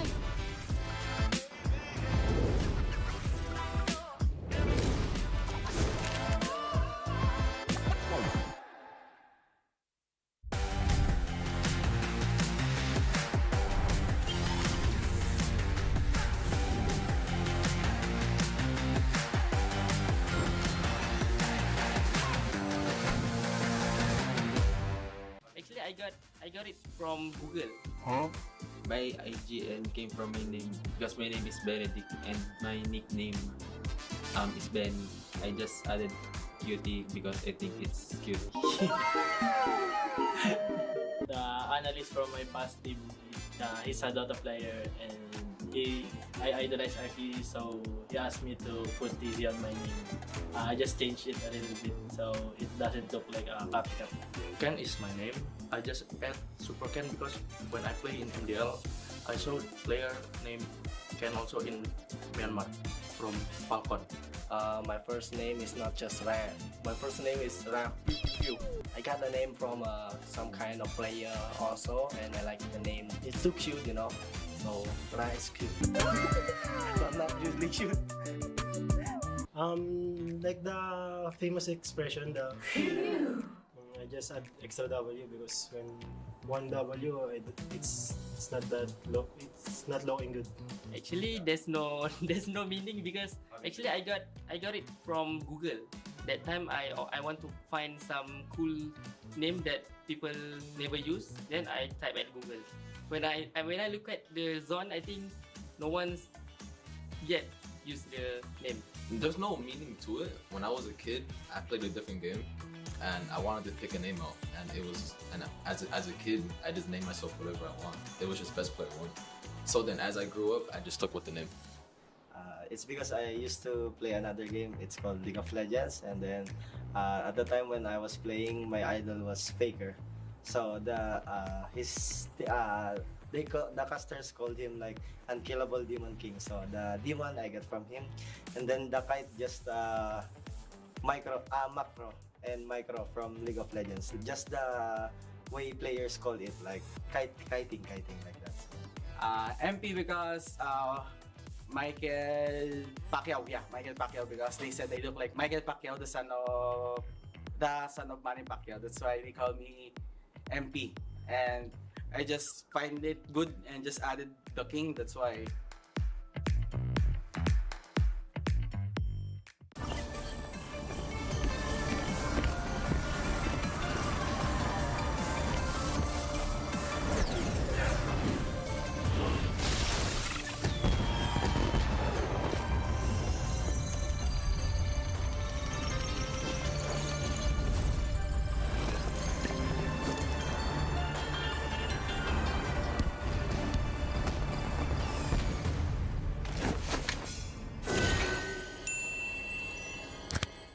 Sosok leader juga ada di dalam tubuh dia, yang mana di big round kita susah cari sosok seperti Vin. Ya ini kesempatan yang bagus buat Araki sama gue buat move on lah.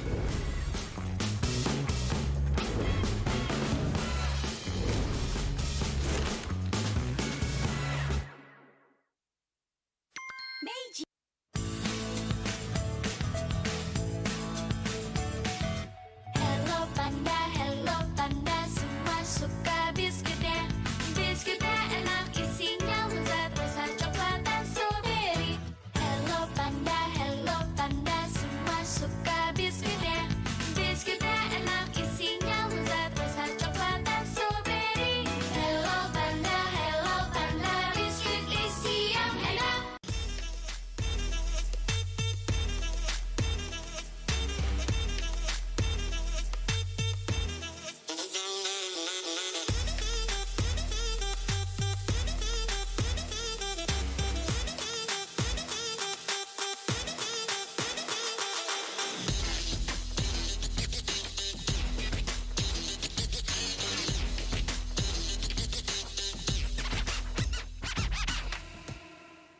Hi, I'm Carl Dizzy. Hi, I'm Zon. Hey guys, this is Rose. Hi guys, this is MP the King. This is one Esports 15 seconds hero challenge. Hi Grill, Our Lord, Lilia, Eve, 11, Bruno, Irital, Brody, what else? Joy. Oh my god. And then, oh my god. Laila, Balmond, Saber, Silong, Guinevere, Xavier, Joy, Fanny, Ling, Hayabusa, Pedrin, Baksha, Akay, Alpha, Benedetta, Kari, Lunox, Hayabusa, Fanny, Ling, Hanzo, Chao, Seni, Tigril, Kufra, Renko. Angela, Estes, Guinevere, Rafaela, Matilda, Mia, Laila, Saber, Balmond, Tigril, Yuzong, Lancelot, Odette, Fanny, Ling, Huska. Mia, Laila, Balmond, Ting, Lance, Nolan, Joy, Eve, Farsa, Valen, Kadita, Tirisla, Xboard, Derot, Bruno, Eripel, Brody, Eudora, Farsa, Selena, Valentina, Franco, Beleric, Laila, Guinevere, Fanny, Ling, Nolan, Joy, Federine, Akay, Baksha, Arlot, Terisla, Odette, Matilda, Fanny, Carrie, Granger, Roger, Bane, Eudora, Nana, Esmeralda, Bruno, Melissa, Carrie, Moskov, Isan Shin, Yuzong, Paquito, Bellman. Let's go!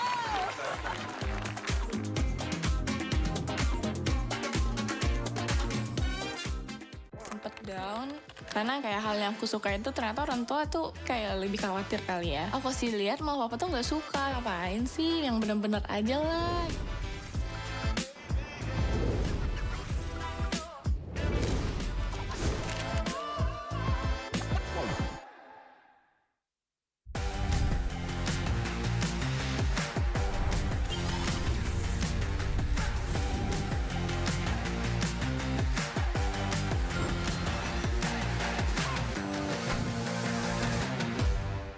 Actually, I got it from Google. By IG and came from my name because my name is Benedict and my nickname is Ben. I just added cutie because I think it's cute. The analyst from my past team. He's a Dota player and I idolize Aki, so he asked me to put TZ on my name. I just changed it a little bit so it doesn't look like a copycat. Ken is my name. I just add Super Ken because when I play in MPL, I saw player named Ken also in Myanmar from Falcon. My first name is not just Ran. My first name is Ran. I got the name from some kind of player also, and I like the name. It's too cute, you know. So Ran is cute. But not usually cute. Like the famous expression, I just add extra W because when one W, it's not that low. It's not looking good. Actually, there's no meaning because actually I got it from Google. That time I want to find some cool name that people never use. Then I type at Google. When I look at the zone, I think no one's yet used the name. There's no meaning to it. When I was a kid, I played a different game, and I wanted to pick a name out. And as a kid, I just named myself whatever I want. It was just best player one. So then, as I grew up, I just stuck with the name. It's because I used to play another game. It's called League of Legends, and then at the time when I was playing, my idol was Faker. So the casters called him like Unkillable Demon King. So the demon I get from him, and then the kite just macro and micro from League of Legends. Just the way players call it, like kiting like that. MP because Michael Pacquiao. Yeah, Michael Pacquiao because they said they look like Michael Pacquiao, the son of Manny Pacquiao. That's why they call me MP. And I just find it good and just added the king. That's why.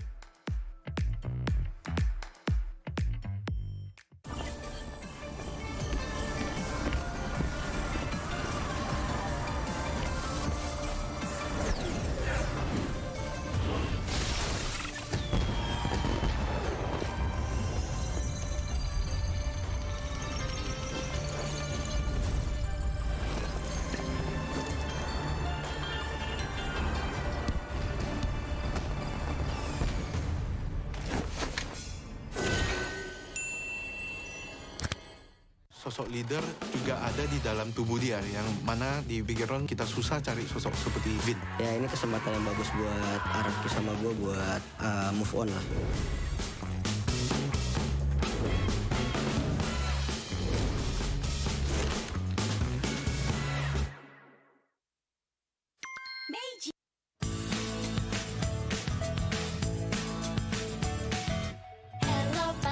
Hello panda, semua suka biskuitnya.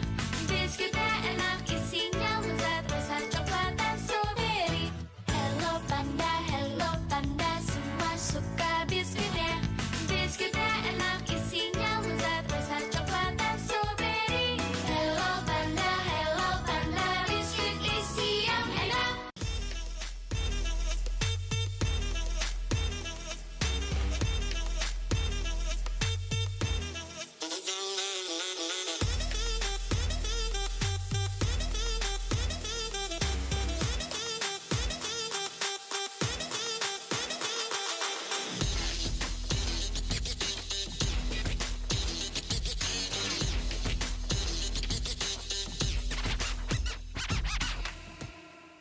Hi, I'm Carly. Hi, I'm Zon. Hey guys, this is Rose. Hi guys, this is MP the King. This is One Esports 15 Seconds Hero Challenge. Hi Grill, Arlord, Lilia, Eve, 11, Bruno, Irital, Brody, what else? Joy. Oh my god. And then, oh my god. Laila Balmon, Saber, Silong, Guinevere, Savior, Joy, Fanny, Ling, Hayabusa, Pedrin, Baksha, Akai, Alpha, Benedetta, Kari, Lunox, Hayabusa, Fanny, Ling, Hanzo, Chao, Fanny, Tigril, Kufra, Renko. Angela, Estes, Guinevere, Rafaela, Matilda, Mia, Lyra, Saber, Balmond, Tigreal, Yuzong, Lancelot, Odette, Fanny, Ling, Huska. Mia, Lyra, Balmond, Ting, Lance, Nolan, Joy, Eve, Farsa, Valen, Kadita, Tirisla, Xboard, Derot, Bruno, Eritel, Brody, Eudora, Farsa, Selena, Valentina, Franco, Beleric, Laila, Guinevere, Fanny, Ling, Nolan, Joy, Federine, Akay, Baksha, Arlot, Terisla, Odette, Matilda, Fanny, Carrie, Granger, Roger, Bane, Eudora, Nana, Esmeralda, Bruno, Melissa, Carrie, Moskov, Isan Shin, Yuzong, Pakito, Bellman. Let's go!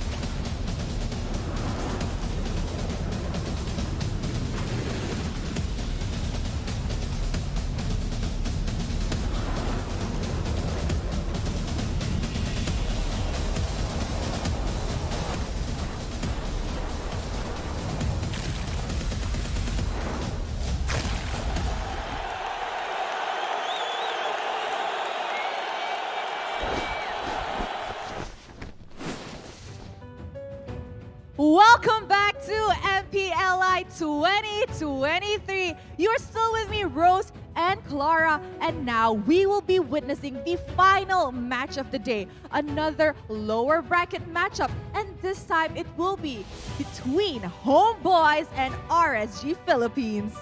Selamat datang kembali tentunya di MPLI 2023 di mana kita akan menuju ke match terakhir, match penutupan untuk knockout stage hari yang kedua di mana akan mempertemukan satu region selain Filipina yaitu Malaysian Pride, HomeBois dan juga tim RSGPA berasal dari Philippines. Lagi di sini kita akan menyaksikan satu tim yang harus tereliminasi jika mereka kalah. Yes, indeed. The team that wins will make it into the top 3 of MPLI, and the team that loses will have to say goodbye to the MPLI stage. But before anything, and if you guys remember, I mentioned that when Demon Kite was in RSG Malaysia, they have not won a game against HomeBois.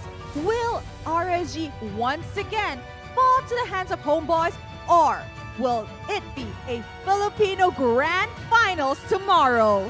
Tentu semua akan bertanya-tanya, akankah ini akan menjadi tim Filipina melawan tim Filipina ataukah HomeBois bisa melangkah maju? Karena kita tahu sendiri histori dari kedua tim ini, dan bahkan kalau kita lihat dari histori dari babak MPLI sendiri, di babak group stage mereka berhasil menjuarai tiap grupnya, melaju dari upper bracket, namun sayangnya di match pertama, di match pembukaan mereka di babak playoff mereka harus turun ke lower bracket bersamaan. Namun sekarang mereka berhasil memenangkan dengan 2-1 di match pertama dan match kedua, memulangkan See You Soon dan juga Blacklist International. Dan pada akhirnya inilah dia match kedua untuk mereka kembali untuk mendapatkan kesempatan kembali. Yes, as what Clara has said, these two teams had a very similar start in the MPLI because in the group stage, they both started off at the top of their seedings. However, they lost and dropped to the lower bracket in the playoff. They are both now at their final life. It's what I would say in Malaysia, dying without immortality, because the team that dies in this match will bid goodbye and say their farewells to the MPLI stage. So Clara, I'm sure the Malaysians and the Filipinos alike are ready to know who will be making it to the lower bracket finals tomorrow. Yes, not only Malaysian and Filipinos but also all around the world. They want to see, semuanya ingin melihat dan menyaksikan seperti apa pertarungan dari best of 3 series di lower bracket ini untuk menentukan top 3 untuk esok hari. Siapakah yang akan melaju ke lower bracket final esok hari? Akankah menjadi HomeBois ataukah akan menjadi tim RSGPA? Mari kita saksikan bersama-sama. Rose dan juga Bude Clara Romostar bersama kalian semua. Mari saksikan, inilah dia match lower bracket.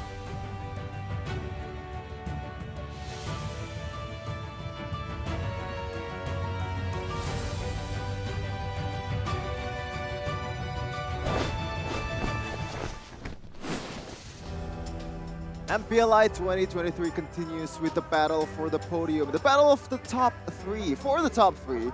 Back ahead again with Sheffin, Goni, and also on my left side is Wolf, who is outside of the camera right now. But yeah, he's still here in all fours. That's right. Well, I'm bipedal today, so. Okay. Okay, but this time around, Wolf, Goni, there's a very interesting match. Yes. This is the last hope of the Malaysian. And once again, as I said earlier, by extension, the Indonesians as well, because there's a lot of Indonesians on HomeBois as well. It's definitely a big achievement already for the Malaysian, but they're not going to stop here. They want to go full all out, especially after Sorn said that he's going to be the next Filipino Slayer. We saw the last guy who said he's going to be the Filipino Slayer in another tournament, who is Moreno. It turned out he was the Filipino Slayer at that time, okay? Maybe not so much as the time goes on, but his words were true. Let's see if Sorn was able to replicate that. Well, let's see. I mean, they're definitely not satisfied. Let's see, can they walk the talk, right? And with that, ladies and gentlemen, Sheffin has an important message that he wants to deliver. You know, the secret of the pro players to be able to play at this level. It is Omni. If you want to learn what it takes to play MLBB at the pro level and also inspire communities through gaming content, get inspired by the process. We have a lot of mini documentary, for example, Una, the brand ambassador of EVOS, and also BTR Evin, the journey of them to the esports scene. You can watch them exclusively on Omni by FWD, free to download on the Google Play app and also Apple App Stores. And while you watch that, while you also watch Chefin in MPLI 2023, you can grab a product by Meiji. Thank you, Meiji, for making Hello Panda. And this is their product. Apparently it's not banana. It's cream cheese. But it is yellow. I thought it was banana. So there's more. Yeah, there was more variety than this. But this 5 is already like, this is the Avengers. Okay? I think cream cheese is like the cream on the top. Yeah, it's not really my cup of tea, but this is like the sweet one. The sweet ones. I think like this very cream much. cheese is probably one of the newest ones, right? Yeah. Because I remember growing up without that flavor. And yeah, but now we know that, yeah, for any kind of taste you have, there's a Hello Panda for you. Hello Panda. And also for any kind of MLBB information that you want to have, you can also follow One Esports on this social media that we have. We have Discord, TikTok, Instagram, X, Facebook, YouTube, and also Twitch. Yes, every social media platform there is the One Esports. So follow that.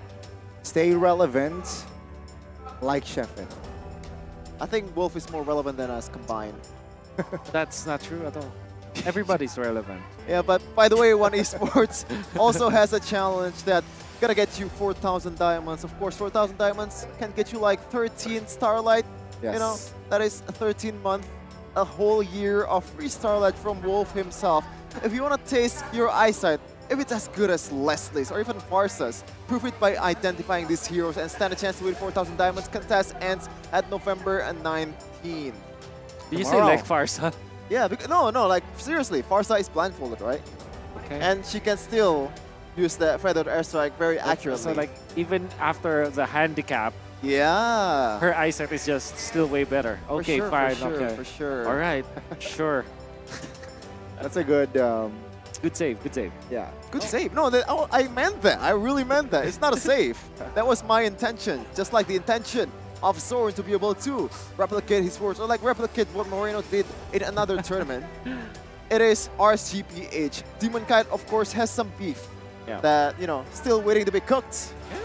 Since MPL MY, we're going to see both teams going into the stage. The only rep from Malaysia, and they are ready to be the PH Slayer, ready to break the dominance of the PH and also window. Let's welcome HomeBois! I think the Indo part was unnecessary, but you know what? It's alright. As the Malaysians would say, Malaysia boleh. It means Malaysia can. I think we should never leave out that nugget of I like it. The shush. And yeah, I mean, we should not leave out the fact that they have Indonesians, because I still feel that HomeBois had a best decision to when it comes to like getting imports. It's instead of going for Filipinos, for example, they went in for Indonesians. That kind of destroys that language barrier. I think it's genius, in fact. And on the other side, will they join their PH brethren in the top 3? They're ready, and they are ready to challenge anyone who opposes them. Let's welcome RSG Philippines. In their blue jerseys as well, looking to drown HomeBois in their water. Literally, there's a guy named Angkor in the team. But yeah, in terms of like the playstyle of both of these teams, it's kind of similar, right? Light sword, it's like the same pick-off kind of rover. You can also put Yaoi there, you can also put Keyboy there. These guys really like to play the Chow, really like to play the Kaja and Franco.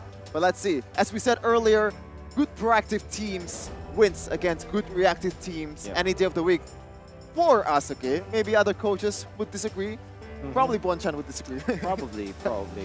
Like, now, talking about the coaches, Coach Theo now, you know, that is one of the biggest missed opportunities here in MPLI. Not having Coach Panda with Hello Panda. Oh no! Oh my God, you're right. How? What? Did this? How? RSG Philippines, come on! Why did you not let Coach Panda fly to Jakarta? There's still time. That's true, but this is okay. If they do survive, maybe they can rush going tomorrow. Wait. I'm gonna talk about the. Okay, we're on right. Coach Panda is on its way. Okay, I already called some people. Good job. And by people, I mean Wolf. Whoa. You're going to see the stats though. Low for backwards. If you're yeah, that's right. Low. That's not the best KDA, not the best skill participation also, but you know, as we said earlier, stats don't matter as long as you win games. Yeah, you can see that even Nats, for example, average KDA 2.9. That looks lackluster, but if you think about the way that he plays for the team, I think the rather bad stat, if you're gonna be looking at it, don't look at the average KDA, but the fact that Nats teamfight participation is only 44.7. It kind of looks like it's bad, right? It's pretty low. It's below average or below 50%. But if you think about it, the way that he plays, he goes for the long lane play now, or the far lane, right? That you're talking about. That is his play style now, and that means that he gives a lot of impact to the team with this kind of play style. Indeed. And on the other side, though, it's similar. Again, Nats I still want to talk about Nats a little. He still has that influence in game. Doesn't really show on the stat. It doesn't really show it too much. And one player that you have to talk about is Zorn, not only because of the, I gotta say though, as a representative of the Filipino community, right? People are now talking about Zorn, right? That's a euphemism. Define talking. Yeah, talking. Let's just leave it at that. People are talking relentlessly about Zorn, especially today. So, and now he's in at least for the Filipinos, right? He's in deep waters, but I'm sure that the Malaysians adore him now. Right? Oh, for sure, for sure. It's always, You it's can't a bit please of a, everybody. Yeah. Right. It's a high risk, high reward move if he can keep his word, which is really hard because you have to face AP, Bren, and Echo in the process. After, if you beat RCPH, that would be like the biggest W ever for Zorn, especially for the Malaysian community. They are been in a drought of international tournaments. Even in their own land, I believe in a tournament in Johor, Alter Ego was able to win that one. So it doesn't look good, but this is a shred of hope that they have, and they're looking to make use out of it. And this is going to be a very, very important matchup. You mentioned that they have kind of a similar play style, right? Because just because of the way that they wanted to farm. No! But one thing that I don't want to fully agree on that fact, but I think that I understand what you're trying to say about their similarities in play style where they want to take over with their gold laners. But the way that they reach that goal is, I would say, totally different. You can see that, as well as you mentioned also about Light as well as Zorn, right? It's true, they like to play catch heroes. But the overall pacing of HomeBois versus RSG, just look at their games, totally different. HomeBois, they're more electric, they're more flashy, they're more quicker, they're more faster. RSG, they do employ that sometimes. Sometimes they play quickly, or sometimes their tempo is fast. But more often than not, RSG, they're a team that wants to take their time, actually. Yeah, apparently, it is the birthday of Aquas yesterday. November 17th. Happy birthday, my man. Selamat hari Selamat ulang tahun. Selamat ulang tahun, Indonesia. What's in Tagalog? Happy birthday. Oh, happy birthday. Okay. Happy birthday. That was kind of anticlimactic. That's right. You guys do you guys. It is a choice of words, but yeah, happy birthday. Maybe there's gonna be a birthday buff as well for Aqua. This guy in MSC 2022 was probably the best mid laner in the world. I still remember the call from Miracle. But Aqua! That real world manipulation. Iconic. Real world manipulation. Okay, I'm sorry. That catches everyone. And just turning the game on towards RSG's favor was massive. Wow, battle of the coaches as well. It's going to be Coach Theo manning it for RSG. Their HomeBois, they do have Pabs. I was able to talk to my colleagues in the Philippines. Yes. They really like the drafting for this guy. And I can say I agree. Especially when you saw their stint during the group stages and then comparing it to the playoffs where they definitely know what to do depending on the teams that they are facing. It's always very adaptive to what the opponent is doing. Now, RSG Philippines, first pick. They will have the first pick here. Angela, what's your Bruno command? banned Your out team is instantly, banned. and HomeBois will respond swiftly as well. Fanny ban comes through. Will they prio? They're what? Okay, let's see. Baksha pick was a little bit uncalled for earlier, so I bet RSG can prioritize the Valentina perhaps. Valentina is, RSG likes that hero a lot. Oh yeah. Or maybe I think that they should. I think both of them will be picking between Baksha and Fredrin. The way that they, I guess that I only said that because they banned out this Martis. Okay. But at the same time, the Joy is such a prime target for the two teams. Baksha has not been banned just yet. RCPH, it's either they know how to decode this Chibi Baksha or they want to pick it for themselves. Because so far, I'm born Chibi with your talent. on either Martis or Baksha has been phenomenal Is against it? all the opponents so far. Is Especially it the early Joy game. for our, sorry. No, it's alright, it's alright, it's alright. That was more important. You are more important than me, Wolf.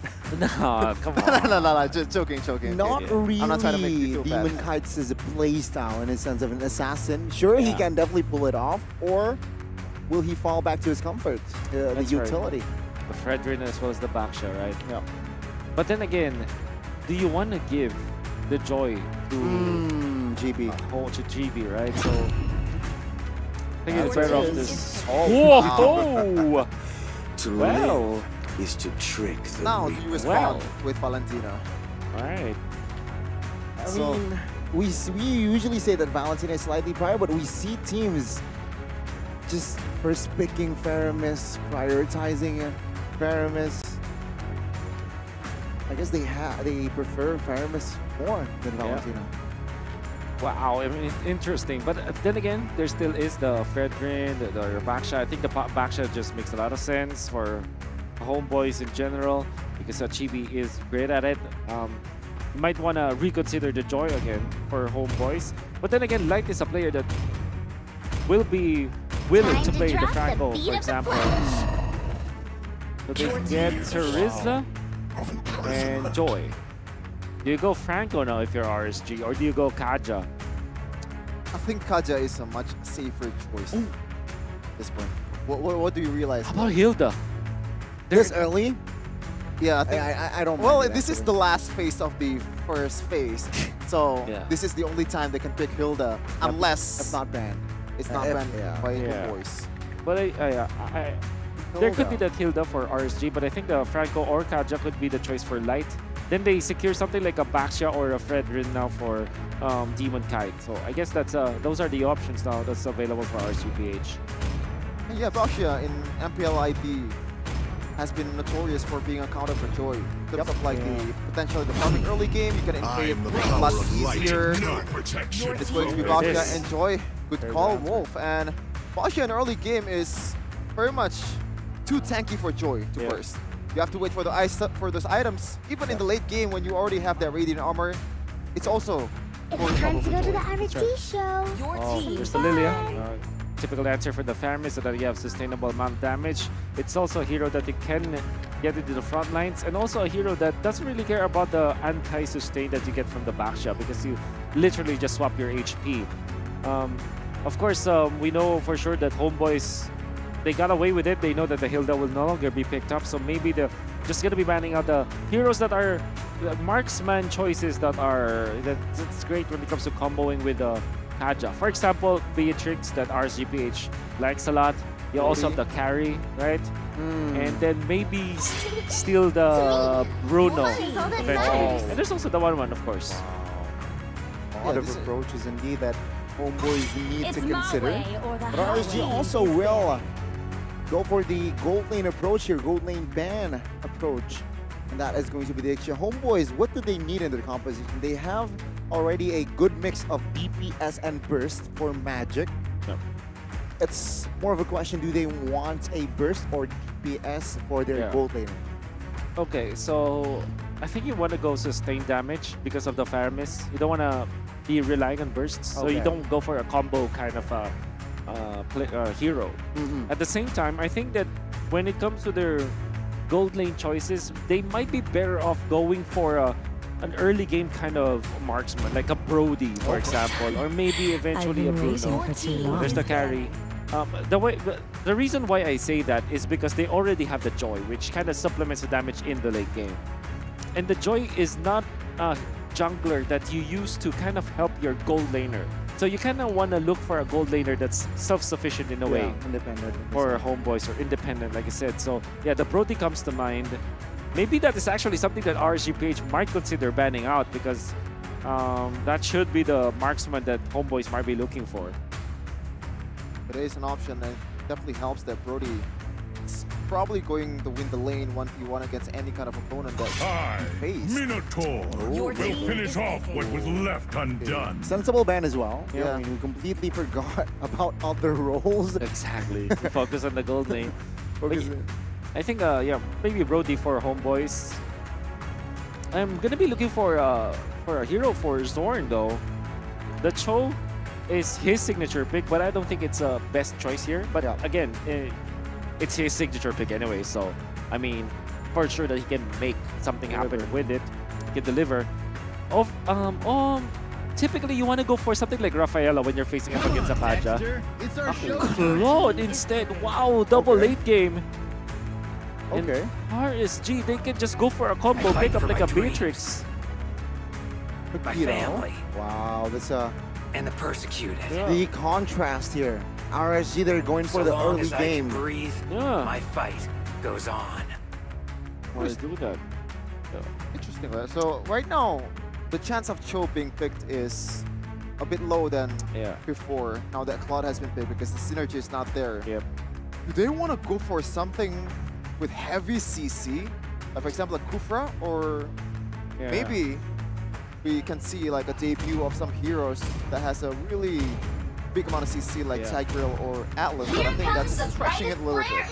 Yeah, there's the Beatrix, as we predicted. I think for HomeBois, you want to go for heavy CC, right? For sure. But at the same time, you kind of want to, you need some sort of protection here with your HomeBois, which kind of makes me think that maybe Rafaela is the best hero for HomeBois because at least it has a stun. Okay, Lolita? Lolita is... Do you dislike Lolita in this current patch? It's unfortunately not it. Okay. But again, if it's a specialty for Zorn, sure, pick it up. It makes a lot of sense though versus the Beatrix, right? And somehow, some way versus the Faramis. What I thought. Yeah, but I think I'd rather pick up something like protection, like Ruby perhaps, Kufra. Oh, that's a good. And oh wow, of course. I mean, playing to your power. Yep, like we said, it's like a hero that you generally don't want to pick it up in this particular game. But you're so good at it. But you're so good at it, you're gonna solve their problems. Story of my life with Kufra. Oh, wow. At least you're winning. Are you winning, son? Oh, Wanna see my history? I do wonder why that's the case. I do wonder. Okay. This is a battle between Malaysian and Philippines. Can we? I mean, you know what? Who cares? But yeah, I'm sure from the Malaysian side, it's probably like 95%. Yeah, I do hope that it's 95% for Team Malaysia. Yep. Unless there's an error, but we're going to see the beautiful production once again. Oh! Wow, Hello Panda. And Hello Panda will welcome you, as well as Omni TV. By FWD. Shout out to the production team. A very beautiful, very stylish, very dynamic. Look at this. As Miracle would say, they bussin'. They're bustin'. But well, ladies and gentlemen, in this best of 3, who will strike first? Okay, Wolf, right away. I want to ask you, who has the more bustin' composition? Oh, well, okay. Difficult. I'd say I'd rather be at the RSG side because it's easier. Yeah. I'd leave it at that. But Zorn already forcing out the retribution. That's why you see him like going for the recall play, because he already did his job. And I mean, they know that they will need more people around the Lethal Wanderer for them to secure that, especially because Demon Kite doesn't have the retribution. Who gets it? It's Blue side. For sure. Blue side. All right. 4-2, like huge disadvantage. Even without retribution, it's still going to be an easy secure for RSGPH. Now, it is, as you said, Wolf, that the winning condition for HP, HomeBois, it's harder to execute, especially if Sword has to land this perfect Way of the Dragon. But in the previous match against Blacklist International, I think you'd agree with the winning condition statement as well. But Blacklist winning condition is easier, but this is Sword we're talking about again. It's sometimes it's not about being easy, right? Because it's the playoffs. If you have the ways to do it like this one. And Amon even he did not pull off or press the flicker. That's massive calculation. He knows he's going to bait him. Now let's see here, Soren though, in a three-man gang, taking some punches and as well as shields from that Baksha, but he's still here hovering around, providing vision for his team. Unfortunately, Chibi didn't have to. Will still have the retribution in 5 seconds, so it's gonna be on time unless Demon Kite wants to burst this. Oh, let's see, Soren jumps in. Chibi, Demon Kite though, still with the clutch retribution now. Divine Judgment given towards Chibi, but Setbat will be eliminated. And in the backside, you can see Zorn in trouble and Knox finds the double. Gotta say, that was pretty much too ambitious, I gotta say. You have a Joy, you have a Chao that is like half HP, you can't really make a thing out of it, especially with Demon Kite on the other side. The Demon Kite dying is obviously not something that RSGPH wants, but they do secure the turtle and they get 2 kills afterwards. So that's a lot of gold that they have right now. But one thing that you have to take note of, if that happens to you as the jungler, you have to recover. You cannot be behind when it comes to levels after dying. But this is what they're doing. They're trying to invade. They do have the retribution of Demon Kite. He is level 6. With the help of the Kaja, they're going to be taking away one Rock Ursa. See here, Wave Dragon connecting on towards Light. Not enough burst, but take a look at the recovery. Divine Judgment on towards Chibi, almost taking him down. Warlord pops the black shoes for safety, and that skirmish, no casualties. Certainly not only discipline, also patience. 2 times. Flicker save at the last second for both of these teams, or like for RSGPH, and it resulted to the best play possible. RSGPH still leading 1K in this early game. See, a little bit of an advantage, well, actually not a little bit, a lot of advantage for RSG Philippines now. And before the turtle, they want to take over the jungle as well. I think that RSGPH had a better early game just because of this backshot, knowing full well that it has, it's easier to pull off the backshot compared to something like a Joy. Joy is quite weak in the early stages compared to something like a backshot, which takes out the jungle creeps very, very quickly. And because of that, they got concentration. Look at this! I like the bush that they're holding. The Kramer's bush. Zorn here, will he able to locate? Oh, right now, already showing Divine Judgment, and wow! Zorn deleted instantly. Now you can see HomeBois still trying to recover. Penalty zone popped, but this time GB will prevail with the retry. Another round pops, a spot in the middle of in the no man's land, taken out. And GB here looking for something else perhaps, but no. HomeBois there needs to be satisfied with a trade. The idea coming up from RSGPH, utilize the Beatrix Renner's Apathy in combination with the Retribution, but they mistimed it. They still got a lot of kills after that, but the fact that they're giving a turtle to HomeBois, it's a little bit of a breathing room for sure. Okay, now Frizel is going to play the far lane, considering that he has not have those items necessary to be able to pop up in the team fight, and he's going to use his maybe Blazing Duet, or maybe he's going to get killed in the bottom lane. No, still safe. I like this idea though, because Terizla is obviously the more useful member in the team fight. Meanwhile, Light. Oh, Wave Dragon, Divine Judgment now. Jesus! What the heck? The damage from Amon. He flickers out of that. And Sampat there failed to find the trade, but what? Zorn now on his quote-unquote power pick or comfort pick, 0-3-0. Yeah, great fight coming out from RSG, and that's what you always have to think about when you already see the Kaja. We did say that, right? It should be like the Beatrix was the carry ban, but this time, oh wow. Will somehow take revenge, but even Kaino jumps into the fray as well. Soaking damage from Sampat, and Man is just free hitting the backside now. Chibi in trouble. Warlord from another angle does not find the burst just yet, but it saved Chibi's life. Now Warlord is going to be the main target because he has no black shoes. But Chibi, great spot. Will finds the outplay. Come here and let me shotgun you in the face. Meanwhile, not to the bottom lane. 2v1, still looking for the outplay. Rizal. Blazing duet to save the day. Zorn assisted. And there you go. It's all very, it's very action-packed. 6 minutes in. Well done coming out from Eman, his signature hero from MSC. Shotgun of Eman, that was the rap battle that was written back in the Philippines. And you saw that he utilized all of the weaponry coming out from the Beatrix to be able to take out Chibi and bait him out. Well done, and big break play coming out from Eman on this Beatrix. And we might see another shotgun play later in the future, considering that Kaja is on the team for RCPH. An early PZ, another round. Warlord will find the turtle. Demon guy now with the Puissance looking for a target with the shield Unity. But no, HomeBois, they will disengage. Zapato here, bottom side of the map with Sword showing. The RSG side will back away.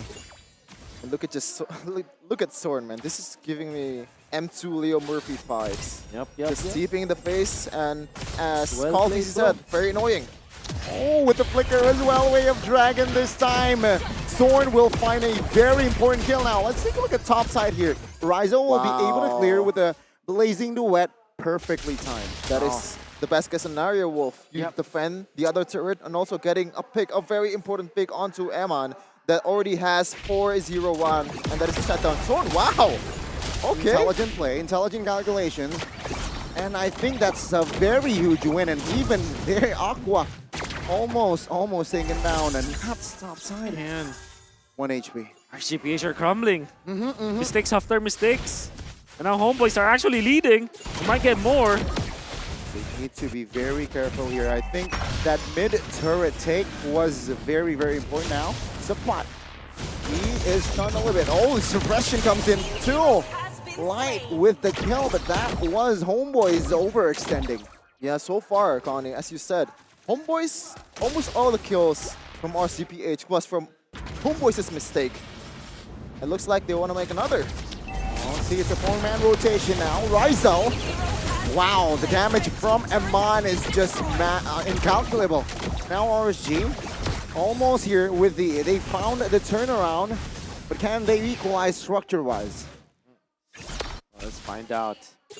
Eman making full work, well, full value out of this grenade launcher. Again. Oh Now, my god. RGPH is just rotating for a 4-man rotation now, with Nats being elsewhere. Okay, I think you can clarify for me, Wolf, that Eman doesn't do that very often. Not that often. It's just for he knows what the stakes. Oh, nice touch! That's a big blunder. Big resource wasted, and Safat will be punished. Oh no! Backside though, Walmart will pop the black shoes in a RSG. Exactly, it's 4 men from the side of RSG will take the punish. It's 2 kills now for RSG. That was interesting decision from HomeBois. Just 1.1 making blunder over another, and that is another kill, another gold secured for RCPH plus the Lord. And I gotta say, well, Chow might not be the greatest target in the world for RCPH to pull, but when you already exhaust all of the gold away or like the potential away from the Chow, that makes like kind of a psychological effect to Sword, and also making him a bit more vulnerable. And not only that, it's part of the combo of HomeBois. They needed a stun. That's the only source of their stun. Apart from, of course, the penalty zone, which is not actually a stun. But yeah, Zorn is the main damage, main CC for their team. PZ popped low in the backside. Take a look at Chibi. NetherRealm Light though will fall first. Emma now in trouble. Chibi with the important kill. Rizal possibly blazing duet now. Nats and Demon Guy trying to survive, but this time it's not taken out. That's a good response from the Malaysian rep. Wow, I was gonna say that the first hit from Demon Kite was actually massive towards Sapat, but somehow there was not the best fight in the world for HG, but somehow they can win it, Wolf. What happened? It's GB just trying to save this game, even after the jump coming out from Emma to get away because of the lack of flicker. Oh no! Able to take him out. Quite in trouble. Oh! It's out. Barely. But yeah, I mean, you can see that Chibi, because of his timing, he was able to take out Emma, the main damage dealer from RGPH.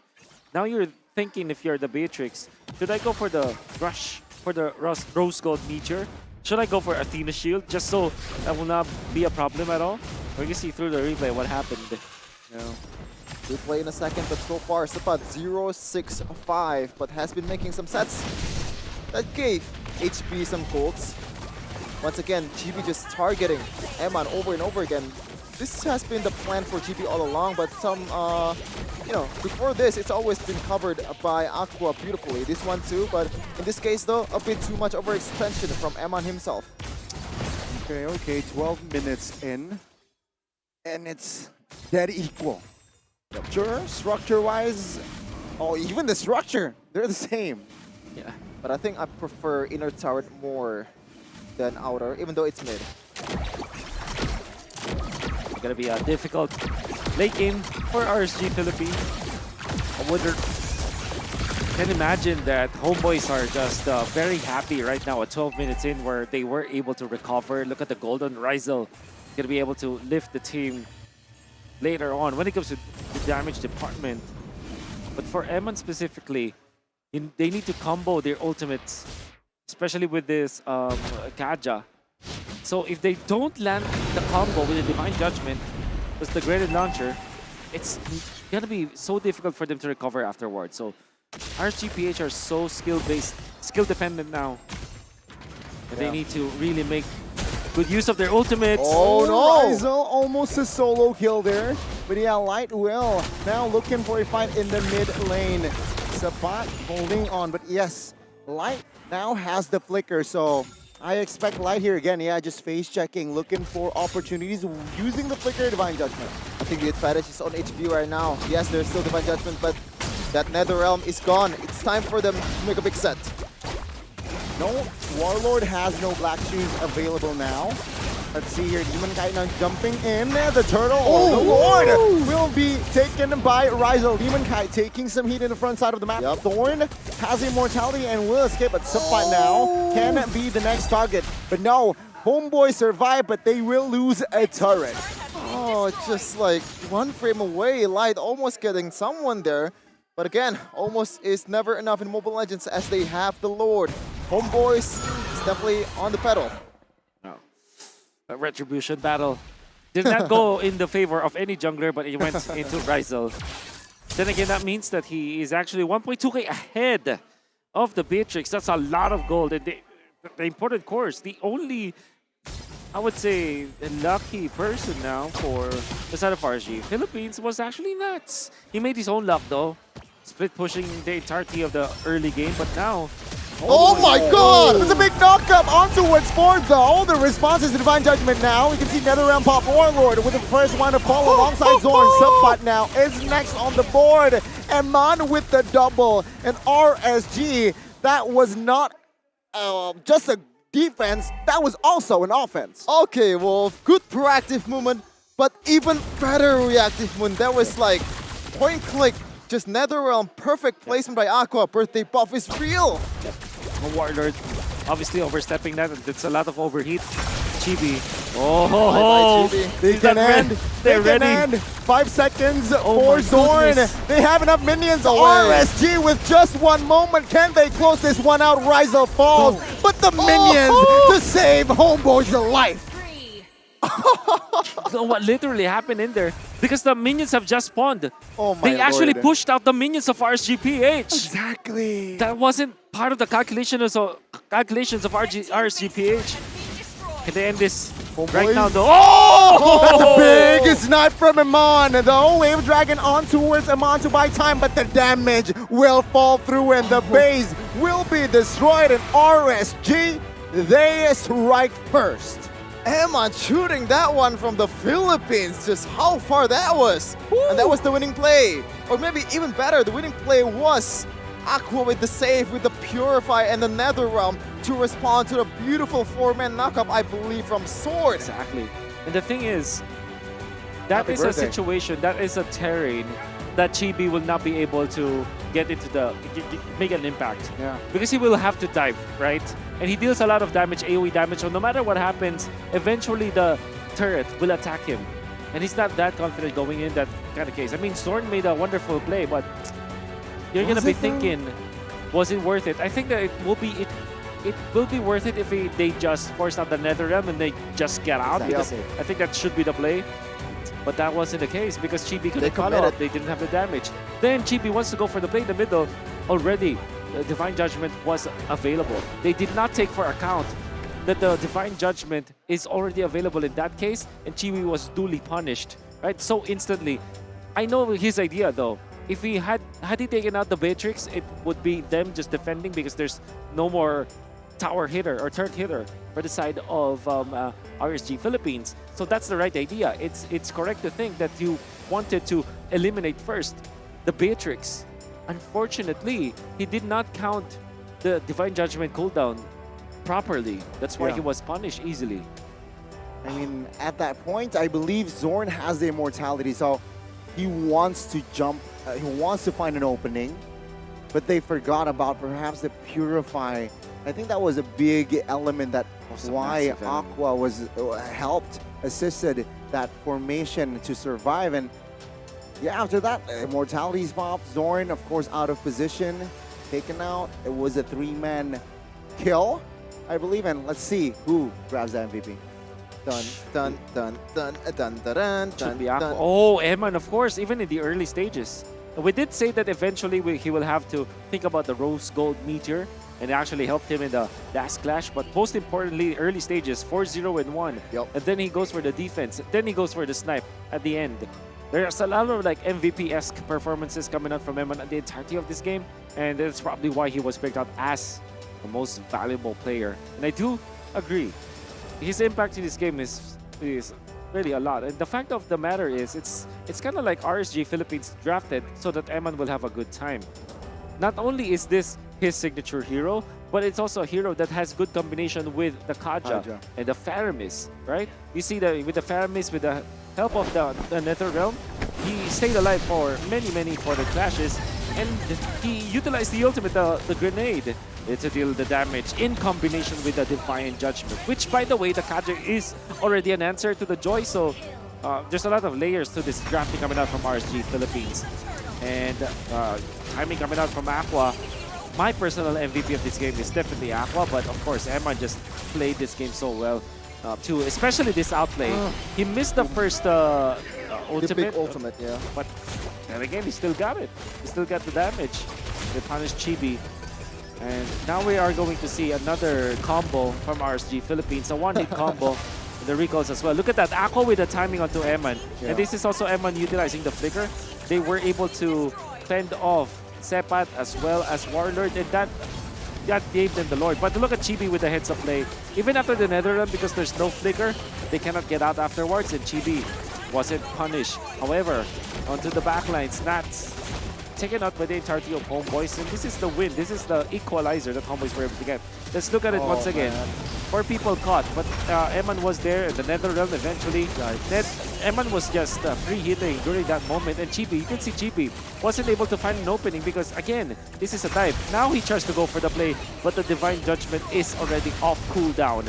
Yeah. That point, something that they did not calculate or they did not anticipate. Minions. At the same time, the minions pushing it. And look at Eman with the snipe on the Warlord. Boom. Beautiful. As a KO, and that is RG Philippines getting the W. Seeing the replay, Chef, and also another factor that I feel like Zorn, well, HomeBois could not pull off that offense was Rizal was a little bit late to jump and join in with the Blazing Duet. That's kind of true, but then again, I would say that it's just the bottom lane push that they did that kind of spilled their doom. They were doing everything correctly.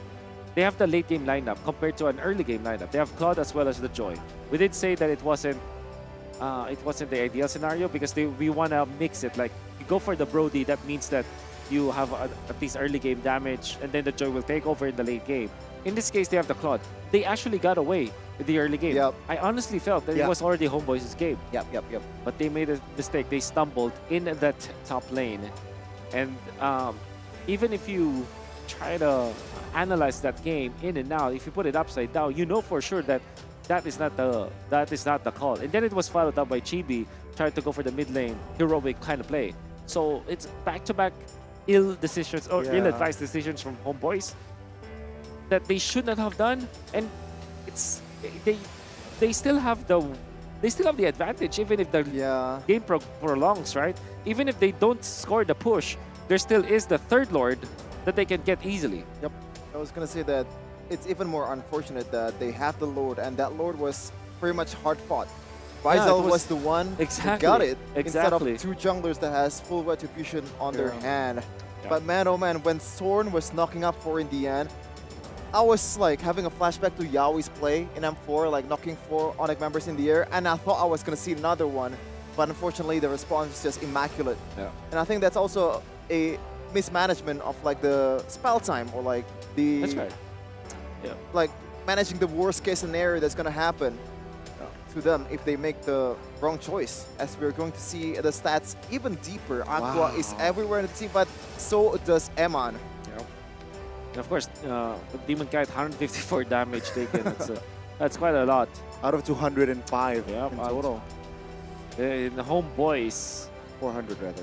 What I do like about this team is that we know for sure that they can win, right? And I think that their draft is what there was winning. Yeah, I think their draft is a gamble in this particular game number 3 in a way that they still picked up this Claude even when there's already the Joy. Maybe they made a lot of like bad calls in the late game, but at the same time in the early game, the fact that they have equalized, in fact they got the lead. In fact, before the last minute of the game, they have it already. Imagine if they waited for the 18-minute Lord. Wait, they have the Joy, they have a Claude, and they even have a Lilia that is very strong in that part, and then Sepat with the Terizla with the immortality, things would be totally different. But RSG Philippines, they were the more disciplined team in this case. But what's done, it's done. The Rise is now a porridge. Unless you have a time-traveling microwave, there's nothing that can be done. And that is game number 1. We are going to game number 2 for more, hopefully, recovery from HomeBois. Not because I want HomeBois to win. But yeah, more like I want to see a game 3 to win them, okay? Okay. Game 3 is Fair definitely enough. the climax of all the things happening. They make mistakes, they know what to do, and all the things, all the information that they have is going to be very crucial on that game. But before we are going there, we have to register for something, Connie, and that is Why do I have to register?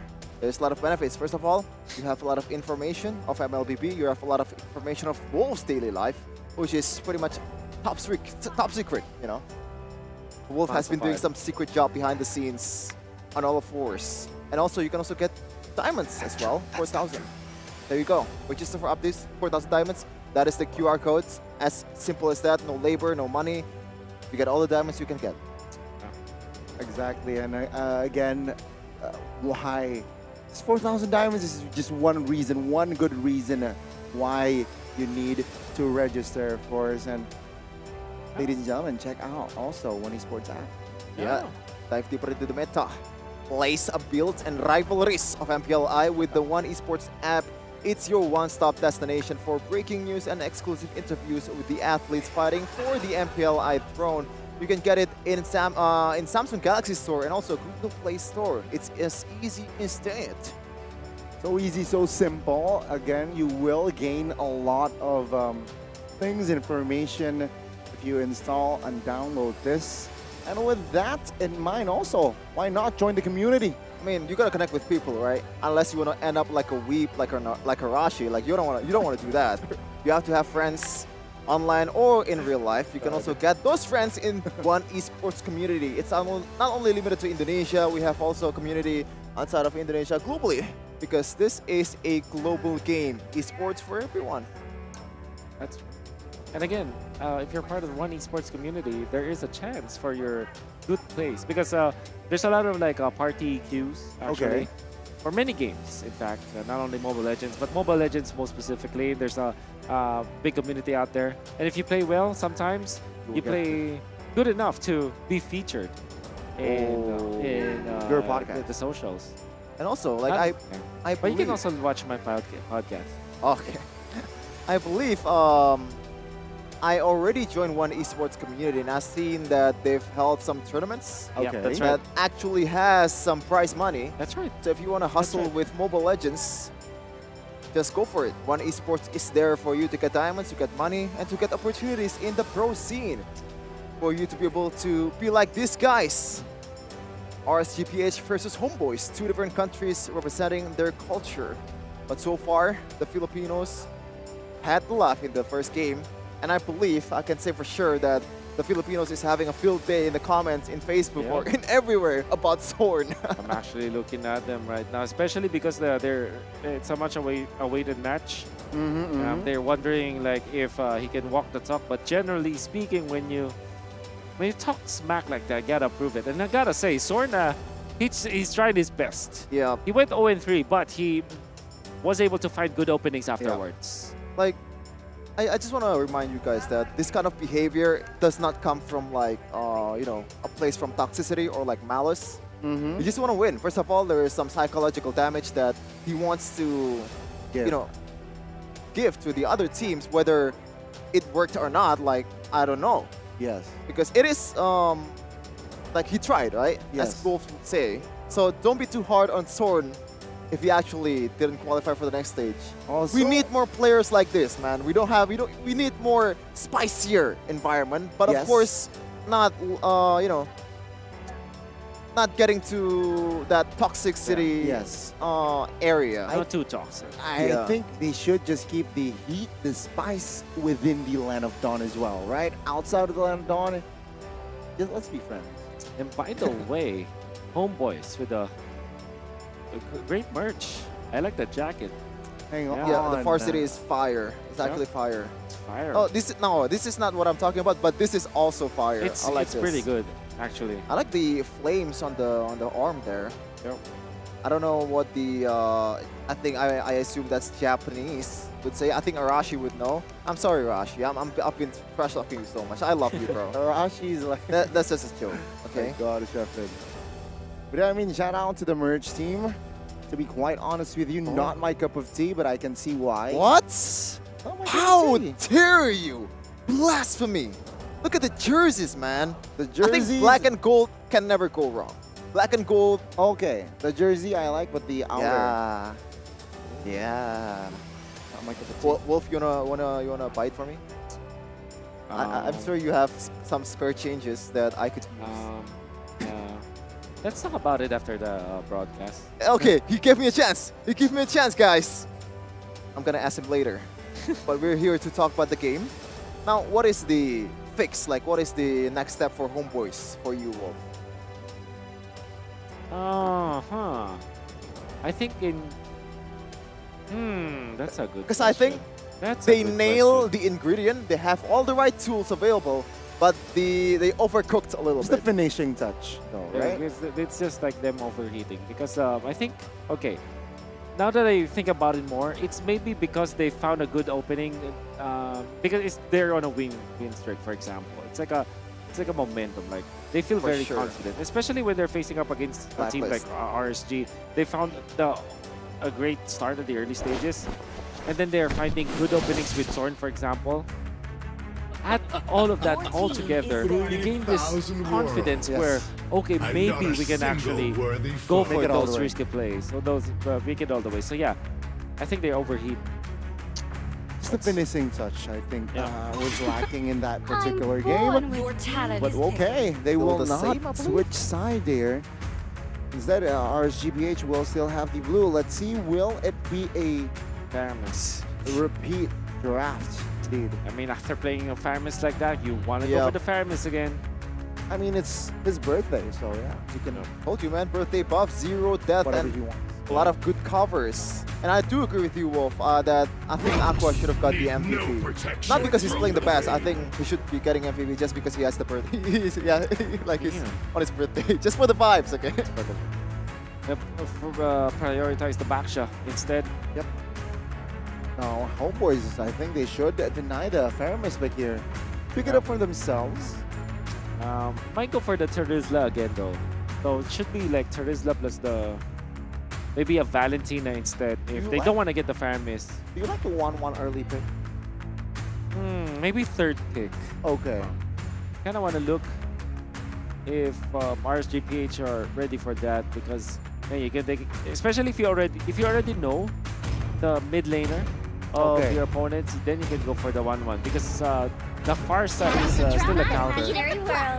Oh no! You wanna go Phobius here? This is like easy like Phobius, man. You're just giving like food to them. Yep. Let's see though. Okay, still Faramis because it's great versus the 1-1. There is some like option left though. Like you can pick off hero along the lines of Kaja too, but I think Phobius is the safer pick here. You can easily pick that up.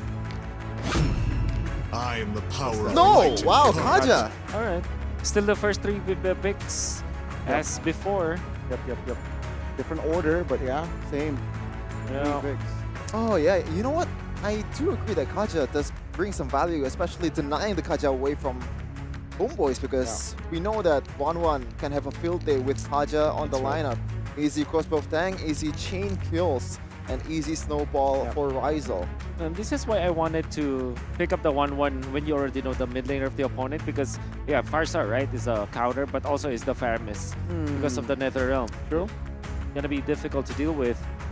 And HomeBois might be looking for something to protect their 1-1 this time. Actually, Joe, it looks good. The Franco looks good. That is a Lilia still going up against a Faramis.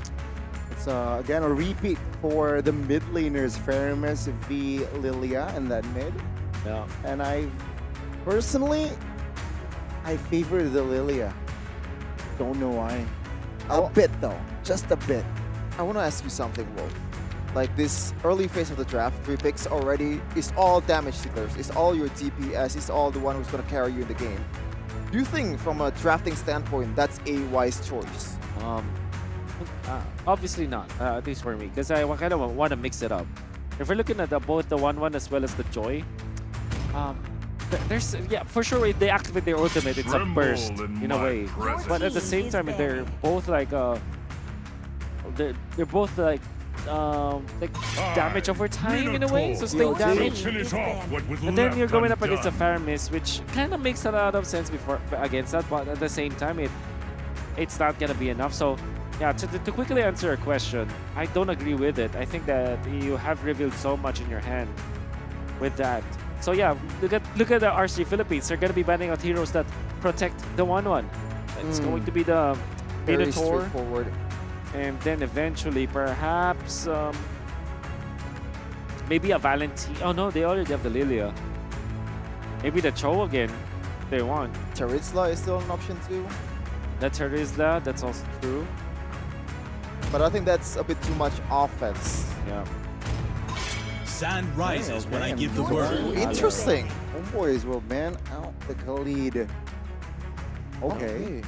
Yeah, like Khalid does burst 1-1 better than a Terizla, or and against the Joy, it's actually really good. You can also tank on the board as well, though. Tank the damage. Yeah. I like the Benedetta a lot for RSG Philippines, because if you do receive the crossbow tang, you can easily get out. Exactly. Right? And you also have the Faramis to aid you. And also, it's a hero that is not that scared about the needles and flowers. of the 1-1. Surely the Petrify can be taken out of the equation, but you can be a nuisance to the backlines because of that hero. And especially right now, 1-1 has been nerfed in terms of like the second skill. The cooldown is insane. Like Yeah. I believe in the first level, like second level, it was 20 seconds. Yeah. Which is pretty much an ultimate cooldown in itself. I think the Edith looks good for HomeBois. Great versus the Faramis. Okay. And it's Edith punish Kaja too. Roman XP, and especially it's a that's why I flex. like it at fourth pick because Okay. it's a super yeah, flex. Yeah. That's really good.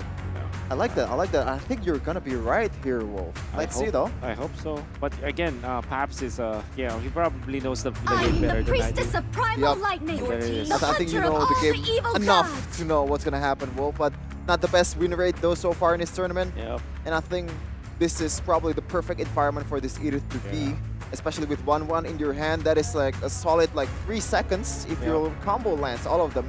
And if you get the Kaja, it doesn't really matter. You have the 1-1. You have to play front to back. You wanna burst down all the frontliners to be able to chain that crossbow tank. Ooh, Ixia looks good for RSG Philippines, and they can follow it up with something like an Arlot actually for Nats. But like we said, Benedetta is still good. Well, Arlot, however, gives you that additional value where you have a stun Time and tide to wait kind for no of man. force out this As 1-1. swift as wind. It's literally the same draft. That's the Literally same the same draft draft. for RSG, Paquito, Beatrix. Yeah, the same hero. And you know what? One hero here. I know. I don't think this will come up though. One hero is for solid for Zorn. me. I believe this Eden can go to the Sorry, EXP. If they want, HomeBois can pull off. I think they can give a Tigreal. No.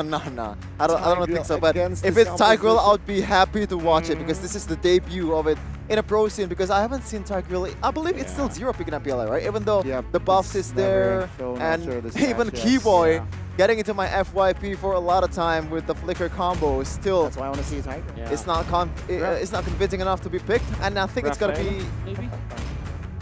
I say it's gonna be you, Jean, bud. Would there be See value in me? Oh, Fredrin. Fredrin. Okay, there was back in season 10. Let me take you back, as the Fredrin is actually used to counter the Paquito because of the combo of the continuous CCs, and also it's a hero that isn't bursted down by the Paquito. Okay. But they're gonna be putting it in the jungler role this time. Wait, what? Sapat will Fredrin? play the Joy. Jungle? Yep. Oh. Sapat will play the Joy. Oh, That's okay, right. okay. I see. I didn't know that, but I thought Fredrin is really solid because it is probably the most versatile jungler out there, and you want to make sure that 1-1 has enough cover that she needs. And how many CCs does a Fredrin have? You have a knockup, you have a taunt as well. You also have a lot of dashes, and you can use that. You know, what's the ult called again? Abrasive's Wrath to be able to turn the game around if the conditions are necessary. We'll see though how it will pan out in this game for game number 2 of HomeBois versus RSGPH. It's match point for the side of RSG. Will HomeBois equalize and force a game 3? We have to see. So grab Hello Panda and watch this game. It's very clear that something like a Baksha is much faster when it comes to taking out the jungle creeps. Well, up top, the Joy versus the Paquito. Not entirely sure about the matchup, but I think I'm gonna put my money onto the Paquito, I would say, because of the fact that you have the second skill 2 of the Paquito, which helps him easily take out the minion wave much faster than a Joy would. So it's easier. That's what I'm trying to say. And also Joy is the more vulnerable member or like EXP laner in this game because he has a little bit more HP than a Paquito. Meanwhile, Eman might be getting some damage here in the bottom lane. Rizel, pretty decent job in the early game, but Light is there for the rescue. He also sniffed the Kaja coming, right? He instantly moved backwards where it got a little bit fishy. And let's see here, HomeBois rotating with 3 Chibi, Warlord, and Zorn trying to link up with the 1-1 bottom side, but Shield Unity comes through on towards Zorn here. GB looking for the backside though, good taunt, but Zorn with the flicker will be able to escape. no. GB, Appraisal's Wrath will not take Light nose, anybody Light down. nose. But Light, Oh. he smells blood There with we the go. flicker as well, and the first blood will fall to Light. That's pretty bad for HomeBois actually. At least when it comes to the first turtle fight, they already expended so much, and I don't know if they don't have the Appraiser's Wrath anymore for GB. Bounce here again, taking some heat, repositioning here, looking for another angle. Perhaps the Demon Kite is there. Netherrealm popped as well. Sapat though deals damage what a towards stun. Nats, but he survives with the cover. Demon Kite live, but weird placement way. here by Nats. No but Nats way. survives again. In the backside of the map here, you can see Zorn already quite low and taken out, but Chibi finds the turtle. Now Demon Kite, good pull by Light with the Divine Judgment. The damage, no burst. Aqua has no mana. Sapine's spot links up, but Demon Kite will find the kill. Sapat looking for an escape. He gets it. RSG's Nats is massive right now. Beautiful outplay. And also Aqua though. That timing. It was like 1 HP, literally 1 HP away. And that is the perfect time to use the Netherrealm for Nuts to get out. And some beautiful shield uses as well to the purple buff, I believe, from Nuts. And that is why he can get away scot-free. Oh man, I really like how Aqua is playing. It's like it is his birthday boy, but he is the birthday boy, but it kind of feels like he's the one treating everyone, you know? He's the one surprising everyone. You know, wonderful timing of the ultimate, and he gets 2 assists to go with that. Then Light 1-0-2. And of course, Demon Kite keeping his ground. There was also a stun from Demon Kite that saved Nats eventually. So you really like the chemistry now for RSG Philippines. This is a lineup that hasn't really changed in MSC 2022, so chemistry is definitely not much of a problem, especially they've already conquered Southeast Asia once, and they're looking to replicate it with Demon Kite back in the jungler. So now things tempo-wise has completely gone down. But let's see here, Spell all active, so they're technically ready for a huge fight even. They will raise that resource, but or will they save it for the next turtle? Demon Knight moves with the Shield Unity now. Looking perhaps for a crash, but now HomeBois will disengage. Flicker Divine Judgment on towards Rizel there. Good spot. And with that, that's already man advantage for RG for the setup. What a flicker by coming from Light. I mean, it looks very normal, but at the same time, the timing was there, really catching Rizel off guard. Right now, no Divine Judgment here, but take a look at the damage. Demon Kite finds the Mega. Sapat with the Vengeance here will find the kill. Perhaps no. The turtle will fall for RSG, but Sapat will be punished by the birthday boy. And Zorn now looking for a clear in the mid. Let's see RSG, will they force this one out? Rizel joins the fray, and HomeBois this time will be able to defend, but yet they are behind 3,000 gold. Aqua's mastery of the Faramis is just on a different level. Because in this case, particularly in that clash, what they did was to utilize the Netherrealm instantly when the Joy activated the ultimate. Sometimes you want to use the Netherrealm when you're only living with a sliver of HP, right? To kind of outplay your opponents and force them out. But that particular play coming out from Aqua, he activated the Netherrealm to absorb the damage from the electrifying beats, which kind of rendered Sepat useless. That's why they were able to take him out. And of course, big props to Demon Kite controlling Chibi with, of course, the Renner's Apathy from M1. Oh my god! That's a solo kill from Nats without burning his spell. That is one nasty play. Now, top side, let's see. Good taunt. Can it perhaps Rizel? There's no damage here from Warlord and Rizel. And he will be able to walk away. Now the mid is in trouble. Nats with the cheeky push. But again, for this wave, HomeBois will be able to defend Light. Spell, let's check, 5 seconds. Keep that in mind. I mean, with this kind of lead, I don't think Light has to be picky about the target that he has. Even Zorn doesn't really matter. It is a roamer, but again, as what I said in game number 1, like if you remove Zorn out of the equation, the engage is not there. And you said about something along the lines of micro details, Wolf.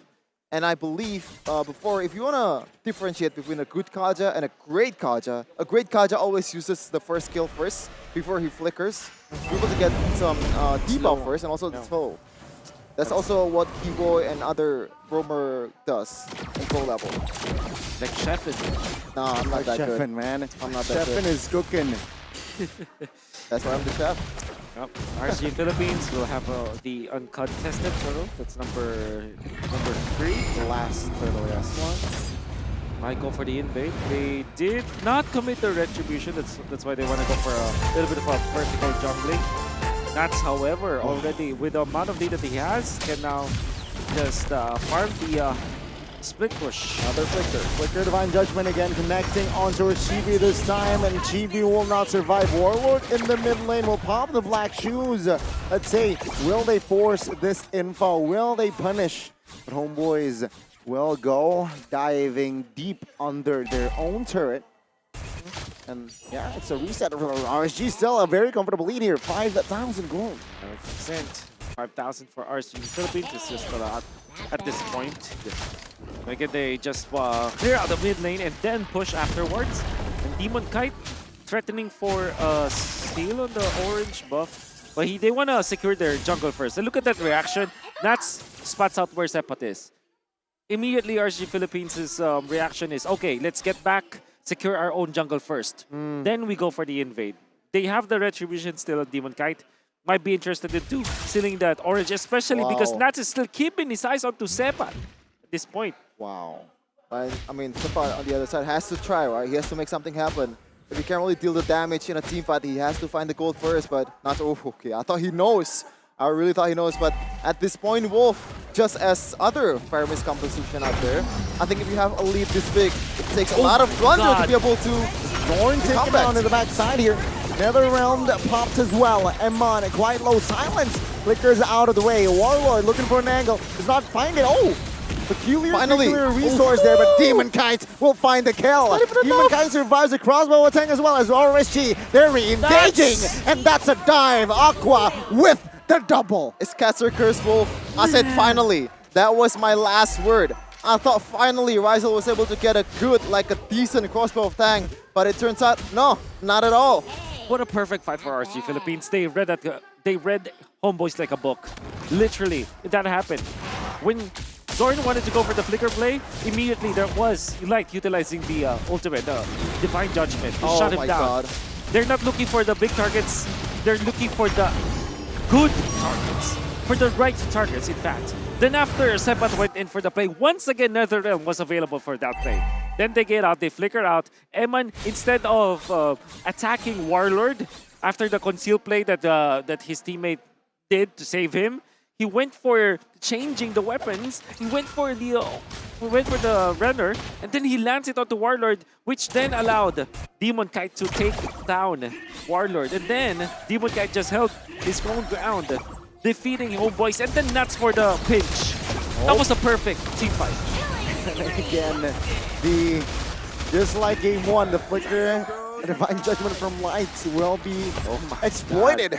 Zorn, it was 0-3 in that first game for a time. Now it's 0-4. Sepat on the bottom side of the map. That's a solo from Nats. 14-0. 14-0. They're keeping the scoreline here. Oh man, as RSG so one-sided. I thought Rizal was gonna die, but I think he has some skill left. Well, that's a good stun, but it really doesn't matter. Really doesn't matter. Still has Netherrealm, still has a lot of stuff to go out from that turret aggro. But Wolf, at this point, man, I think the victory depends on RCB. It's more than HomeBois. It takes a massive, insanely bad blunder for RCPH to fumble this one. Yep. They are looking for a whiff on the Netherrealm. Rizal utilizing his ultimate onto 4 members of RSG, except Demon Kite. That alone is a difficult thing to do. Yeah. Like, maneuver your crossbow of tank so that it hits the squishy members after the Netherrealm or without the Netherrealm. And so many... Again, I think that it's clear. It's a miracle it will take a miracle for HomeBois to win. Let's see, good knockup here by Zorn. Another round pop, and Sapat jumps in towards the back. Let's see though, but Sapat jumps in for RSG to take his life. It's a 5v3 now, as Zorn and Sapat still here lying down. No! Okay, he's still alive, RSG. What will they do now? Will they regroup? The answer is yes. Even when you thought that Nas was handing a kill towards Rizzo, he still survives. 16-0 in 12 minutes. Like, difficult, as you said, Wolf is an understatement, I think. We need a miracle for HomeBois. Look at the player's gold. Oh, top. Oh, bottom lane. Nats is ready. See, Nats is ready. Looking for a solo. Hazel. Oh my god. As if this is tennis, we call it 17 love. Warlord now, again, Divine Judgment, Aqua finds the Mega, they look and move onwards. Finally, Zorn looking for a kill here. Finally. Another realm, Zorn loses immortality. Demon Kaido still died, but Eman finds the snipe to secure the kill. Oh my god. 19-0. Like, I'm sorry, but I feel like we're looking at the inevitable here. I think this is the biggest lead that I've ever seen. Monster kill secured. It's 20-0. Rise up, House of Wind of Nature. Let's see here. What will RSG do? Dodge from Eman with the dodge as well. But that's about it. RSG, they will take it slow, and perhaps they will move on towards their Lord. This is probably the biggest love set that I've seen. In the Philippines, we call love set when it's 0 loves. Love, like LOV. Love. Oh yeah, Tannissons as well. 20 love. I don't know the reference. This is the biggest love set I've ever seen. Literally, I cannot remember. I think I remember 16 and 17-0, but 20-0. This is unprecedented. Absolutely, absolutely. And I don't think we can find a way for HP to come back from this. Let's see, will they be able to find a kill for HomeBois here? RSG 15,000 gold. You can see the recalls from RSG. I mean, might as well discuss who's the MVP right now. I think it's Light. Wow. So insane. See the gap being this huge. Damage. 15 oh my minutes god. Demon Kite as a Basha has more damage than Rizal, Sapat, and Warlord. Those are your damage dealers. Who will die from RSG PH? I don't know. Okay, Zorn. a knock-up Zorn finding the right target as well. Another realm my though will God. save his life as Zorn will be eliminated. Now it's a 5v4, Sapat will fall as well.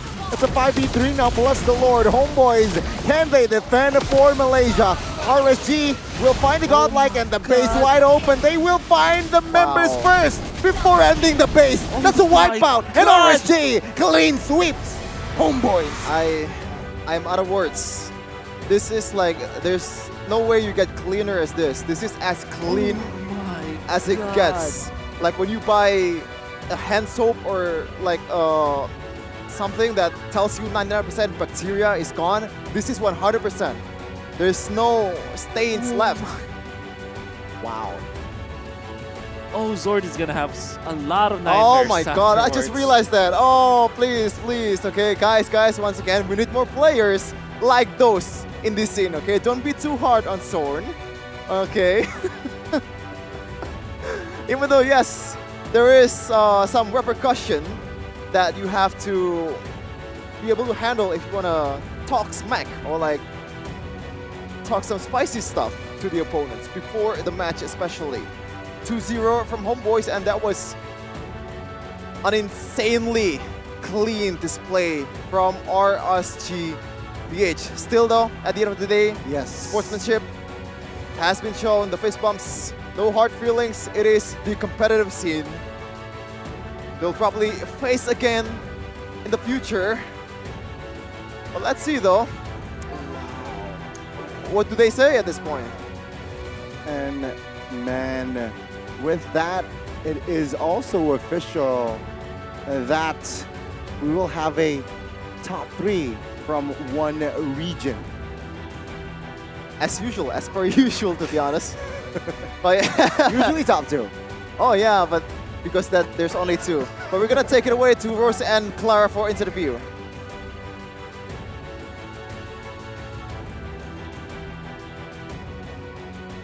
HomeBois ends their journey in MPLI as the top 4.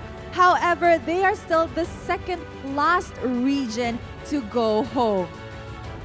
Mereka adalah region kedua terakhir yang pulang. Dan dengan demikian, Filipina top 3 semua tim. Namun mereka membawa nama besar Malaysia dan sampai pada titik ini dengan sangat luar biasa. Inilah dia tim HomeBois dari Malaysia. And with that, let us give HomeBois the final bow on the MPLI 2023 stage. Boys, in 3, 2, 1. Thank you very much. We all know you guys did your best. And you know, Malaysia did really, really well. And if I'm not mistaken, this is the highest achievement Malaysia ever had in MPLI. Iya, dan kita semua tahu betul bahwa mereka sudah memberikan yang terbaik. Dan ini adalah achievement terbaik mereka sepanjang MLI. Jadi kita melihat bahwa mereka step up. Namun ada tim yang begitu menggelora, begitu luar biasa. Dan mereka menggemparkan panggung di lower bracket ini dengan 2-0. A clean sweep.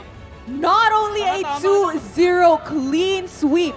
That last game was a what? 24-0 if I'm not mistaken? Or possibly even more. Give it up for RSGPH, our official top 3 team in MPLI 2023. Yeah, everyone is so hyped up. Mereka semuanya bersemangat banget. But guys, how did you guys manage to make it 2-0? I thought it's gonna be 2-1, especially for the game 1. Dito, talo kasi namin sa Bren, dami naming natutunan. Tsaka, mas pinagbutihan talaga namin na talunin yung mga natitira pa sa lower bracket. Alright, so he said their loss against Bren, they really learned a lot of things which motivated them to beat whoever it is in the lower bracket, which means they're getting ready for that match against AP Bren. Oh, begitu mengerikan ya. Setelah kekalahan mereka, mereka belajar banyak. Dan setelah itu mereka hanya siap untuk melawan siapapun. Dari pelajaran itu, hasil yang mereka hasilkan begitu mengerikan. Rose, I'm getting scared of RGBH Wait, now. you're getting scared of them? Yeah. I have a question. Demon Kite, ano na? Nakascore ka na kalaban ng HomeBois ah. Parang in-expect ko mas magandang laban kasi gawa ka ng malakas na team kasi. All right, I asked him how is he feeling because he finally managed to win a game against HomeBois and he said he actually expected more because he knows that HomeBois is a very strong contender, a very strong opponent. Ya, dan mereka melihat kalau HomeBois itu lawan yang sangat kuat. But what you guys have this match that maybe you prepare more or you have more with the HomeBois? What is the difference in this stage? Siguro yung gigil kasi halos lahat ng team nun gigil po sa kanila. Parang gustong-gusto silang talon. So I'm pretty sure you heard the word gigil just now from Echo. Gigil is gram. So just like Echo against AP Bren, they are also very, very much gram with HomeBois because as we all know, HomeBois is the underdog of MPLI. So everybody wants to beat either AP Bren or HomeBois and they just met HomeBois. So that's what they did. They won because of the gram, you know? Geram? Yeah, geram. Emosi? Emosi. Geram is like... Membawa gemas. I don't know what it is in bahasa Indo. Oke, mereka sepertinya terbawa juga dari perasaan ingin membuktikan diri dengan ingin melawan siapapun karena biasanya orang-orang kalau menyebut tim adalah HomeBois atau AP Bren, tapi mereka juga ingin menunjukkan kemampuan dari tim RSGPH. Alright guys, last question. Maybe second to the last question. Anong pakiramdam na ang MPLI 2023 top 3 puro mga Pinoy? Ano masasabi nyo doon? Para sa akin po masaya kasi pitch versus pitch po ulit. Like, yung ibang past tournaments po sila. Indo versus pitch, tatapat. Okay po sa akin. Alright, so I asked For my him, country din. what does he have to say? Because now, top 3 teams are all from the Philippines. how are they feeling? And he said he's so much happier because usually in international tournaments, it's going to be a Indo versus Philippine Grand Finals. And they all prefer a Philippine versus Philippine Grand Finals. Isn't it gonna be hard because you guys can read each other? Or how do you manage? Or what is the biggest challenge that all Filipinos on the top 3? Di ba kayo mahihirapan? Kasi puro Pinoy ang maglalaban? Or masaya na kayo kung sino mananalo kasi basta dala-dala yung flag ng Philippines?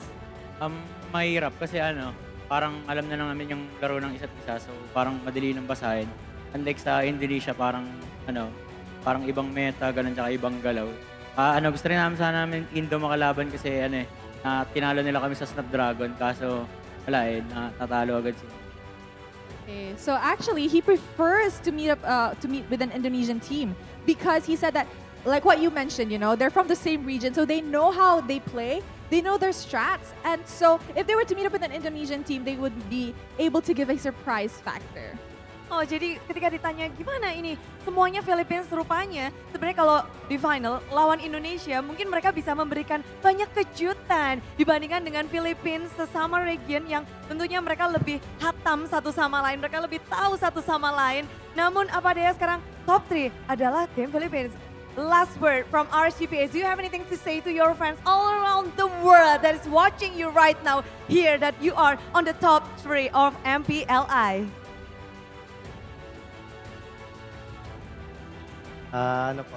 Maraming salamat po sa lahat ng sumuporta sa amin, tsaka dito. Good luck sa lahat ng natitirang, lahat ng team na maglalaro sa semifinals and grand finals. Alright, he said good luck to all the teams that will be playing in the semifinals and in the grand finals, as well as thank you to everybody who has been supporting their journey here in MPLI. Terima kasih untuk semuanya yang sudah mendukung mereka sampai titik ini. Perjalanan mereka tentu masih berlanjut dan tentu saja mereka menginginkan yang terbaik untuk semuanya esok hari. Lower bracket final and grand final. Alright, it's been a long day. So, with this 2-0 match, let us show it over to the casters to find out what RSGPH did right to secure that 2-0 game. Casters, take it away.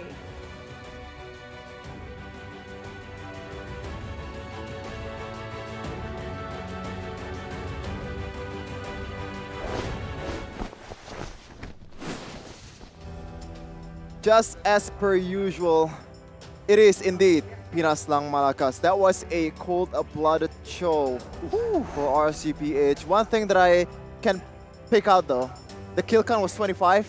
They should have stopped at 24 just to, Kobe, RIP, one of my favorite basketball player of all time, and the one who made me play basketball. So yeah, that's my bit. So we're going to see the MVP, as I said earlier. In the mid-game, if I were to pick an MVP, it's going to be Light because he's been feeding RCPH even mouth-to-mouth. Wow. I would say that everybody it's cliche, right? To say that everybody's the MVP. Because surely there are so many highlights for Light. Yes. Lights, right? You can spell highlights without Light. Especially because of how he understood the movements and also like calculate all of the pixel... calculate the 1-1's movement down to the pixel and of course down to the millisecond.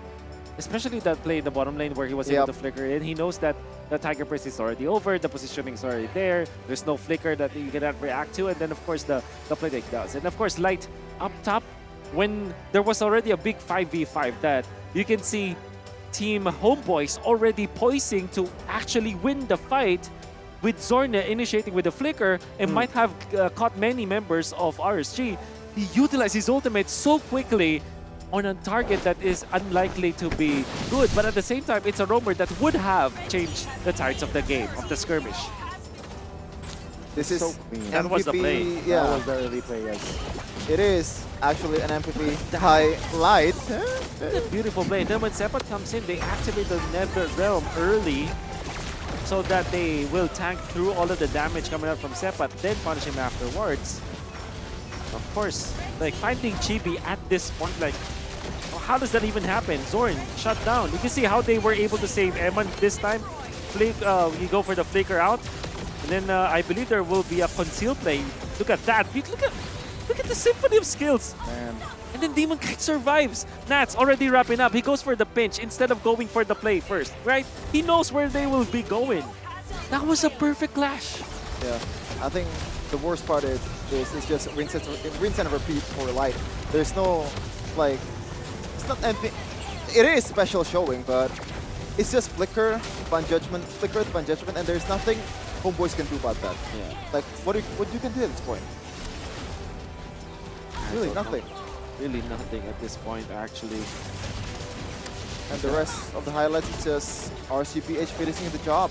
Exactly. I mean, like, we're just literally watching this time, and of course it's very brutal. Rizal activating his Wind of Nature for essentially nothing, and then they take out members of HomeBois one after the other. They take out Chibi, and RSG Philippines have officially showed us the biggest love set of all time when it comes to Mobile Legends professionally. The biggest lead as well, and the biggest lead, kill lead. Okay, let's see. These stats will give more context as to like how dominant, how brutal RCPH was. I mean, look at the items. Sapat, he's not even there. He's already going back home. I'm sorry. No. Like, what I mean is like, no. You know what? I'm gonna take. Yeah, I'm sorry. That was my bad. I'm sorry, Sapat. Yeah, like the graphic is not there.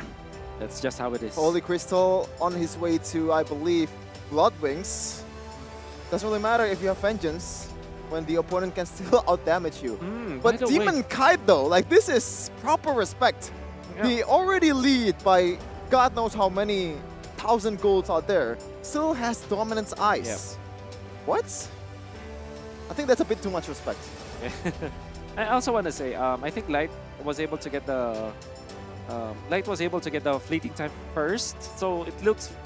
I think this is not the actual order of what items Light was able to get, but I do want to take note that early pick up the fleeting time that allowed him to cycle through all of his ultimate cooldowns, so that he's able to provide RCPH with almost a near perfect game, or actually it was definitely a perfect game. 7-0 and 14 for Demon Kite. That's 21 out of the 25. And yeah, all over the place, they're just destroying HomeBois. You can even remember Nats with a solo kill down the bottom lane. He knows that his items will be enough even after the Needles and Flowers, that he will be able to take out the 1-1 in the bottom lane. Rizal was so desperate to get farm. He gets out of his base, easily destroyed. I don't want to spell damage it. to turrets. No, I don't want to spell it out, man. Like, this is sad. Like, this is. Oh my god. Okay, they got one turtle. Please. Okay, that's so they did better than AP Bren. No, just kidding.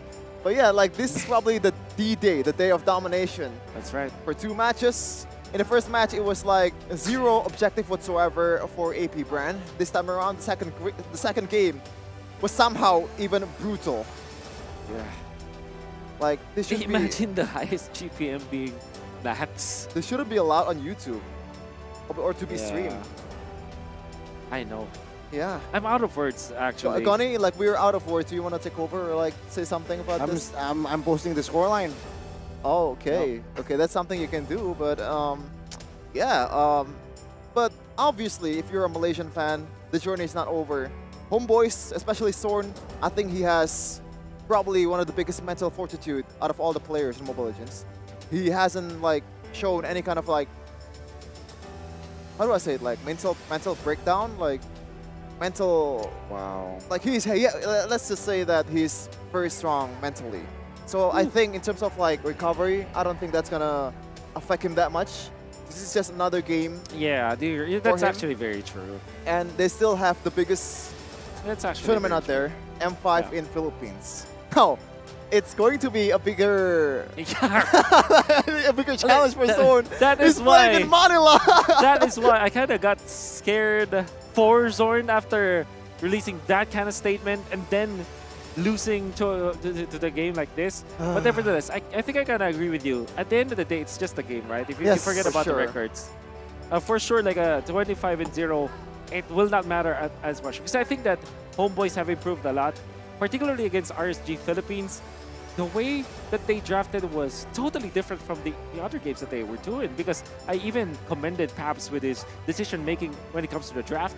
And for sure, if you compare this game for HomeBois compared to the group stage matches, for example, as well as the early stages of this playoffs, this is not how HomeBois wanted to play the draft. They wanted, I think that they might have really maybe overthink in some points of the game. Like first picking the 1-1, you asked for it. Like, but I said, we should know the mid laner first. Automatically, there's the fair miss that Aqua played so well, and it also made a lot of sense versus the 1-1. I always have this #1 rule, or it's actually not #1, but it's one of my important principles, important rules. When there is a 1-1, when there's a fair miss, don't play the 1-1 because it's just horrible. And it happened. Okay, but yeah, as I said earlier, the lows of the lows can bring you to the highest of highs. That's right. As Geek fan myself, 8th place over and over again. A lot of times people are just saying that Geek Fam is just, even like, I'm sorry to say this. Yeah, it's just a punching bag for MPLID, but right now they're representing Indonesia in M5. But let's see what our host will say about the situation. Let's throw it away to Clara and Rose.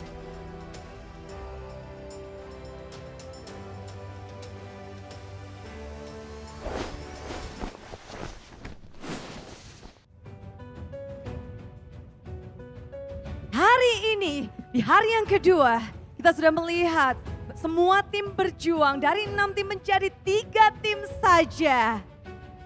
We end our playoffs, technically, second day of our playoffs from 16 teams in this MPLI, and we are down to the final 3, and they are all from the same region, which is the Philippines. Las Palancas.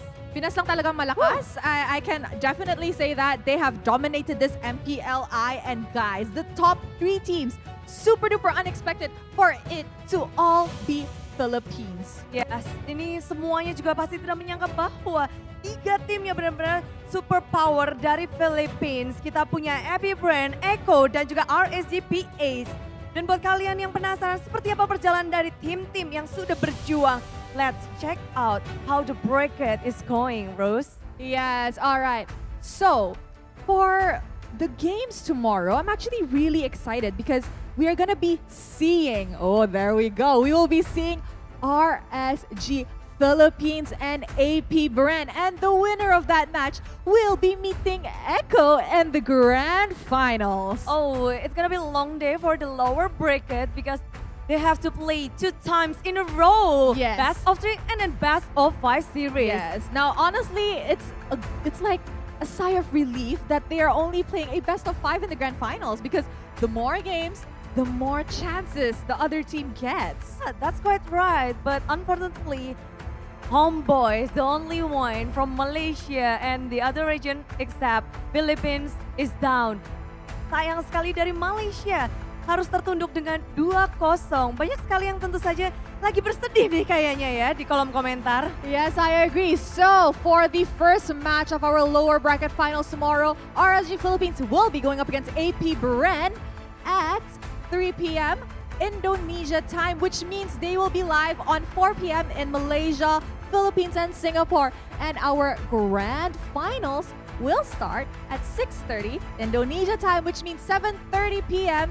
in Malaysia, Singapore, and the Philippines. Ya, jadi catat jamnya, pasang di alarm kalian, jam 3 akan dimulai dari lower bracket final dan dilanjutkan dengan jam 6:30 untuk grand final.